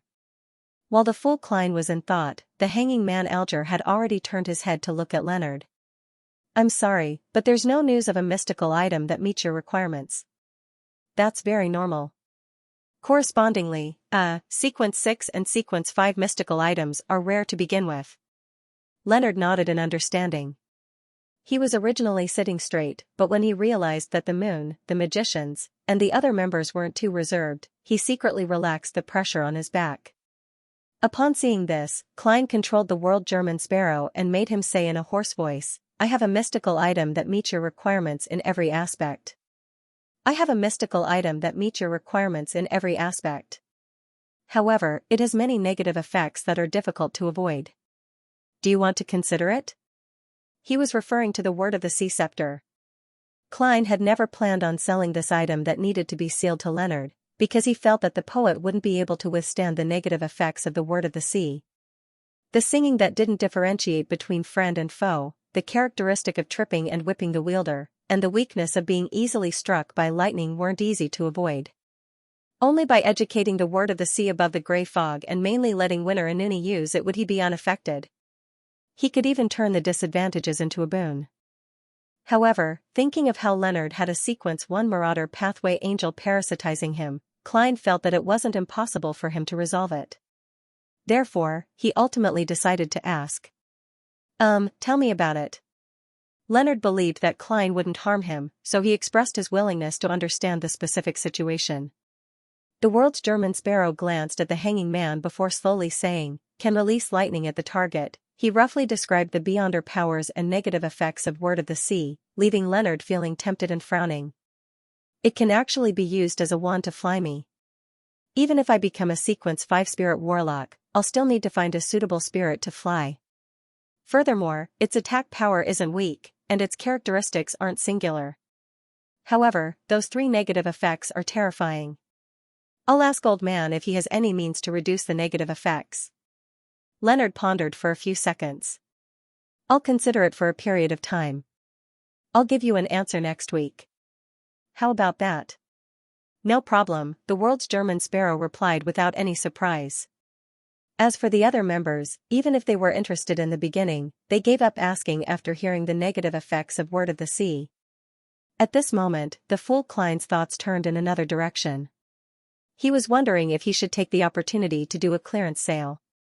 After he advanced to Sequence 4 and became a demigod, many of his original items and characteristics were no longer of use. Creeping Hunger can be kept, even if it's for traveling. In addition, it can graze a Sequence 4 saint.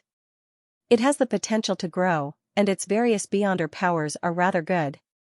The value of Death Knell isn't actually that high, but after activating lethal attack mode, its attack on a fixed target is still stronger than air cannon. At the very least, it can still be used at Sequence 4. Yes, there's still room for improvement. The first 2 items that appeared in Klein's mind were the 2 items he used the most. From his point of view, as long as he could obtain more powerful bullets, Death Knell would be able to produce terrifying effects. The only problem was that such bullets were equivalent to high-level charms. It wasn't something that could be easily found. Even if he were to find the materials to make it, he had to consider if praying to a high-level existence would succeed or if there would be a backlash.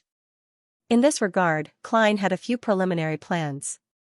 They were, pray to the goddess, seek help from Snake of Mercury Will-Septon, find Pallas Zorost through Leonard, borrow the powers of the mysterious space above the grey fog, and get Leonard to find a mission to return to Tingen to steal some of the power of the eternal blazing sun divine blood from the mutated sun sacred emblem, which was also 3-0782. The flaring sun bullet is definitely the nemesis of evil spirit-type creatures. I also have a preliminary idea as to how to borrow the powers of the mysterious space above the grey fog. Amon's Worms of Time can be made into Fate Siphon charms, and my Worms of Spirit should also be able to be made into Beyonder bullets. However, as for the actual operation, I'll have to consult Pallas Zorost. Klein looked forward to the following conversation with Leonard. Worm of Spirit was the name he had given to the transparent maggot. Following that, he considered the other items and characteristics. Sunbrooch? I'm currently lacking in such abilities and items. Although I can use my spirit body threads to deal with evil spirits, I can also keep it to give Paper Angel another form of transformation. Furthermore, I'll have to lend it to Donna's at times. Flower of Blood Ring? I can't sell this, and the Tarot Club doesn't have any Aurora Order members. It's best I continue letting my marionette use it. An additional life might give me more hope. Green Essence Ring? This can be sold. I can already transfer diseases, and Creeping Hunger still has a doctor grazing inside it. Murloc. Cufflink? This isn't of much use. If I need it for a short period of time, I can transform myself into a large fish. If I need it for a long period of time, I can come above the grey fog and use the Sea God's Scepter to augment it. Broken Finger? I wonder if anyone wants it. Besides, I still haven't figured out why the rat demigod was sealed. This might be useful. I still have 1, 6, and 2 purifying bullets, demon hunting bullets, and exorcism bullets left. I can use them casually, so there's no need to sell them. Biological poison bottle? Sigh, I haven't sold it all this while. The aura of a blatherer? This can be used to make charms or bullets. I won't sell it for now, but the problem is, do I have to pray to the dark side of the universe? Forget it. I'll see if there are any other alternatives in the future. An interrogator beyonder characteristic, a lunatic beyonder characteristic, 15 milliliters of 1,000-faced hunter's blood, 40 grams of spirit world plunderer powder, the eyeball of a six-winged gargoyle. These aren't needed at the Tarot Club. I might even be able to reward the believers of Sea God or the Roselle Archipelago's resistance in the future. As these thoughts flashed through his mind, Klein quickly made up his mind. As for items that were at least at the demigod level like the Sea God scepter, Roselle's travels, and the key to the giant king's court, he didn't even consider selling them at the moment. Then, he made the world German sparrow say, I have 2 mystical items for sale. I have 2 mystical items for sale.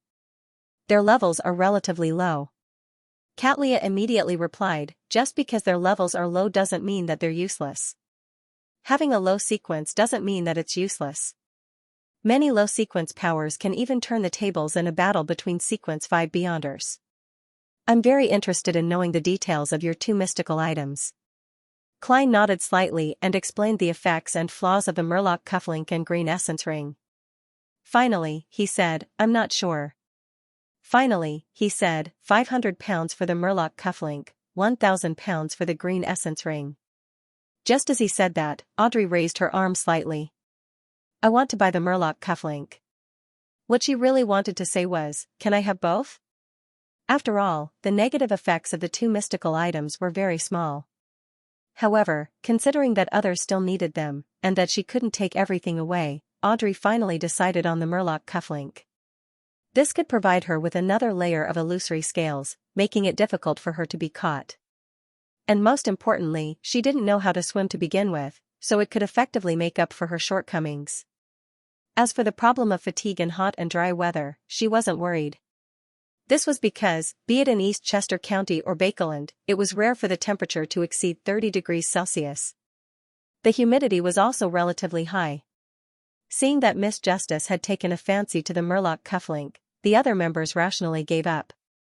None of them raised the price, and the transaction was quickly completed.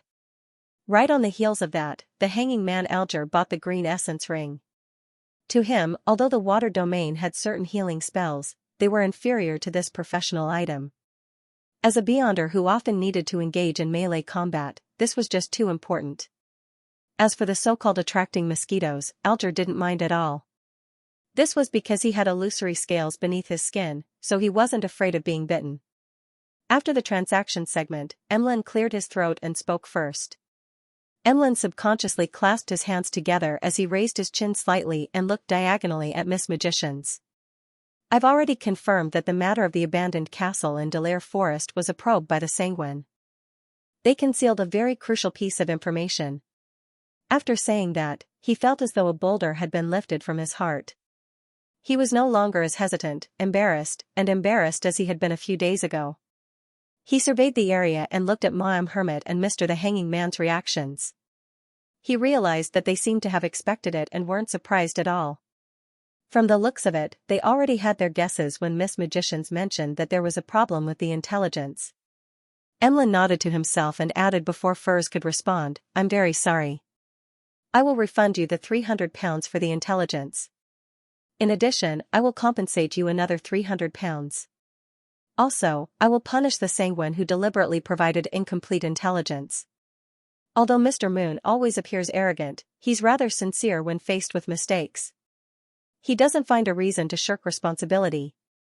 However, I've already obtained the ancient race cursed item and remnant spirituality.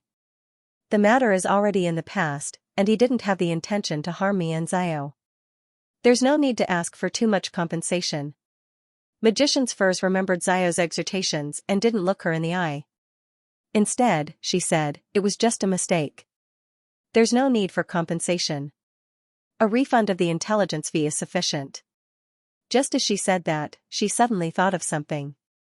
Since the information on the abandoned castle originated from the Sanguine's probe, Could she and Zio have already been targeted by the Sanguine? Furs finally couldn't help but turn her head to glance at Zio.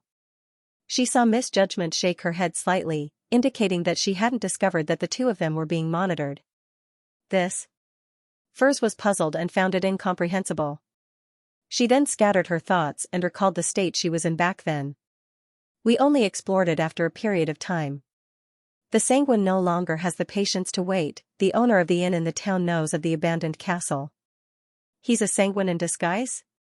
No, many of the locals knew about this, but that place was too remote, and there was nothing valuable left. So, unless they were hunting, no one would go there. That's not right. The abandoned castle is so dangerous. Why are the people who took shelter from the rain there completely fine?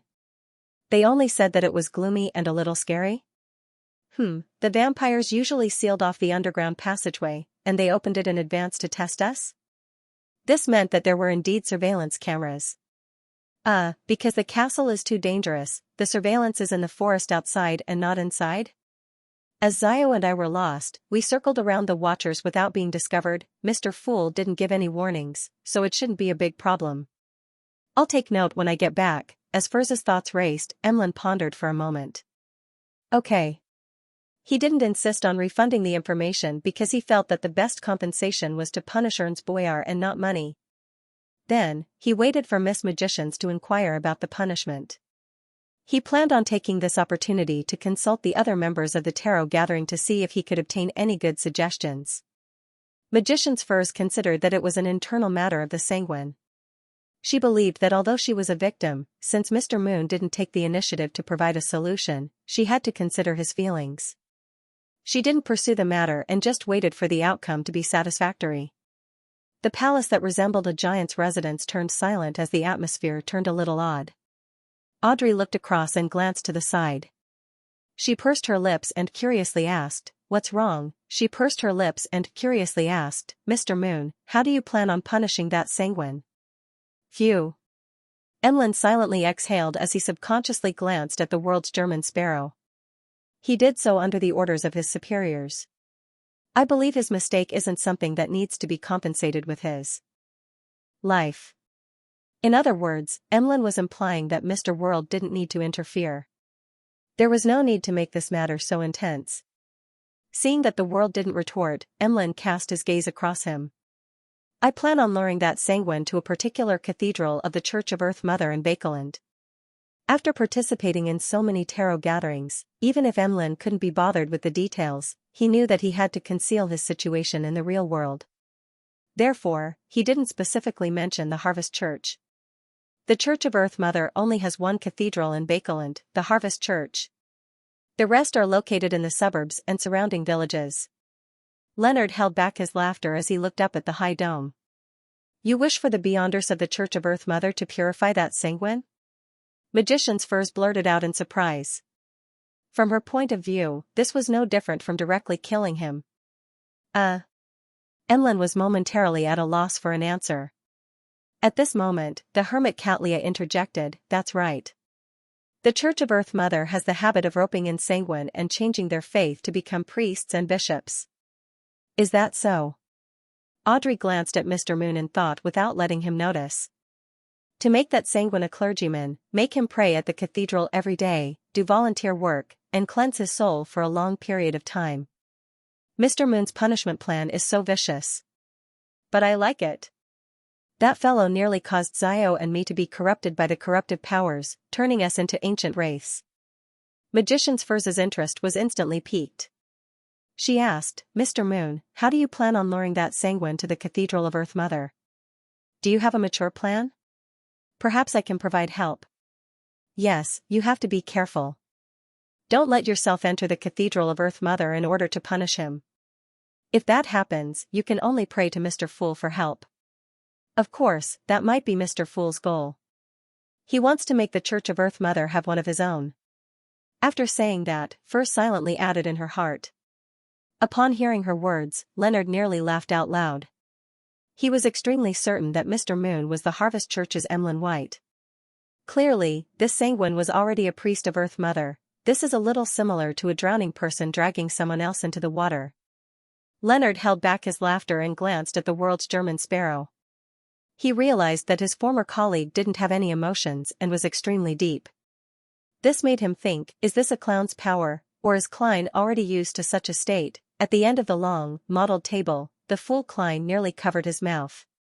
He never expected Emlyn to be so creative. This is a little similar to multi-level marketing, but it's also a little different. After all, Emlyn knows that this isn't anything good. Klein leaned back in his chair and looked forward to the next development with interest. During the last treatment, Miss Justice had told him not to wear a thick mask. He always remembered it and tried his best to do so when he had the chance to maintain his mental health. And upon hearing Miss Magician's words of concern, Emlyn felt even more embarrassed. This was because he had to enter Earth Mother's cathedral several times a day. Even taking a weekend off made him uncomfortable. He cleared his throat once more and said, I would like to hear your opinions. Yes, I hope that there won't be any intense battles. It'll be very difficult to control the situation, and I hope that I won't directly expose my identity.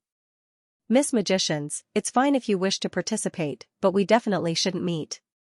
By not directly exposing his identity, it meant that it didn't matter if Ernst Boyar and the other sanguine guessed that he was the culprit. This was a form of shock and awe, but it was best not to obtain any clear evidence. Magicians first tersely acknowledged and mimicked the experienced people at various gatherings. First, you have to tell us what sequence that sanguine is equivalent to and what he's good at. Emlyn was already prepared as he said, he's equivalent to a sequence 5. His combat experience isn't bad, and he's good at creating the effects of a full moon. Effects of a full moon? Magician's Furs was taken aback as she gaped, unable to say a word. After Emlyn finished his introduction, she laughed dryly and said, I recall that I have something else to do. I just remembered that I have something else to do. It might not be convenient for me to participate. When she was in a state similar to a full moon, she would hear Mr. Dorr's ravings, and this meant that she would instantly be severely injured by the target sanguine, causing her to lose her combat ability. Emlyn frowned slightly, puzzled by the change in Miss Magician's attitude. At this moment, Zio, who had been listening quietly, spoke up. I can participate as long as there's a corresponding share of the spoils of war. Miss Judgment's tone is so firm, as though she wants revenge. Emlyn muttered to himself as he glanced at Ma'am Hermit and Mr. the Hanging Man. He realized that the two of them had no intention of speaking for the time being, as though they wanted to see what kind of plan the tarot members of Bakeland could come up with. As this matter involved a friend, and it might become the first mission that the Tarot Club members participated in together, Audrey was rather interested. After observing for a while, she deliberated and said, it's about time. After observing for a while, she deliberated and said, I might be able to hypnotize that sanguine and make him go to Earth Mother's cathedral. However, to not expose myself and have a higher success rate, it's best if the sanguine is in an absent-minded or half-conscious state when I hypnotize him.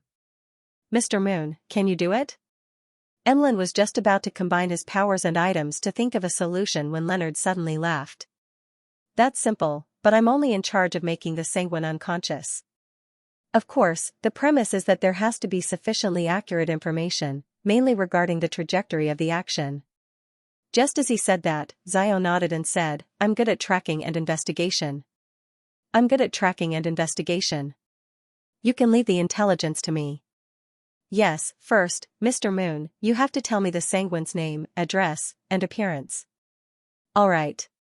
Emlyn heaved a sigh of relief before saying in confusion, then, what do I need to do in this entire matter? Also, what payment do you want? P.S. Everyone, please don't be impatient when posting this chapter. This is because the new version's delay is extremely high. Sometimes, it might take 2 hours before you can see what you or others post.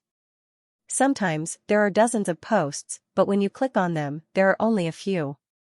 Yes, it'll be normal after about 2 hours. 2 hours. Upon hearing the Moon's question, the other tarot members realized that after a round of discussion, the leader of this punishment had nothing to do. According to the plan from before, all he needed to do was provide the corresponding name, address, and appearance. Then, he could patiently wait for the results. Miss Judgment was in charge of tracking and investigating, figuring out the target's movements. Miss Justice and Mr. Star would choose a suitable location for both parties based on the feedback. Then, Mr. Star would knock the sanguine unconscious without attracting attention. Miss Justice would then seize the opportunity to complete the hypnosis, allowing the target to head to the predetermined location. The entire process had nothing to do with the moon. Audrey deliberated for a moment. Mr. Moon, what you need to do is ensure that the hypnotized sanguine doesn't encounter any accidents on the way to the cathedral. There won't be any struggles, and there won't be anyone rescuing him. At this point, Audrey suddenly realized that there was a problem with her previous plan. She quickly added, if that sanguine is very resistant to the Church of Mother Earth, the effects of the hypnosis will be weaker. Therefore, I plan to avoid this point as much as possible during the hypnosis.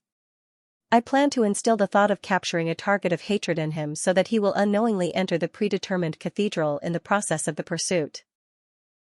How about you take on the role of the target of hatred? This requires you to have the ability to protect yourself and maintain a distance so that you won't be caught. No problem. Emlyn pondered for a moment before agreeing. With Duke Ulmer having removed the mental corruption from his Sequence 5 artificial vampire Beyonder characteristic, Emlyn only needed to wait for a full moon to become a Viscount, standing on the same level as Ernst Boyar. And he would have such an opportunity next week. When that happened, he didn't believe that he, who had the ancestor's ring, would be caught up to by a fellow Viscount. If it really doesn't work out, I can rent that spellbook from Miss Magicians. I remember that it has the power of the wind domain. Emlyn was rather confident about that. Beside him, Leonard had an inexplicable fear of hypnosis after hearing his conversation with Miss Justice. To him, no matter how terrifying a head-on battle was, it was not as terrifying as doing things that went against his own will without realizing it. He paused for a moment and replied to Emlyn's second question. My payment is the same as Miss Judgment's. I'll take a portion of the spoils of war. To Leonard, the entire matter was to forcefully pull a predetermined target into a dream at a predetermined location before leaving. He didn't have to worry about success or if there would be any accidents. It was as simple as going to a coffee shop and ordering a cup of Desi coffee. The only thing he had to worry about was not exposing himself. Therefore, he was too embarrassed to ask for payment in advance. He planned on splitting the profits from the spoils of war at the end. In addition, he believed that this was the only way for him to integrate into the tarot gathering, so he didn't need to be too calculative. Audrey turned her head to glance at Zio before retracting her gaze and smiling. My request is the same as Mr. Star and Miss Judgment. A quarter of the spoils of war. In fact, she didn't have any intention of getting paid. This was because she felt that the sanguine had bullied the tarot members and her two friends. Punishing him was something she should do. The reason why she asked for the spoils of war was to take care of Mr. Moon's feelings. She was afraid that her voluntary help would embarrass the proud sanguine to the core. Besides, Mr. Moon doesn't have much money now. All he can do is direct the rewards to the spoils of war. Audrey silently added in her heart. Although she hadn't deliberately done the math, based on a spectator's grasp of details and memory, she believed that Mr. Moon's financial situation wasn't too optimistic after spending £5,000 to buy the Sequence 5 artificial vampire Beyonder characteristic. Furthermore, he had refunded the intelligence fees he had earned. Each of the 4 participants will get a share of the spoils of war. This is very fair. Emlyn nodded and surveyed the area. Do you have any other opinions?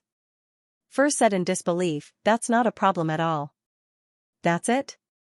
That's a sanguine equivalent to a Sequence 5.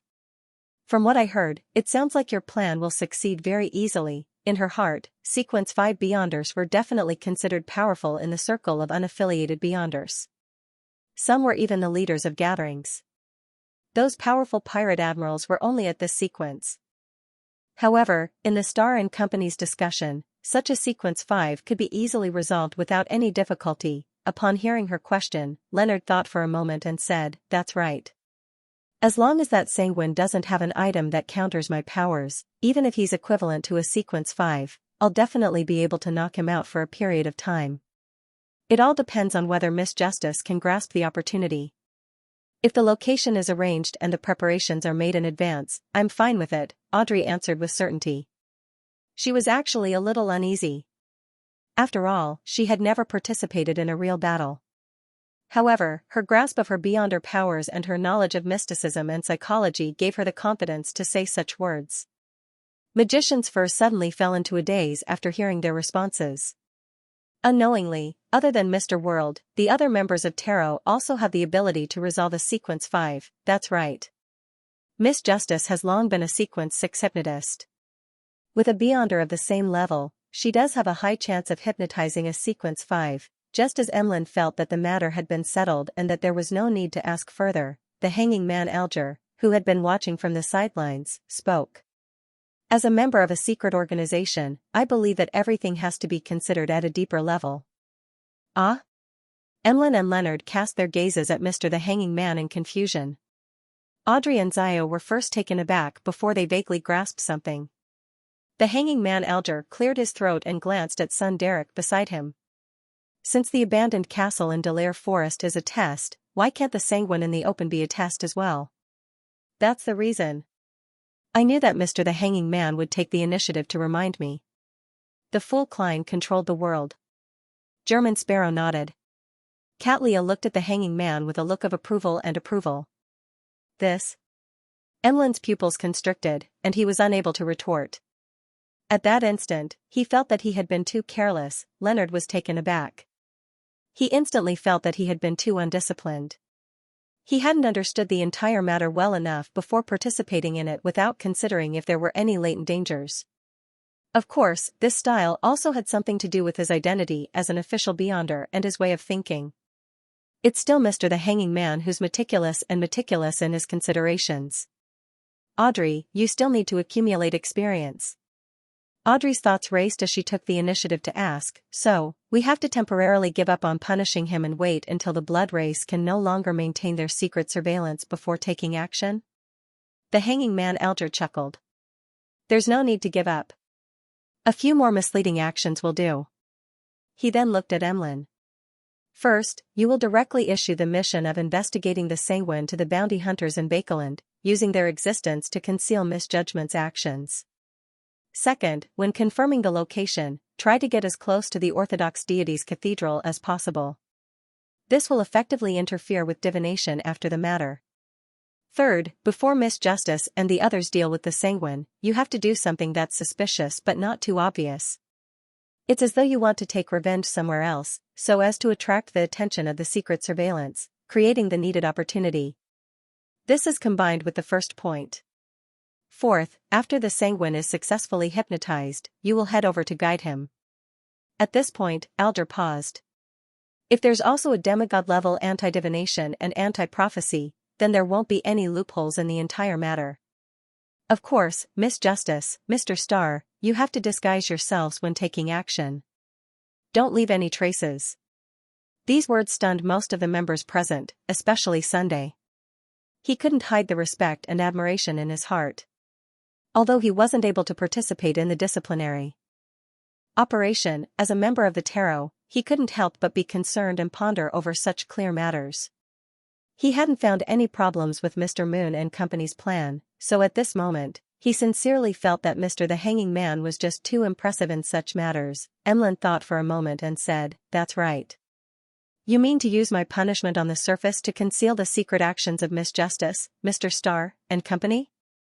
It's like I'm going to take action in a particular corner of the square after the target leaves the coffee shop, attracting everyone's attention.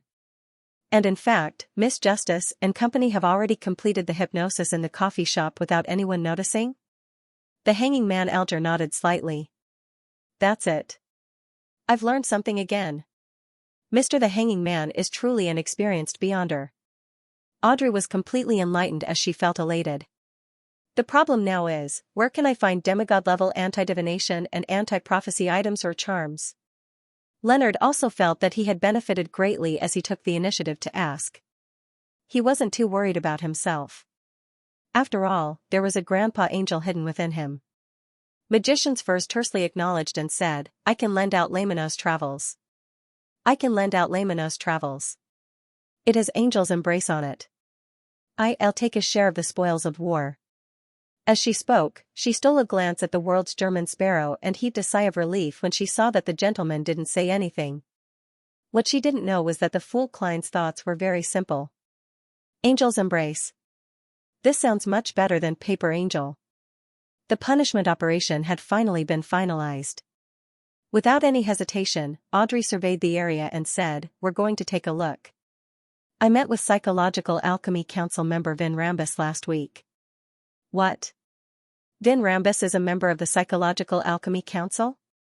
Leonard sat up straight in surprise. He had the urge to immediately report to the Archbishop and gather a team to capture him. This was an occupational hazard.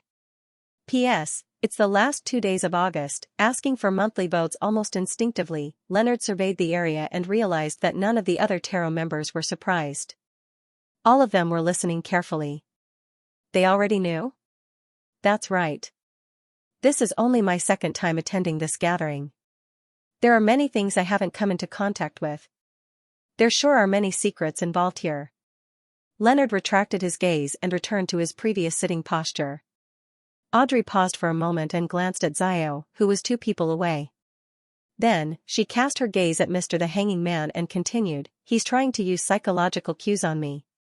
He wants me to interact with different nobles and understand their true attitudes on different matters before conveying it to him.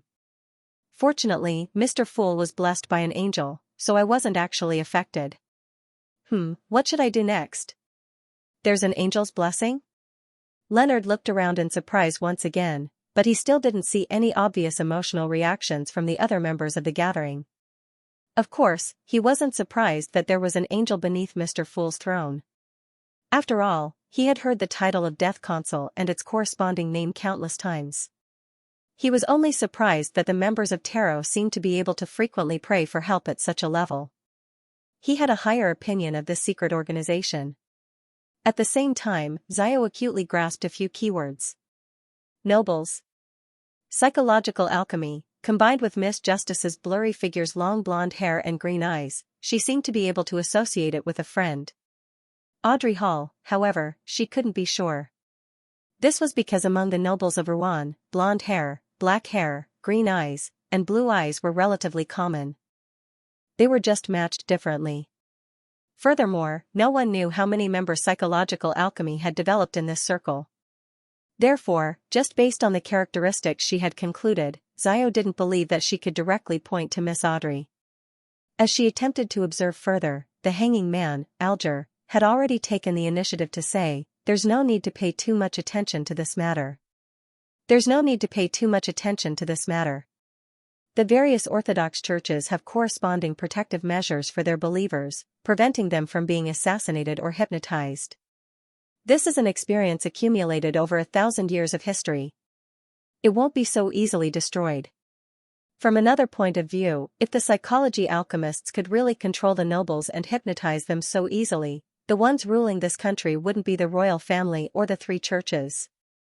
Clearly, the facts contradict this. Yes, just as you said, when Rambus is only hinting to you to observe the true attitudes of different nobles on different matters. This means that he's very restrained and doesn't dare to go overboard to prevent leaving unnecessary traces. In addition, your actual status in the noble circles should only be at the periphery. You can't directly participate in all kinds of political matters. Therefore, relatively speaking, your protection and the investigation of your situation won't be that strict. This is also the reason why when Rambus has targeted you.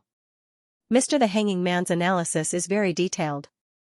Although he often taught Little Sun and the others in this manner in the past, there was a certain implicit demand, hoping to obtain useful information from the feedback. But this time, there aren't any similar details. The suggestion he just made for the disciplinary action.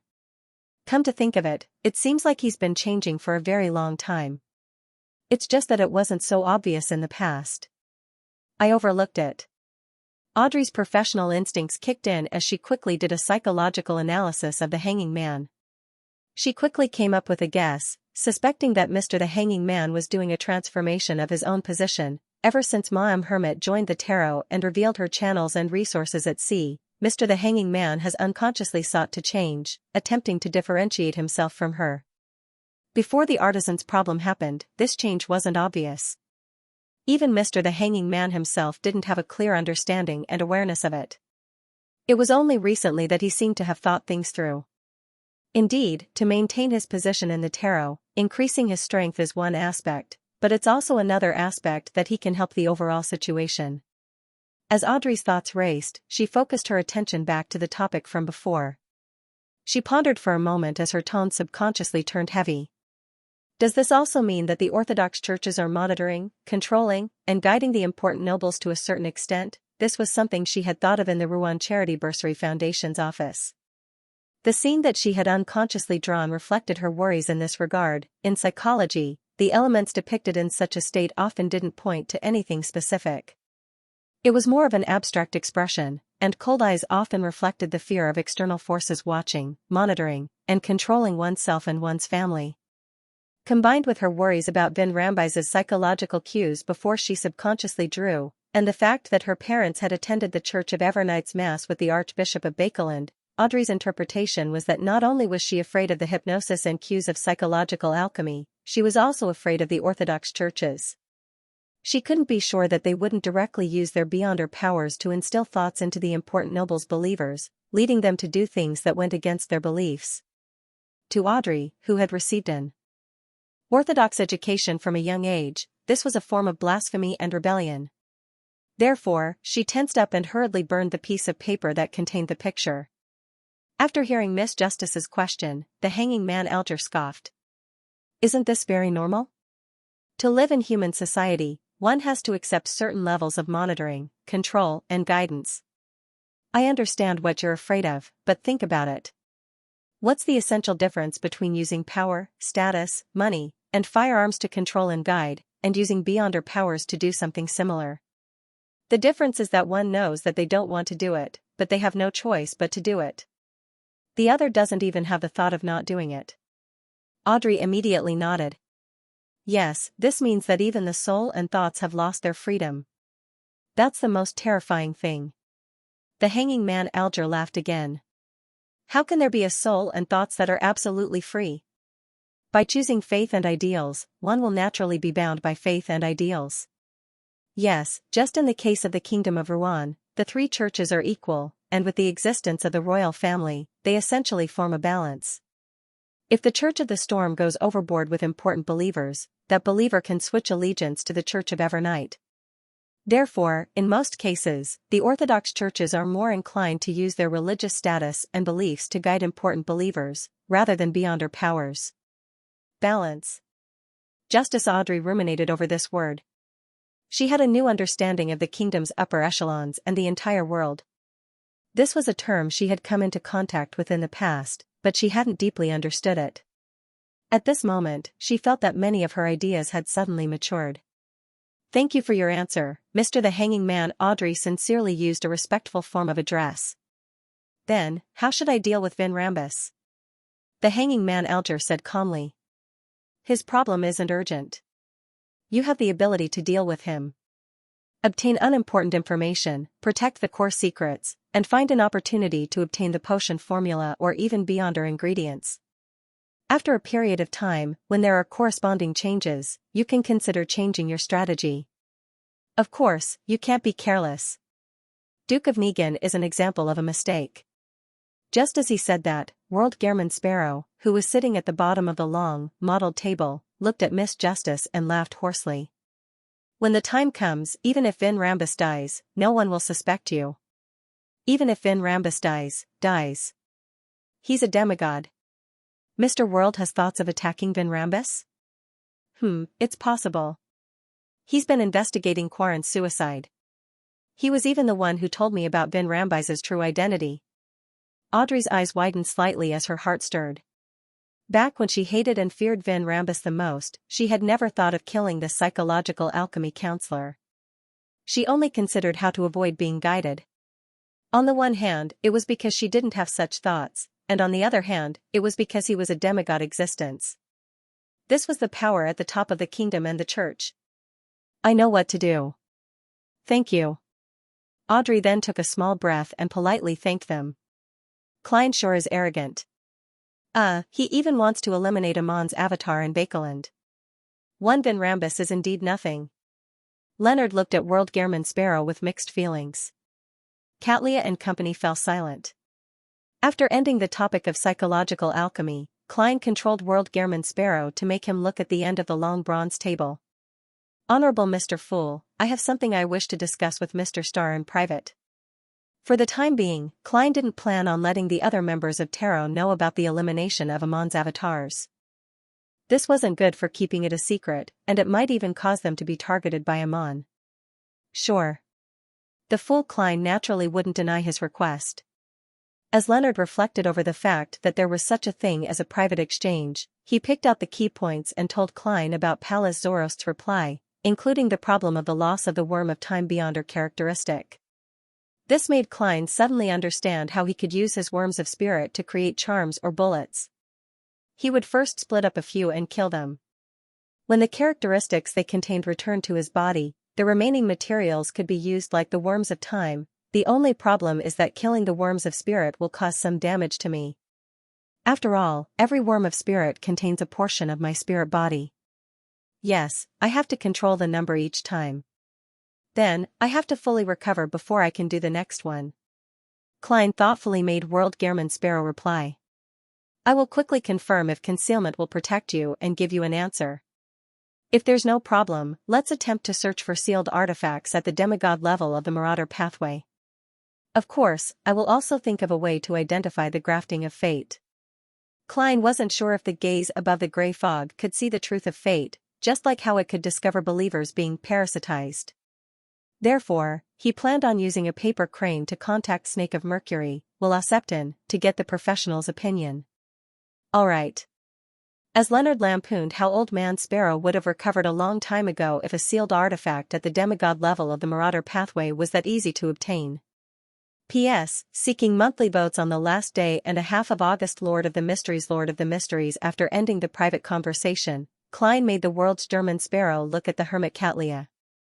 Please inform Queen Mystic that I wish to meet her in the near future and discuss some matters. The exact time and location will be determined by her.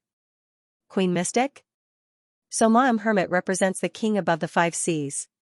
Leonard was first taken aback before he came to a realization. What is it?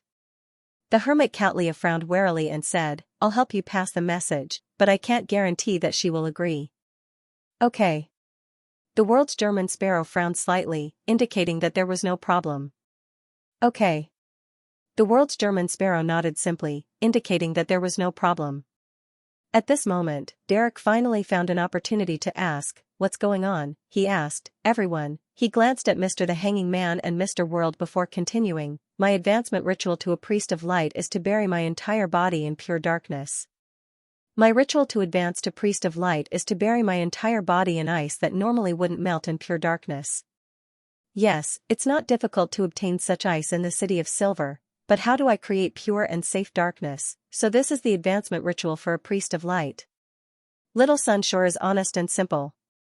Due to her lack of experience and knowledge, Audrey was unable to provide any effective suggestions. All she could do was cast her gaze at the person who could resolve this problem. The World's Mr. German Sparrow. And at this moment, the World was pinching his temples. The fool Klein was rapidly thinking of a solution.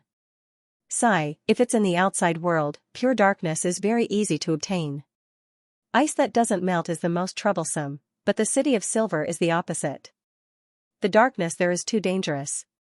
Being in it will either disappear into thin air or be attacked by strange monsters. I can get Leonard to provide me with some Evernight domain charms and mobilize the power of the mysterious space above the gray fog. I can use Little Sun's prayer to provide him with an artificial darkness. However, the problem is that I can't be sure if this will bring about the same dangers that are commonly seen in the City of Silver. This is something that divination can't resolve. When it doesn't involve myself, I can only determine if the matter is dangerous and when it should be carried out. And in such an environment, there are too many factors mixed together, and there are too many sources of danger.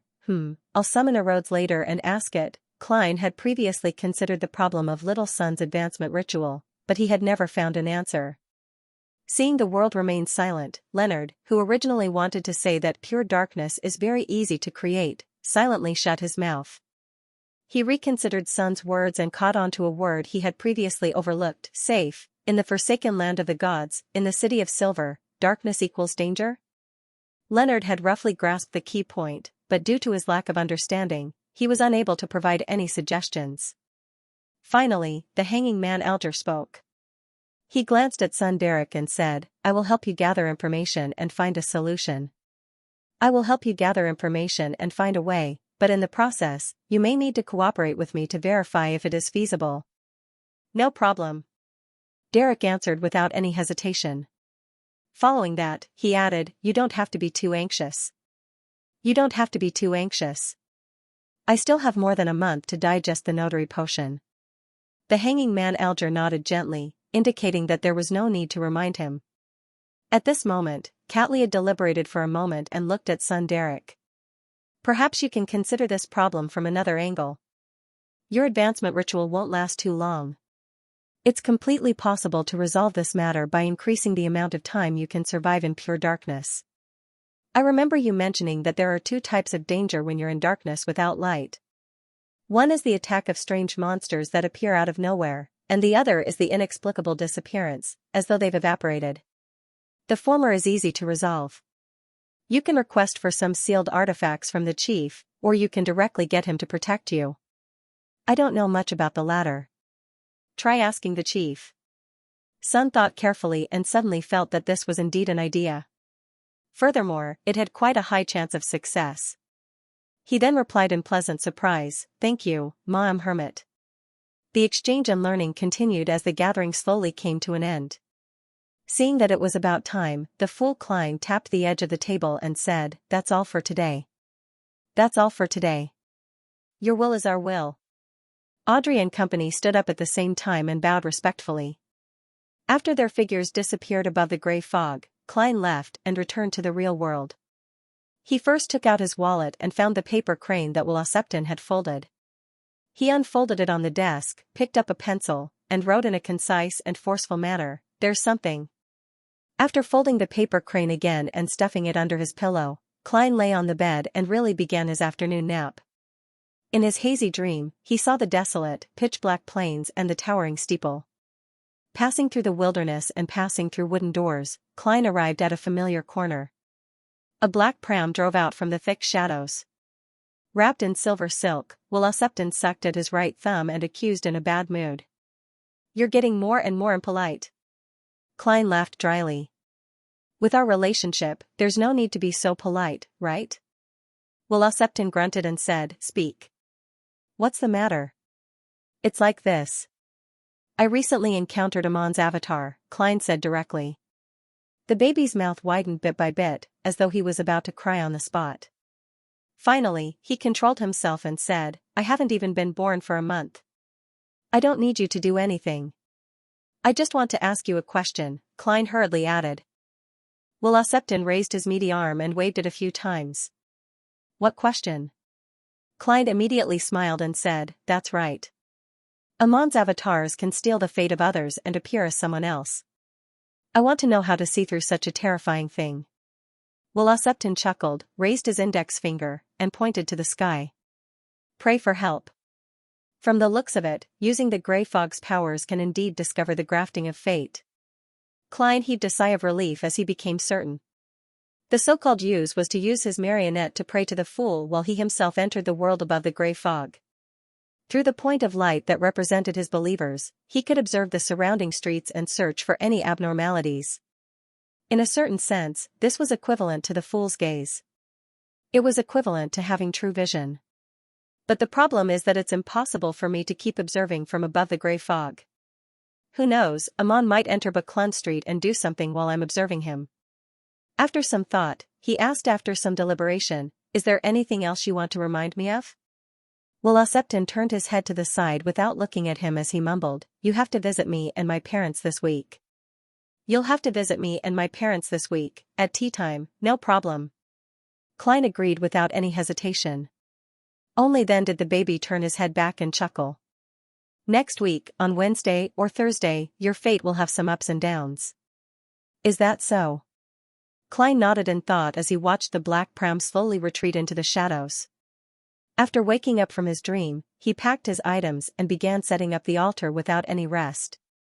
This time, he directly prayed to the Evernight goddess and not artificial death. This was to prevent Amon from using the changes in fate to pry into the source of the disturbance and discover that something was amiss. How could a blessed of the Evernight pray to artificial death? After completing the preparations, Klein raised his hand to wipe his face, turning into the cold-looking German sparrow. Without realizing it, his height had shortened by a few centimeters. After lighting the first 2 candles, Klein made the ordinary candle that represented me light up with a yellowish flame. The first 2 candles were made from night vanilla and slumber flowers to symbolize evernight, while the other was made from white chestnut flowers and wild roses to symbolize concealment. Right on the heels of that, he created a wall of spirituality, dripped full moon essential oil, and burned the herbal powder that pleased the deity. Step by step, he completed the ritual. Finally, Klein took 2 steps back, activated his spirit vision, and chanted softly. I pray for the power of evernight, I pray for the power of concealment, I pray for the goddess's blessings. I encountered blasphemer Amon's avatar in Bakeland. He was searching for demigod-level characteristics of the Marauder pathway. I pray to obtain the blessings of concealment to complete the mission of eliminating blasphemer's avatar. Night vanilla, a herb that belongs to the red moon, please pass my prayer to the goddess. Moonflower, a herb that belongs to the red moon, please pass my prayer to the goddess. After chanting, Klein waited patiently for a while, but nothing happened. There wasn't even a response. The goddess is at a critical stage of grasping the uniqueness of the death pathway, so she's unable to give a response that exceeds the norm? Should I try praying to artificial death? After all, if there's the blessings of concealment, Amon won't be able to see anything. If not, the source of the disturbance in fate wouldn't be here. Klein frowned bit by bit as he ended the ritual and tidied up the altar. He felt that he had to find another solution.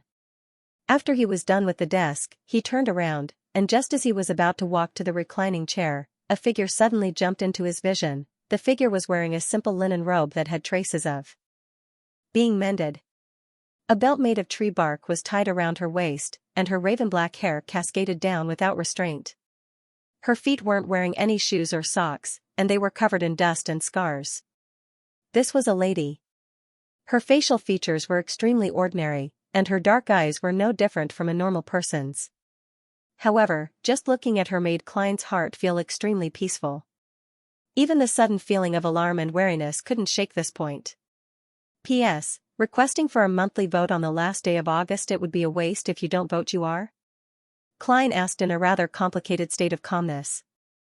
The lady in the simple robe nodded slightly. Ariana, servant of concealment. Servant of concealment. Ariana. Klein's eyes narrowed slightly as he knew the identity of the lady in front of him.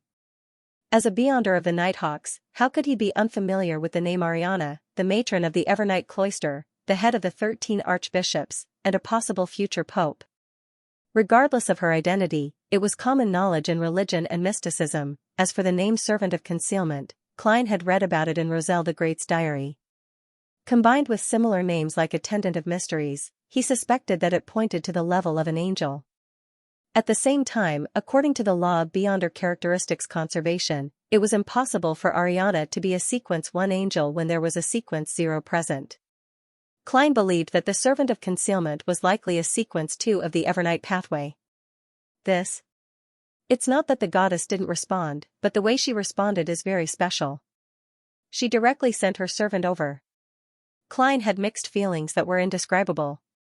After a few seconds of silence, he solemnly bowed.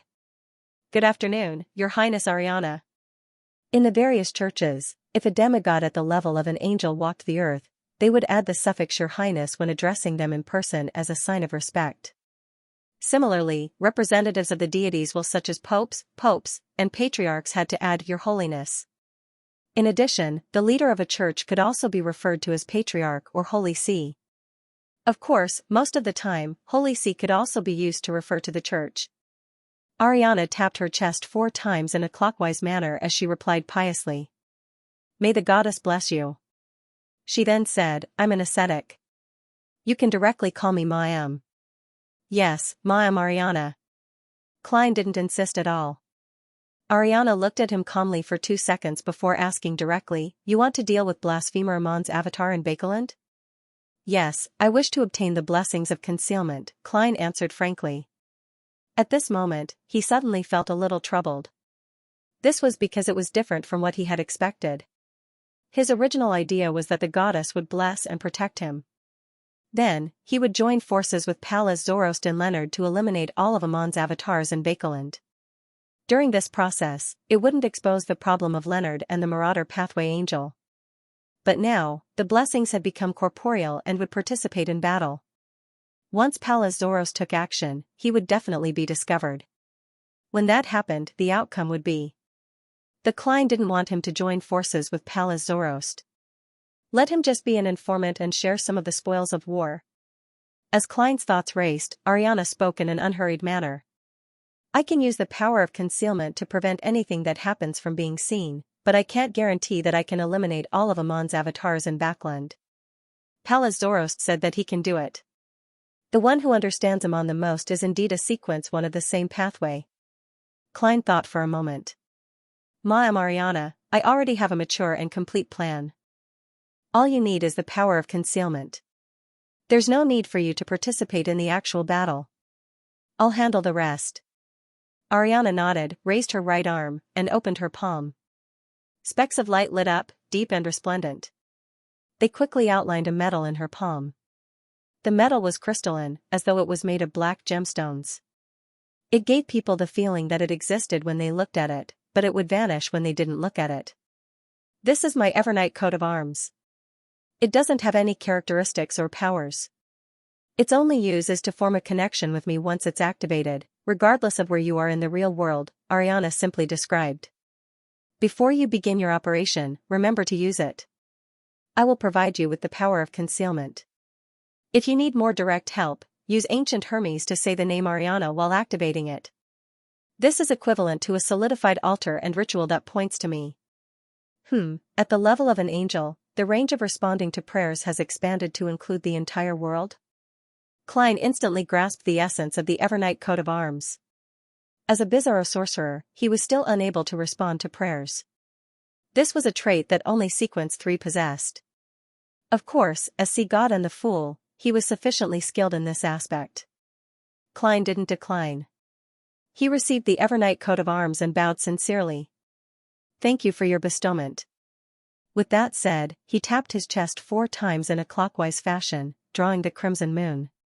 Praise the lady! This way, he could still join forces with Pallas Zoroast.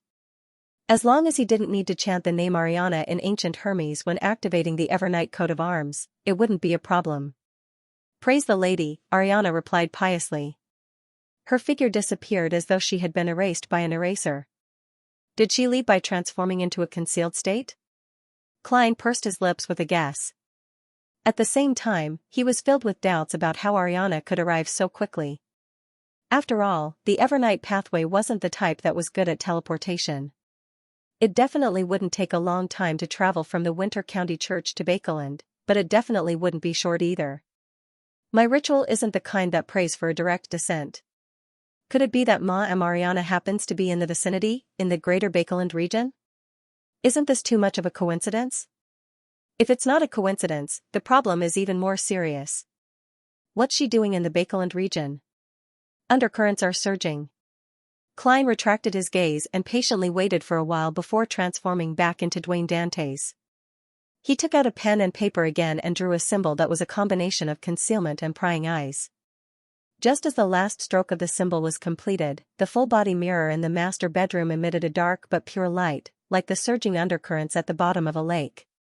Right on the heels of that, rows of saluting cannons appeared in the mirror, firing fireworks into the sky. Gold, silver, red, and blue exploded, forming words in the mirror. Welcome back, Great Master. Your loyal servant, Erodes, has witnessed that you have regained a portion of your authority. I'm trembling at your gradually recovering aura. You will eventually return to that supreme position, allowing the entire world to turn calm under your gaze. This sure is enthusiastic. There's something new every time. Klein nodded slightly without saying a word. Amidst the fireworks, the words collapsed and reformed, forming a new sentence. Great Master, what instructions do you have? I have a question, Klein said calmly. In a place where one will encounter danger in the darkness, how should one create a safe and pure darkness? There are probably two types of danger. The first is to make people evaporate in the darkness, and the second is to be attacked by strange monsters. On the full-body mirror's surface, the fireworks calmed down as aqueous light rippled. Silver words appeared one after another. Great Master, are you referring to the forsaken land of the gods? This magic mirror knows quite a bit. It even gave me a question in passing. Klein nodded. Yes. Without any pause, Arodes revealed line after line of Ruan text on the full-body mirror. The formation of the forsaken land of the gods is related to the fall of the second creator. The danger of the night there should originate from the mutation of two intrinsic powers. Firstly, it's the remnant divine powers of the Evernight goddess. Secondly, it's the influence left behind by the creator. He wields the authority of shadows, darkness, corruption, and mutations. The former can make living beings vanish into thin air, while the latter can directly produce monsters in the darkness. So the two dangers originate from different powers. It's no wonder there's such a huge difference in performance. Arodes calls the ancient sun god the second creator. This is very close to my guess. Amon and Adam's father wasn't the awakening of the original creator, but a transmigrator who inherited a huge inheritance? Klein asked in thought. In that case, the Evernight goddess was involved in the fall of the second creator? This was something that Klein had vaguely expected. This was because in the darkness of the forsaken land of the gods, humans would vanish as though they had evaporated. It was very similar to the situation in the ruins of the Battle of the Gods where people would mysteriously vanish if they didn't sleep at night. And according to Little Sun's description, the king of demonic wolves, Xianxia, who wielded the authority of Evernight and concealment, had long perished in the second epoch. It was impossible for him to have done it. Therefore, unless another deity of the Evernight pathway was born in between, it was very difficult for the two strange phenomena to not be related to the Evernight goddess. On the surface of the mirror, the silver light quickly converged and condensed into a word. Yes. Right. Klein was just about to press further when he suddenly shut his mouth. This was because he recalled his identity, blessed of the Evernight. Therefore, even when no one was watching, he had to pay attention to his respect for the deities. He couldn't seek out the related secrets. Of course, that was excluding the mysterious space above the gray fog. Just as he was about to return to the previous question and urge Arodes to list out a solution, he saw the silver words in the full-body mirror squirm and change. Great Master, your loyal servant, Arodes, has a tiny request. See, can we not discuss anything related to the Evernight goddess? At the end of the question, there was a simple drawing of a person who had shrunk into a ball. Just what I wanted. Klein deliberately pondered for 2 seconds. All right. On the surface of the mirror, the flowing of the silver marks suddenly became brisk as the words took form one after another. There are two solutions to your previous question.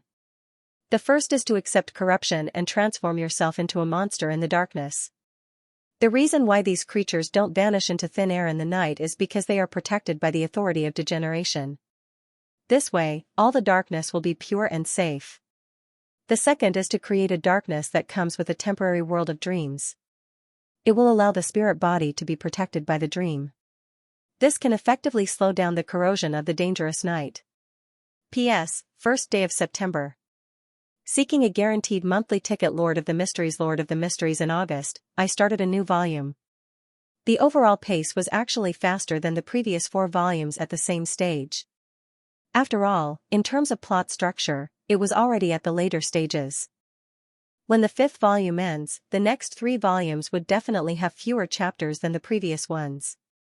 In this month, my biggest attempt was to make some adjustments to my writing techniques. First, I increased the use of POV techniques. I didn't use it directly, but I extracted the special characteristics of fixed shots. However, I didn't use it much at the moment. I mainly intended to use it when there were multiple characters pushing the same plot. I hoped to show the big scenes and give it an epic feel. At the same time, it would better enrich the different characters.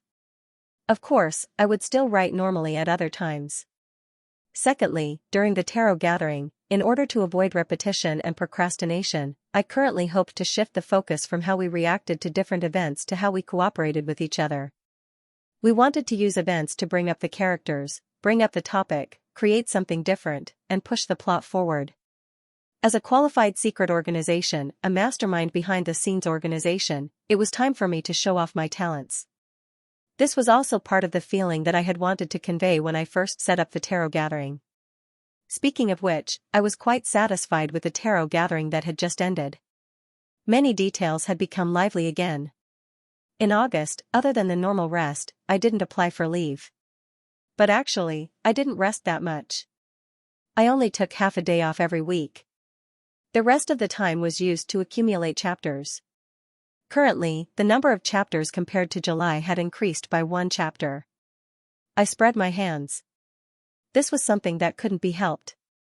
Recently, there were many meetings and activities. I had to fly here and there. It would be the same for the next half a month. At the beginning of September, there was an online literature forum in Chengdu. As the person in charge of the Sichuan Online Writers Association, I had to participate. In mid-September, the Chinese Writers Association had set up an online literature section at the China-Canada Film Festival. I was invited to participate, so I had to fly to Canada. So, I didn't dare to rest for half a day this weekend. I had to accumulate chapters. Next weekend, I had to strive for constant updates. Of course, if I really needed to apply for leave, I would make up for it later. When the above schedule was over, I would reject all subsequent invitations. Yes, I would bring out the spirit of taking leave from school. Anyway, until the end of the year, I would write well and update seriously. This was what an author should do. In August, Mystery won first place again. Thank you, everyone. As for adding more chapters, I won't forget. Let's do it in late September. I'll add chapters after I'm done with those things. Today's chapter has already been updated. The next chapter will be on Monday at midnight. This way, it won't take too long. Finally, I hope for a monthly ticket for September. To allow a spirit body to receive the protection of a dream and delay the corrosion of the dangerous night. This is similar to the need to sleep when night falls in the ruins of the Battle of the Gods. Also, the power of the forsaken land of the gods isn't controlled by the goddess. Once it disappears into the darkness, it definitely won't enter the foggy town. Where will it lead to? Or is it to stay where it is, unable to come into contact with its companions or the real world until it starves or dies of old age? After reading Rhodes's answer, Klein came to a realization and roughly grasped the crux of the matter. However, he felt that it wasn't necessarily useful. This was because Sun sought pure darkness in order to bury himself in ice that normally wouldn't melt to consume the Priest of Light potion. Once he entered a dream, he wouldn't be able to control his body to complete the most important step. That way, it would be meaningless no matter how long he lasted in the lightless darkness. Yes, I'll wait for little Sun to ask the chief of the City of Silver and consider the specific plan based on his answer. Of course, before that, I'll first obtain the corresponding method from Leonard and understand how to create a temporary world of dreams darkness. Klein nodded slightly, acknowledging the answer given by the magic mirror. As for the first method of accepting the corruption and transforming into a monster in the darkness, he didn't even consider it. In the Beyonder world, this was equivalent to suicide. It was almost impossible to save him. Realizing that there was still one question he hadn't answered, Klein deliberated for a moment. Where can I obtain the potion formula for the Seer Pathways Sequence 3 Scholar of Yore? On the full-body mirror surface, aqueous light rippled once again, illuminating a deep hall without any natural light source. This scene was very familiar to Klein as he instantly recalled what it represented. This was where Zeradol, who had turned into a monster, was hiding. However, this time, deep in the hall, there was no longer the blurry and gigantic maggots. Just as Klein's pupils dilated slightly, silver words appeared beneath the scene. Great Master, Zeradol has disappeared. I can't see him anymore. Gone. For a moment, Klein nearly forgot to breathe. Although he had long known that Zeradol had returned, after all, this was a chain reaction caused by him opening the foggy town's door. He never expected that this big shot had already silently left the palace he used to live in. His whereabouts were unknown, even Rhodes is unable to discover his whereabouts. What is he plotting? The more Klein thought about it, the more chills ran down his spine. As a Sequence 4 demigod, he was certain of one thing: his control over the mysterious space above the gray fog was insufficient. For the time being, he could only restrain the uniqueness that Beyonders of the real world had attached to him, making it difficult for Beyonders of the corresponding pathways to see him. He was still unable to suppress the law of Beyonder characteristic convergence. And the gray fog had proven time and again that he had an invisible ability to attract Beyonders or sealed artifacts of the Seer pathway, Apprentice pathway, and Marauder pathway. Among them, the effect on the Seer pathway was the most obvious. In addition, I'm considered a rather attractive Sequence 4 Bizarro sorcerer. It's not impossible for Zeradol to suddenly come to Bakeland one day. Klein maintained his expression and said to the full-body mirror that was changing the scenery, "I'm not afraid." Got it. The next scene that Rhodes presented was equally familiar to Klein. It was the Antigonus family's treasure trove at the peak of the Hornacis mountain range. At the bottom of this scene, a line of silver words quickly appeared: "Great Master, there's another possibility, but I can't tell what it is. I only know that it's easier than the previous two." There's no Antigonus family notebook this time? That's right.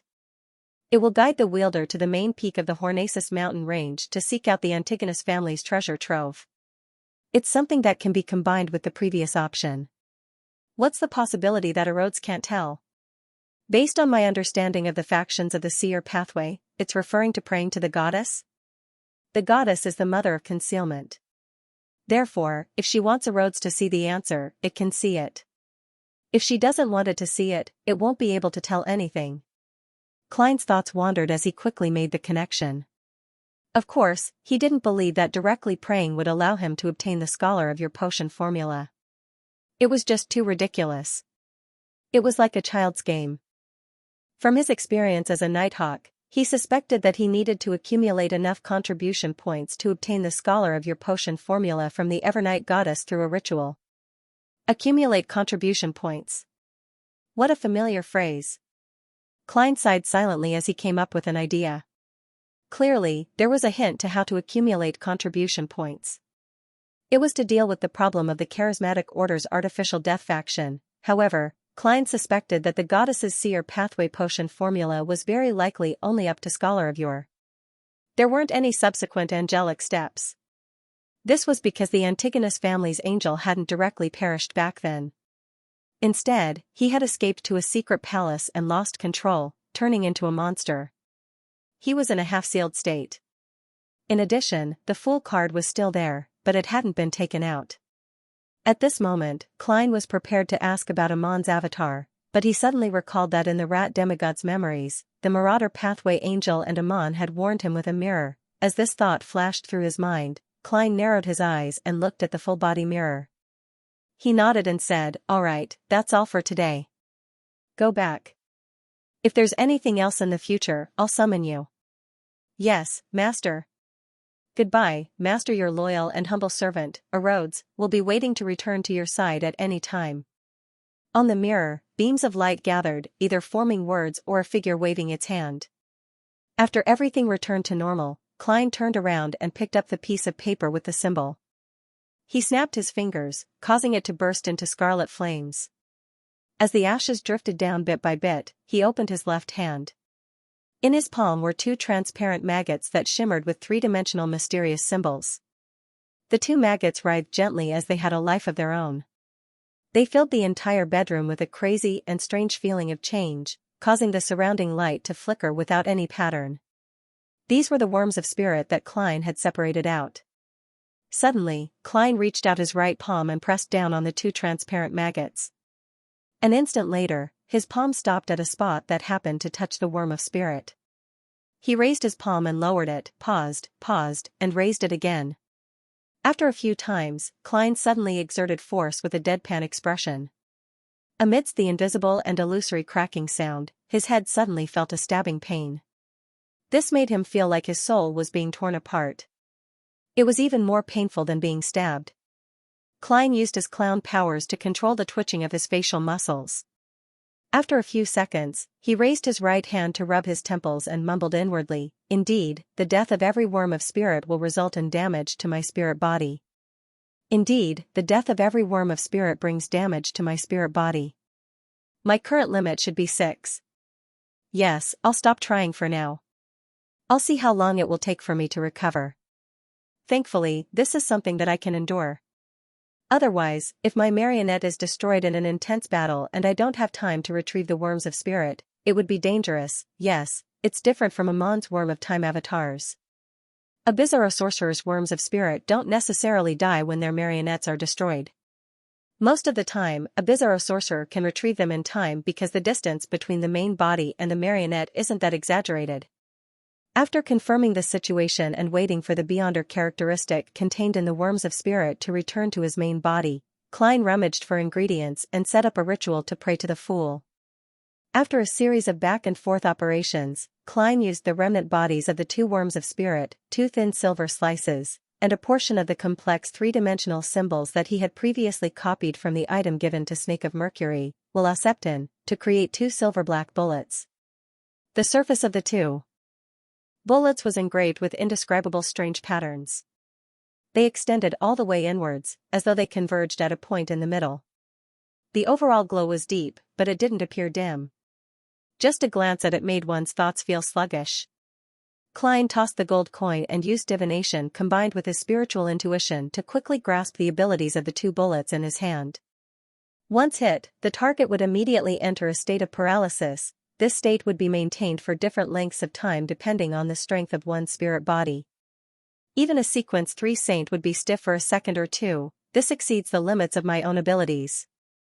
Of course, the premise is that I can hit them. Yes, this stems from the augmentation of the Grey Fog's powers. These 2 bullets should be at the same level as the Fate Siphon charm. Although my worms of spirit aren't comparable to Amon and Pallas' worms of time, the mysterious space above the Grey Fog that I could previously use is clearly inferior to now. I'll call them, control spirit bullets. Klein took out Death Knell from his underarm holster, shook out the cylinder, and stuffed the 2 silver-black control spirit bullets into it. Following that, he spread out a piece of paper beside the altar and wrote, "Your next mission is to search for higher-level charms or Beyonder bullets. May God be with you. A so-and-so who has made 3 requests of you." This letter was written to Patrick Bryan of the Charismatic Order's Artificial Death faction. Wouldn't it be a waste to not use a subordinate? As Klein mumbled, he folded the letter and summoned Patrick Bryan's messenger at the altar. On the surface of his desk, pitch-black flames strangely appeared and quickly gathered together, turning into a translucent bird with dark feathers. The spirit world creature glanced at Klein, slowly lowered its head, and picked up the letter with its beak. Seeing it disappear, Klein nodded slightly and muttered inwardly, "That's right. Patrick's contract partner isn't of a low level either." He quickly reined in his thoughts and took out another piece of paper. "I've already received permission from concealment. You can attempt to gather items at the demigod level of the Marauder pathway. In addition, I've found a way to see through the theft and substitution of fate. You don't have to be too anxious. Do you know how to create darkness that contains a temporary world of dreams? If you have the time, you can go to Tingen once and help me create flaring sun bullets using 3-0782. This mutated sun's sacred emblem contains a drop of the eternal blazing sun's divine blood. Only by sufficiently increasing your strength will you be more confident in dealing with Amon's avatars. P.S. Requesting a guaranteed monthly ticket at the beginning of the month. Requesting a recommendation ticket on Monday Chapter 2, noon 7, Pinster Street." Leonard, who had specially returned home to participate in the tarot gathering, was just about to head out to St. Samuel Cathedral's basement to read through the information in preparation for the night's operation to placate the souls when his vision suddenly blurred. He saw the messenger wearing a dark and complicated dress holding 4 blonde, red-eyed heads. As a soul assurer, he could directly see spirit-type creatures. After receiving the letter from Klein, Leonard didn't even have the chance to thank her before Rionette Tinker turned around and walked into the void without any hesitation. "Old man, why would Klein have a messenger of this level? Is this a benefit of a blessed?" Leonard couldn't help but lower his voice and ask Pallas Zoroast. He had originally fantasized that this was a standard configuration for tarot members, but he later realized that he had been overthinking things. Pallas Zoroast's slightly aged voice immediately chuckled. "It should be unique to Klein Moretti. Everyone has their own special encounters, don't they? Isn't it the same for a fellow like you?" "Heh heh, I thought you would use incomplete angel to describe him, but you changed it to messenger of this level. Not bad. You still remember my warning. Leonard curled the corners of his mouth as he unfolded the letter and read the contents. As expected of a blessed of concealment and fate. Pallas Zoroast quickly scanned the beginning with Leonard's eyes. Leonard didn't look at the ground as he took a few steps back and threw himself into the embrace of the sofa. Then, he said, Klein can see through the theft and substitution of fate. Then, there's no need for us to be in a hurry to search for demigod-level items of the Marauder pathway. Even if you're in a hurry, you wouldn't know where to search. Pallas immediately scoffed. Even at the gathering of the Hermits of Fate, such items would only appear once every few years. And the next gathering would be at the end of the year. Leonard was momentarily at a loss for words. All he could do was cast his gaze at the last 2 paragraphs. After a brief silence, he chuckled softly. I've always wondered where Klein got a high-level charm from the Sun domain when he faced Megos. I thought that it was given to him by the Death Consul, but I couldn't understand why an angel from the Death domain would collect high-level charms from the Sun domain. Was it suicide?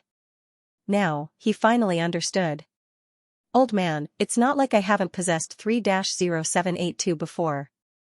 Why didn't you discover that there was a drop of eternal blazing sun's divine blood hidden inside?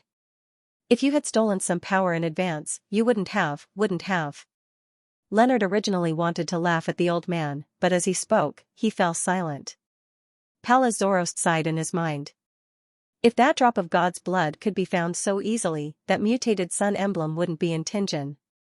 Leonard was silent for a few seconds before he then asked, how do I find a chance to obtain that sacred emblem and create a flaring sun charm?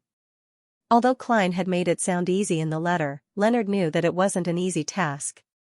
This was because he was no longer a Nighthawk of Tinjin City. Even if he returned to visit his former colleagues and teammates, he didn't have the right to enter Cheney's Gate. Upon hearing his question, Pallas Zoroast snapped, Why are you asking me such a trivial matter? Why are you asking me about such a small matter? Can't you think for yourself? Leonard coughed uncomfortably. He quickly mobilized his brain cells and began to seriously search for a solution. I'm acting alone now, but the Archbishop has given me the authority to mobilize the local Nighthawks from the affected areas for help. Yes, if the souls in Bakeland have been placated, but I haven't completely digested the potion, does that mean I can expand to other parishes? At this time, if there happens to be a paranormal incident in Tinjin, then it would be reasonable for me to return and mobilize 2 Nighthawks to obtain 3-0782. After Leonard finished muttering to himself, Pallas Zoroast chuckled and said, Not bad. You found a train of thought so quickly. But have you ever thought that you're going to placate and not purify? This is contradictory to obtaining 3-0782. It's easy to arouse suspicion. Leonard, who had received confirmation, immediately laughed. Old man, you don't get it, do you? When I first joined the Nighthawks, the education I received was this: placate can only achieve the best results if you have the ability to purify. Roselle the Great also said that you need a stick and a carrot to solve a problem. Pallas Zoroast scad and said, Then do as you say. Of course, the premise is that you can complete the tasks given by Anthony Stevenson within a week or 2. If you haven't gotten the sun flare bullets by the time the operation to eliminate Amon officially begins, then it's not necessary. Leonard recalled the mission list that was filled with a few pieces of paper as his forehead twitched. He then forced himself to forget this vexation and mumbled inwardly. I wonder when the mission to punish that sanguine will begin. I wonder if the sanguine has a sealed artifact at the demigod level of the Marauder pathway, a temporary world of dreams. I can create it myself. I can find an opportunity to make it into a charm, but can such a level of power withstand the corrosion of the darkness in the forsaken land of the gods, in a house in Sherwood Borough? Furs held a book and sat on the sofa as she watched Xiao walk to the hall and wear her boots. Finally, Furs couldn't hold back her puzzlement as she said, There's no rush. That gentleman won't issue the investigation mission that quickly. Xiao glanced at her and said, I'm a bounty hunter. I have other missions. At this point, she paused and said hesitantly, Furs, don't you think that Miss Justice is very similar to Miss Audrey? Furs was stunned for a few seconds before she snapped back to her senses. She subconsciously waved her hand and chuckled. How is this possible? Before she finished speaking, numerous similarities flashed through her mind, and her eyes grew wider and wider. After a while, she whispered, it's not impossible. The spectator pathway, psychological alchemy, a noble lady, blonde hair and blue eyes. Among the nobles I know, she's the only one who fits the criteria. Of course, there are even more nobles I don't know, and even if I know them, I wouldn't know if they're related to psychological alchemy. Xiao quietly listened to her friend and thought for a moment. Furs, do you still remember the tasks that Miss Audrey entrusted to us? I originally thought that it was incited by Earl Hall, but now that I think about it, it might be from, the gathering. Also, do you remember how we learned of Mr. Fool's honorific name? From the book we borrowed from Viscount Glaint. There was an ancient piece of paper hidden in its cover. Furs nodded in enlightenment. If we can discover it, Miss Audrey, who's Viscount Glaint's good friend, might discover it too. This can explain why she was able to join the gathering. Yeah. Xiao agreed with Furs's guess. Furs gaped and was about to say something when she suddenly recalled the Sanguine's failed surveillance. She looked around warily and said, Xiao, let's try not to discuss matters related to the gathering. Xiao, let's try not to discuss matters related to the gathering. As for Miss Audrey, we meet once a week or two. We'll observe her when the time comes. Xiao snapped to her senses and nodded heavily. All right. She then opened the door and went all the way to a bar in East Borough. She sat at the bar counter. Rapping the table, she said to the bartender who looked up, what's the new mission today? Are there any new missions today? Indeed, I have to wait until tomorrow or the day after. Xiao looked around and retracted her gaze. She asked in puzzlement and concern, I haven't seen Sherman in a long time. Do you know where he went? It was a young man who believed that he was a woman. He was one of Xiao's informants. The bartender chuckled and said, I haven't seen Sherman in a long time. Do you know where he went? The bartender chuckled and said, maybe he ran off with some man. Maybe he ran away with a man. You know, as long as a man likes him, he's always happy. This isn't something worth discriminating against, Xiao retorted seriously, feeling an inexplicable sense of worry. She propped herself up with her hand and jumped off the high stool. She planned on searching the other places Sherman frequented. Bakeland Bridge area, Iron Gate Street, Braveheart's Bar. Emlyn pressed down on his top hat, pinched his nose, and tore through the crowd that had all sorts of smells. He found the red-eyed Ian in a card room. Mr. White, what's the matter this time? Ian smiled as he led Emlyn to an empty billiard room. Emlyn took off his hat and mumbled, just a trivial matter.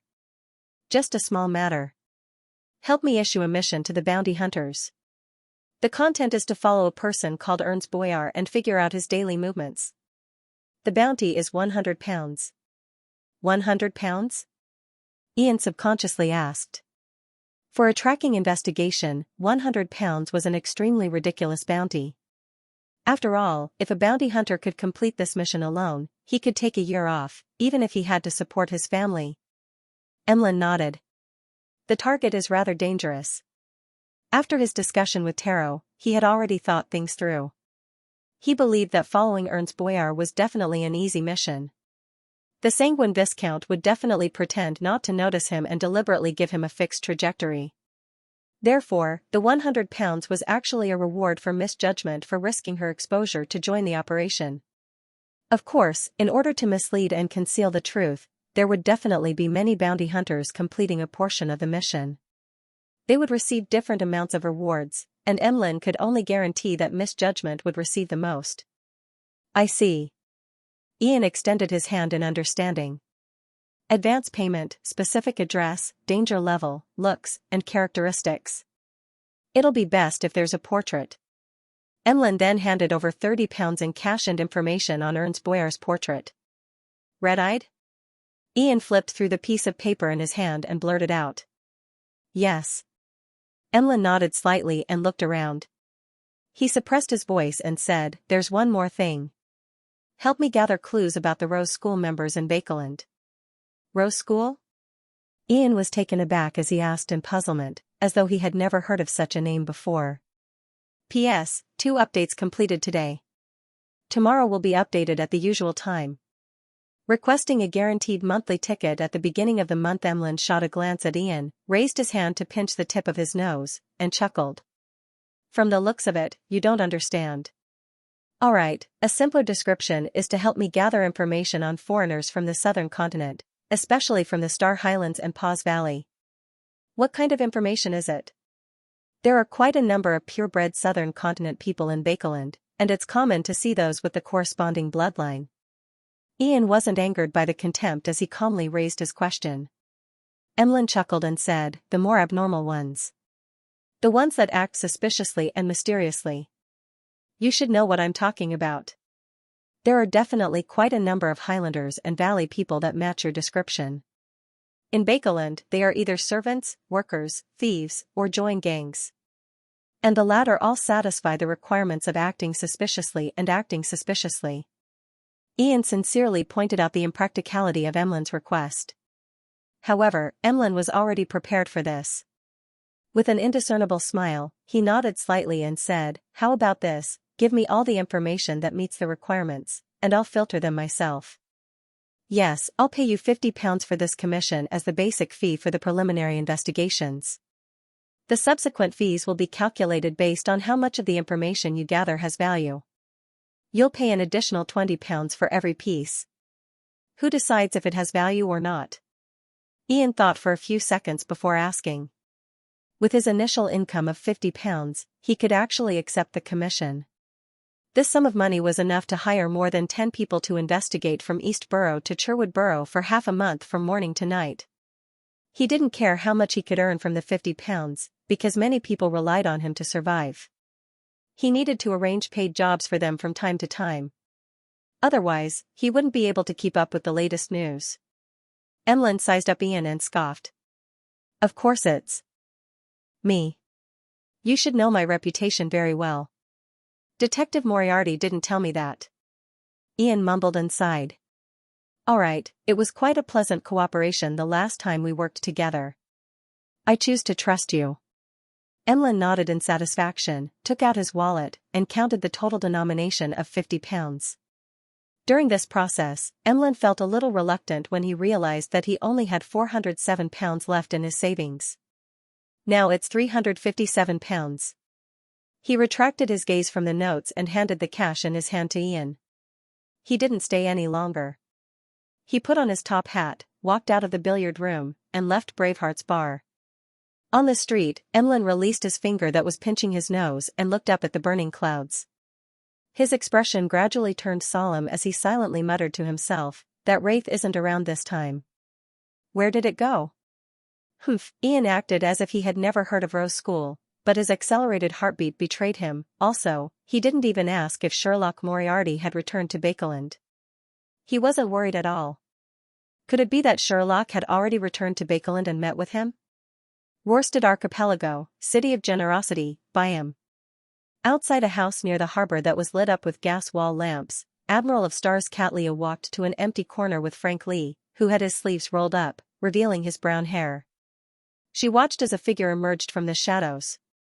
This was bloodless Heath Doyle, who was in charge of monitoring Artisan Charve. He was thin and tall, and his skin was so pale that it was almost translucent. He looked weak, like he would collapse at any moment. Had there been any abnormalities during this period of time? Cattleya nudged the gold-rimmed glasses on her nose bridge. Heath Doyle tersely acknowledged and said, 3 days after you left, a stranger came to visit Charve. On the 3rd day after you left, a stranger came to visit Sealf. He stayed for about 15 minutes. I didn't go near him for fear of being discovered. According to your instructions, Captain, I got my men to tail the stranger, but they were thrown off. What does the stranger look like? Cattleya nodded slightly. Heath Doyle took out a piece of raw beef from a leather bag by his waist. The blood on it was still fresh, but it didn't contaminate anything it touched. It was as though it had turned into a pure solid. Right on the heels of that, the piece of beef melted in Heath Doyle's hand and dripped to the ground like water. It squirmed as though it had a life of its own, drawing out a portrait.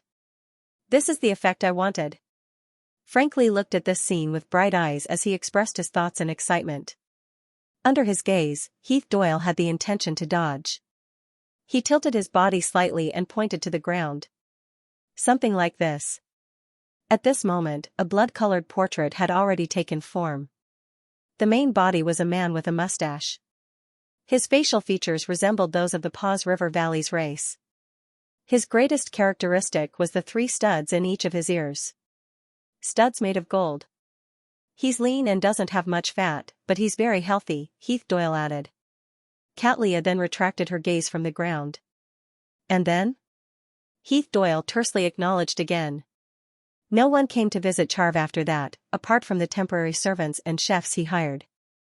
I've arranged for my men to investigate them, and there's nothing wrong with them. Charv would take a stroll in the evening every day and find a street girl to bring home. He would only let her leave at daybreak. I've been tailing him all this time, but I didn't discover any strange people he came into contact with. He's been behaving normally all this time? Catlia asked with a frown. From her point of view, not having any abnormalities was the greatest abnormality. After all, this involved a Rose School member who believed in the primordial moon. Heath Doyle nodded affirmatively. Yes. Catlia turned her head to look at the house's main entrance and pondered for a moment. After pondering for a moment, she said, I originally planned on using my Beyonder powers to infiltrate and control Charv as quickly as possible to take him away to prevent any accidents. But from the looks of it, the best method is to directly knock on the door. Unknown danger was the most terrifying. Captain, I'll go with you. Frankly recalled that he had been busy with experiments recently and hadn't done what a first mate should do for a long time, so he hurriedly requested. As Catlia took off her thick glasses and hung them on the belt of her black mage robe, she nodded. She nodded and said, all right. With that said, she left the dark corner and walked towards the front door of Charv's residence. As she approached, she looked up at the crimson moon that pierced through the clouds. She bent her finger and knocked on the door thrice. Before long, a series of footsteps approached as the door creaked open. Artisan Charv didn't look any different from the last time. He was still thin and dark, and his eye bags were a little puffy. His brown eyes were trying his best to squeeze out a smile. Admiral, what's the matter this time? He stood at the door, blocking the light from the gas wall lamp behind him. It made the area appear dark, as though he was immersed in the shadows. Catlia stared at him for a few seconds and slowly said, I have a new idea. I have a new idea. I intend to make you part of my crew. Her feet did not move, and she had no intention of entering the door. Artisan Charv's expression contorted as his tone suddenly turned a little sinister. Why? Catlia's gaze suddenly froze. She then slowly opened her mouth and said, because I am a pirate. Pirates didn't need a reason. If they wanted to do something, they would do it. Charv's facial muscles twitched, and a hint of a smile appeared in his eyes again. I can be your sailor, but as a craftsman, I can be more useful in the big city. I agree with you. Catlia destroyed his will to resist. But before that, you need to spend some time on my future and become companions with others. Charv's expression slowly turned cold as he replied with a slightly ethereal voice, I'm afraid that I won't be able to control myself. I have a strong desire to reproduce every day. A strong desire to reproduce? Frank Lee's eyes lit up at the side as he asked in confirmation. Charv was stunned, and he actually didn't know whether he should nod or shake his head. Frank then looked at Admiral of Stars Catlia and asked in excitement, what's going on? Captain, this is my experimental assistant? I really like this trait of his. Catlia was silent for a few seconds before she slowly and solemnly nodded. Yes. Frank immediately revealed a hearty smile and extended his right hand towards Artisan Charv. Nice to meet you. Let me introduce myself. I'm the first mate of the future, Frank Lee. Sylph's expression returned to normal.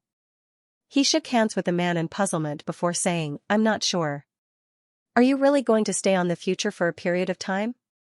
I guarantee it on my reputation, Catlia replied sincerely, and added inwardly, don't worry about it. It won't be long before the Queen personally comes to deal with your problem. Well, I can't beat you anyway. Charv shrugged. Please allow me to pack my personal belongings. He took 2 steps back, turned around, and walked towards the staircase at the end of the hall. As he walked, he suddenly came to a stop. With his back facing Catlia and Frank Lee, he said casually and leisurely, don't worry. The moonlight tonight is as beautiful as ever, isn't it? Without waiting for a response, he continued forward and disappeared at the top of the stairs. Only now did Catlia's expression become more and more serious. After Charv opened the door, she had already noticed his abnormality with her own eyes.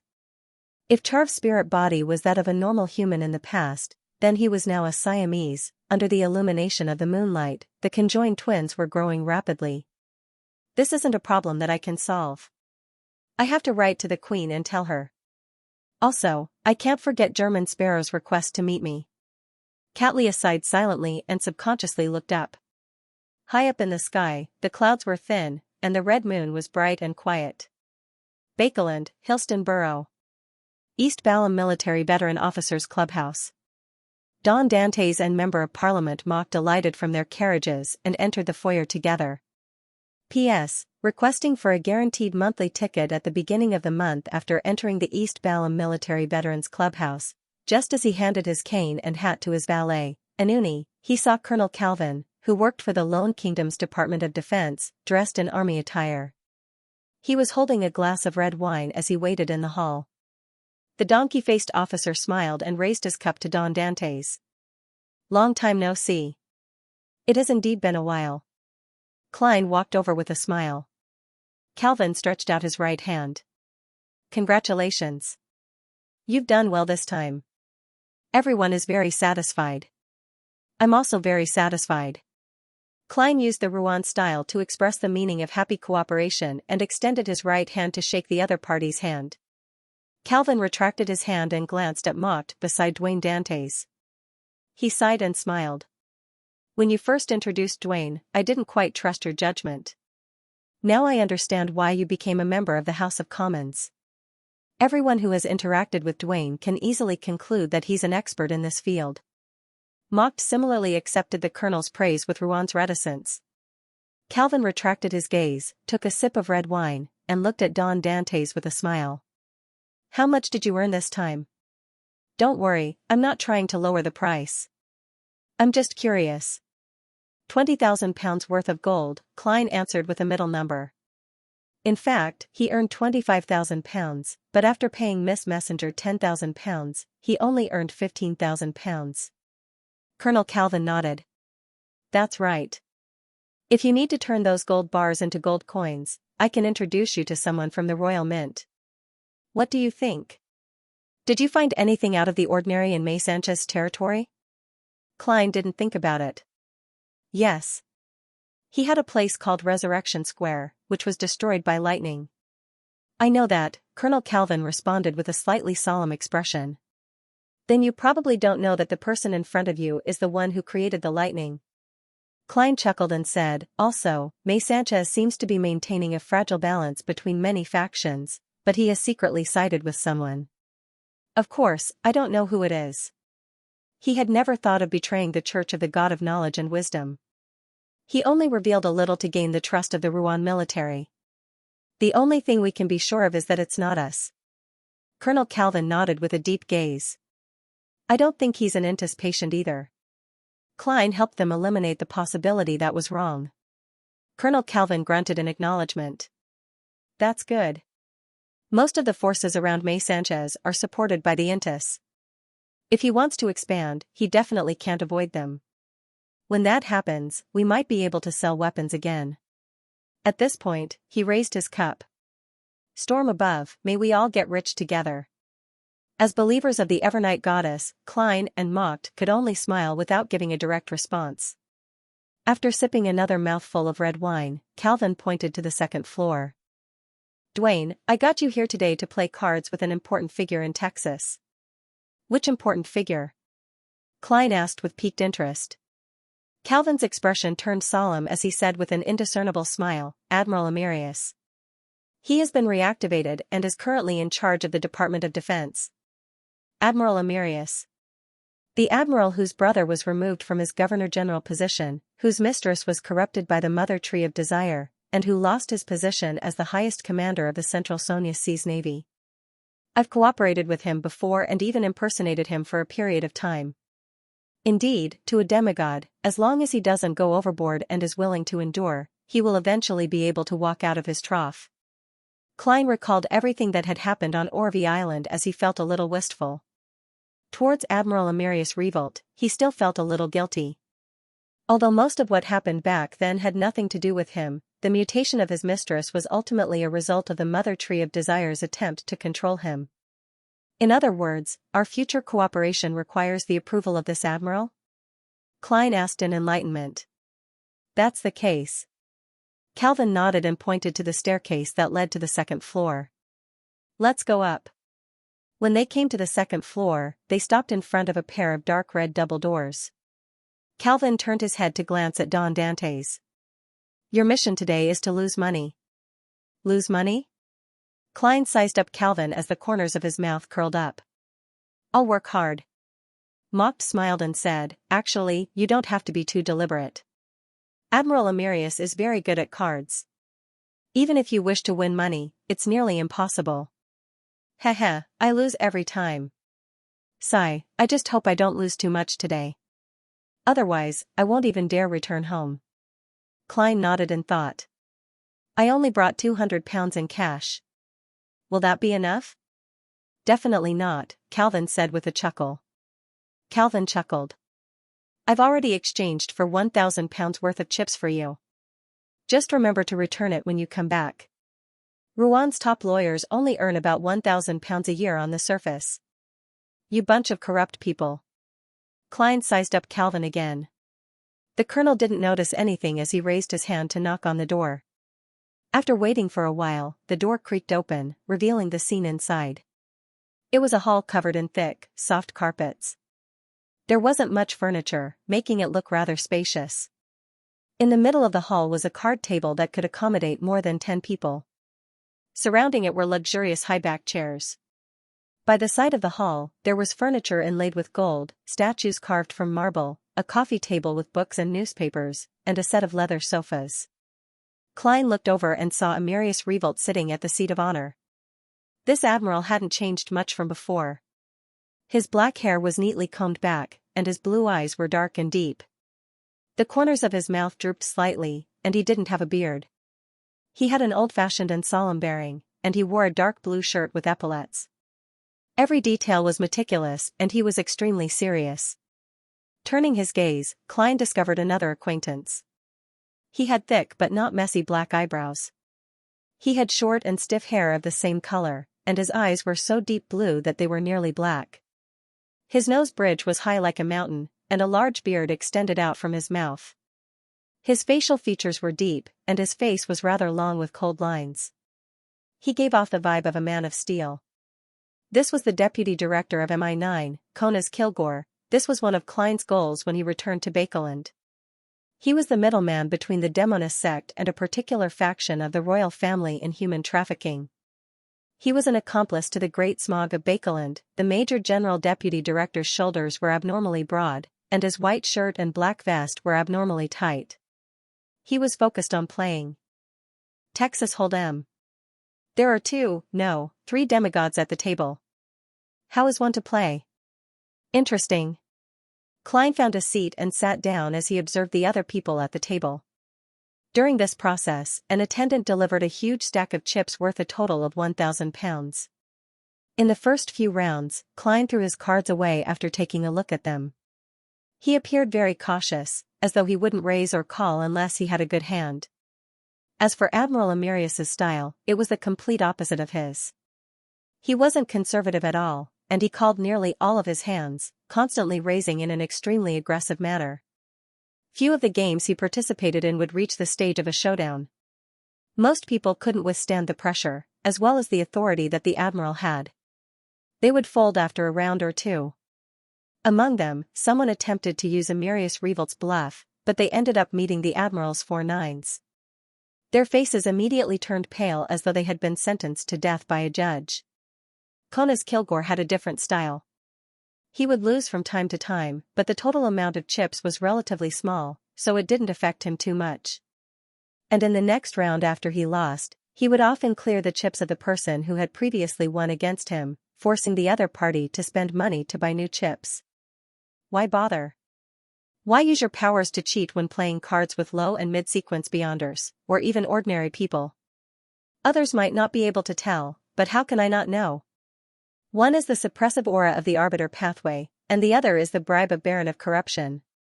Klein looked at his 5 of hearts and 9 of clubs as he shook his head indiscernibly. He couldn't help but seriously consider what powers the seer pathway had to help him if he wanted to cheat. Turn all my opponents into marionettes? That way, I can win as much as I want and be in an invincible position. However, it has no practical value. It's not like I'm planning a death poker tournament. Unfortunately, there aren't many mosquitoes here. Otherwise, I could control their spirit body threads and make them turn into marionettes, helping me see the cards of others. A faceless can only transform into himself, but not the cards. A magician's illusion spell? Playing cards with ordinary people and low and mid-sequence beyonders should be quite effective, but there are 2 demigods here, using the clown's wrist powers to change cards? It's useless. The dealing and shuffling are done by the attendants. As his thoughts raced, Klein realized that only the powers of a seer were useful. He threw out 2 cards, indicating that he wouldn't follow. Then, he picked up a metal chip and flipped it between his fingers. At this moment, Amirius Revolt suddenly looked up at him before retracting his gaze and pushing out a pile of chips. Indeed. Klein nodded inwardly without any surprise. Back when they worked together, he knew that Admiral Amirius was able to distinguish ordinary people from beyonders based on their positions. He even suspected that Amirius could even determine a beyonder's level, which was also their position. However, Klein wasn't too worried about this. This was because a Bizarro sorcerer had certain concealment powers.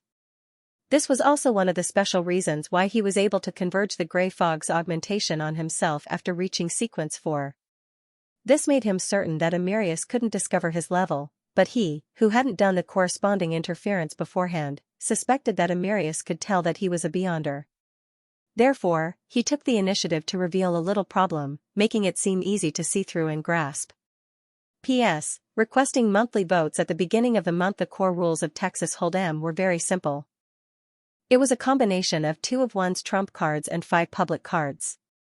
Whoever had the biggest hand would win. And the public cards were dealt in 3 rounds. 3 cards were dealt in the first round, 1 card in the second round, and 1 card in the third round. Every round, one could call, follow, or raise until no one raised, or only one person didn't fold. Klein played with the chips in his hand and divined that he would be luckier in the next few rounds. However, he couldn't tell which round it would be. After all, it was only a simple and quick divination. The effects weren't that great. Using such a method to play with ordinary people or low-sequence beyonders isn't a problem as long as I have the right strategy. However, it's definitely not possible against a demigod. Even winning against a mid-sequence beyonder would be rather difficult. Don't tell me I have to close my eyes and rest every round to do a complete dream divination? Heh, if that's the case, Don Dantes might have the nickname Sleeping God of Gamblers. Klein sighed inwardly as he continued his style of discarding after reading his cards. He had already lost a small and a big blind bet, which was half and a bottom bet, and the bottom bet for this round was £1. Now, it was his turn for 2 rounds. At this moment, Klein noticed something. Konas Kilgore, the deputy director of MI9, had lost £20 to Admiral Amirius in this round. Bribe succeeded. Admiral Amirius should have been able to tell that Konas had used the powers of the Baron of Corruption, but he might not know that this deputy director of MI9 is a demigod. The next round, it'll definitely be fun. Klein's mind stirred. After the attendant placed his 2 new trump cards in front of him, he didn't even flip a corner to confirm the cards. Instead, he directly bet the metal chip he was playing with on his trump card, acting as though he was going to the end without looking at his cards. After 2 people folded, the stern and old-fashioned Amirius Revolt casually looked at his trump card and counted out chips worth £5. He threw them into the middle of the table and, without any surprise, made an additional bet. Another person folded. Mocked followed up with a bet of £5. Right on the heels of that, the tough guy Konas Kilgore raised again, throwing a total of £20 worth of chips. Colonel Calvin confirmed his hand again and indicated that he would raise the bet. After the remaining player folded, Don Dantes didn't bother to count. He grabbed a handful of chips and threw them out. 20 pounds, follow the bet, the waiter in charge of counting the chips said accurately after a glance. I thought it would be 50 pounds. Seems like you're not familiar with this kind of chips, Don Dantes, who had white sideburns and an outstanding temperament, said with a smile. However, he did not pay the remaining 30 pounds. At that moment, everyone had expressed their stance. It was once again Amarius Revolt's turn. The admiral didn't even look at the rest of the people. He picked up 5 10-pound chips and threw them out. More. His emotions did not fluctuate at all. It was as if he was talking about a cup of black tea. However, his indescribable majesty and his continuous raising of stakes without even seeing a single public card made the atmosphere of the entire table rather tense. This situation often meant that Admiral Amarius had an excellent trump card. It could be a pair of aces, a pair of kings, or an ace plus a king. Mocked decided to fold. Conas Kilgore stroked his high-nose bridge and looked around with his dark blue eyes that were nearly black. Call. Once again, Colonel Calvin confirmed his trump card, hesitated for 10 seconds, and chose to fold. Don Dantes touched the metal chips on his 2 cards and revealed a smile. Call. After this round of declaration, there were only 3 players left. Then, the waiter in charge of dealing the cards placed the 3 public cards in the middle of the table and spread them out. 2 of spades, 9 of hearts, king of spades. The first to call was Admiral Amarius Revolt. He leaned forward slightly and said with an extremely oppressive posture, 2 of spades. 50 pounds. He directly raised the bet from 1 pound to 50 pounds, mocked. Colonel Calvin and company felt a baffling sense of suffocation even though they weren't participating in the game. Conas Kilgore's body trembled slightly, but he eventually grabbed a 50-pound chip and threw it out. Don Dantes shot a glance at the deputy director of MI9 and smiled as though he didn't feel any pressure. Call. Upon hearing that, Colonel Calvin turned his head and nodded at Don Dantes, whose blue eyes resembled a lake at night, in acknowledgement. From his point of view, Admiral Amarius's aura was useless against a person whose goal was to lose money. At this moment, the red-vested waiter threw out the 4th public card. 9 of spades. With 3 spades appearing, the chances of a flush instantly increased. However, Admiral Amarius didn't hesitate at all as he calmly pushed out a stack of chips. 100 pounds. Conas Kilgore's fingers tapped his trump card a few times, clearly lacking in confidence. But eventually, he chose to follow the bet. Don Dantes glanced at the deputy director again and maintained his warm smile. Call. To this point in time, he hadn't seen his hand. This left Colonel Calvin a little worried, believing that such a performance was overboard. It was as though he was giving away money. Admiral Amarius, who had a relatively conservative style, might not accept it. At this moment, the red-vested waiter threw out the 5th public card. 2 of clubs. As such, the entire public card was completely formed. 2 of spades, 9 of hearts, king of spades, 9 of spades, 2 of clubs. 200 pounds. Admiral Amarius pushed down a pile of metal chips in an astounding manner. Conas Kilgore first took a deep breath before he pushed out 2 stacks of chips 500 pounds. This sum of money was equivalent to half a year's salary. Is he trying to bluff? Colonel Calvin and Member of Parliament mocked exchanged looks. They felt that Kilgore's actions were a little obvious and could be easily seen through. One had to know that playing Texas Hold'em, apart from money management and probability calculations, was often a psychological game. Be it body language, expression, or raising style, they would all reveal a person's cards. Of course, there were also powerful players who would use such details to deliberately mislead their opponents. Dwayne Dantes sized up Conas Kilgore and suddenly laughed. Following that, he said the same thing as before, "You're the only one who's capable of doing this."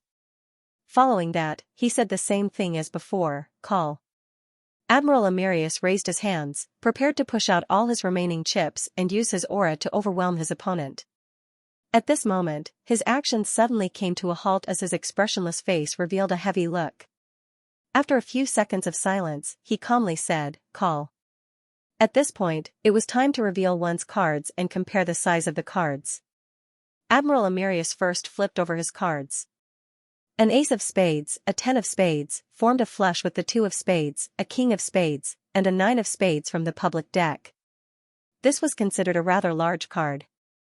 The only cards bigger than it were a calabash, a 4, a straight flush, and a royal straight flush. "It's your turn," Amirius urged Konas.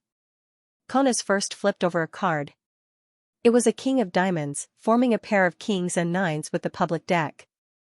Right on the heels of that, he picked up his second card. At this moment, the remaining poker cards on the red-vested attendant's table turned blurry. The card was thrown onto the table, revealing its appearance. 9 of clubs. "What?" Mocked and company exclaimed in surprise, unable to believe their eyes. This meant that Konas Kilgore had formed a calabash with 3 nines and a pair of kings. This was bigger than a flush. "Sorry about that, calabash," Konas said with a smile as he looked at Admiral Amirius. Then, he turned his head to Don Dantes. "You can reveal your cards. I'm also very curious what card it will be." Don Dantes smiled and picked up the metal chips in front of him. He casually flipped over his 2 cards and threw them out. What?" Colonel Calvin and company rubbed their eyes. Don Dantes's cards were an extremely small pair.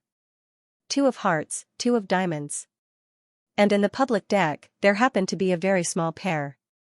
2 of spades, 2 of clubs.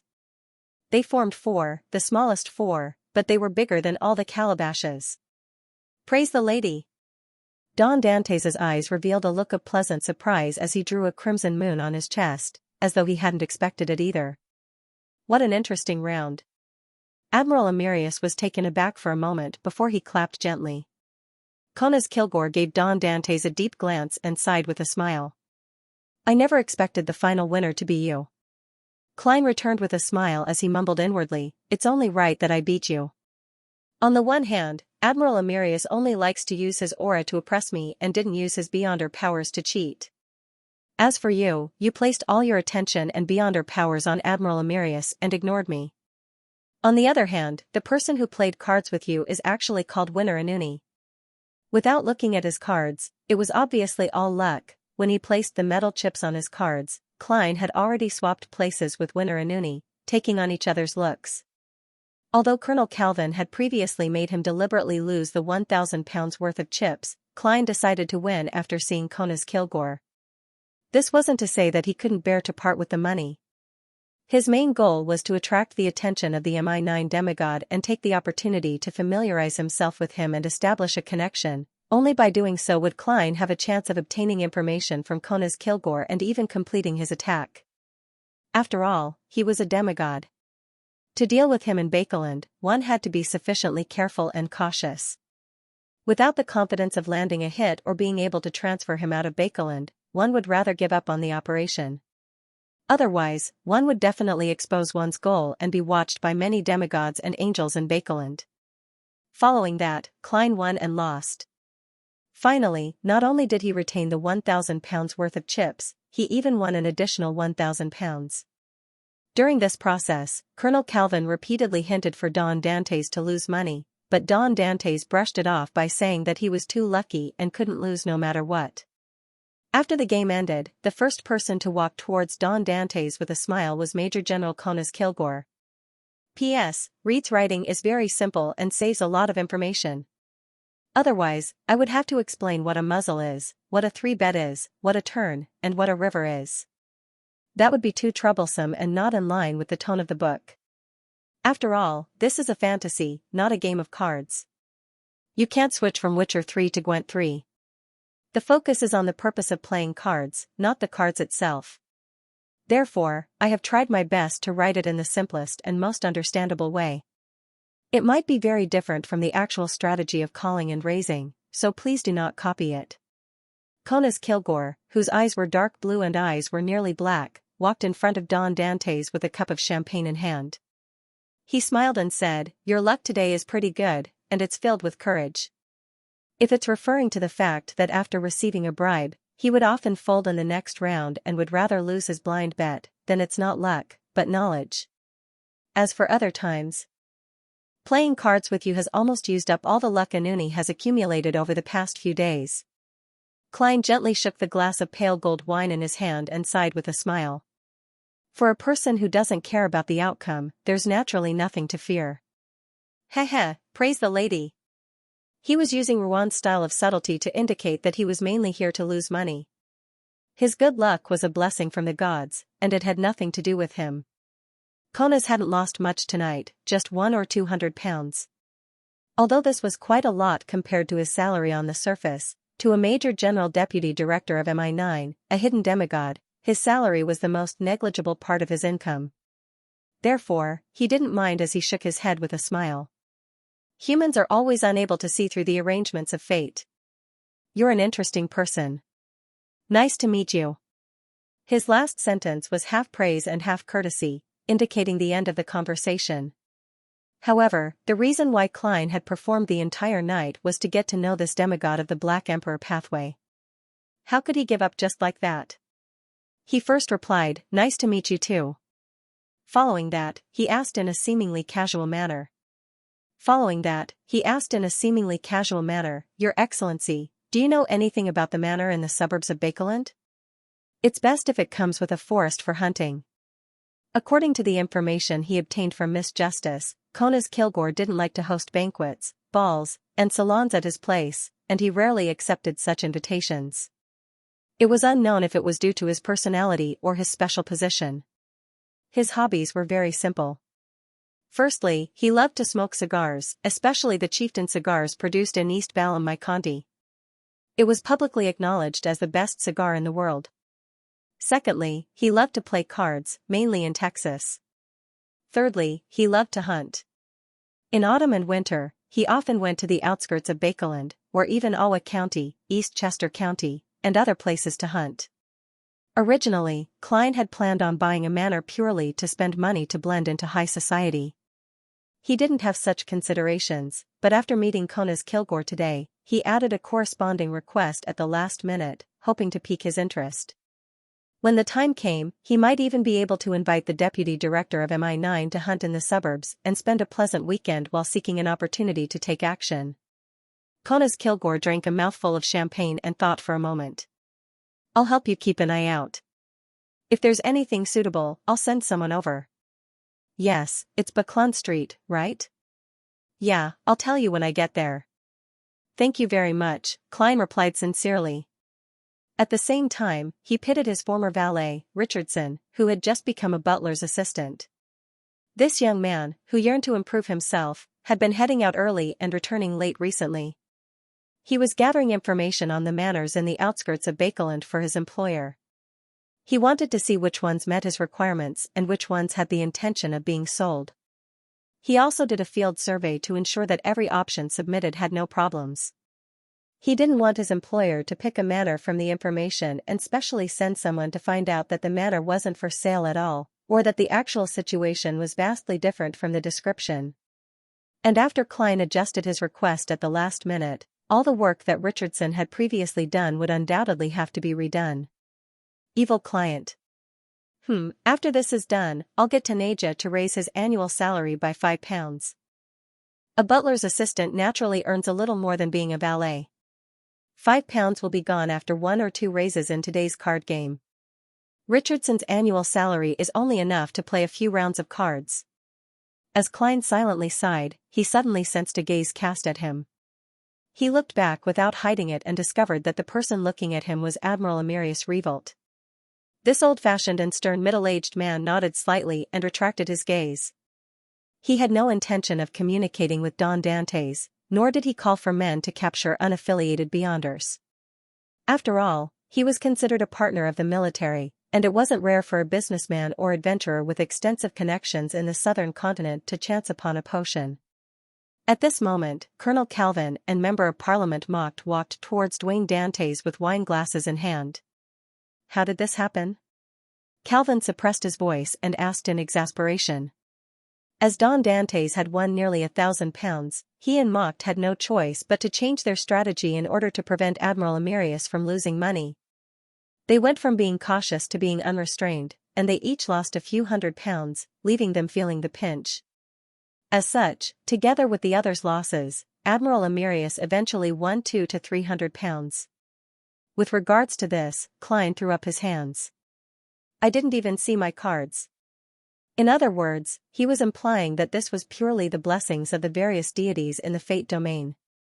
And up to now, the deities, angels, and hidden existences that had authority in the fate domain included, but were not limited to, the Evernight Goddess, the Fool, Snake of Mercury Willasepton, Pallas Zoroast, Blasphemer Amon, and Angel of Fate Ouroboros. This sure is a vexing matter. Mocked shook his head with a bitter smile. Calvin and I have lost so much that we don't even dare to return home. They had lost about half of their annual income. Don Dantes, who had white sideburns, revealed a surprised look when he heard that. When did you lose? He then pointed at the chips stacked in front of him and said, I only managed to keep the first £1,000 I bought. I only managed to keep the initial £1,000 that I bought, the rest is yours. Colonel Calvin and Mocked were taken aback as they exchanged looks and revealed smiles. We were too nervous and miscalculated. Calvin nodded approvingly. Klein chuckled and immediately diverted the topic. He began searching for supper on the coffee table beside him. City of Silver, inside one of the twin towers. After being summoned, Derek Berg met the chief of the 6-member council, Colin Iliad. You said you have something to ask? Colin, who had quite a few old scars on his face, looked at the youth who wasn't considered tall and asked calmly. Derek bowed and replied frankly, Yes, Your Excellency. My advancement to Priest of Light requires pure darkness, but once I enter the darkness, it will be very dangerous. I have no idea how to resolve this problem. Colin Iliad listened seriously and nodded. You need to confirm something. Is it pure darkness or lightless darkness? There's a huge difference between the two concepts. If it's the latter, you can obtain it at the dungeon at the bottom of the spire. You've been there for some time, so you should know what I'm talking about. Derek had a deep fear towards the dungeon at the bottom of the spire. This was because he had first met Blasphemer Amon there. Not only had he seen the mutated former captain of the exploration team, but he had also been parasitized. Unless necessary, he really didn't wish to recall it. At this moment, after receiving the chief's reminder, he slowly recalled the corresponding memories. He discovered that although every cell at the bottom of the spire had candles distributed, they could only wait for the guards to deliver food and medicine to them once they burned out. This wasn't frequent, with only 3 times a day. There was a long interval in between. And it was in such an environment that the appearance of monsters or the disappearance of humans never happened. Derek remembered that there was a period of time when he guarded the lightless darkness without encountering any danger. He thought for a while and hesitantly opened his mouth. Is it this power that resists the tendency of the darkness to make people disappear and give birth to monsters? Is it this power that resists the tendency of the darkness to make people disappear and give birth to monsters? Colin Iliad looked at the 2 swords hanging cross-legged on the wall, nodded slightly, and sighed. Yes, that's why it's called lightless darkness. It's not pure darkness.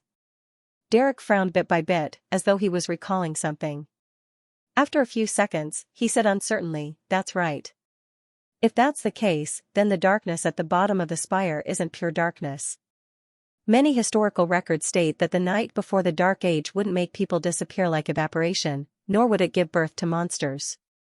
The darkness now must have mutated, or some other power has mixed together, which is why it's so dangerous. That's right.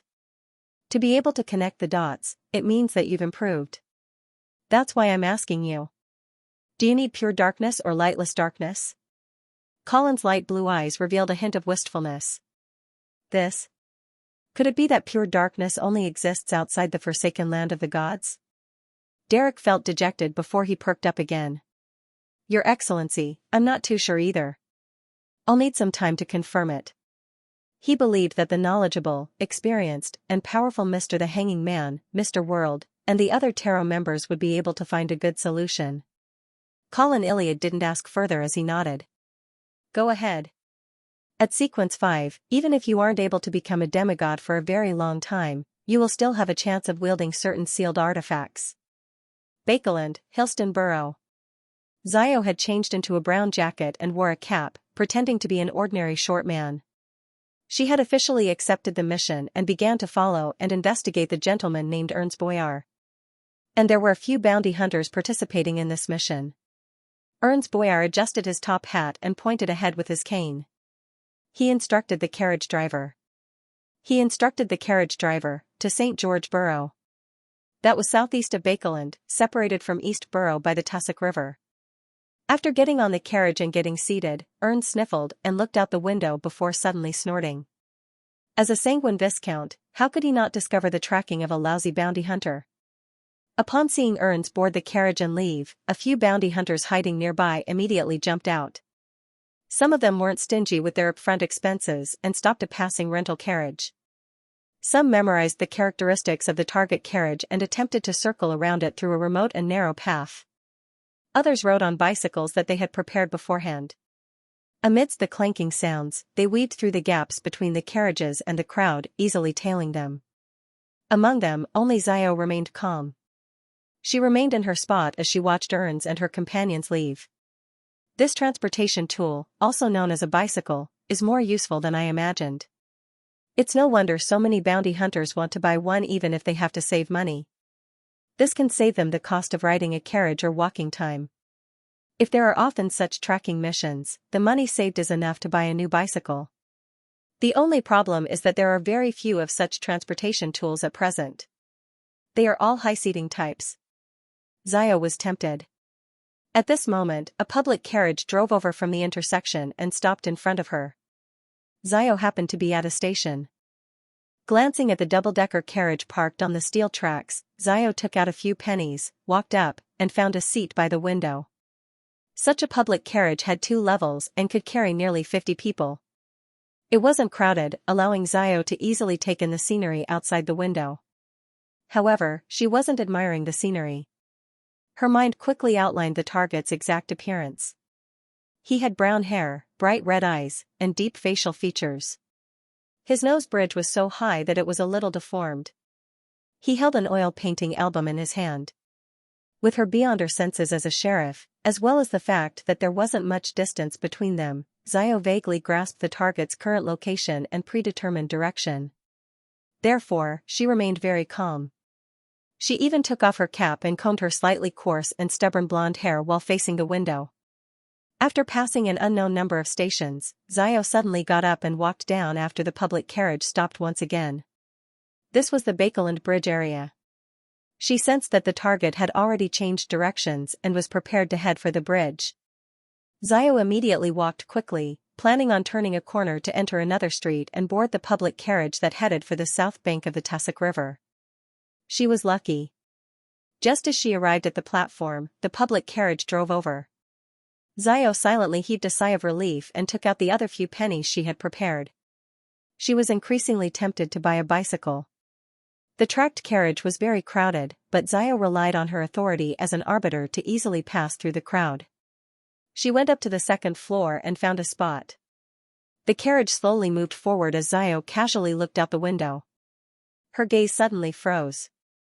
She saw Sherman, whom she couldn't find before. The young man who thought he was a woman was carrying a paper bag with several long loaves of bread and a stack of newspapers into a narrow alley. His shoulder-length brown hair had grown a lot longer, and his gray striped pants were a little tight. Although his figure disappeared in a flash, making it impossible for ordinary people to determine it, as a sheriff, Xiao easily made a definite judgment. Sherman checked out of his rented room in East Borough and moved here? Seeing that he was fine and that she was tailing her target, Xiao suppressed the urge to jump out of the carriage and chase up to him to ask about the recent situation. Sherman carried the paper bag with many long loaves of bread and a stack of newspapers as he passed through the alley and streets. After making a huge detour, he entered an apartment. He went up the narrow staircase to the 3rd floor, took out his key, and opened the door to his apartment. He seemed to possess pretty good anti-tracking skills. With a creak, the door opened. Sherman's eyes suddenly lit up as he saw a girl in a black dress. The girl had a sweet and gentle face and an indescribably wonderful figure. Even though she was standing by the window, blocking the sunlight and making her appear dark, she seemed to be plated with a layer of gold, making her appear even more holy and beautiful. "Why are you here?" Sherman first stared at her in surprise before he couldn't help but size her up. His inconspicuous Adam's apple bobbed as he swallowed a mouthful of saliva. In the next second, he suddenly turned his head and looked to the side, as though he didn't dare to look straight at her. "I'm Trissy," Sherman stammered as he addressed her. Trissy's smile slowly bloomed, brightening up the dimly lit room. Then, she asked in a slightly teasing tone, "Why are you here? Why can't you look at me?" I don't know. I like men. Why do I have so many strange thoughts when I see you?" Sherman continued looking to his side as he stuttered. Trissy's expression turned a little complicated. Then, she smiled as though nothing had happened. Women will also appreciate beautiful and charming men of the same species. She paused for a moment before saying, "I came here today because I have a mission for you. Your initial progress was very fast, and I was very satisfied, but it seems to have stagnated recently." Sherman's face immediately revealed a look of fear as he subconsciously took a step back. I don't think there's a need to do that." Seeing that Trissy didn't retort, Sherman's words gradually became smoother. "I really can't instigate others to steal, rob, or kill. That's just too evil, too despicable. Even the people you asked me to assassinate in the beginning, I now feel that I've gone overboard. Although they did scold me, beat me, discriminate against me, spread bad things about me, and used all sorts of methods to harm me to obtain happiness, their actions didn't reach the point of needing to use their lives to pay for it." Trissy wasn't surprised at all. "That wasn't what you said back then. You hated them and were filled with resentment towards them. Once you obtained beyond her powers, you couldn't wait to take revenge on them. I only mentioned it briefly, and you planned many assassinations. I always remember you covered in blood, trembling, and feverishly satisfied." As Sherman listened, he couldn't help but retreat until he reached the door that had been closed at some point in time. He covered his face with his hands and shouted, "No. I have nightmares every night. I dream of them surrounding me, chasing me, biting me, Pa." A paper bag fell to the ground, and many long loaves of bread fell out. A stack of newspapers fell right next to them. "This is normal," Trissy calmly interrupted Sherman's words. "This is a stage of psychological transformation that assassins have. Think about it. When those people bullied you in the past, didn't you wish you could kill them?" "Yes." Sherman hesitated for a moment.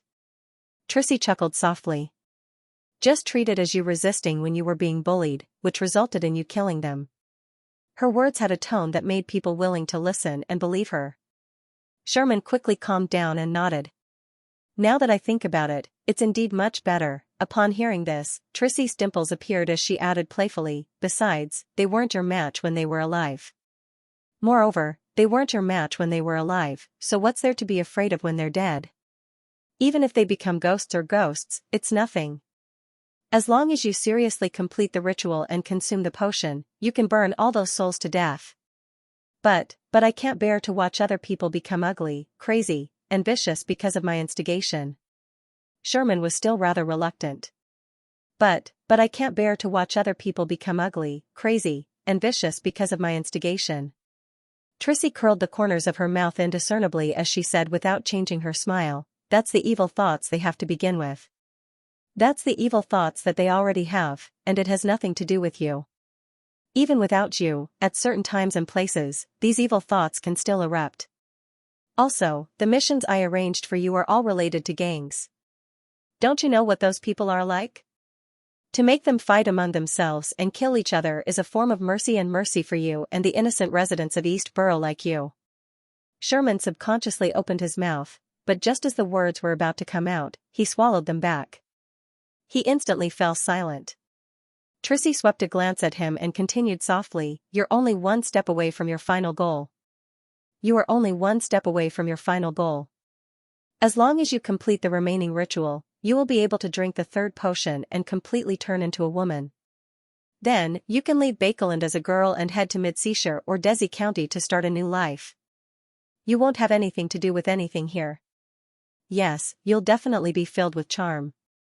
You'll be pursued by many outstanding men, and you'll choose the one you're most satisfied with and like the most to enter the hall of marriage. You'll give birth to lively children and educate them to grow up healthily. You'll take them skiing in Winter County, to Desi Bay for a vacation, to the hunting grounds to enjoy the entertainment that only nobles have, didn't you say that you're willing to give up everything to find yourself? Sherman's lips quivered a few times as he pursed them tightly for a moment before opening them bit by bit. "Ma'am Trissy, I understand. I will do as you say." After saying that, he seemed to lose all his strength. He staggered and was about to collapse. He subconsciously reached out his hand to hold the coat rack beside him. During this process, his gaze naturally swept across the stack of newspapers on the ground. The stack of newspapers had already spread apart, revealing a certain piece of news in the middle. A tycoon from Desi, Mr. Don Dantes, intends to acquire Larivi Steel Company. He believes that it has rather good profitability and development prospects. Sir, do you really wish to acquire Larivi Steel Company? 160 Buckland Street. His valet, Anuni, asked on his way upstairs. Don Dantes shook his head and said with a smile, "This news is purely fabricated. This news is purely fabricated. I've only met the owner of the Larivi Steel Company, Mr. Phil Larivi, once at a ball last week and had a short chat." Butler Walter heaved a sigh of relief when he heard that. Then, he reminded him. Following that, he added, "Sir, Larivi Steel Company is indeed seeking a buyer. There are quite a number of interested parties." In other words, Phil got the reporters to release the news so as to sell it for a better price? Klein nodded in thought and entered the half-open room with the balcony. He planned on entering the world above the grey fog and using Anuni's prayer light to observe Hazel's family for any abnormalities. This was something he had been doing for the past few days. Above the grey fog, in the magnificent palace. Through Anuni's prayer point of light, Klein saw the scene inside his valet's room. His vision was pulled up and gradually extended. Bit by bit, the entire Buckland Street was reflected in his eyes. There were small buildings with flowers and grass clustered around them. There were intis parasol trees that blocked out the sunlight, and there were slowly moving carriages decorated with either elegant or gorgeous decorations. There were youths riding bicycles happily. Finally, Klein locked on to Unit 39, which was also Member of Parliament Mox Manor. He lowered his vision and observed the humans and animals there to see if he could find a black-haired, black-eyed man wearing a monocle. Phew. There aren't any misaligned fates or grafting for now. Nearly 10 minutes later, Klein heaved a sigh of relief. At this moment, a carriage drove into Mox Manor and stopped in front of the foyer. A girl with long, wavy, black-green hair and dark brown eyes alighted from the carriage. She was none other than Hazel, who had returned home. She wore a dark green dress that didn't reveal her shoulders. Her lips were slightly pursed, and her relaxed expression had a hint of joy. Upon seeing Hazel in such a state, Klein's heart skipped a beat. This was definitely abnormal behavior. From Klein's point of view, there were only two outcomes for the rat demigod to encounter Amon's avatar. 1. He still had a trump card, allowing him to escape at the cost of being heavily injured. 2. He would return to his Beyonder characteristic and become nourishment for Amon's avatar. And regardless of the situation, Hazel definitely wouldn't be able to find her teacher. She would definitely be sad, in pain, depressed, and upset. How could she be relaxed and happy? From the way she risked her life to head to the manor in the suburbs to inform her teacher, she's not such a cold and selfish person. Her present state indicates that she has confirmed that her teacher, the rat demigod, is fine. She even received a certain reward from him, perhaps including all sorts of Beyonder knowledge about the world. This contradicts my inference of the rat demigod's outcome. No, it's not contradictory. After eliminating all the impossibilities, what's left is the truth. Klein leaned back in his chair and came to a conclusion. Not only had Amon absorbed the rat demigod's Beyonder characteristic, but he had also stolen his fate and replaced his identity. Therefore, from Hazel's point of view, nothing happened to her teacher. He just needed to hide for a period of time. After he was certain, Klein exhaled silently and relaxed a little. To him, the most terrifying thing about Amon was that no one knew how he would appear. It wasn't impossible for all the mosquitoes in the garden to turn around at the same time when Mocht wore a monocle one day. Therefore, after roughly grasping Amon's identity, Klein couldn't help but feel a little more assured. As for whether or not Amon would show any problems with the details in front of Hazel, Klein believed that it was impossible. After all, this was an angel king whose foundation was deception. Even if the general knowledge he casually revealed was different from what the rat demigod had taught him in the past, he could easily use the excuse of it was originally a test, but now it has officially begun. Of course, according to Pallas Zoroast, Amon definitely wouldn't appear as a rat demigod. I can't be careless because of this. Klein observed for a while longer before retracting his gaze and leaving the world above the gray fog. In a half-open room with a balcony, he sat in a reclining chair and drank a mouthful of black tea with lemon slices. He half-closed his eyes and considered how he could deepen his connection with Kona's Kilgore. After an unknown period of time, Klein suddenly opened his eyes and activated his spirit vision. At the level of a demigod, he could activate his spirit vision purely with his thoughts. Almost at the same time, Rionette Tinker walked out of the void with 4 blonde, red-eyed heads in hand.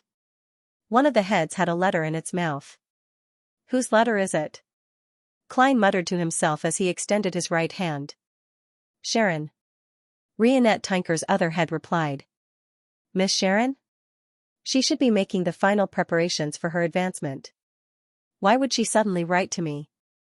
Puzzled, Klein took the letter from Miss Messenger. After unfolding the letter, he realized that there was very little content on it. There was only a simple line of words: Emlyn White is looking for someone from Rose School. Emlyn is looking for someone from Rose School? Klein pricked up his brows in surprise. From his point of view, Emlyn was a sanguine who was afraid of trouble. Unless necessary, he wouldn't even want to leave the house.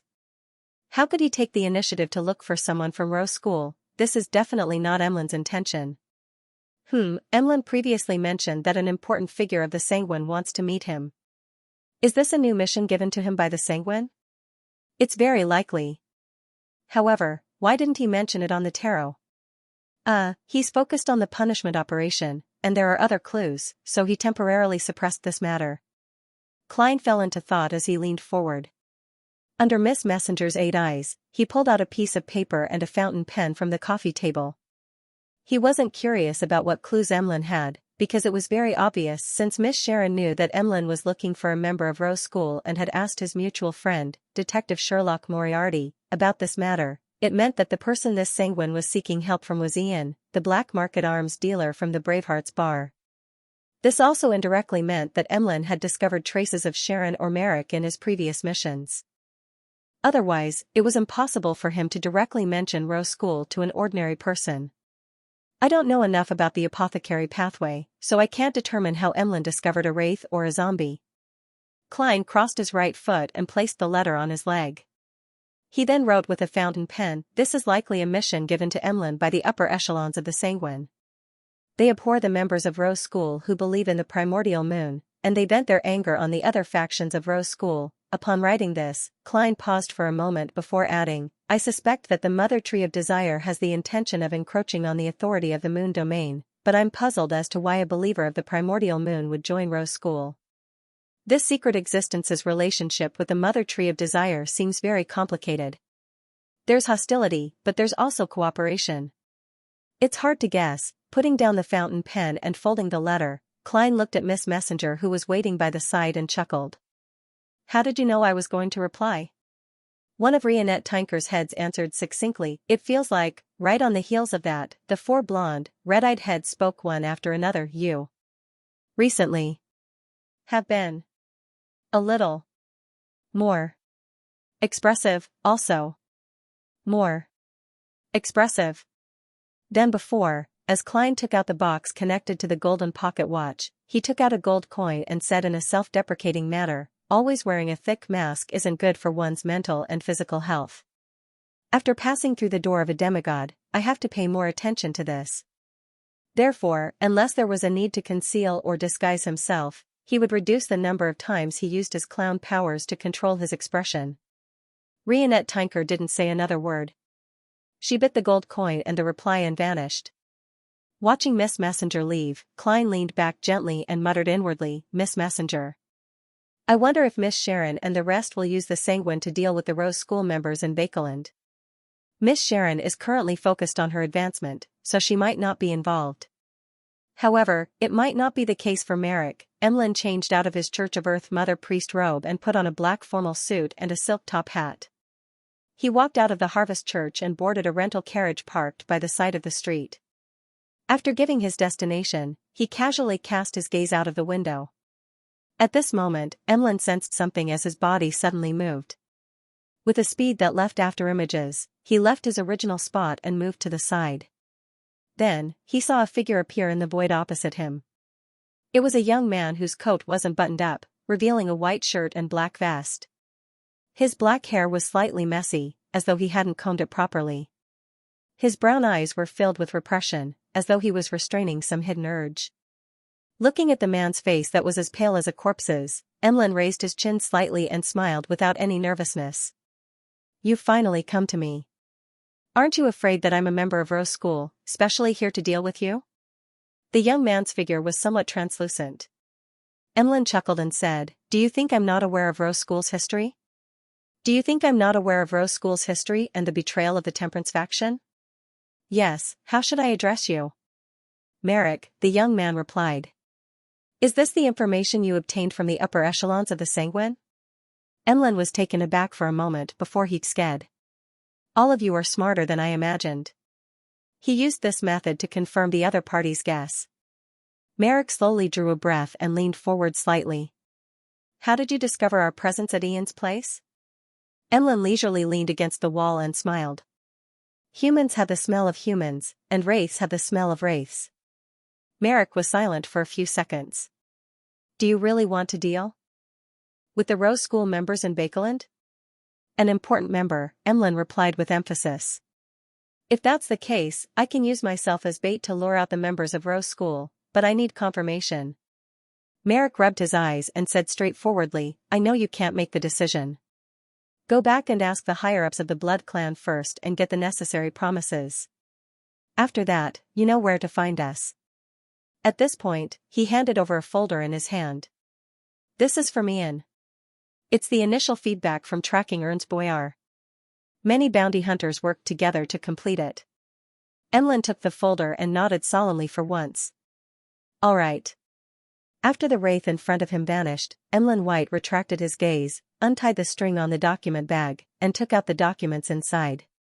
After reading them one by one, Emlyn had a general grasp of Ernst Boyar's whereabouts. This Sanguine Viscount didn't have a regular schedule. He would either be at home, visiting exhibitions, tasting wine at a manor outside the city, or accompanying a female companion to shop at a few department stores.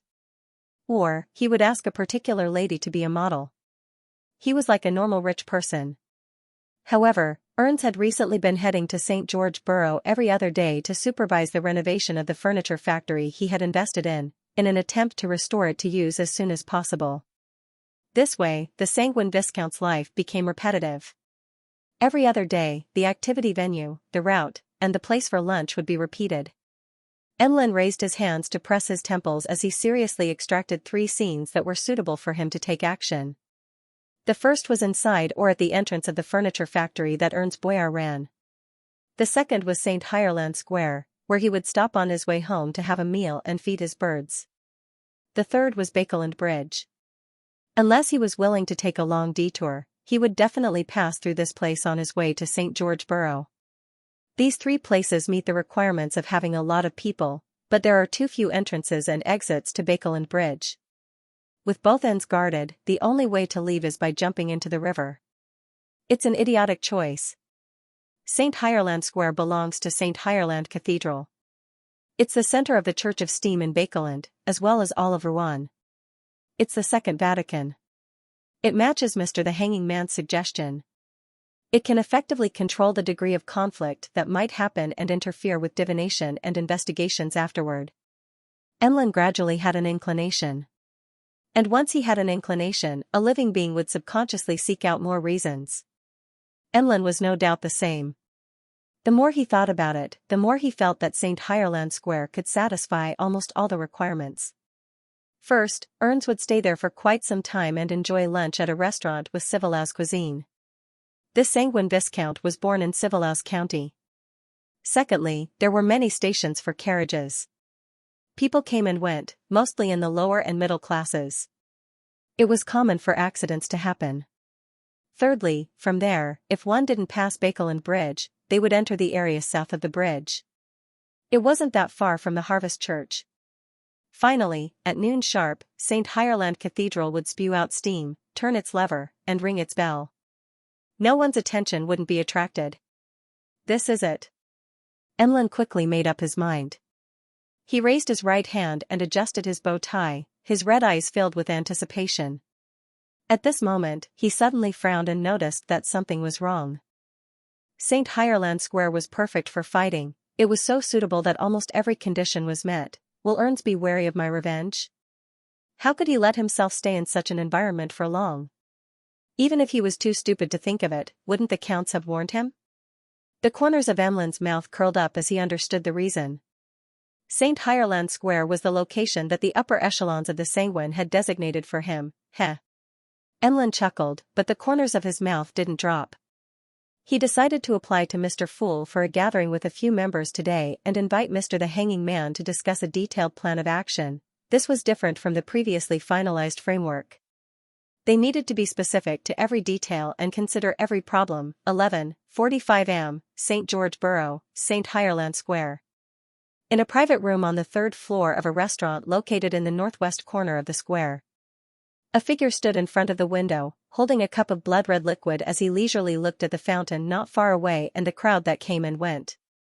He was tall and thin, and he wore an evening suit for a banquet. His silver-colored hair and bright red eyes complemented his slightly bewitching handsomeness. The corners of his mouth were constantly suffused with a faint smile. Your Grace, will there really be no problems?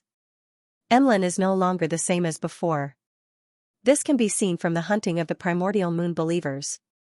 A middle-aged man in a dark suit walked to the window and asked worriedly. The man who was addressed as Earl cast his gaze at Emlyn White, who was listening to a violin performance on the streets, and chuckled. Our preparations can even deal with a demigod, much less a fellow who hasn't even become a viscount. Besides, we don't really wish to do anything. Our only goal is to confirm and identify him.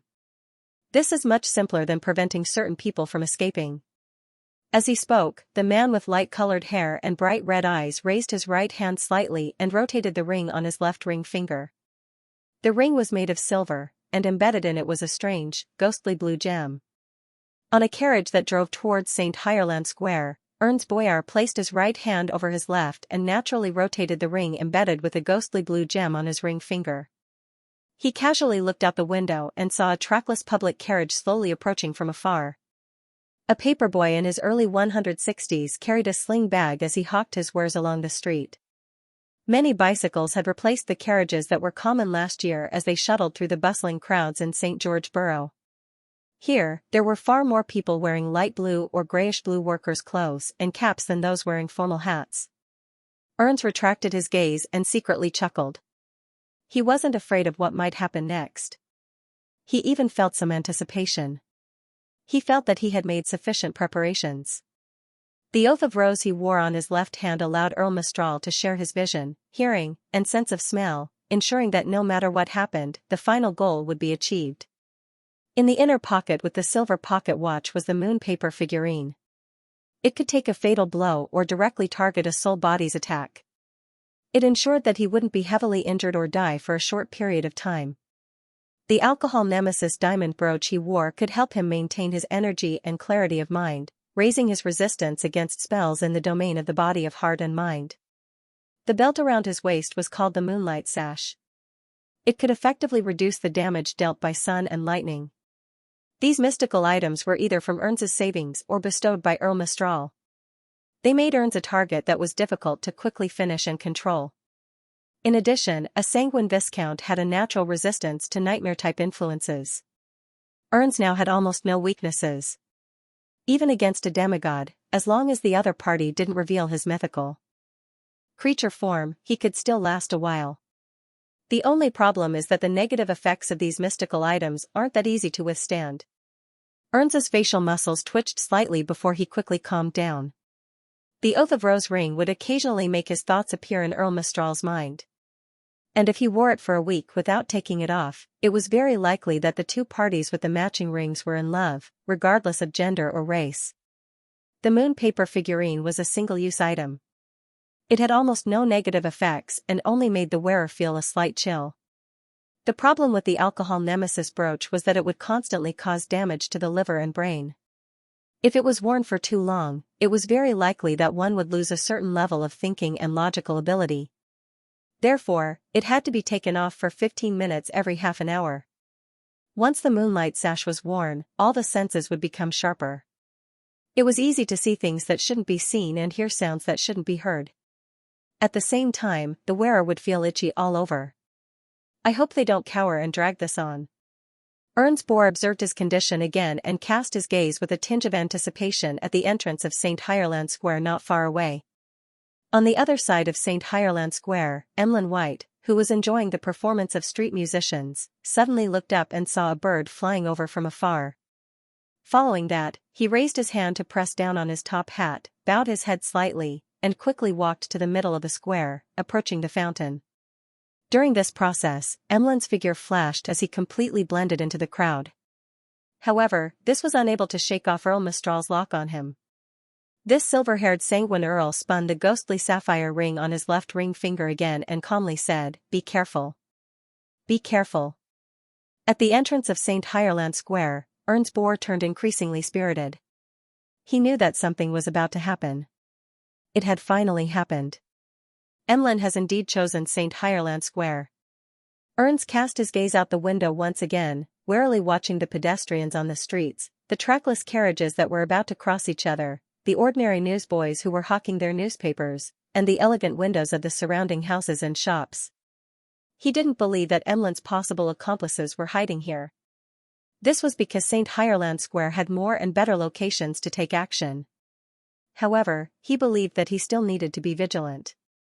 Suddenly, his body moved as he moved slightly forward, nearly leaving his seat. The carriage he was in had stopped without any warning. Right on the heels of that, the horse that was pulling the carriage seemed to have had a nightmare. It raised its front hooves and struggled frantically, flipping the carriage to the ground.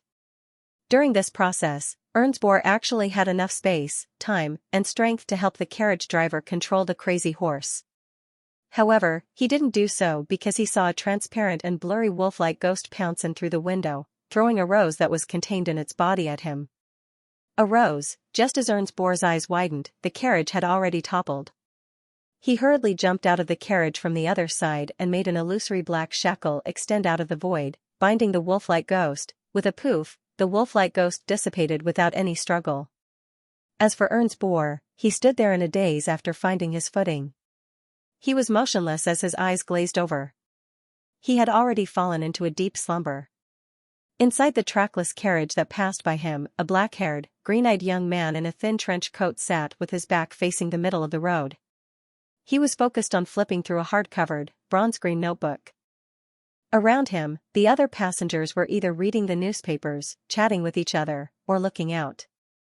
They saw the out-of-control horse quickly return to normal.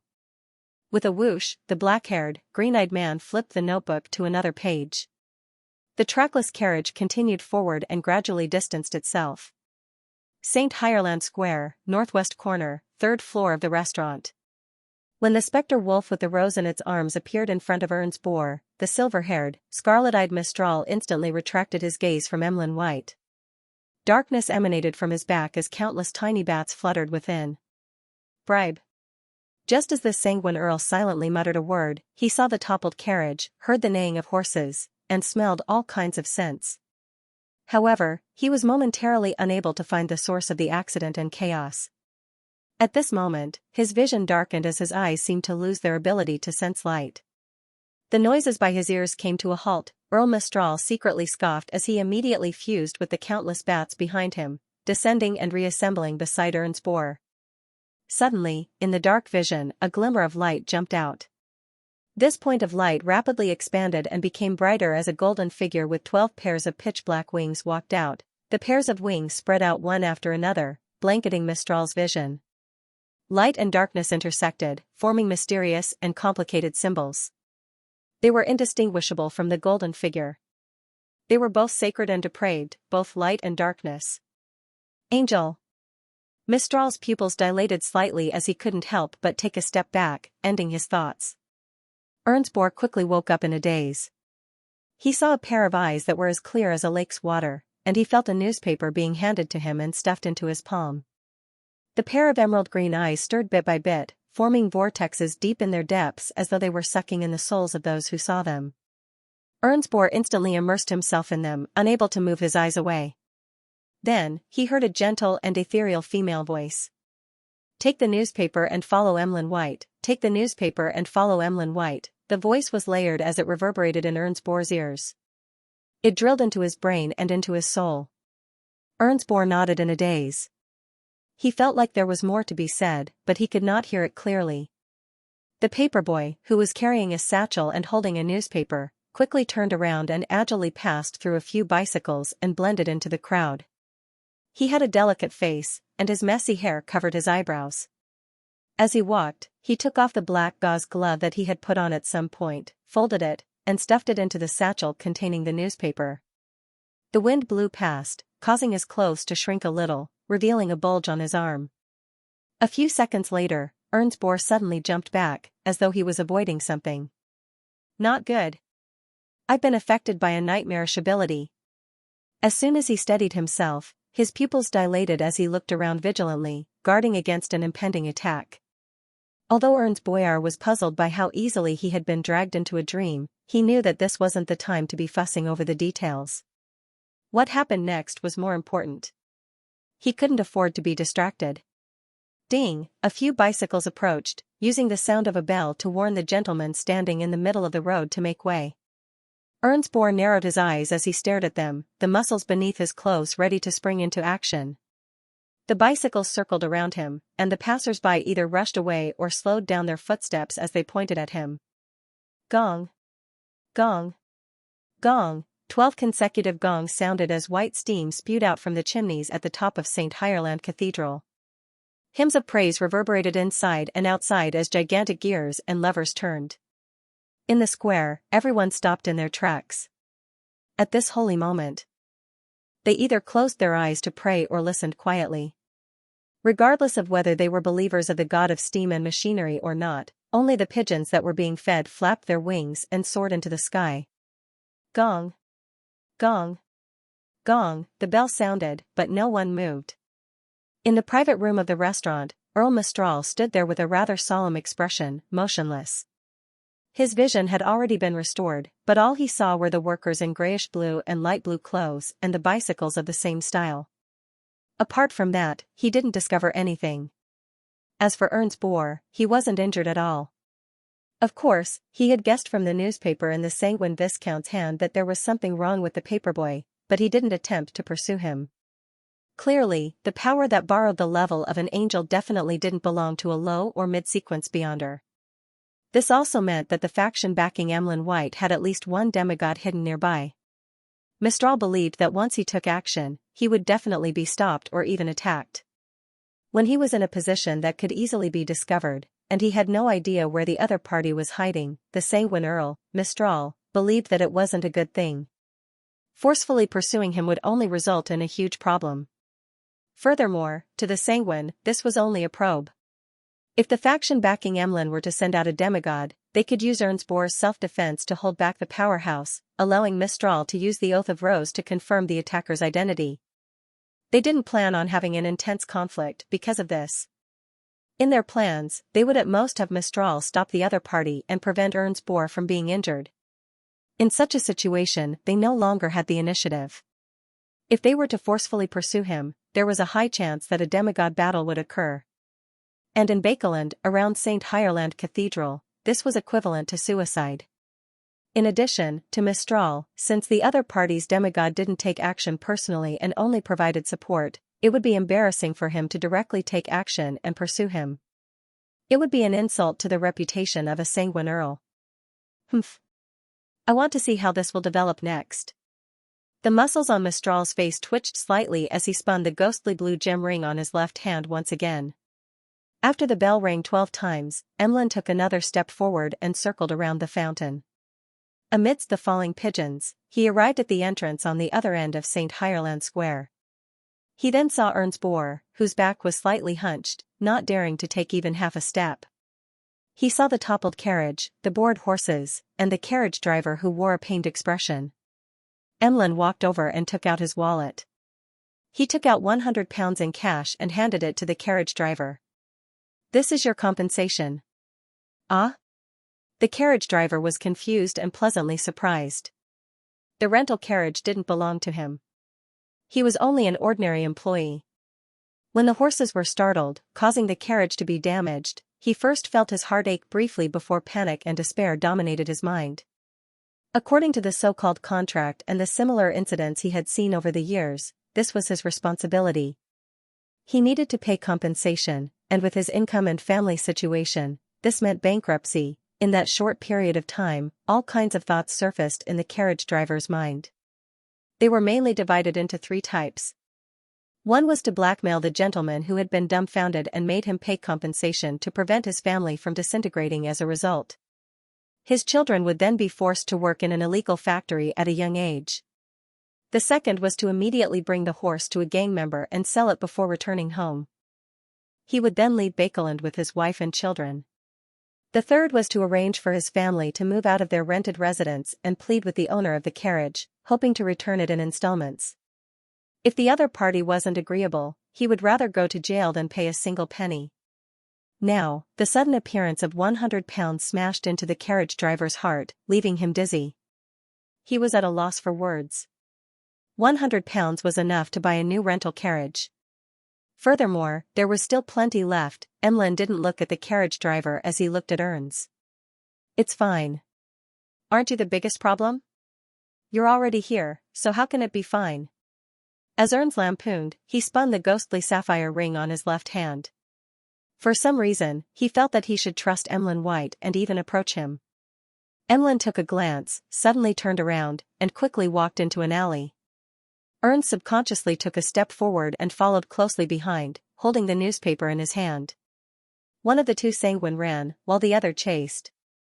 They were extremely fast, but they didn't dare show anything abnormal about them. Earl Mistral waited for the 2 sanguine to run far away and leave the range of his spirituality. Only then did he use the connection between the Oath of Rose rings to leisurely tail them. Emlyn would sometimes circle around, sometimes cut in diagonally, and sometimes take another path to return to the spot he had previously passed. It made it impossible to guess his destination. As for Ernst, he was like a bull that had seen a red flag. He refused to give up as he followed closely behind. Unknowingly, the 2 sanguine arrived at Rose Street south of the bridge.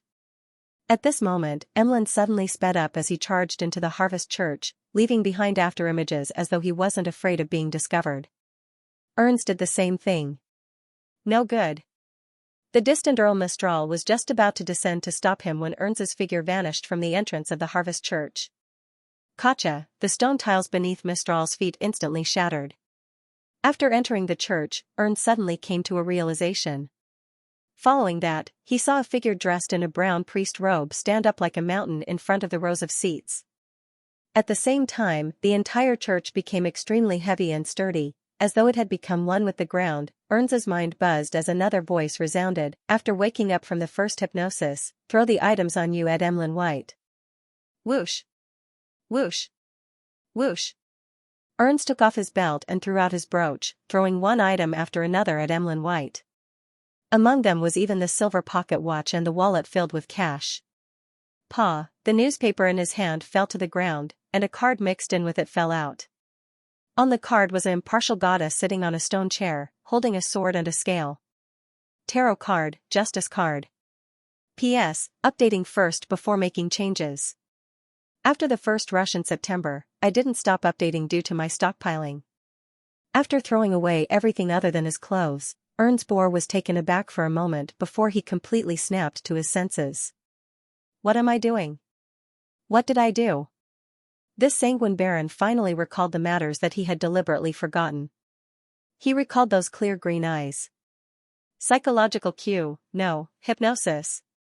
Ernst Boyer looked around with a mixture of hatred and uncontrollable fear as he instinctively reassessed his situation.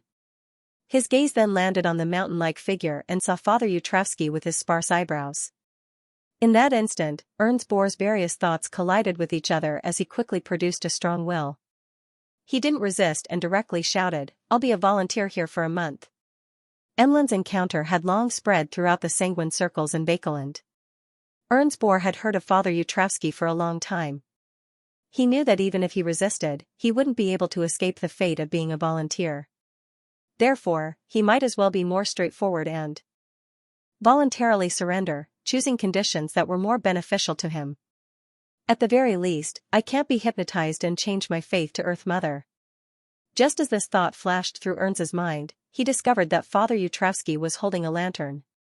Inside was a strange candle wrapped in human skin with protruding lumps. Under the dim illumination of the candlelight, Ernst's pupils dilated once again. There was only one thought left in his mind as it echoed incessantly, psychological cue again. At this moment, he felt that the shadow in his heart was extremely thick. All right. Father Yutravsky nodded and agreed to Ernst Bohr's request. Emlyn held back a smile that was a mixture of smugness and joy as he looked at the items he had just caught, like a farmer who had just obtained a bountiful harvest. In St. Hierland Square, on the third floor of a Sabella-styled restaurant, in a private room, the light suddenly dimmed as a large shadow appeared. Tiny bats flew out of the darkness and quickly gathered together. Smoke rose as the silver-haired, scarlet-eyed Earl Mistral appeared at the spot where the bats had gathered. Everything around him returned to normal. His servant, a middle-aged man in a dark suit, immediately took a step forward and bowed. "Your Excellency, do you want to eat now?"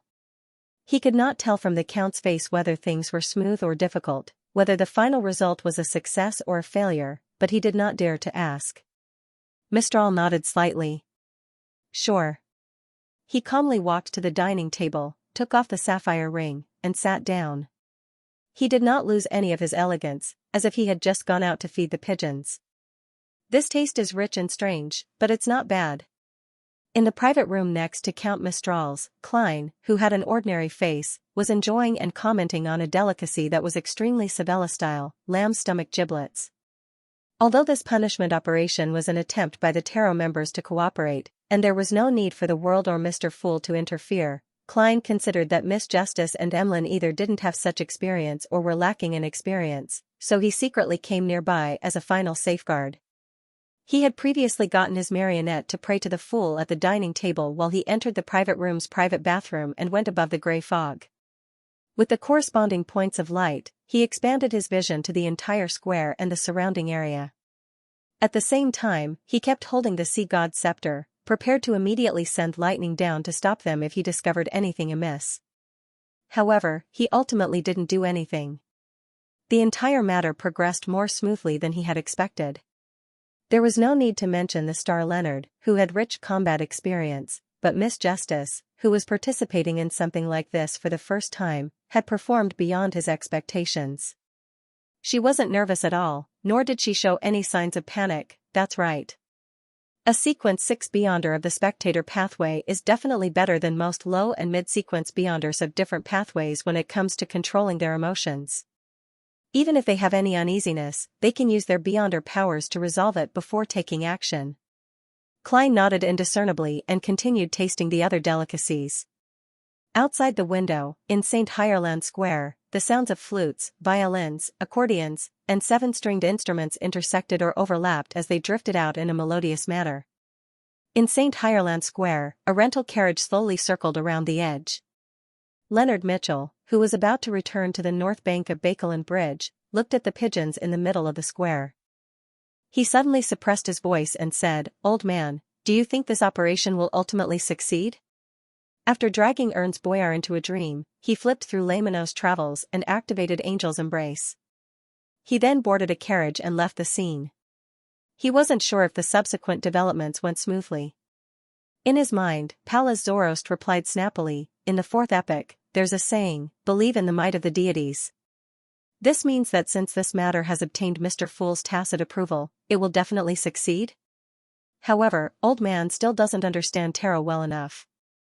Mr. Fool is only a witness most of the time, and there's no so-called tacit approval. Leonard mumbled inwardly as he diverted the topic. However, Old Man still doesn't understand tarot well enough. Mr. Fool is only a witness most of the time, and there's no so-called tacit approval. Leonard mumbled inwardly as he diverted the topic. Why does it feel like there's no end to this proverb? He didn't inform Pallas Zoroast of the exact situation regarding tarot. All he did was mention it in general terms and relay what Mr. Fool had agreed to. Pallas chuckled and said, "Indeed. There's still the second half. Don't believe in their benevolence. Believe in the might of deities, don't believe in their benevolence." Leonard silently repeated it a few times as he looked down at the notebook with a hard cover and a bronze-green color. He then muttered wistfully, "This is truly comparable to a Grade 1 sealed artifact. Furthermore, the way to resolve the negative effects is very simple. Before this operation, considering that the moon domain also had a portion of the authority of darkness, and that beyonders of this pathway would have a stronger resistance to nightmare-type influences when they reached a certain level, Leonard originally wanted to borrow Creeping Hunger from the world Klein Moretti, but in the subsequent discussion, Miss Magicians had mentioned the characteristics of Lamino's travels, giving him a better choice. Hence, he, who was in charge of using Angel's Embrace, borrowed Creeping Hunger from Klein for 3 hours and recorded a few useful Beyonder powers, including Bribe, Weaken. "This is something from the House of Abraham," Pallas Zoroast said with a sigh. Leonard was already aware of this. He nodded indiscernibly and turned to ask. He then asked, "Old man, do you have a way to weaken or control the negative effects of the mystical item I mentioned previously? Can that be called a mystical item? That's something that needs to be sealed." Pallas first reprimanded Leonard before saying, "Didn't you say that it has a living characteristic? That's relatively easy to resolve." Leonard relaxed and cast his gaze out the window again, admiring St. Hierland Cathedral, which had characteristics that resembled a factory. In North Borough's Phelps Street, where St. Samuel Cathedral was located, at the entrance of the Rouen Charity Bursary Foundation. Having changed her clothes, Audrey, who looked like an ordinary girl, alighted the carriage. She had already removed her paperboy disguise in a hotel room that she had prepared beforehand. The room was booked by Emlyn, and it had nothing to do with her. At that moment, there were a few people coming and going at the entrance of the Rouen Charity Bursary Foundation, but Audrey walked over without any qualms. No one looked at her, as though she lived in another world. Audrey briskly walked through the lobby and went up to the second floor, heading for the director's office that belonged to her. And along the way, everyone she encountered seemed to be playing along with her. They pretended not to see her, and they weren't surprised that an unfamiliar girl was there. At the office's entrance, Audrey was just about to enter when she suddenly heard a familiar voice. "Miss Audrey, this is the total amount of donations you have collected this week." The corners of Audrey's mouth couldn't help but curl up as she gently pushed open the half-closed door and walked in. Inside the office, a staff member was holding a stack of documents and showing it to the person behind the desk. The person behind the desk was a huge golden retriever with a pair of gold-rimmed glasses hanging around its neck. It sat at the director's seat and casually flipped through the documents. "No problem." The staff member immediately retracted the documents and smiled at the golden retriever. "I'll be heading out, Miss Audrey." Behind her, Audrey held back her laughter as she walked to the sofa and sat down.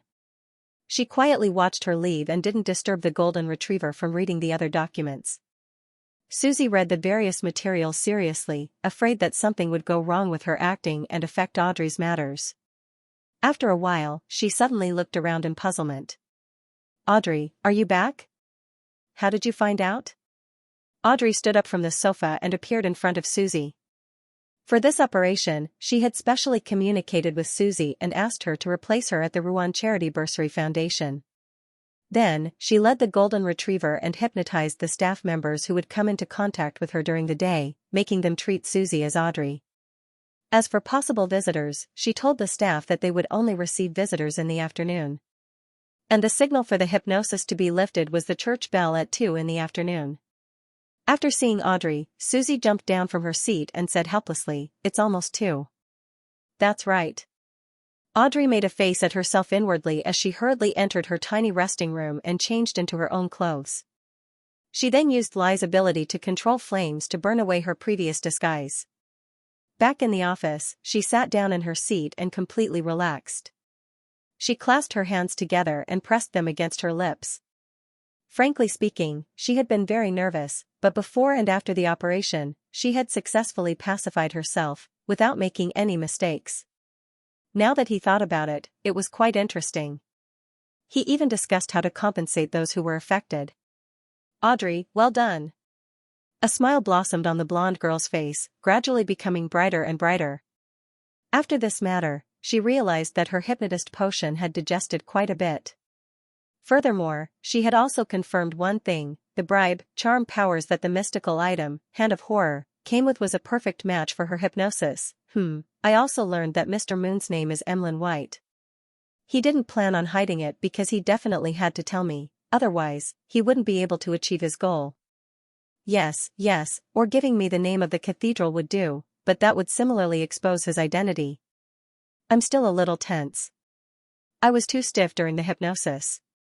I actually used words like first stage of hypnosis that were too direct. Audrey pacified her slightly agitated emotions and seriously observed the entire process of today's operation, hoping to learn from it. Gong. Gong, St. Samuel Cathedral's bell rang on the hour, indicating that it was 2 in the afternoon. In 22 Phelps Street, where the Rouen Charity Bursary Foundation was located, several staff members trembled when they heard the bell. Then, they continued with their work as though nothing had happened. Gong. Gong, amidst the cathedral's bell, Klein, who had transformed back into Don Dantes, once again walked to the balcony of 160 Buckland Street and looked at the situation at Mock's residence. At this moment, a carriage passed by his manor's entrance and drove to the other end of the street. Suddenly, Klein's intuition stirred as a scene surfaced in his mind. A gray rat was slumped on the carriage's window, leisurely watching the scenery on the street. A gray rat. Klein's eyelids twitched as he didn't hesitate to turn around and walk back to the half-open room. He walked all the way to the master bedroom and entered the washroom. During this entire process, he took his time, as though he was repeating something that happened many times a day. After locking the washroom's door, Klein immediately took 4 steps counterclockwise, passed through the gray fog of ravings and roars, and sat on the high-backed chair belonging to the fool. And before that, he had gotten his valet, Anuni, who was standing in the corridor, to pray to see God Cavituous in a low voice.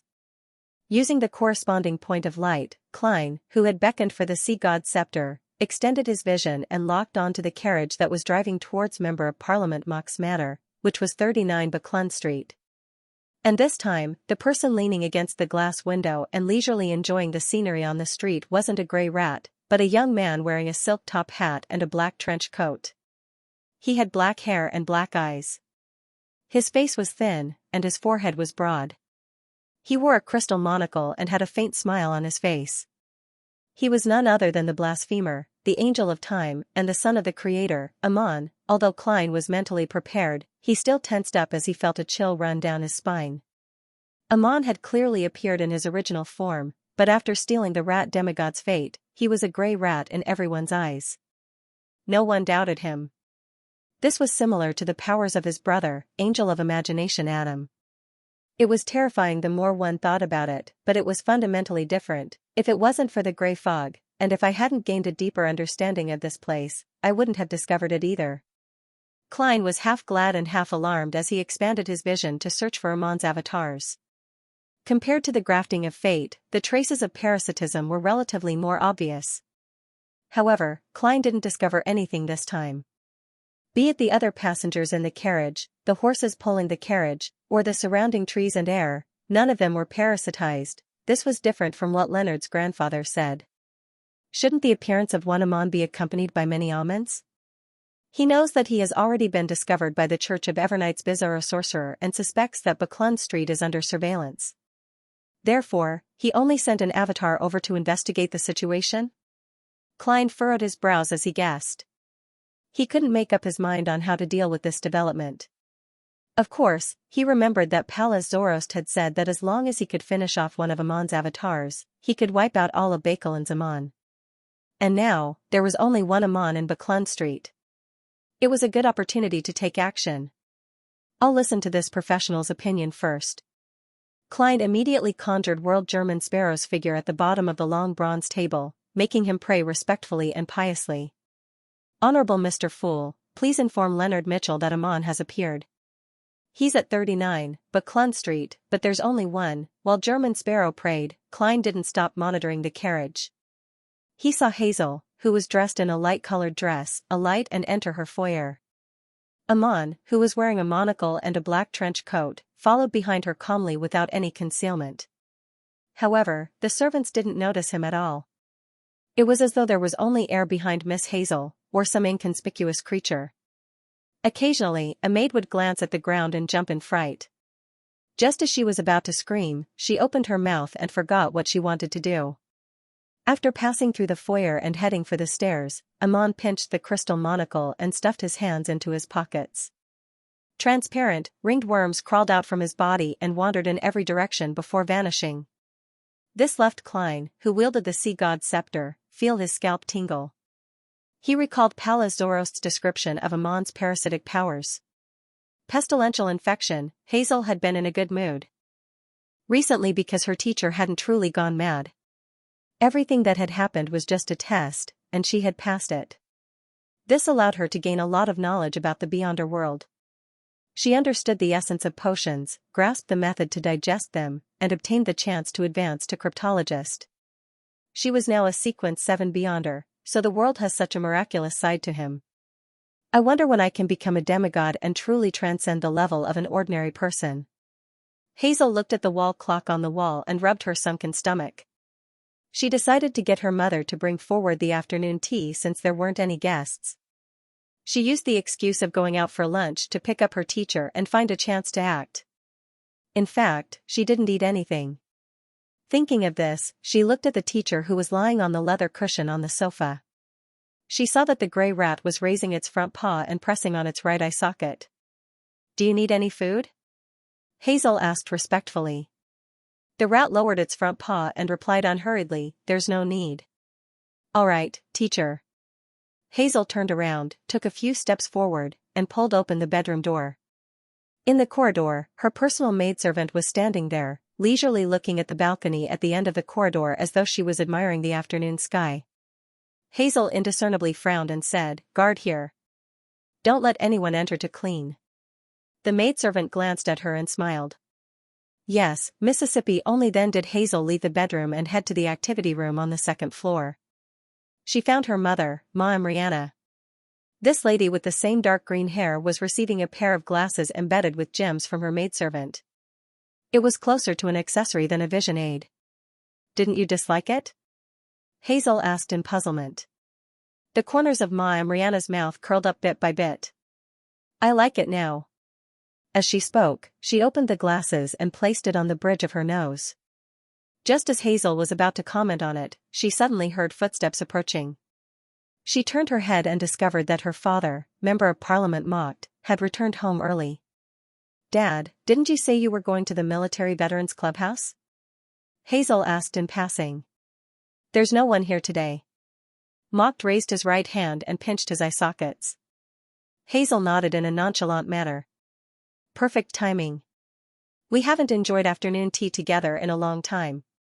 "That's right." Mocked and Ma Mariana smiled in unison as the corners of their mouths suffused a faint smile. 7 Pinster Street. Leonard, who had just returned from St. Hireland Square, threw himself onto the sofa and placed his feet on the coffee table. The fact that there hadn't been any notice up to now made him believe that the punishment operation had come to a successful end. He could now look forward to the spoils of war. "Old man, didn't you mention that the Sanguine Viscount has many mystical items? Can you tell me what they are?"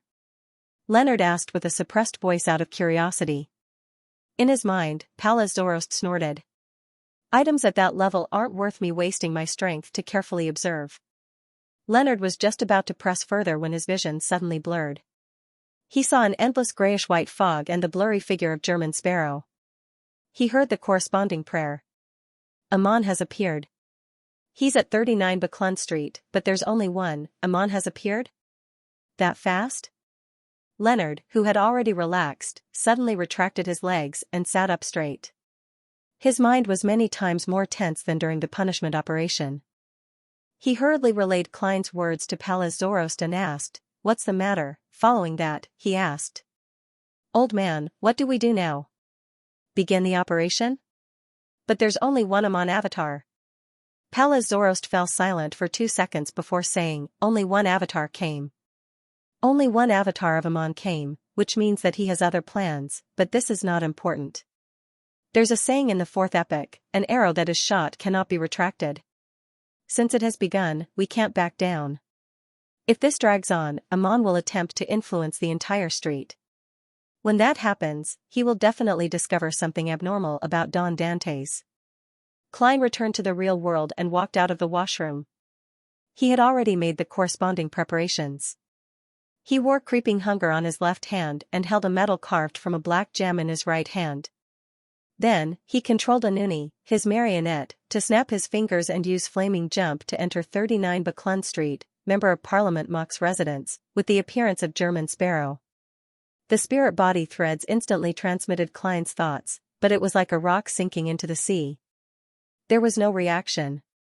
He had instantly lost his connection with his marionette. As Klein's eyelids twitched, the door to the master bedroom creaked open. The person who opened the door was Anuni. This mixed-blood Loanese and Balam pushed open the door and walked in step by step, completely out of Klein's control. He took out a crystal-like monocle from his pocket, wiped its surface with his sleeve, and slowly placed it into his right eye socket. He then looked at Don Dantes as the corners of his mouth curled up. "Found you." The atmosphere in the bedroom suddenly froze. Pinching the monocle, Anuni continued, "There are too many anomalies in Flora Jacob's fate. There are too many anomalies in Flora Jacob's fate, and the most important one is from this street. I found it very interesting, so I spent some time to distinguish and find the source, which made you wait for so many days. I'm no stranger to that mirror, and I've never seen a person who can command it and make it curry favor with it. This is truly an interesting matter. Perhaps I should steal your fate and see what it's for? Alright, you probably don't know its origins. It's not simple at all. P.S. Update first before making changes." Wearing a monocle and wearing the image of Winner Anuni, Amon didn't seem like an infiltrator or an attacker, but a visitor. He spoke of the preparations he had made in advance, as well as the origins of erodes, with a desire to show off. Before he could finish his sentence, he suddenly stopped.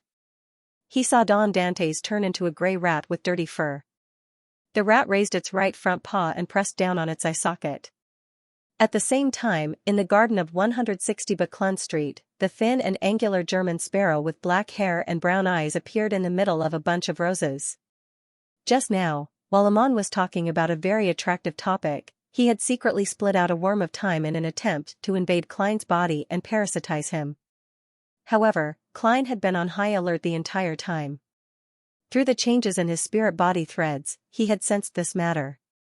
At the critical moment, he had switched places with a marionette that he had quickly created. Silently, the mixed blood Amon appeared in front of Klein once again. Behind him, a 12-ring transparent worm fell from the third floor and returned to his body. And at that instant, the earthworms in the garden's soil, the vermin in the trees, and the rats in the shadows crawled out. They either surrounded the spot where German Sparrow and Amon were facing each other, or they distanced themselves from the area.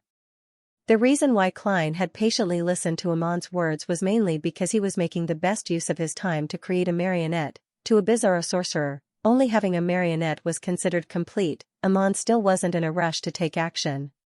He pinched the monocle that was clamped deep into his eye socket and looked around. He said with a smile, "Your actions often expose your problems. To a mentor in the field of deception, what you did was enough for me to grasp your weakness. In such a tense and dangerous situation, you actually only turned rats, vermin, birds, and earthworms into your marionettes. You didn't consider the butlers, maids, and servants in the house. What does this mean? It means that you have excellent moral standards and still view yourself as a human. You aren't willing to harm them. By grasping this point, even if this clone of mine is weaker than you, I can still toy with you until you collapse. You won't be able to die even if you want to. Ah, right. You can stop your attempts at secretly controlling my spirit body threads.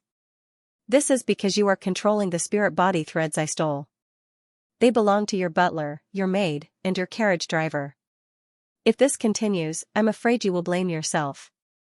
Even spirit body threads can be stolen?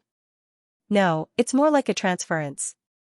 Klein's expression froze as he stopped controlling Amon's spirit body threads. He had been so patient, allowing Amon to spout nonsense, because he had the thought of secretly making Amon's avatar his marionette. To a bizarro sorcerer, this sort of battle that involved stalling for time and secretly exerting influence was what he was best at and most fond of. Unfortunately, he had encountered blasphemer Amon, who was currently at the pinnacle of the Marauder pathway. Even if it was only an avatar, it left him somewhat helpless. In fact, Klein suspected that Amon was lying to him, but he couldn't tell, so he didn't dare to take the risk. At such times, he needed the cooperation of a spectator. "You said so much? It can't be purely to think of a way to parasitize me, right? You should know that before heavily injuring me, it's very difficult for you to parasitize a bizarro sorcerer who can see spirit body threads." The German sparrow Klein looked at Amon and suddenly said calmly. Amon immediately chuckled. "You finally realized it. You're stealing my fate?" Klein switched places with his marionette once again, allowing his actual body to constantly appear in various corners of the garden. "No." Amon shook his head and stuffed his hands into his pockets as he leisurely said with a smile, "This magic mirror, Erodes, is actually willing to listen to your instructions and deliberately curry favor with you. That means that you're definitely not as simple as I imagined. I'm not a beyonder of the tyrant pathway, so I definitely won't rashly steal your fate. Heh, I suddenly have a premonition that directly replacing you will result in something I don't wish to see happening." "How do you know that Erodes is currying favor with me? Flora Jacob's fate shouldn't have such matters." The German sparrow Klein appeared on the tree with a swoosh. His different marionettes continued changing locations. Amon pulled out a hand and pinched his chin. "Didn't I just say that? I spent some time to distinguish and search for the source. Yes, I went to the Church of Steam and Machinery and had a chat with Erodes.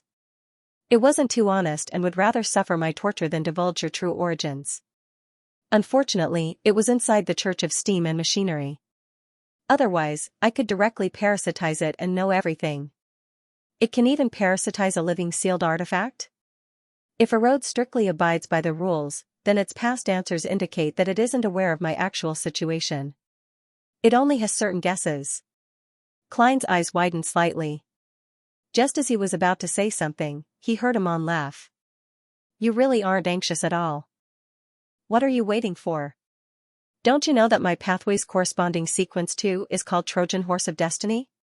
Even though I'm just an ordinary clone right now, there are still some abilities that I can use. For example, I can tamper with your fate, causing it to make certain mistakes for a certain period of time. For example, no matter how much you call for help, no one will notice. Haha, that is to say, even if you activate the emblem of darkness in your hand, you can only borrow the influence of concealment. You won't be able to transmit your thoughts for help over, no matter what your agreement was. Also, even if you shout for help or create an explosion, the passers-by and servants in the house won't be able to hear you. That's why I said so much just now. For an ordinary clone, this kind of operation requires enough time. Alright, it's your turn to answer my question." Klein didn't answer directly as he constantly switched positions with the marionettes. However, he always maintained a marionette in front of Amon so that he could communicate with him. At this moment, he made the marionette ask, "Since you've already taken control of the domain of destiny, why aren't you attacking? You also seem to be waiting." Before the German sparrow, who had elongated into a thin paper figurine, finished his sentence, there was an intense gust of wind from afar. Leonard, who was wearing a black trench coat, was pulled by a silver-inlaid cane as he flew to Buckland Street at high speeds. Klein, who had already flashed to Amon's side, immediately said, "This is what I've been waiting for." As he spoke, he activated the emblem of darkness in his hand. And at the same time, he snapped his fingers with his left palm, igniting the tallest tree in the garden, causing the scarlet flames to soar into the sky. This was so obvious, like a gigantic torch. It was an anomaly that could be seen at a glance across the entire street. However, be it the maidservants who were wiping the windows on the first floor or the pedestrians strolling under the Intis parasol tree, none of them noticed it. Even Leonard Mitchell, who was in midair, ignored this scene as he rapidly approached 39 Buckland Street. At this moment, Palazorost's slightly aged voice sounded in this red glove's mind, "Turn around. Head to Unit 160. Although Leonard was puzzled, he didn't ask as he had rich experience in beyonder matters. He immediately tugged at the word of the sea and changed directions. In the garden of 160 Buckland Street, Amon looked up and pressed his right hand on the crystal monocle as he chuckled. This is also what I've been waiting for. He didn't look at German Sparrow as the smile on his face gradually became more obvious. He continued in an irrepressible pleasant surprise, he actually discovered the anomaly of this region's fate, it's him, Palez. As he spoke, this blasphemer changed his actions and adjusted his monocle. At this moment, the entire street was blanketed in a strange darkness, as though it had been isolated from reality, becoming a secret. In the activity room of 39 Buckland Street, Hazel looked out the window and muttered in puzzlement, is it going to rain? This wasn't an important matter. She then retracted her gaze and extended her hand towards the three-tiered tray that held the afternoon tea. Then, she saw her father, mocked, open his right hand in a strange manner. Beams of light condensed out of thin air, forming a crystal monocle in his palm. Mocked then wore the monocle on his right eye. This? Hazel clearly sensed that something was amiss as she looked at the others in the room in panic.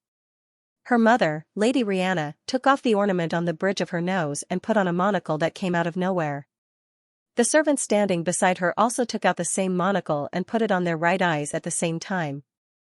Thud, Hazel instinctively stood up as she retreated, knocking her chair to the ground. This sound alarmed everyone in the room.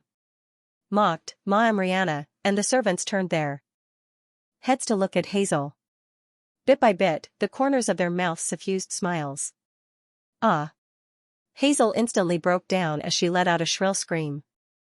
This scream spread out of the house and penetrated the garden, attracting the attention of the passers-by on the streets. As for Amon, he had already lowered his right hand that was holding the monocle. He looked at the figure in midair and laughed.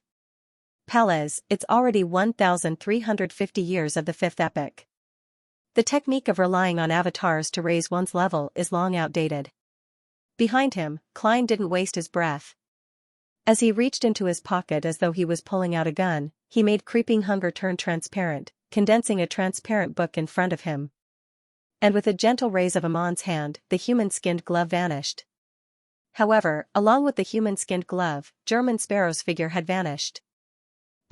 It wasn't a glove that landed in Amon's palm, but a rat. A rat that had died due to its marionettes being cancelled. On the other side of Amon, Klein, who wasn't wearing a top hat but a shirt and vest, appeared in a flash. He threw the item he had taken out at his target. It was a paper crane. P.S. Updated in advance on Monday. Seeking recommendation and monthly votes, it was an ordinary paper crane. As soon as it flew out, it burst into scarlet flames and fell to the ground. Amon, who was looking at the sky, suddenly turned his head and looked at the paper crane that carried the blazing flower. He raised his palm again. The eyes under the monocle had long since lit up with a cold light. Suddenly, the flames on the paper crane's surface vanished. Klein's ability to swap positions with his marionette vanished.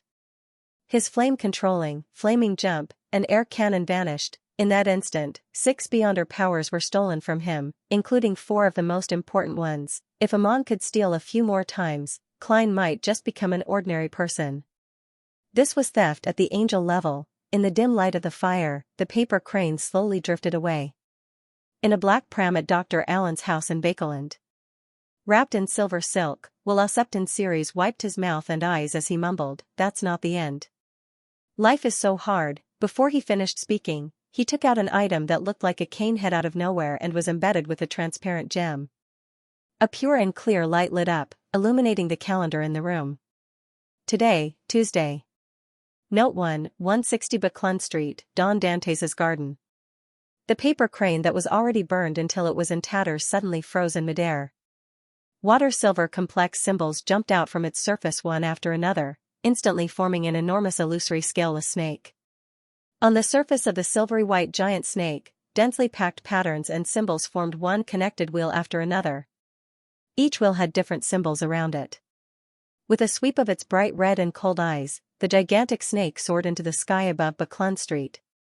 It bent its body and bit its tail. Its shadow shrouded the entire street, like a mysterious and exaggerated wheel. Suddenly, in the activity room of 39 Buckland Street, mocked, Ma'am Rihanna, and the servants stopped smiling. They raised their hands at the same time and took off the monocle on their faces. Then, they transformed into beams of light in their palms.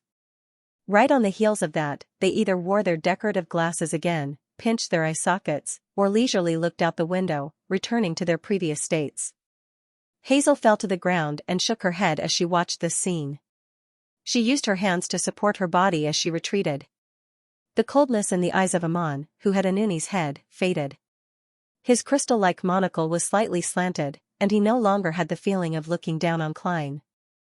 In addition, something was slowly being extracted from his body, forming a clear, thick, but transparent and mysterious worm of time above his head.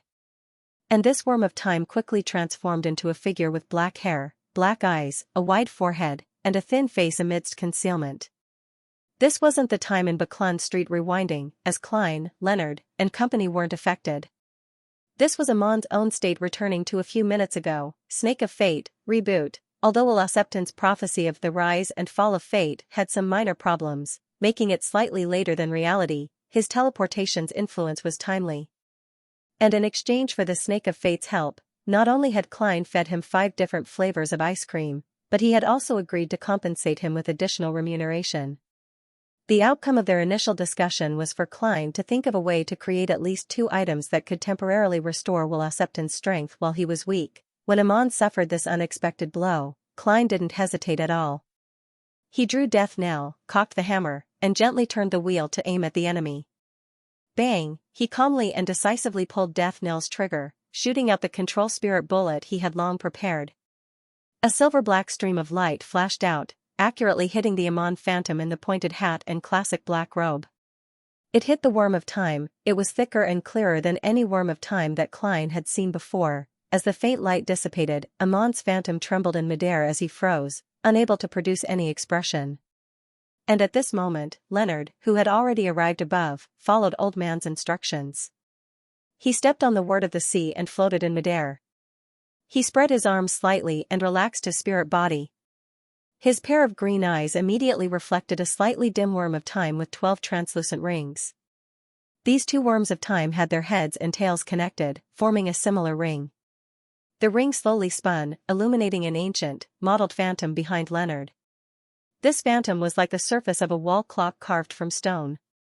It was divided into a total of 12 segments. Each segment was either grayish-white or bluish-black. They were interspersed with each other, and the boundaries were clear. The symbols they had were all different. Just a glance at it made Klein feel as though his life was rapidly draining away. Gong, it was as though the bell had traveled through history, echoing far and wide in the empty hidden world.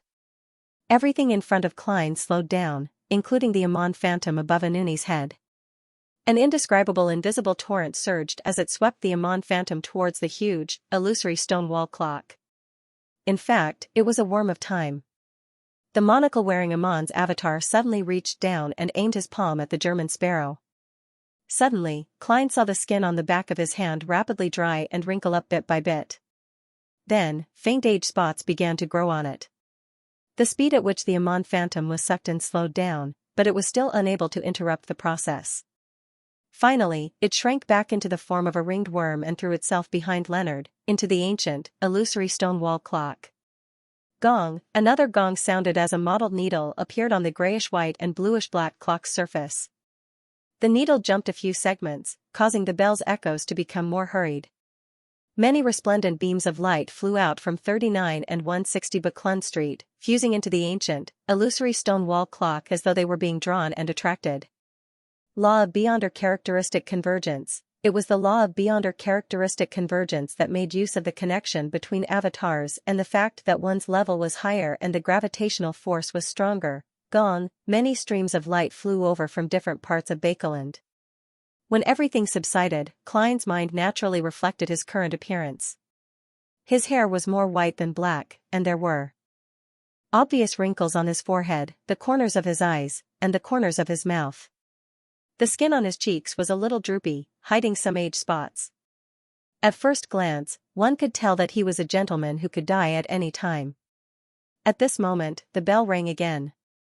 On the illusory ancient stone wall clock, the mottled gray hands began to turn in the opposite direction, 1 bar, 2 bars, 3 bars. Klein saw his skin quickly regain its luster, and the spots faded and disappeared one after another. In just a few seconds, he returned to his original appearance, as if his life had never passed. The power of an angel is really close to that of a deity. I was just affected, and I almost died of old age. I wonder if I can still revive like this. Klein examined his condition, hurriedly raised his head, and said to Leonard Mitchell, who was in midair, "Don't worry. How do we save those who have been parasitized by Amon?" At this time, the illusory ancient clock behind Leonard quickly faded, turning into rays of light that drilled into his body. Leonard tilted his head slightly as though he was listening to something. After a while, he said, "The worms of times beyond or characteristics in their bodies have all been sucked out. Some of the remaining parts have been sucked out, and some remain, but it won't cause too much of an impact." Old man said it won't be too much. Perhaps it's just not too much for an angel. In short, you can let them pray to the deities they believe in to see if they can be completely purified. However, they won't be able to explain what happened, so the deities might not respond. If you're worried that there will be repercussions, you can consider guiding them to pray to, that person. Everything that separates will belong to you. Perhaps it was because he had personally experienced a battle at the angel level and seen the phantom of the snake of fate. Leonard's excitement and trembling couldn't be calmed down for a short period of time. The people on this street were basically believers of the goddess, so how could she let them pray to the fool? I don't wish to be thrown into that foggy town again. Yes, the goddess knows this matter very well. If I get them to pray to the goddess, there's a high chance of receiving a response. Then, I can request Her Highness Ariana to return the worms of time they spat out to me. I can give her some. As Klein's thoughts raced, he secretly heaved a sigh of relief. He casually asked another question. Will there be any side effects after a thorough purification? Although he had experience with Little Sun, this city of silver youth wasn't an ordinary person. Leonard listened for a while more before saying, "Just a little bit. Because it's a deep-level parasitism, even if an ordinary person recovers, there will still be some residual effects in certain aspects. For example, liking a monocle." "Alright, you go back first. I'll take care of the rest." Klein nodded, rejoicing that the few parties involved in this battle weren't the ones with obvious destructive power. Otherwise, not only would Buckland Street be left unscathed, even Northborough might not be spared. In Pritz Harbor, a young man with black hair and eyes, a thin face, and a monocle rode a bicycle leisurely back to his house. With an obvious smile, he opened the letterbox and took out the newspapers and letters inside. After entering the house, the young man pinched the monocle on his right eye. As he walked, he tore open the letters and read the contents until he found an unsigned letter. "If we have lost all contact with all of us in Bakeland, that means that Northborough's Buckland Street might very well be hiding Pallas Zoroast. Don't ask why we're taking the risk. Life always needs some excitement, fun, and anticipation. Note 1, for the smooth flow of the plot, we jumped into the tarot, and Will's prophecy deviated due to Amon's ability to exploit a loophole in fate. PS1, it seems to be a 5-star work. Thank you, everyone. Everything. PS2, 2 chapters have been delivered today. Seeking monthly recommendation votes on Monday 160 Buckland Street. After watching Leonard fly out of the hidden world with the word of the sea in one hand, Klein focused his attention on his surroundings. The first thing he examined was Winner Anuni. He originally believed that he couldn't use his marionette after being parasitized by Amon, but to his surprise, he realized that he could control his spirit body threads again. Klein was first taken aback before he understood why. While Snake of Fate will Acceptance reboot caused Amon's condition to regress, it also caused the parasitized object to experience the same change. Hence, Winner Anuni became a marionette once again, as expected of the strongest power of a sequence 1 of the monster pathway. Klein heaved a sigh of relief as his figure quickly turned transparent and faded away. He teleported back to his master bedroom, leaving a bunch of marionettes to guard against any accidents. Right on the heels of that, Klein entered the bathroom and went above the gray fog. He once again used Anuni's prayer light and held the sea god's scepter to check the situation of the entire street. Without a doubt, he focused on his manor and Unit 39. He discovered that Butler Walter, housekeeper Tanaja, member of Parliament Mott, Ma Amriana, and many servants had traces of parasitism, making them look rather stiff. As for Hazel, she was on the brink of a complete breakdown. With her hands on the ground, she retreated to a corner and clung tightly to the wall. She curled into a ball and trembled. Mocked and company noticed that something was wrong with her as they surrounded her in concern to find out the reason. However, every time they tried to approach her, Hazel would scream loudly and resist violently. It frightened them so much that they could only stay a few meters away.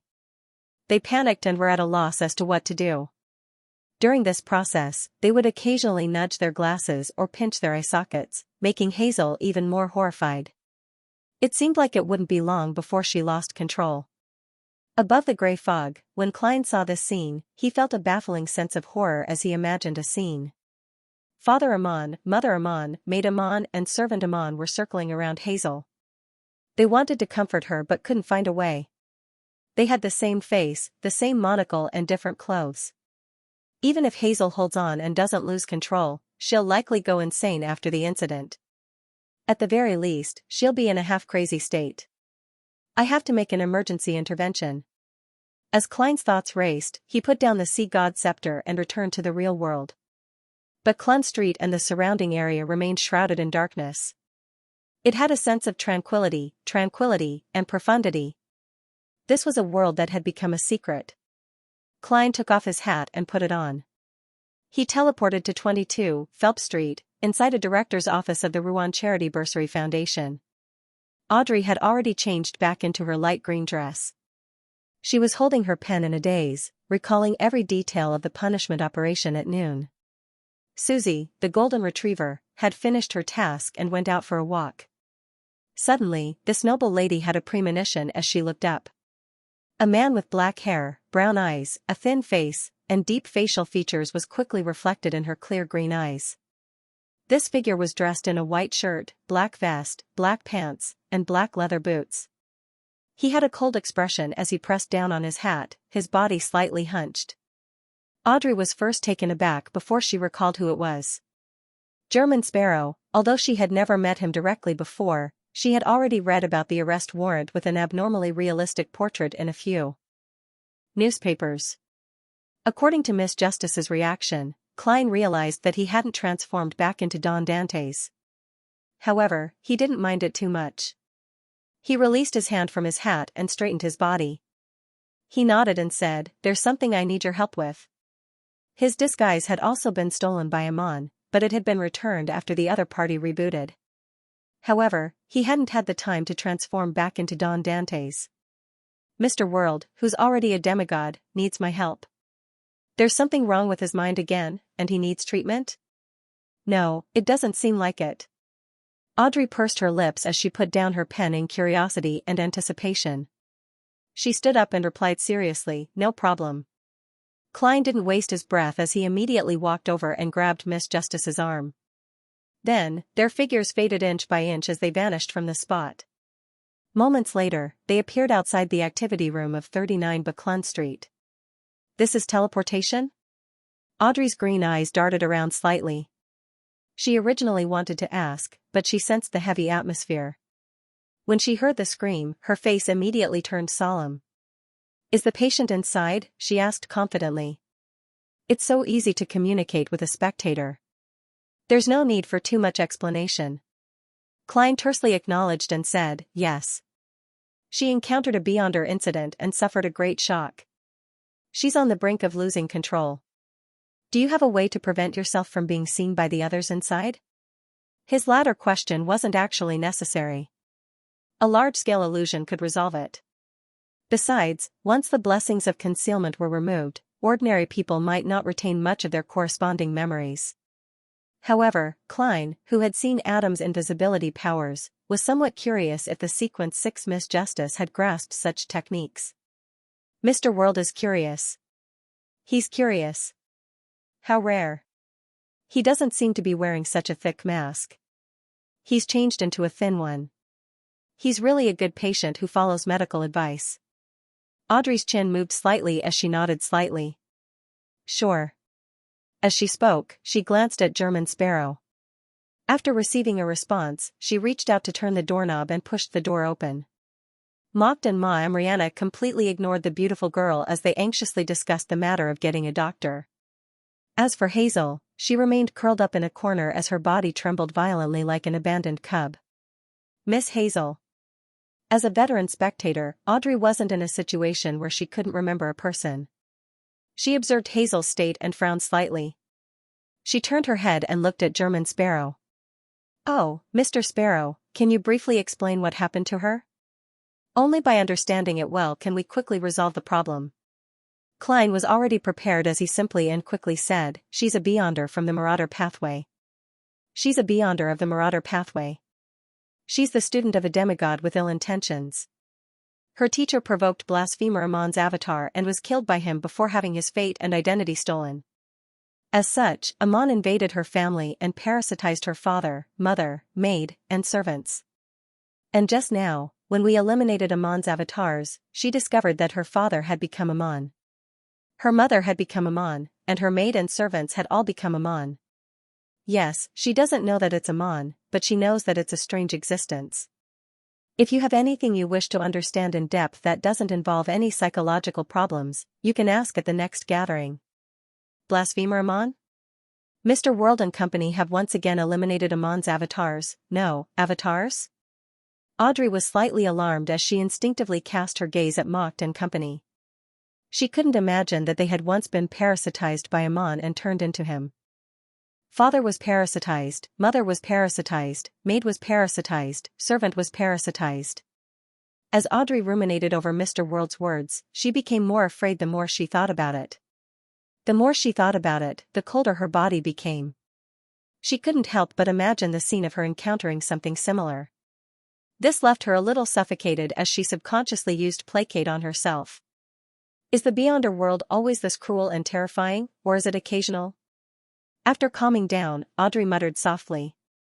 She didn't wait for the World German Sparrow's answer, because having seen many things at the Tarot Club, she knew the answer very well. Always, looking at Hazel again, Audrey walked over with a look of pity. She squatted down and first used placate. Hazel looked up in a daze and saw a flawless face and a pair of emerald-like eyes. At that moment, she felt as though she had returned to the ball that night, witnessing this lady descend like an angel. She instantly calmed down a lot as ripples stirred in her clear green eyes. They were tranquil, peaceful, and deep. "Don't be afraid. Don't be afraid. It's already in the past."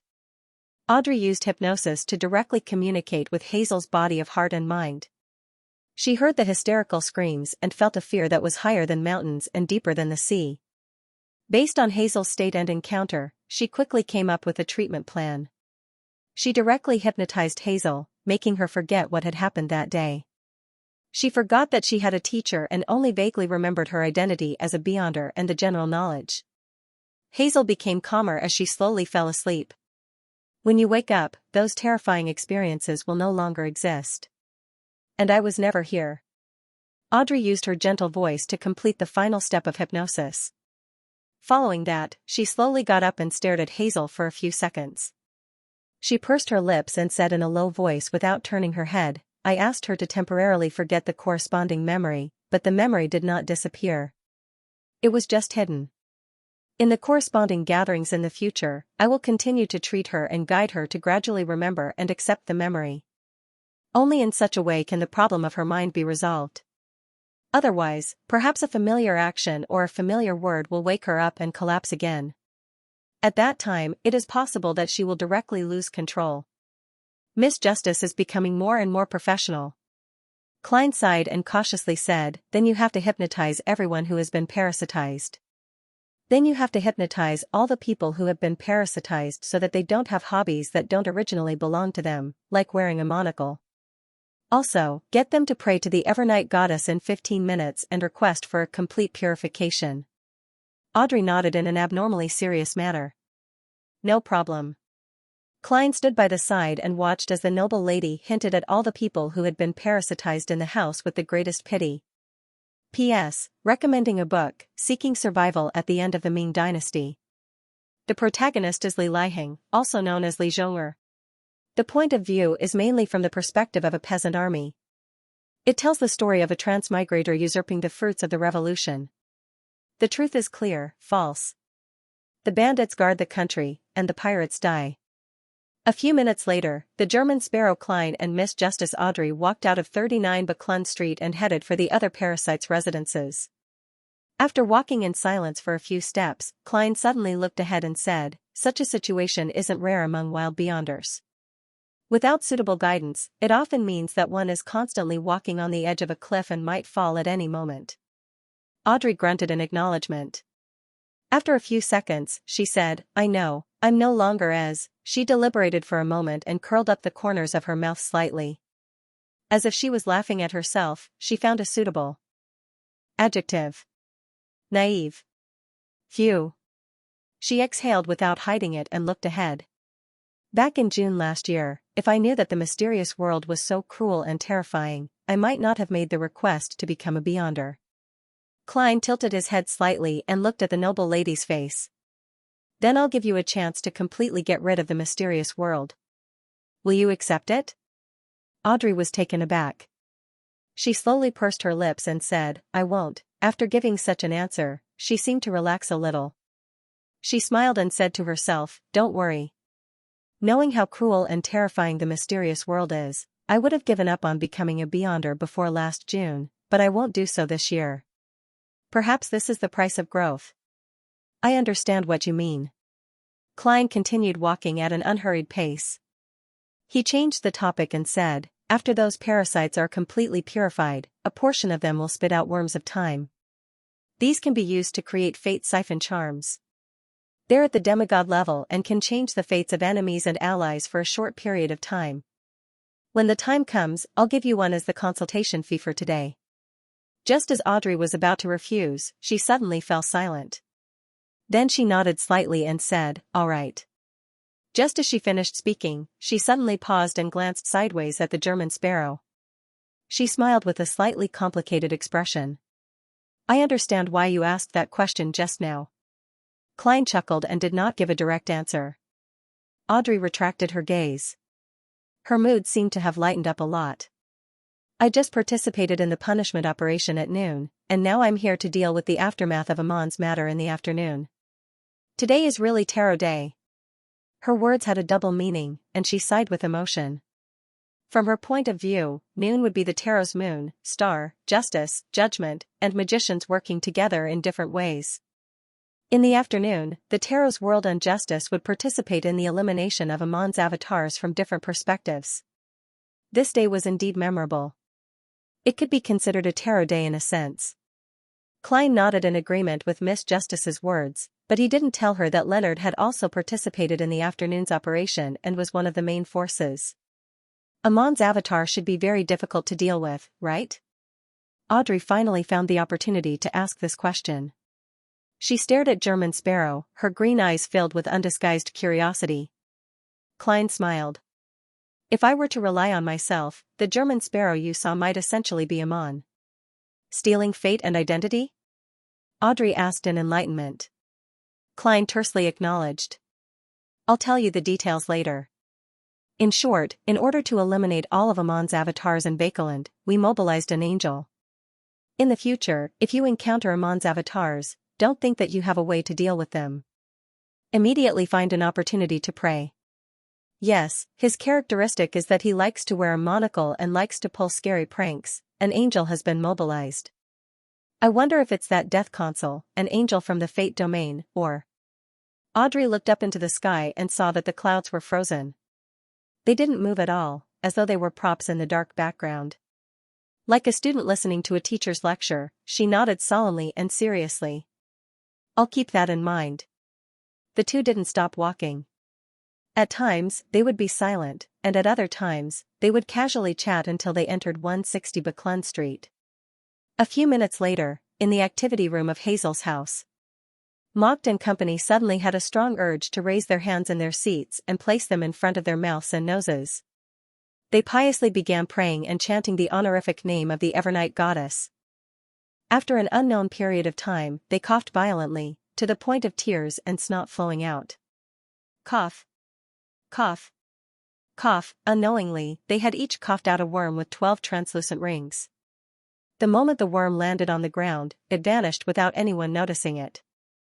Similar things happened in other parts of Buckland Street, but everything quickly returned to normal.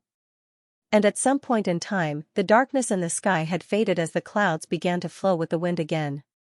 Hazel slowly woke up from her parents' coughing. She was puzzled as to why she had fallen asleep on the sofa in the middle of afternoon tea. She felt that she should be in a good mood today, but she couldn't squeeze out a smile. It was as though there was an indescribable sorrow and pain in her heart. Seeing her parents casting concerned looks at her, not only did she not feel touched, she even flinched and trembled. It was as though she was an introverted person who wasn't used to interacting with others. Hazel knew that this wasn't her character, but she couldn't control her reaction. However, she didn't find it odd or puzzled. She continued enjoying the afternoon tea and snacks. It was the same for Mocht and Ma and Rihanna. They had a nagging feeling that certain matters were blurry and impossible to recall. 160 Buckland Street. In the master bedroom with the curtains drawn. A figure suddenly outlined itself on the opposite side of the coffee table. It was none other than the barefooted ascetic leader, matron of the Evernight cloister, and the head of the 13 archbishops of the Church of Evernight, Ariana. In this lady's eyes, the white sideburn Don Dantes was leaning forward slightly from the sofa. On the coffee table in front of him were 9 translucent ringed worms. "Good afternoon, Your Highness Ariana." Klein bowed solemnly and said, "Thanks to the help you provided, all of Amon's avatars in Bakeland have been wiped out. You can choose your share from these spoils of war." He had previously arranged a marionette beside every parasite and used an illusion to retrieve these worms of time. Upon hearing his words, Ariana tapped her chest 4 times in a clockwise fashion and replied piously, "Praise the lady." She didn't decline or stand on ceremony. She extended her right hand and made 2 worms of time fly up and land in her palm. "Amon will definitely have his guesses. You have to be careful in the future as well," Ariana said simply before her figure vanished inch by inch as though she had been wiped away. After watching the Archbishop leave, Klein sat down and picked up a pen and paper to write to Leonard Mitchell. He wanted to ask what other effects the worms of time had apart from being able to create fate siphon charms. He believed that he couldn't turn all the remaining worms of time into fate siphon. That would be too monotonous, making it easy to be targeted. It also wouldn't be able to deal with different situations. Therefore, he had to consider other applications. By using the worms of time as a medium and using patterns and labels that were different from the Fool symbol to trigger powers, the corresponding effects would likely be different from Fate Siphon. And in this aspect, Pallas Zoroast was an expert. After writing the letter, Klein took out the adventurer's harmonica and blew into it. Rionette Tinker, who was holding the 4 blonde, red-eyed heads, walked out of the void. Her 8 eyes paused for a moment before looking at the remaining 7 worms of time on the coffee table. Miss Messenger looked at them for a full 3 seconds before retracting her gaze. She bit down on the letter and gold coin that Klein had handed over. "It's still 7, Pinster Street," Klein said succinctly. Rionette Tinker's remaining 3 heads replied one after another, "In the future. Such matters, also. You can look for me, the reward is the spoils of war." Klein was taken aback for a moment. "All right." After Miss Messenger returned to the spirit world and vanished from the room, he frowned slightly and muttered silently to himself. Since she can recognize a worm of time, she should know that such a battle might develop to the level of an angel. She's not afraid at all. Miss Messenger is stronger than I imagined. 7, Pinster Street. Leonard received Klein's letter from Rionette Tinker. He still felt a little excited as he impatiently unfolded the letter and quickly read it. After the messenger left, he immediately suppressed his voice. "Old man, there should be other ways to create charms, right?" Just now, Pallas Zoroast had given him 2 worms of time from Amon as a reward for today's adventure. In Leonard's mind, the slightly aged voice replied with a smile, "Of course. After I sleep for a period of time and digest what I obtained this time, I'll teach you. It won't take long. Also, don't go to Buckland Street for the time being." "Why?" Leonard asked in surprise. Pallas Zoroast chuckled. "Amon's avatars in Bakeland have all been destroyed. This isn't a trivial matter, and there's only a handful of suspects who can do such a thing. Do you think he will have any guesses?" This? Leonard tensed up again. Pallas continued, however, there's no need to worry too much. There's no need to worry too much. It's impossible for his true body to enter Bakeland. And now that I've recovered quite a bit, I'm not that worried about his avatars. In addition, I found a piece of information that Flora Jacob mentioned from the memories of a few of his avatars. Somewhere in Bakeland, there's a hidden treasure of the Jacob family. At the end of the year, we'll seek out the other descendants of the Jacob family to cooperate with us at that gathering. We'll open that treasure and split the items inside. When that happens, even if Amon gathers a large number of avatars and raises them to the level of a sequence 1, he won't be able to truly defeat me. Haha, for the sake of balance, we can also let Don Dantes participate in this matter. After hearing Old Man's words, Leonard immediately relaxed. He turned his attention back to the angel-level battle that happened in the afternoon and asked curiously, which Pathways angel does that gigantic snake phantom belong to? Pallas Zoroast fell silent for a moment before sighing. Snake of Fate, the chairman of the Life School of Thought, a Sequence 1 angel. I never expected he to join them, chairman of the Life School of Thought. He has also become Mr. Fool's Blessed? The corresponding tarot card is the Wheel of Fortune? Leonard's eyes widened slightly as he increasingly felt that Mr. Fool's influence was comparable to the 7 Orthodox churches. It was unfathomable. Death Console. Snake of Fate. Incomplete Messenger. Under Mr. Fool, there are already 3 angels that have appeared. It's no wonder Klein was able to become a demigod so quickly. It hasn't been long, but I've already been embroiled in a battle at the angel level. It's unimaginable what will happen in the future. Leonard held the letter and sat on the sofa. He felt a sense of urgency to digest the Soul Assure potion and advance to Spirit Warlock. He had been busy placating the souls in the Bakeland area, but due to the large number of missions, he was still a long way from completing them. He couldn't find the opportunity or excuse to head to Tingen City to steal the power of the eternal blazing sun's blood. And the arrival of Amon's avatar was much faster than he had expected. South of the bridge, Rose Street, Harvest Church. Emlyn White, who had changed into a brown priest robe, stood beside a long table with candlesticks. He looked at Ernst Bohr, who was working hard to wipe the altar. He raised his right hand and casually pointed. The left side. It wasn't wiped clean. Ernst Bohr, who was also dressed in Earth Mother's clergyman robes, glared at Emlyn angrily, but he still obeyed the instructions and wiped the area that had been a little perfunctory. I know you're very angry, just like how I was when I learned that you sold me the castle's information but deliberately hid the key information. Leonard did not care about her gaze at all. He smiled and said, also, I forgot to tell you something. I'm a Viscount now. It happened last week.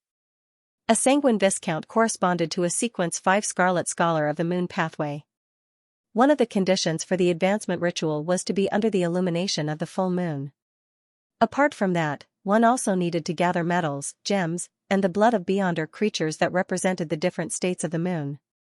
It was rather complicated. However, Emlyn had long obtained the promise that the upper echelons of the Sanguine would hold a free ritual for him. Once the full moon arrived, he successfully completed his advancement. As for the digestion of potions professor, he felt that he had succeeded without putting much effort into it. This was because he often taught about herbology at the Harvest Church to commoners who were willing to learn. He even had potion combinations with special uses. And other than collecting marionettes, researching history, and doing volunteer work at the church, he also enjoyed pondering over all sorts of potions so that they could be used in different combat situations. You're a Viscount? Ernst Boyer suddenly straightened his body as he wore a look of astonishment. Within the Sanguine, as they were all long-lived species, they had quite a sizable population. The number of Beyonder characteristics they had was limited, so it could be said that it was very difficult to advance one's title. One needed to wait in line for it to happen, and Emlyn White had only been a baron for about half a year. Ernst remembered that he had used a total of 60 years to go from baron to Viscount. This was because his father had been attacked by artificial vampires and had died prematurely, leaving behind an inheritance. Of course. The smile on Emlyn's face became more obvious, but he maintained his composure. I obtained a Sequence 5 Beyonder characteristic from an artificial vampire. Ernst Boyer looked at Emlyn, momentarily at a loss for words. It was as though he had suffered a heavier blow than becoming a volunteer at the Harvest Church. Your expression is very interesting. Emlyn said. Perhaps one day, you will have to address me as Earl. Arrogant. Arrogant. Ernst blurted out. I'm already being very humble. I didn't say that I want to become a duke or even a prince. Without reaching the level of an angel, how can I become the savior of the sanguine? Besides, in our tarot, Mr. World has already advanced to the demigod realm. Ma'am Hermit will soon be one. This will definitely be a gathering of demigods in the future. Emlyn smiled and didn't argue with Ernst like he usually did. He took on a stance as though Ernst's words weren't worth rebutting. Of course, he also understood that the sanguine's racial advantage no longer existed after the Scarlet Scholar stage. The difficulty of becoming an earl wasn't any lower than an artificial vampire advancing to shaman king. The digestion of the Scarlet Scholar potion is rather simple. All I need to do is devoutly like the moon, worship the moon, and study the moon. This is what most sanguine usually do. However, the corresponding ritual is in the hands of the demigods.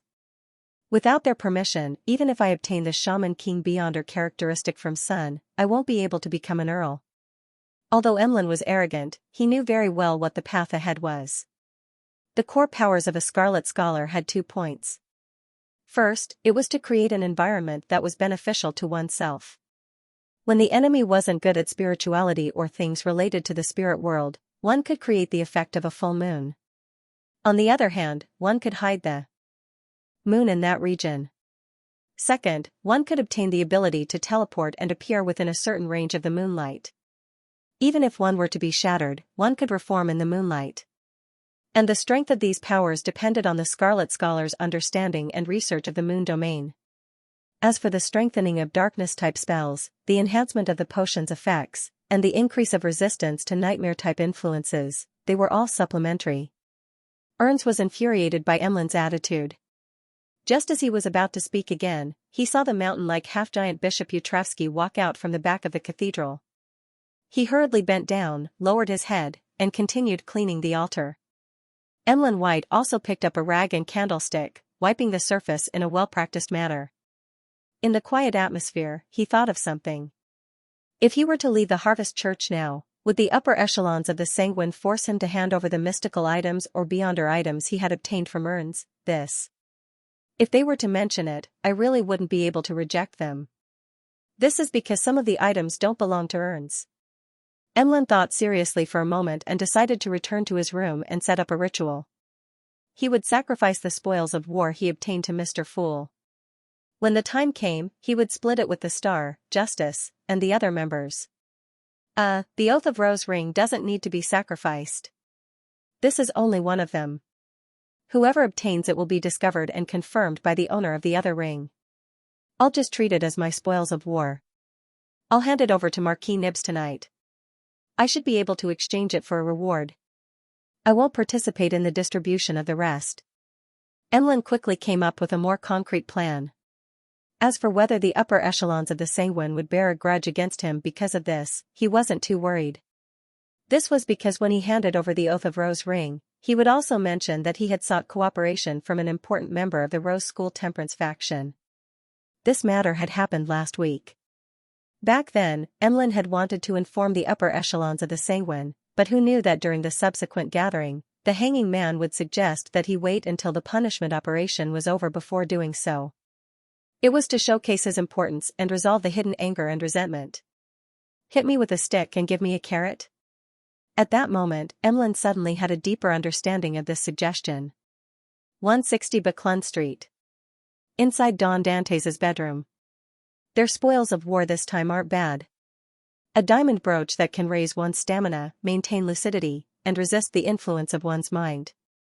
A substitution paper figurine that can guard against lethal damage and psychic piercing.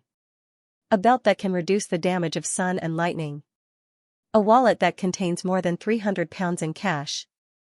Klein, who had just returned to the real world after receiving the sacrifice, sighed silently. He sat in front of his desk and took out a transparent worm.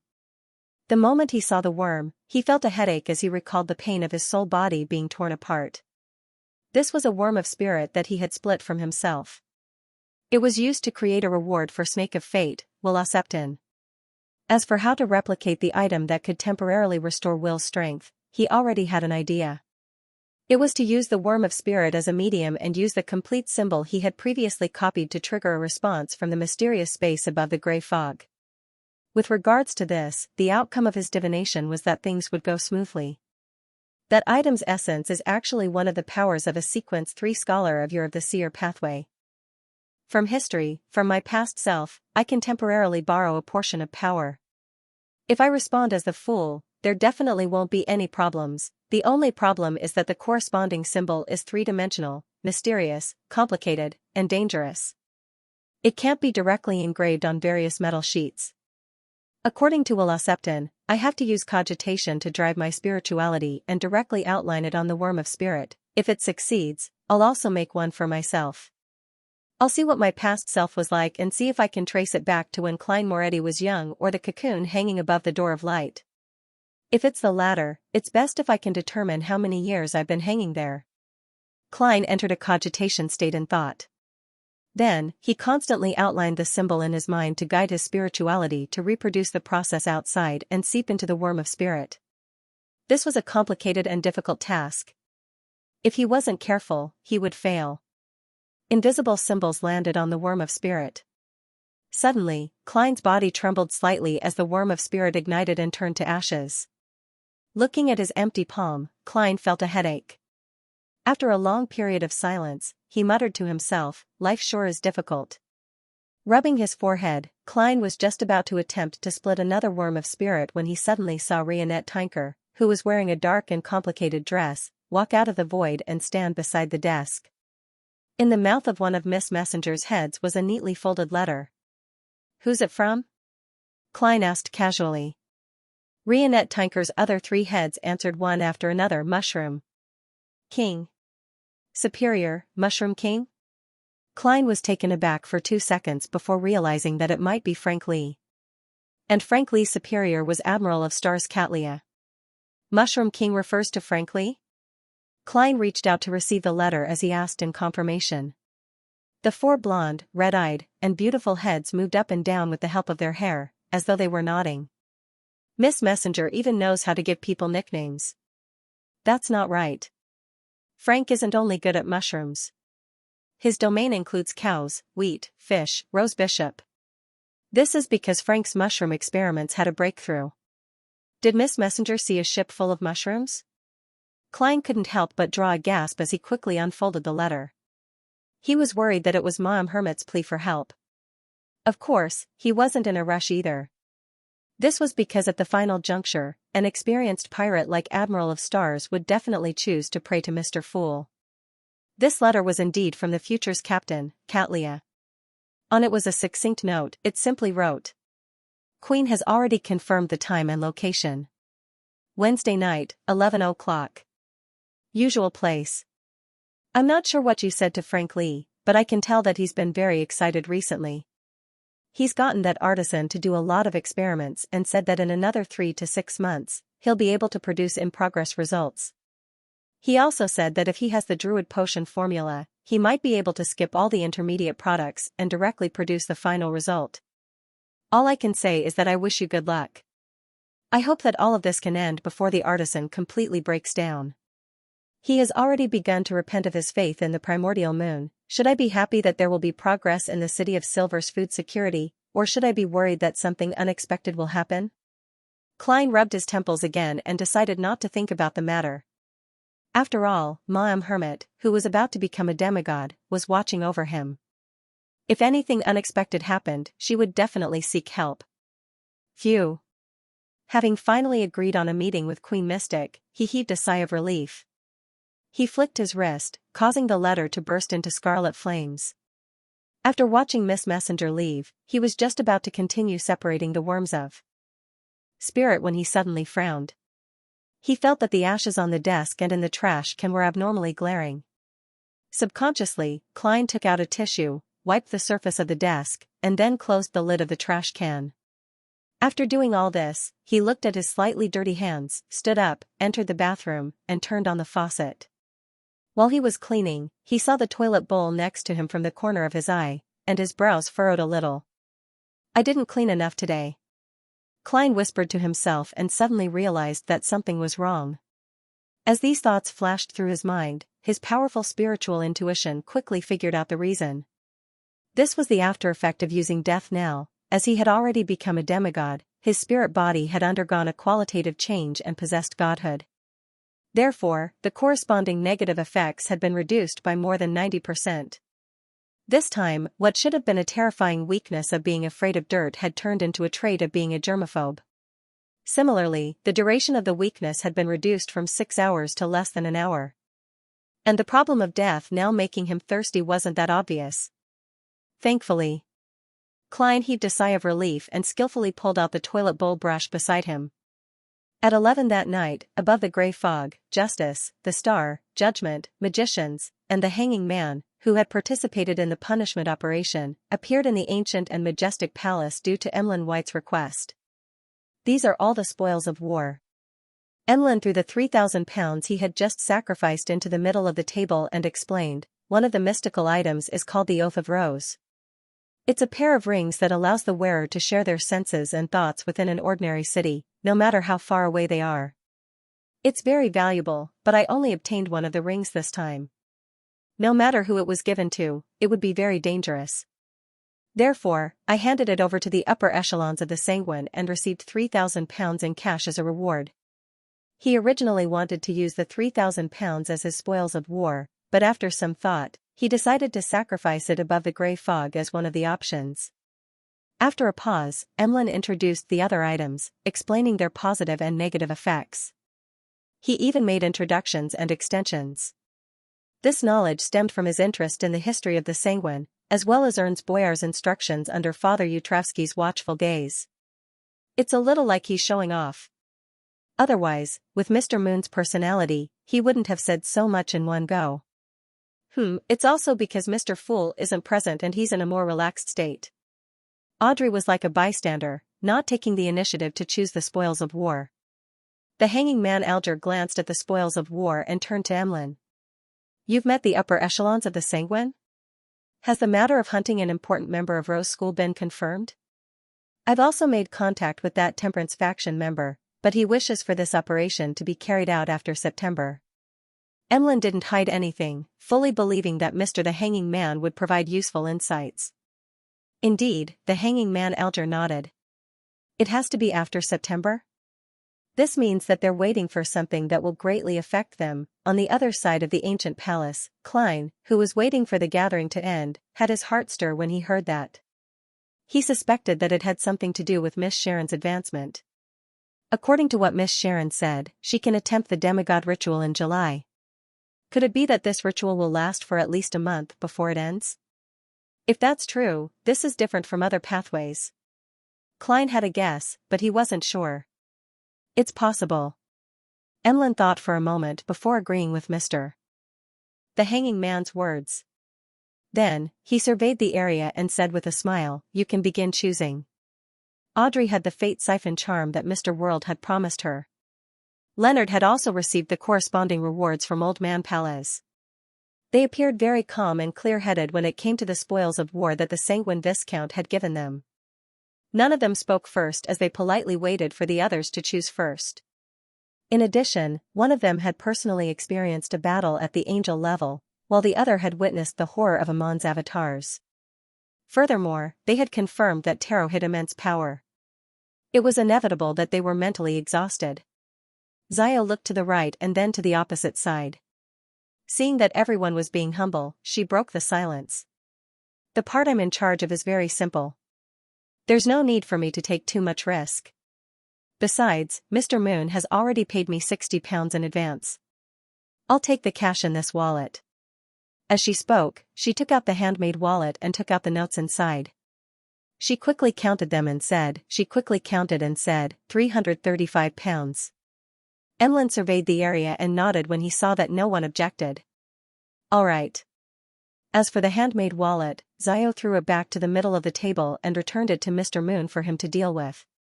With Zio taking the lead, Magicians first said, I only lent Lamenos Travels. I'm only borrowing Lamenos Travels. I'm not taking any risks. I'll take the moon paper figurine. Compared to mystical items, such single-use beyonder items had relatively lower value. However, to a magician's, even if she had the right to choose a mystical item, she wouldn't do so. This was because if she really needed the powers of the mystical items, she could spend money to hire a corresponding member to record. As for a single-use item like the moon paper figurine that could withstand a fatal blow and a psychic piercing, there was no way to record. To a coward, this was definitely the first choice. After saying that, she waited for a while. Seeing that no one objected, she placed the moon paper figurine in front of her. Emlyn then cast his gaze at Miss Justice.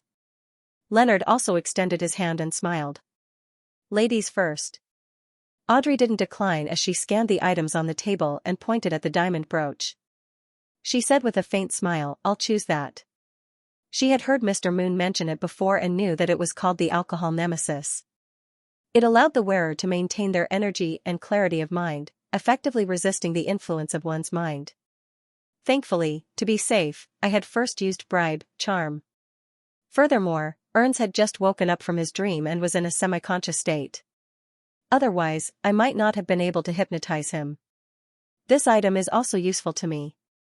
At the very least, I have an additional layer of protection when facing members of the higher ranks of psychological alchemy. I can usually not wear it, so I don't have to worry about the negative effects. Audrey retracted her gaze from the diamond brooch in satisfaction. After she finished choosing, Emlyn didn't give the star Leonard a chance to speak as he directly said, that's right. He directly said, this moon ribbon is yours. From his point of view, the moon ribbon was worth more than £5,000. It was definitely better than £3,000 in cash. Actually, I do want £3,000 in cash. I'm going to buy the Word of the Sea cane next. Klein's discount price is £10,000. After spending this, I'll only have £650 in savings. Leonard ultimately didn't reject it as he nodded. All right. After Emlyn distributed the spoils of war, he picked up the remaining £3,000 in cash, split a stack, and pushed it to the side. Mr. the Hanging Man, this is your reward. £1,000. It should be called a consultant's fee. Without Mr. Fool around, the magician's furs also felt a lot more relaxed. The Hanging Man Alger didn't stand on ceremony as he nodded slightly and pressed down on the stack of cash. The carriage driver's compensation will also be paid by me.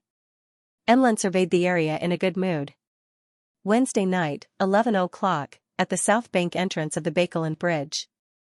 A figure quickly outlined itself in the dark night. He had one hand pressed down on his top hat, and the other was placed between the buttons of his suit. He had black hair and brown eyes. His facial features were distinct, and his expression was cold. He was none other than the strongest adventurer, German Sparrow. Deep into the night, layers of clouds obscured the moon. The Bakelin Bridge was shrouded in darkness. Klein had just teleported to this place. Before he had the time to look around, he saw green pea vines falling from the sky and covering the area like a storm. They intertwined and quickly formed a forest. Layer upon layer, it was impossible to see the top. Klein released his right hand from his top hat and walked up the path formed by the vines with familiarity.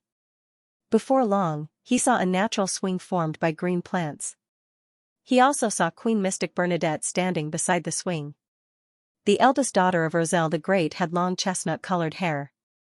She wore a lady's blouse with a lace flower bow tie, a gray skirt that went down to her knees, a pair of leather boots, and a bonnet with a fine checkered black veil. You've grown much faster than I expected. Bernadette's blue eyes, which were hidden behind the black gauze, reflected German Sparrow's figure. Klein replied without any change in his expression. Praise be to Mr. Fool. As he said this, he complained in his heart, that's right. This was what it meant to strive for self-improvement. It was better to rely on oneself than on others. Queen Mystic nodded slightly as she said with a gentle but emotionless voice, that's right. I know why you want to see me. Without waiting for Klein to speak, she turned her head slightly and looked at the vine swing beside her. She spoke in a tone that was as calm as a lake with countless undercurrents hidden within. I feel that he hasn't truly died. In other words, you think that Roselle the Great is not completely dead? Is he still alive somewhere in this world and has a chance to return? Klein didn't expect to hear such straightforward and explosive words at the beginning. Although he controlled his expression well, he didn't know how to respond. At the same time, he noticed that Bernadette had used the word he instead of he to describe Roselle the Great. Be it the ancient Faisac they were conversing in, or the daily Rouen or Intis language, they were two completely different words. This means that in Queen Mystic's heart, Roselle the Great isn't an angel but a father. Klein calmed his emotions and deliberated. Why do I have such a feeling? Bernadette retracted her gaze from the vine swing and said in a gentle voice, don't worry. In the final stages of his life, although he was very crazy and radical, there was not a single thing that he did not plan. I believe that he must have made some preparations for himself. You should know that in his later years, he attempted to cross paths and attain the vacant Black Emperor divine throne. And this required the construction of 9 secret pyramid-like mausoleums. After he died in the White Maple Palace, the Church of the Eternal Blazing Sun and the Church of Steam teamed up to find 8 such mausoleums and destroyed them one by one. However, the 9th mausoleum was never found. No one knew where it was hidden. If he had already become the Black Emperor, he would definitely be able to awaken from this mausoleum. If he failed, I believe that there might be a chance of resurrection. The more Bernadette spoke, the softer she became. Towards the end, her voice was ethereal and indiscernible. You aren't that confident either. It's more of a sense of anticipation and hope. Klein sighed when he heard that. Suddenly, he recalled what the King of the Five Seas, Nast, had said. Roselle the Great liked to stand in front of a particular row of floor-to-ceiling windows and look west. And from Roselle's diary, Klein knew that in the fog sea west of Intis, he had discovered the entrance to the abyss and found a primitive island. He believed that it was filled with oddities and worth exploring. Could it be that Roselle the Great built his final secret mausoleum in the abyss or on that primitive island? Klein thought for a moment before curling the corners of his lips. You seem to know a lot about the Black Emperor pathway. He suspected that Roselle the Great had left a Black Emperor card as a bookmark and used Bernadette's ancient Faisac name as the activation incantation partly because he wanted to inform his daughter of the corresponding ritual. In the end, Bernadette seemed to have obtained this information through other means. Queen Mystic's lips, which weren't covered by her veil, curled up slightly. I've been investigating this matter for more than 100 years. And in order to figure out the details, I've been instilled with the knowledge of the hidden sage. I can tell that you, as well as Mr. Fool backing you, have a deep understanding of this matter. I've always been curious. Why are you so interested in his matters? From the looks of the current situation, in terms of seniority, you have to call me uncle. The Emperor and I might very well be roommates who have been hanging out together for years. Klein lampooned to ease his gloomy emotions as he replied in an unperturbed tone, that's right. You can raise this question to Mr. Fool. He didn't plan on telling Bernadette that the 9th secret mausoleum might very well be somewhere in the Fog Sea. It might very well be on that primitive island or the abyss. It was better and more appropriate for the Fool to answer. Queen Mystic wasn't surprised by German Sparrow's response. She cast her gaze to the west, to a distant spot. Although he couldn't see Bernadette's eyes, Klein could vaguely sense that the lady was looking at the place where she lived when she was young. She was looking at the home of her mind and soul, the hometown that she could no longer return to. At this moment, in the green vines and the deep black, many subtle emotions and dreams hidden in the bottom of the heart were slowly fermenting. In just a few seconds, Queen Mystic retracted her gaze and gently said, I'm not sure. When my business in Bakeland is done, I will pass a few pages of the diary to Katlia and have her ask this question on my behalf. Why not ask him next week? Klein didn't hide his doubts. Bernadette calmly replied, I feel that the answer will affect my mood, and a bad mood will lead to my failure. Bad mood will lead to failure? What kind of matter was so strict? Fighting with a demigod in the spirit domain? Perhaps, after she untangled part of the knot in her heart, she had the confidence to break through to the angel level? Klein nodded thoughtfully and didn't ask further. This had already involved the other party's secrets. Unless it was absolutely necessary, it was best not to ask. Queen Mystic then said, Don't worry. When he was writing those pages, I was sitting opposite him. I wanted him to teach me how to interpret and describe those symbols, but he didn't agree. He just ruffled my hair. At that time, I was already an adult. I could tell that when he wrote that diary page, he was somewhat worried, troubled, and fearful. In the end, he even said to me that if I could really become an important figure in the mysterious world as predicted by Zeradal, I had to remember to be careful of the spectator. Be careful of the spectator. Klein couldn't help but repeat Rozelle's warning inwardly. He believed that the Emperor wouldn't be referring to all the Beyonders of the spectator pathway. He was definitely referring to a particular special existence, something special, or both. Roselle the Great is a member of that ancient secret organization. The founder and leader of that ancient secret organization is. Klein's eyelids twitched as he didn't dare to continue thinking, afraid that a particular existence could hear his thoughts. Perhaps that diary page has a detailed explanation. He nodded, hoping to see that diary page as soon as possible. I know. Bernadette nodded. She didn't continue the topic and fell silent for 2 seconds. I'll thank Mr. Fool and you on behalf of Catlia. To be able to obtain the blood of a snake of fate will be of great help to her future path. Although the mythical creature blood of any pathway can be used during the advancement ritual of a mysticologist, the best choice is still the fate pathway. This will make it much easier for her to advance to sequence 3. Why? Klein asked with the mentality of learning. In any case, it was impossible for a blessed to know everything. Not even a true god could do that. Bernadette's gaze was a little empty. In other words, prying into the secrets of fate is prophecy. The sequence 3 name of a mystery prior is clairvoyant. This is also the reason why I'm in Bakeland. Because of a prophecy? Klein had some guesses as he spoke in enlightenment. Many pathways seem to have the ability to predict. The corners of Queen Mystic's mouth curled up slightly as she sighed. In ancient times, many Beyonder creatures thought that by gathering the same abilities together, they could undergo a qualitative change and achieve a breakthrough. In the end, all of them went mad and lost control. Only when the first blasphemy slate was born did all living beings understand that balance, the balance of walking on the edge of a cliff, is the key to the path of the Beyonder.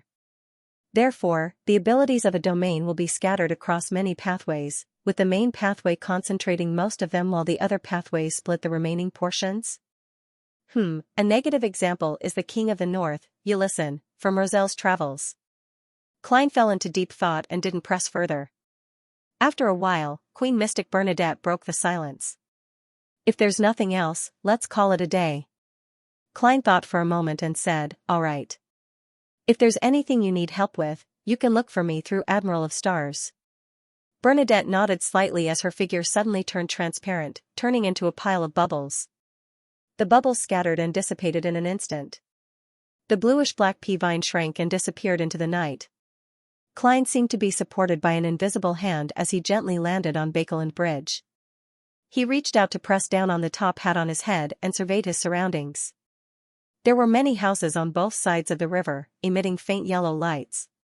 Amidst the gushing river and the dark night, it appeared serene, quiet, warm, and peaceful. I hope all of this won't be destroyed.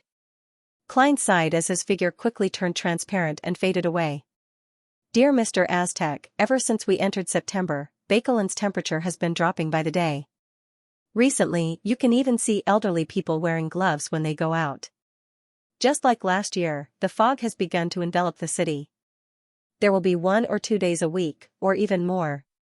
Clearly, the control of air pollution isn't something that can be completed in a year or 2. It will take at least 5 years. What's good is that the pungent smell in the air has lessened significantly. My sanguine friend is very satisfied with such weather conditions. Another joyous change is that more and more students, postmen, and technical workers are buying bicycles. The number of horse carriages on the streets has decreased significantly. This means that horse feces and its smell are no longer the main source of air quality in Bakeland. Of course, they still occupy a rather important position.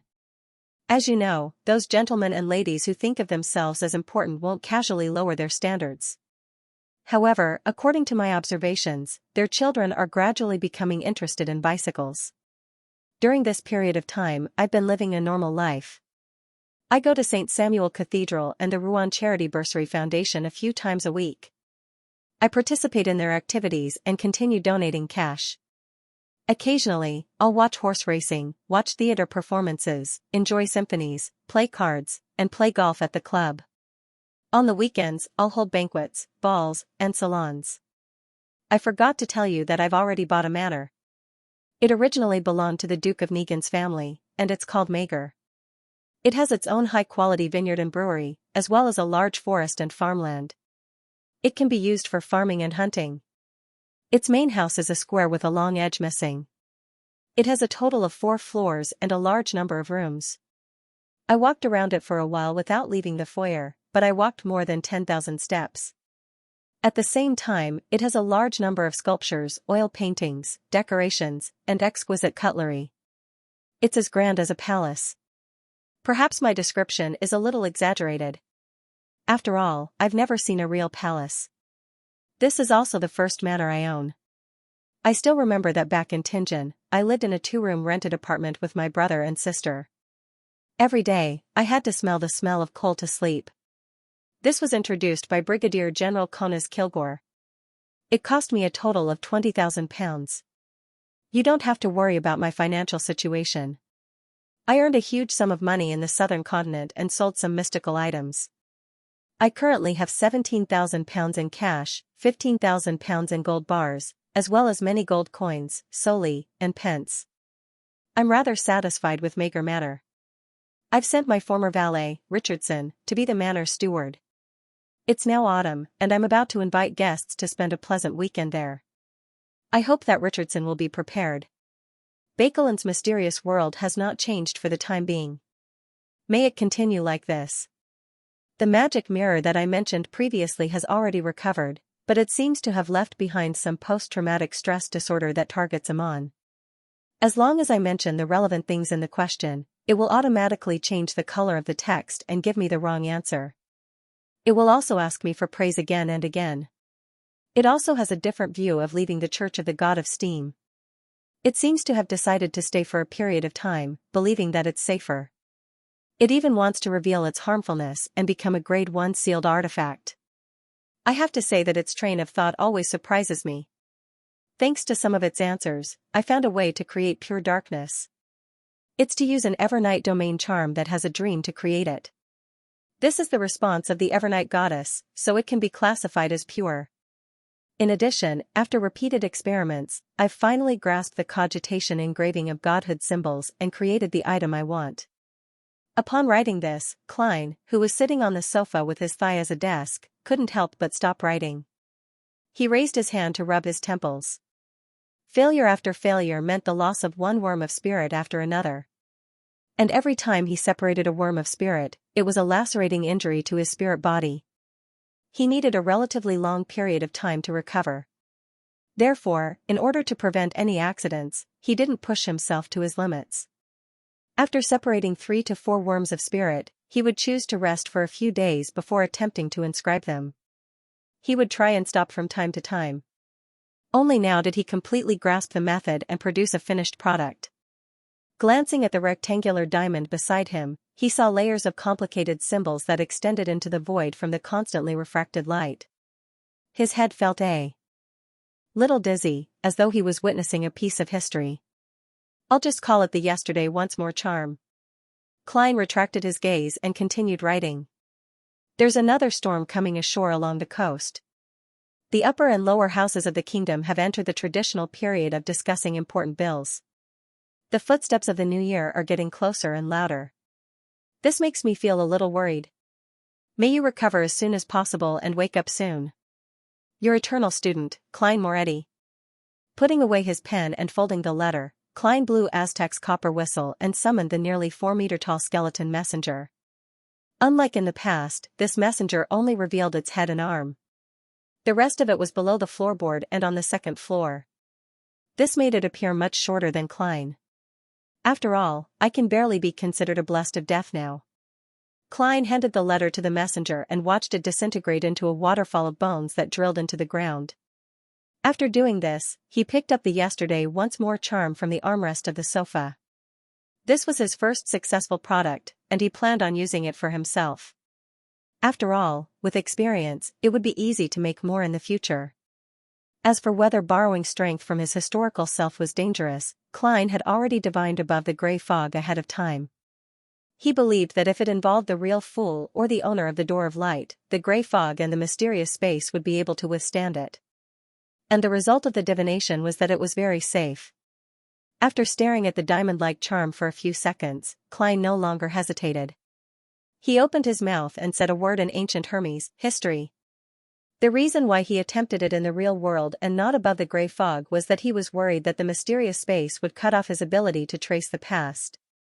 As the inarticulate voice echoed, Klein injected his spirituality into the yesterday once more charm. Light that scattered like hair lit up, illuminating the surroundings in a clear and pure manner. Vaguely, a scene flashed before Klein's eyes. It was him dancing beside Nsangwil's corpse with Daily Simone, it was Don Dantes, who had white sideburns and had an outstanding temperament, it was German Sparrow, who had landed on the black tulip under the blessings of the wind while pressing down on his top hat, it was Sherlock Moriarty, who was struggling with all his might when the meteorite fell from the sky, it was Klein Moretti, who had summoned sunlight when he heard a baby cry at the Blackthorn Security Company, it was the pale university graduate who had raised his revolver and aimed it at his son Acupoint. Further ahead, all the scenes disappeared, leaving behind only a grayish-white fog. And even when the charm's powers were exhausted, Klein still didn't find the end of the fog. Indeed, my transmigration has something to do with that gray fog, that mysterious space, and that strange door of light. This basically confirms that I was sleeping in the cocoon in the past, hanging on the door of light for an unknown period of time. Compared to the first time he saw the door of light, he was rather calm after confirming it. It was as though he had long expected it. Phew, next, I can make 2 yesterday once more charms for Will. These charms aren't of much use to me. I won't visit him this week. Feeding him ice cream once a week will always raise suspicions. Even his maidservant is looking at me strangely. Also, since I've grasped the cogitation engraving method of godhood symbols, I can bring forward the matter of using worms of time to make Beyonder bullets.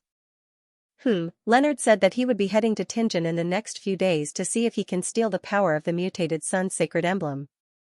Klein rubbed his forehead and got up to leave the sofa. At a previous tarot gathering, Leonard had already handed over the 4 godhood symbols and magic labels that Pallas Zoroast had given him. They all came from the Marauder domain. It was said that one of them could mislead the enemy and make them make mistakes in judgment. Another one could steal the 3 Beyonder powers that the target had previously used, starting from the most recent one and backtracking. If one could accurately affect the enemy, it could make them lose a large amount of their lifespan, entering a state of aging. The last one could create a worm of time that didn't have a long lifespan. It would silently parasitize the target's body, allowing the user of the charm to control it.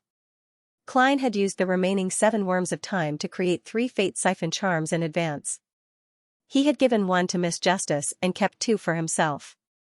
This also meant that he still had 4 worms of time, allowing him to attempt all 4 effects. Of course, his intuition told him that he might not succeed in creating all of them. As for Leonard's 2 worms of time, one of them had become a fate siphon charm. According to the teachings of the world's German Sparrow, Leonard had prayed to Mr. Fool and received a response. The other one had been made into a parasitism charm with Pallas Zoroast's help. After a busy period, Klein succeeded 5 times and failed once in the evening. He obtained 2 yesterday once more charms, a parasitic bullet, a deceit bullet, and a deprivation bullet. His only failure was the aging bullet. The reason seemed to be that the level of the mysterious space above the gray fog he could use was still insufficient. Looking at the 3 strange-looking bullets that were translucent, Klein heaved a sigh of relief. He took out Death Knell and stuffed them into it. Inside were the 3 control spirit bullets he had previously created. After tidying up the altar, he walked out of the room and went down to the 2nd floor. He entered the dining hall and said to butler Walter, who was standing beside him, "You can follow the list and invite the guests who will be hunting in the suburbs this weekend." "Yes, sir." Walter was already prepared for this as he remained solemn and proper. Tingen City, 36, Zutland Street. Leonard got off the carriage and looked at the rebuilt building with a complicated expression. He momentarily forgot to enter. In the past, 36 Zutland Street's ground floor was covered with stucco. The two windows on each floor were enclosed in a bow shape, forming a hole. It had the architectural characteristics of the Fifth Epoch around 1300, and the lighting wasn't that great. After the reconstruction, the ground floor was sheltered by a small porch, and on both sides were two-story-high oriel windows. The details of the window frames had window walls and decorative pillars that supported thin stone beams. Above the oriel windows was a parapet wall that connected to the third floor. This was the three-story architectural style that had become popular in recent years. In a daze, Leonard felt like he had walked into the wrong place. After being stunned for about 10 seconds, he held his silver-inlaid cane and walked into 36 Zutland Street. Following that, he walked up the stairs and went around the corner. He saw a black door and a vertical signboard. Blackthorn Security Company. He seemed to gradually familiarize himself with the place. He quickened his pace and pushed open the half-closed door. The brown-haired girl had placed the Tianjin City Honest paper vertically on the table. When she heard his unconcealed footsteps, she moved the newspaper, revealing her smooth forehead, light brown eyes, and pretty face. "Good afternoon, Roshan," Leonard greeted hesitantly. "Roseanne first." Revealed a pleasantly surprised expression before her face sank. She said in an abnormally cold tone, "Good afternoon. Congratulations on avenging Captain Klein and the others." Leonard gaped, not knowing how to respond. He couldn't even raise his hand to press down on his top hat because he didn't like wearing hats. He squeezed out a smile and nodded slightly. Then, he silently walked forward, past Roshan, and prepared to enter the door that separated the inside from the outside. Just as he was about to enter the office, he suddenly heard Roshan whisper from behind him. "Live well." Leonard slowed down his footsteps and nodded heavily. When he arrived at the inner area, he immediately saw Fry standing at the captain's office door. This corpse collector still looked pale, as if he hadn't been exposed to the sun for a long time. He had black hair, blue eyes, a high nose bridge, and thin lips. He had a cold and gloomy demeanor.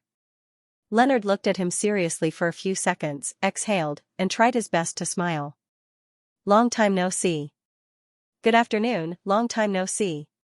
Fry pointed to the captain's office. "I've already received the telegram and learned of your request.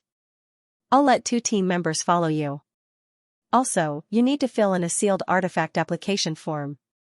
Leonard smiled in a slightly surprised manner. "You're the captain? You're not as quiet as before." In fact, Leonard had already digested the Soul Assurer potion and could advance to sequence 5 Spirit Warlock. However, in order to steal the power of the eternal blazing sun's blood, he deliberately didn't report it. He continued to placate the souls around Bakeland. Finally, through his hard work, he found an opportunity to come to Tianjin. "Yes." Fry gently nodded.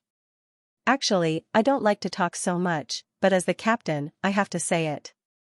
Leonard nodded slightly. "When did you become the captain?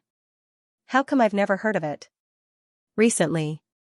Fry answered the question succinctly before explaining, "Not long after you left, I became a Sequence 8 gravedigger. Last month, I finally advanced to a spirit medium, and the previous captain happened to be transferred." "So fast?" Before Leonard could finish his sentence, he had already clenched his fist and hit his head. "Look at my memory. I forgot that Klein shared some of his experiences with everyone." He lowered his right hand and turned to Fry with a smile. "In this case, you still have time and space to improve. You might even become a deacon in the future." Fry glanced at him, then retracted his gaze. "I probably won't continue to seek advancement." "Why?" Leonard walked a few steps to Fry's side and asked in surprise. Fry raised his head to look at the ceiling and said in a calm and deep voice, "I want to stay here. Always protecting this place." Leonard remained silent and did not respond. He looked around and felt that this place had been greatly modified, but there were still some unchanging things hidden deep within. Fry was similarly silent for a while before saying, "I'll send 2 team members to follow you." As he spoke, he walked to the end of the corridor. Leonard also subconsciously followed by his side. In the office at the bottom of the corridor, the door was wide open. A few Nighthawks were playing cards and fighting evil. Upon sensing their captain's approach, they put down their poker cards and stood up. Leonard swept his gaze over and saw two familiar faces. They were the black-haired Royale with slender eyebrows and the white-haired, black-eyed Sika. At the same time, he also saw a few unfamiliar faces. He saw the pennies, solely, and poker cards on the table. In that instant, he fell into a daze as his vision turned blurry. In the waters of the Rorstad archipelago, in a small harbor that had a fishing village attached to it, in the bottom cabin of the future. Frank Lee rolled up his sleeves, crossed his arms, and seriously observed the mushroom in front of him. The mushroom, including its cap, was 1.8 meters tall.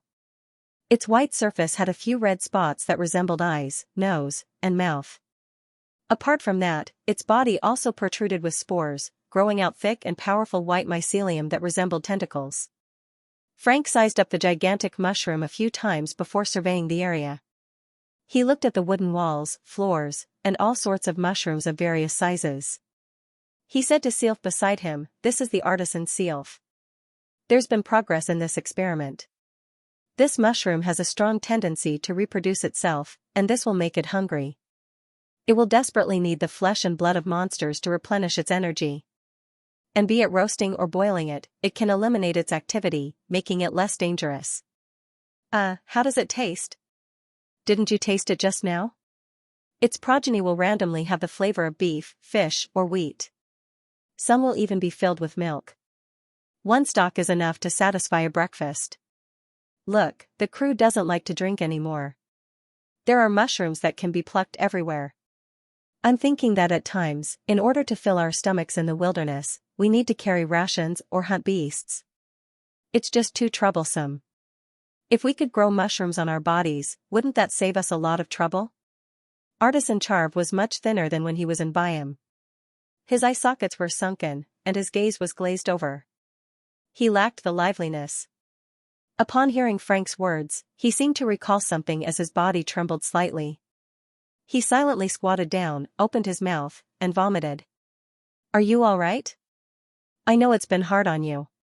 "I really have to thank you for this period of time," Frank said sincerely to the artisan. Frank said sincerely to the blacksmith.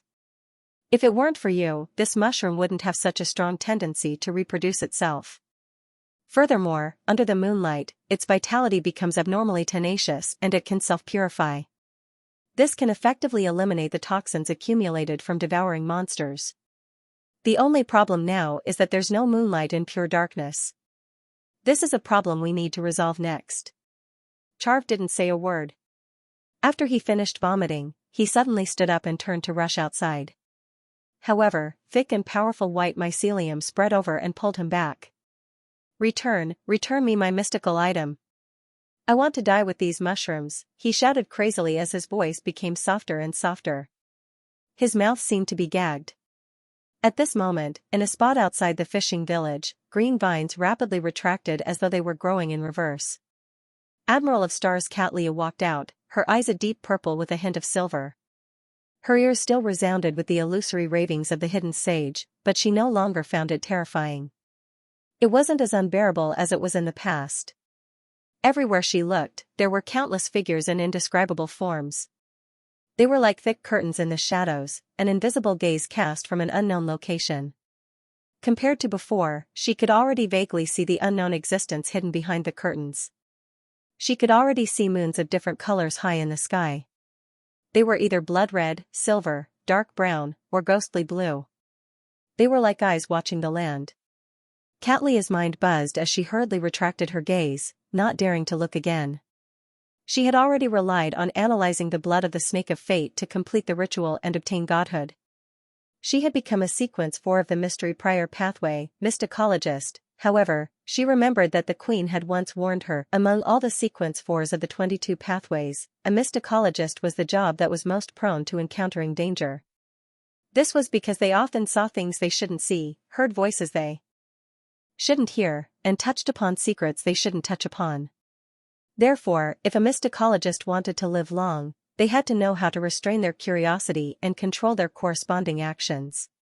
Removing the heavy glasses from her clothes, Catlia placed them on the bridge of her nose.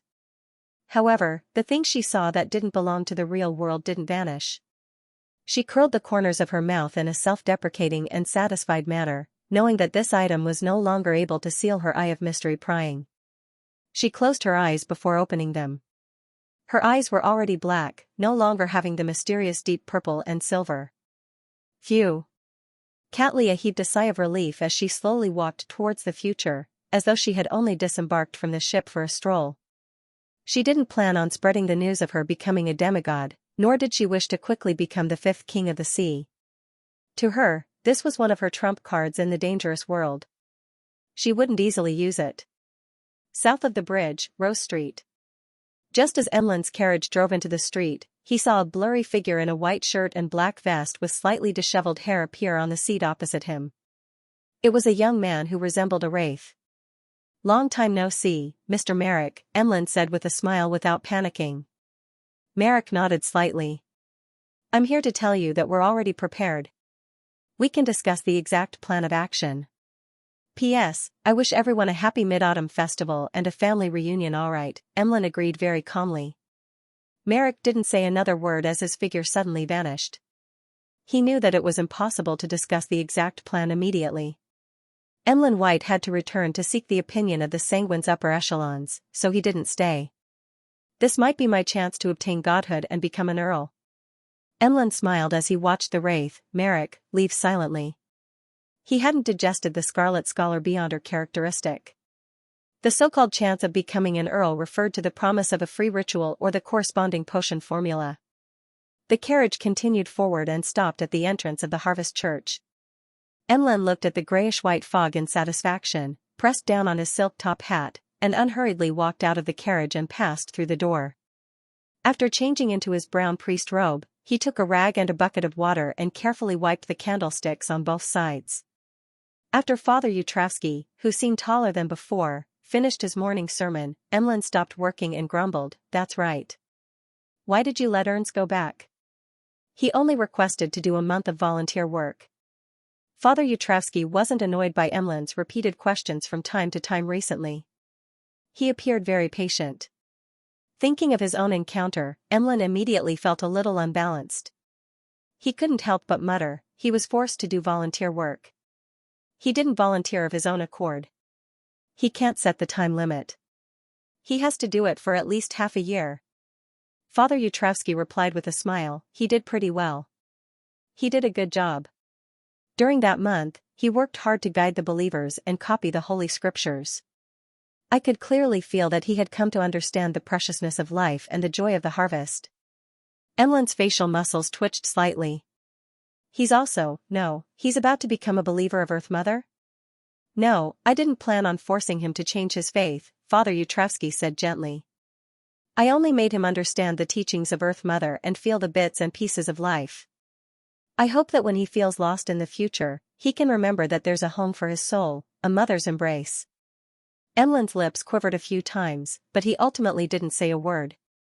He lowered his head and continued wiping. Sherwood Borough, in a particular house. Fur sat in the high-back chair and looked at the empty glass bottle on the desk in front of her. Some time ago, she had finally digested the astrologer potion. Today, under Zio's watch, she had concocted the scribe potion using the brain of Asman and the ancient wraith's cursed artifact. Mustering her courage, she drank it. At this moment, she felt that her brain was rapidly expanding. The gray folds and bulges were increasing rapidly, and her body was gradually disintegrating into cells. The cells glowed as if they had formed a door around the brain. Vaguely, Furs heard the familiar murmurs again, but they were very faint and indistinct. She couldn't distinguish the specific words at all. For someone as experienced as her, it didn't affect her at all. After an unknown period of time, Furs finally regained control of her brain and cells and felt the existence of her body. Almost at the same time, a large amount of knowledge resounded in her mind, allowing her to understand how to use the powers of a scribe. The mutated brain would reproduce the Beyonder powers used by the target. Then, it would drive the activated cells to form the corresponding symbols, patterns, and labels to complete the storage. This was I came, I saw, I record.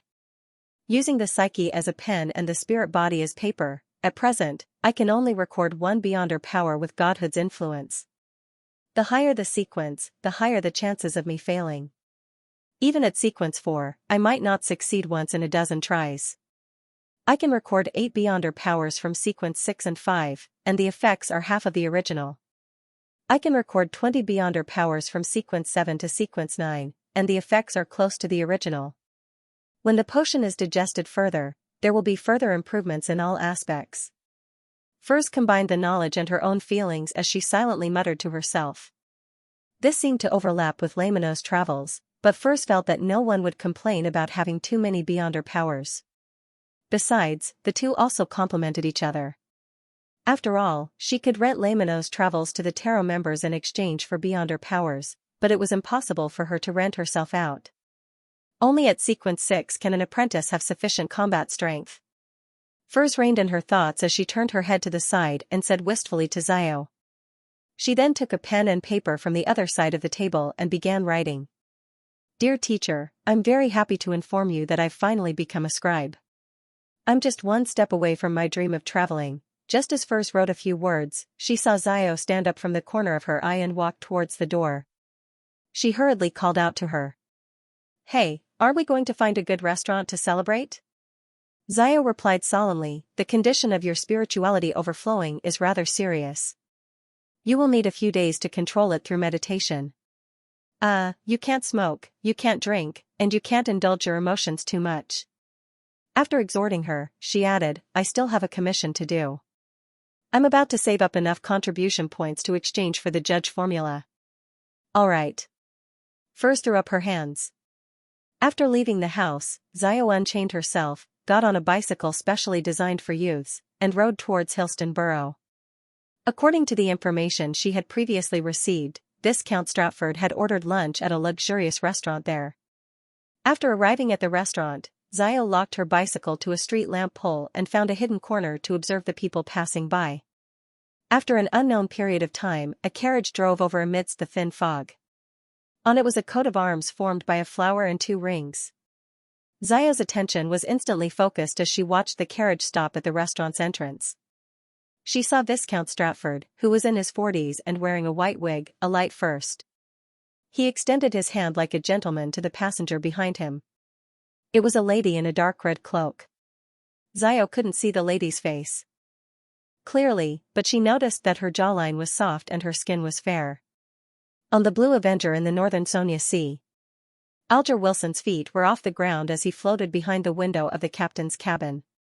He stared at the deck and the distant waves outside. Having digested a portion of the ocean songster potion, he had reported to the Church of the Storm 2 weeks ago that he had used the contribution points he had accumulated to exchange for a wind-blessed potion and successfully consumed it. This also meant that in the official records, his sequence had risen to sequence 6. Of course, he had to digest the wind-blessed potion again, but it wasn't difficult. The biggest problem is that the ocean songster potion's digestion is too obvious. I should have bought that Word of the Sea cane. Every time I sing, I'll blame it on it.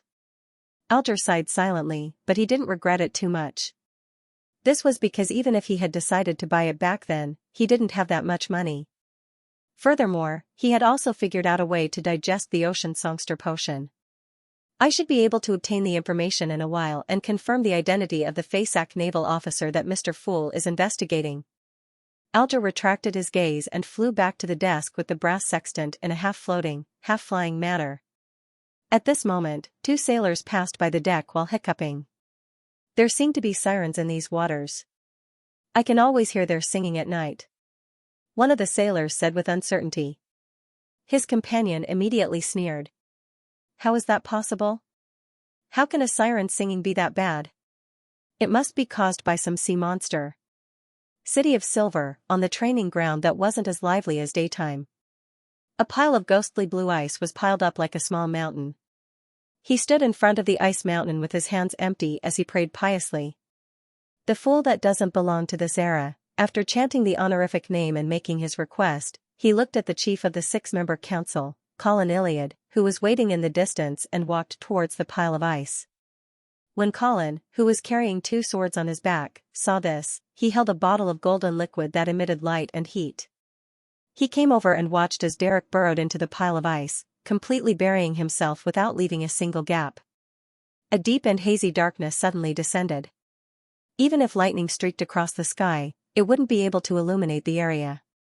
In an instant, an indescribable surge appeared in the surroundings, as if pairs of eyes were casting their gazes from the depths of the darkness. Colin Iliad could clearly sense that Derek had fallen into a deep sleep.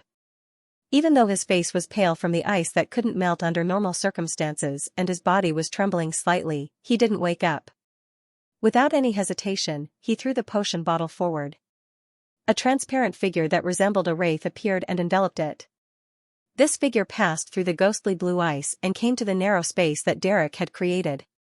It took out the potion and poured it into Derek's mouth. The moment this action was completed, it immediately retreated and left the ice pile. Whoosh! Colin Iliad suddenly pulled out his sword and slashed to his right, producing yellow pus and a monster with eyes all over its body. It was unknown where it came from. At this moment, Colin Iliad saw a blazing light rise from the pile of ghostly blue ice. It scattered a pure light that was different from lightning into the surroundings. It was hot, warm, bright, and filled with vitality. This reflected in Colin's eyes, as if it had come from before the Dark Ages. The City of Silver's chief watched intently for a long time until another monster emerged from the darkness. Above the grey fog, in the ancient palace. Little Sun has also reached Sequence 5. Klein heaved a sigh of relief and retracted his gaze from the crimson star that represented Sun and cast it towards another star. Miss Justice had completed many psychological alchemy missions in the past month or so. She could exchange them for the Dreamwalker potion formula. This meant that she would once again face Vin Rambus. P.S. I wish everyone a happy Mid-Autumn Festival and a family reunion Bakeland, at the home of the furniture merchant, Hemprez. Audrey met the psychological alchemy counselor, Vin Rambus, once again. This old man was as gentle and elegant as ever. His white and thick hair was neatly combed, and his blue and deep eyes seemed to contain endless knowledge.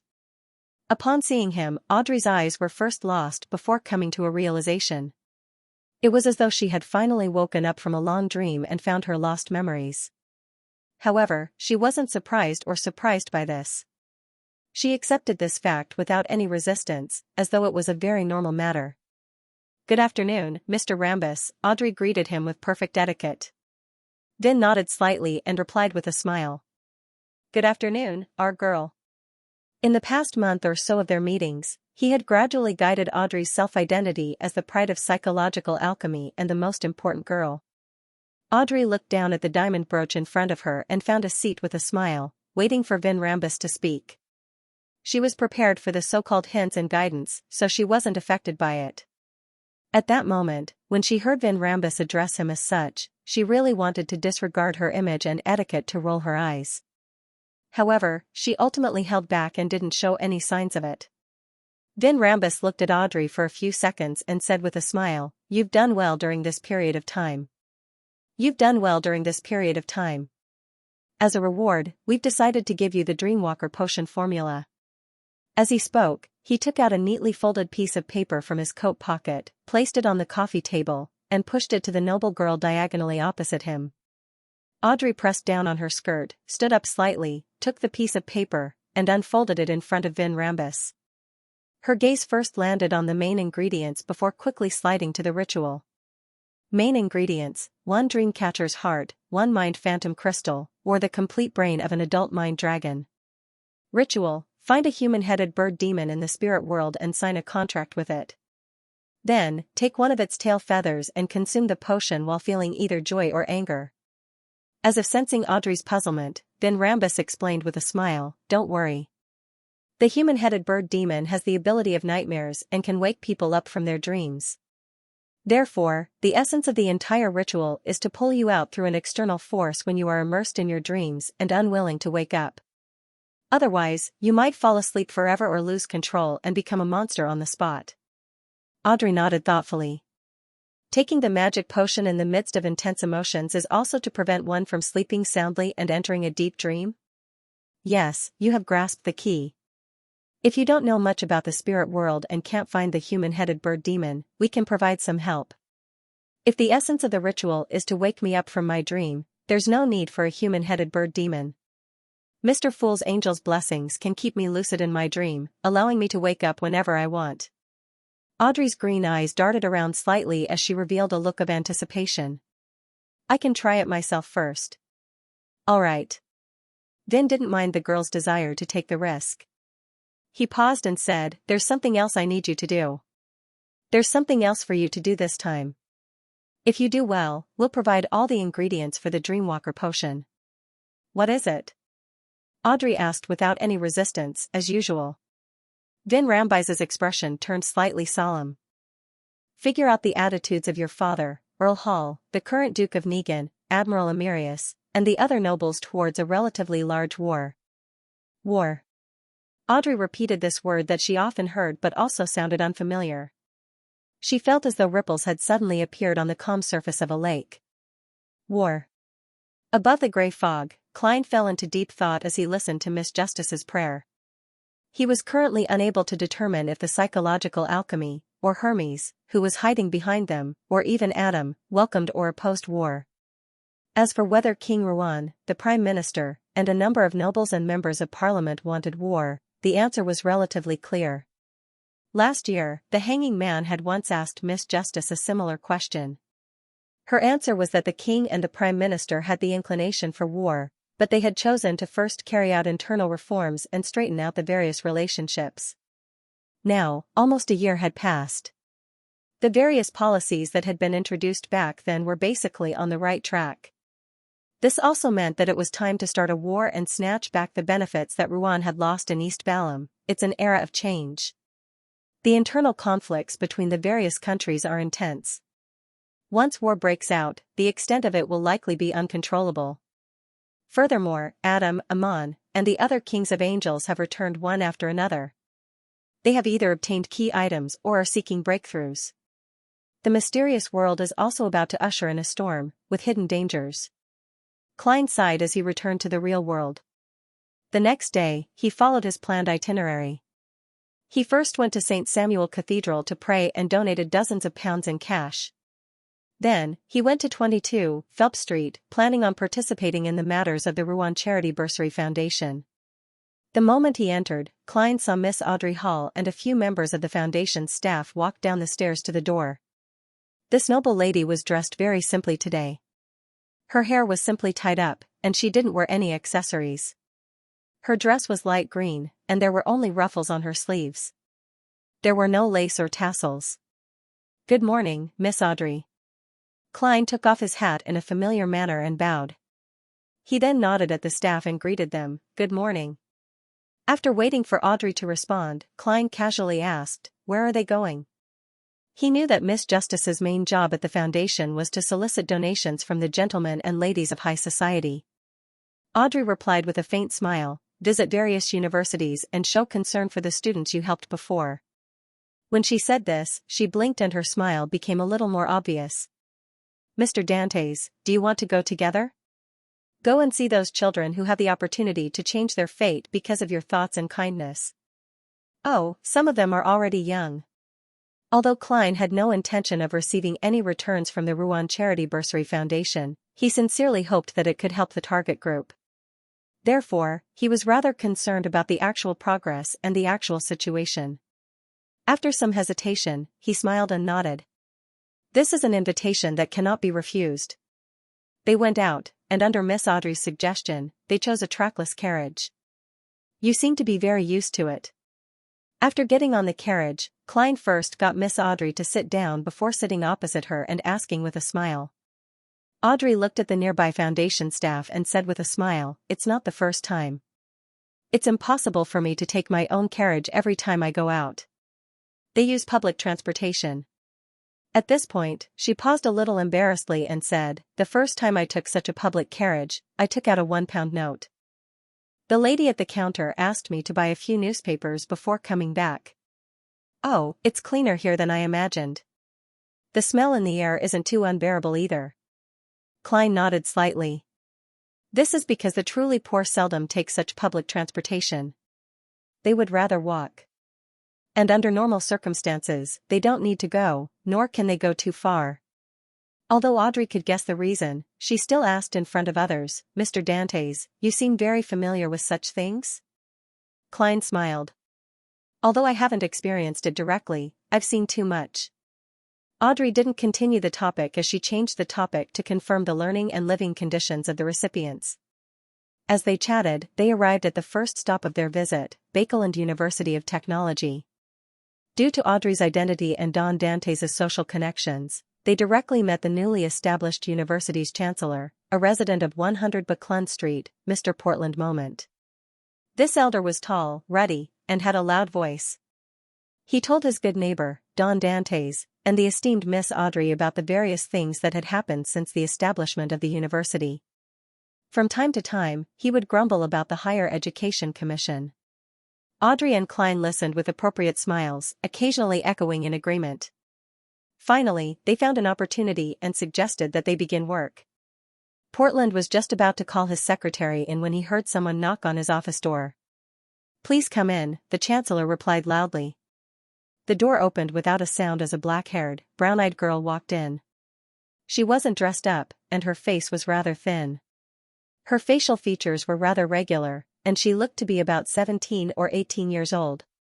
Klein's gaze suddenly turned a little deeper before he retracted it. The girl didn't expect there to be a guest in the chancellor's office. She was momentarily nervous as she hurriedly lowered her head. "Sorry. It's fine. They're about to leave," Portland said indifferently. "Have you finished the item I got you to make last week?" "It's done." The girl passed through the door and stood to the side. Portland Moment then smiled at Don Dantes and Audrey. "Her name is Melissa Moretti. She's very talented in machinery. I chanced upon her, so I got her to help in my laboratory after class. Of course, she can only do miscellaneous chores for now." "Not bad." The corners of Klein's mouth curled up as he praised her with a smile. Audrey glanced at him and smiled. There are always arrogant fellows who say that women don't have talent in the field of machinery, and this lady has proven them wrong. Portland shook his head with a smile. "There's no need to care about those remarks. All right, I'll get my secretary to bring you to understand the situation of the recipients." Audrey and Klein didn't stay any longer and left the office. After leaving, Audrey glanced at Don Dantes again, but she didn't say a word. 160 Buckland Street, Dwayne Dantes' residence. Klein stood in front of the floor-to-ceiling window, watching the pattering rain fall with the wind, hitting the ground and the glass, interweaving into a net. Ever since autumn, Bakeland began to rain again. This brought about a lingering cold and humidity. Klein didn't move for a long time. He silently looked into the distance under the blurry rain, his eyes unfocused. Only when his spiritual perception was triggered did he rein in his thoughts that were like a drizzle. He turned his head to the side. Rionette Tinker, who was carrying the 4 blonde, red-eyed heads, walked out of the void with a letter in her mouth. "Who's it from this time?" Klein habitually asked Miss Messenger. The last letter he received was from Sharon. This lady told him that she had successfully passed the ritual and advanced to sequence 4 puppet of the prisoner pathway.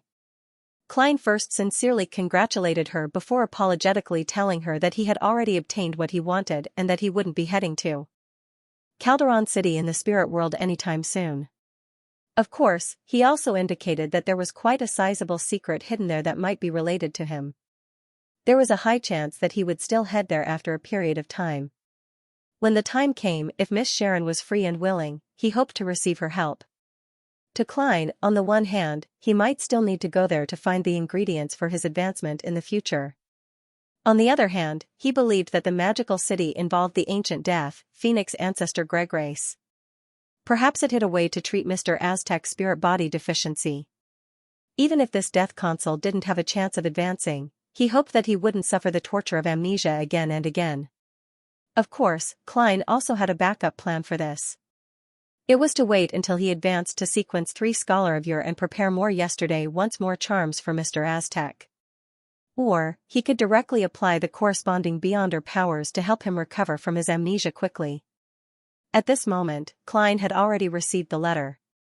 Rionette and Tinker's foreheads replied one after another. That. Undying. Fool. Undying. Idiot. Patrick Bryan from the Charismatic Order's Artificial Death faction. Klein easily understood who Miss Messenger was referring to. This was because Patrick was the one who had written to him the most frequently in the past 2 months. Basically, he would report and ask for instructions on any important matters. After this happened a few times, Rionette Tinacle gave him a nickname. Miss Messenger didn't show any interest in this aspect in the past. I wonder when it started. Most of the people who often write to me have nicknames, except for Miss Sharon. As Klein muttered to himself, he unfolded the letter and quickly scanned it. In the letter, Patrick Bryan said that the orders from the southern continent were no longer for him to make various attempts to awaken death. Instead, he was to prepare a special ritual to help the Angel of the Death Domain in the Mausoleum, the leader of the artificial death faction, Hader, further recover, allowing he to temporarily leave the land of self-sealing. On the surface, such an order didn't seem too problematic. It was just a little abrupt, but Klein still sensed that something was amiss. The Southern Continent's Charismatic Order's Artificial Death faction had previously gotten Patrick to continue holding strange and dangerous rituals in an attempt to awaken death, but I instructed him to use the excuse of not being able to gather all the ingredients or the experiment ultimately failing to fool them. Now, they finally suspect that there's something wrong with Patrick? Klein nodded in thought. He suspected that this was a test aimed at Patrick Bryan, a ritual that pointed at the angel. The range of an angel's response to the ritual was the entire world. Yes, it's fine as long as they don't suspect that there's something wrong with artificial death. After all, they inherited a huge inheritance from the ancient Balam Empire. Who knows if there's a way to affect the goddess's control of the death pathway's uniqueness, preventing both sides from benefiting. Klein analyzed for a moment before heaving a sigh of relief. As for the Death Domain's angel's probe, he didn't find it too problematic. This was because the Fool could also use powers that were close to this level to interfere with it in the form of Angel's Embrace. As long as the High Priest named Hader didn't directly descend and instead exerted his influence through space, he could ingeniously mislead him. After figuring out this matter, Klein flicked his wrist, igniting Patrick Bryan's letter with a scarlet flame. He returned to his desk, took out a pen and paper, and wrote. You can follow your teacher's instructions, but before the actual ritual, you have to report to me and obtain my permission. As the interval between the replies was very short, it was very likely that Patrick Bryan hadn't left his original location. Klein didn't summon the other party's messenger. He blew the adventurer's harmonica and handed the folded letter to Rionette Tinker. In the drizzle, Xiao was wearing a simple raincoat made of tree sap. She hid in a dark corner and stared at the side door of Viscount Stratford's house. It wasn't evening, but the street lamps had already been lit up, emitting a blurry halo in the rain. After a while, a rental carriage drove over from afar and stopped in front of a remote side door. The Viscount's valet, who was hiding in a sheltered spot, immediately jumped out and opened an umbrella. He protected the cloaked woman who got off the carriage and quickly passed through the side door. As for the rental carriage, it stopped in its spot and didn't leave, as though it had received enough money. Xiao still couldn't see the woman's face clearly, but she wasn't depressed at all. She patiently waited in the cold rain, as though she had become a motionless statue. She planned on waiting until she came out before attempting to tail her and confirm her identity. This was not only an opportunity for her to obtain the Judge Potion formula, but it also concerned her goal in coming to Bakeland, to investigate the truth behind her father's death. It was also because of this motivation that Xiao had persisted in monitoring Viscount Stratford to this day. The other intelligence personnel of MI9 had long ended their missions after nothing had happened in the past few months. Even the golden-masked man, who had given the mission, hadn't asked about it for weeks. Clearly, he didn't take it to heart. In Viscount Stratford's bedroom, a beautiful brown-haired girl dressed in a silk nightgown sat in front of the dressing table, fiddling with the skincare products and cosmetics as though she had discovered a treasure trove. The middle-aged Viscount Stratford was wearing a male nightgown. His hair was wet as he walked behind the beautiful girl and smiled at her reflection in the mirror. Charmaine, you no longer need them to add to your luster. It's just a female instinct. The girl named Charmaine smiled as she raised her hand and grabbed the Viscount's palm that was on her shoulder. Viscount Stratford smiled gently. When you were fiddling with them, there was a sense of innocence and purity. Heh, you made me regain my youth, as though I was 17 or 18 years old. Without waiting for Charmaine's response, he continued speaking. My wife has already passed away for several years. I thought that I would continue living until the Lord summoned me, but who knew that I would meet you? After some time, the accumulated pressure in Bakeland will be released. I'll find an opportunity to enter the temple of marriage with you. Marriage? You want to marry me? Charmaine was taken aback as she asked in disbelief. Viscount Stratford smiled. Meeting you is a gift from the Lord. Although your background isn't noble enough, I've already been married once. I don't need to care too much about such matters. Of course, I'll think of ways to raise your status. I'll first find a merchant and get him to acknowledge you as his illegitimate daughter. As he rambled on about his plan, he saw Charmaine's eyes gradually turn misty in the mirror. What I find most precious about you is that you will treat me more than 10 times better when I treat you well. You don't hide it at all. Viscount Stratford smiled as he lowered his head and kissed the top of Charmaine's head. Charmaine opened her mouth as though she was crying, but also as though she was laughing. Only when the drizzle stopped and night fell did Xiao finally see the woman in the dark red cloak come out and board the carriage. After memorizing the characteristics of the carriage, Xiao tailed it from afar. She relied on her beyond her powers as a sheriff and the fact that the streets were wet and empty at night to track her target by walking and running. All the way from Empress Borough to the Bakeland Bridge area, the carriage finally came to a stop just as Xiao's stamina was about to collapse. Xiao perked up as she switched her target from the carriage to the woman in the dark red cloak and continued tailing her. During this process, she was slightly surprised to find that the woman had a very strong anti-tracking ability. Sometimes, she would circle around, and sometimes, she would use obstacles to make a stop. However, this wasn't a problem for Xiao. She was an experienced sheriff. She patiently followed from afar and didn't approach. Just as she instinctively believed that the woman wasn't too far from her final destination and was about to chase after her, she suddenly caught a whiff of a sweet and ethereal fragrance. Amid the fragrance, Xiao was dazed for a moment before she completely lost track of her target. As for the fragrance, it vanished as though it had never appeared. Xiao's pupils dilated slightly. She didn't dare to search her surroundings for any traces. In a rented apartment, the gentle and sweet Trissy looked at Charmaine, who was looking at herself in the mirror. You seem to be in a good mood. How is it? This final mission isn't too difficult to accept, right? Once it's completed, you can leave Bakeland and live the life you want. Charmaine was taken aback as her expression turned complicated. She looked a little disappointed, as though she had suddenly woken up from a beautiful dream. She didn't turn her head as her lips quivered for a while. He said that he wants to marry me. Trissy immediately pricked up her brows. A man's words can't be trusted at such times. You and I should know this very well. If he really wanted to marry you, he wouldn't be wary of you.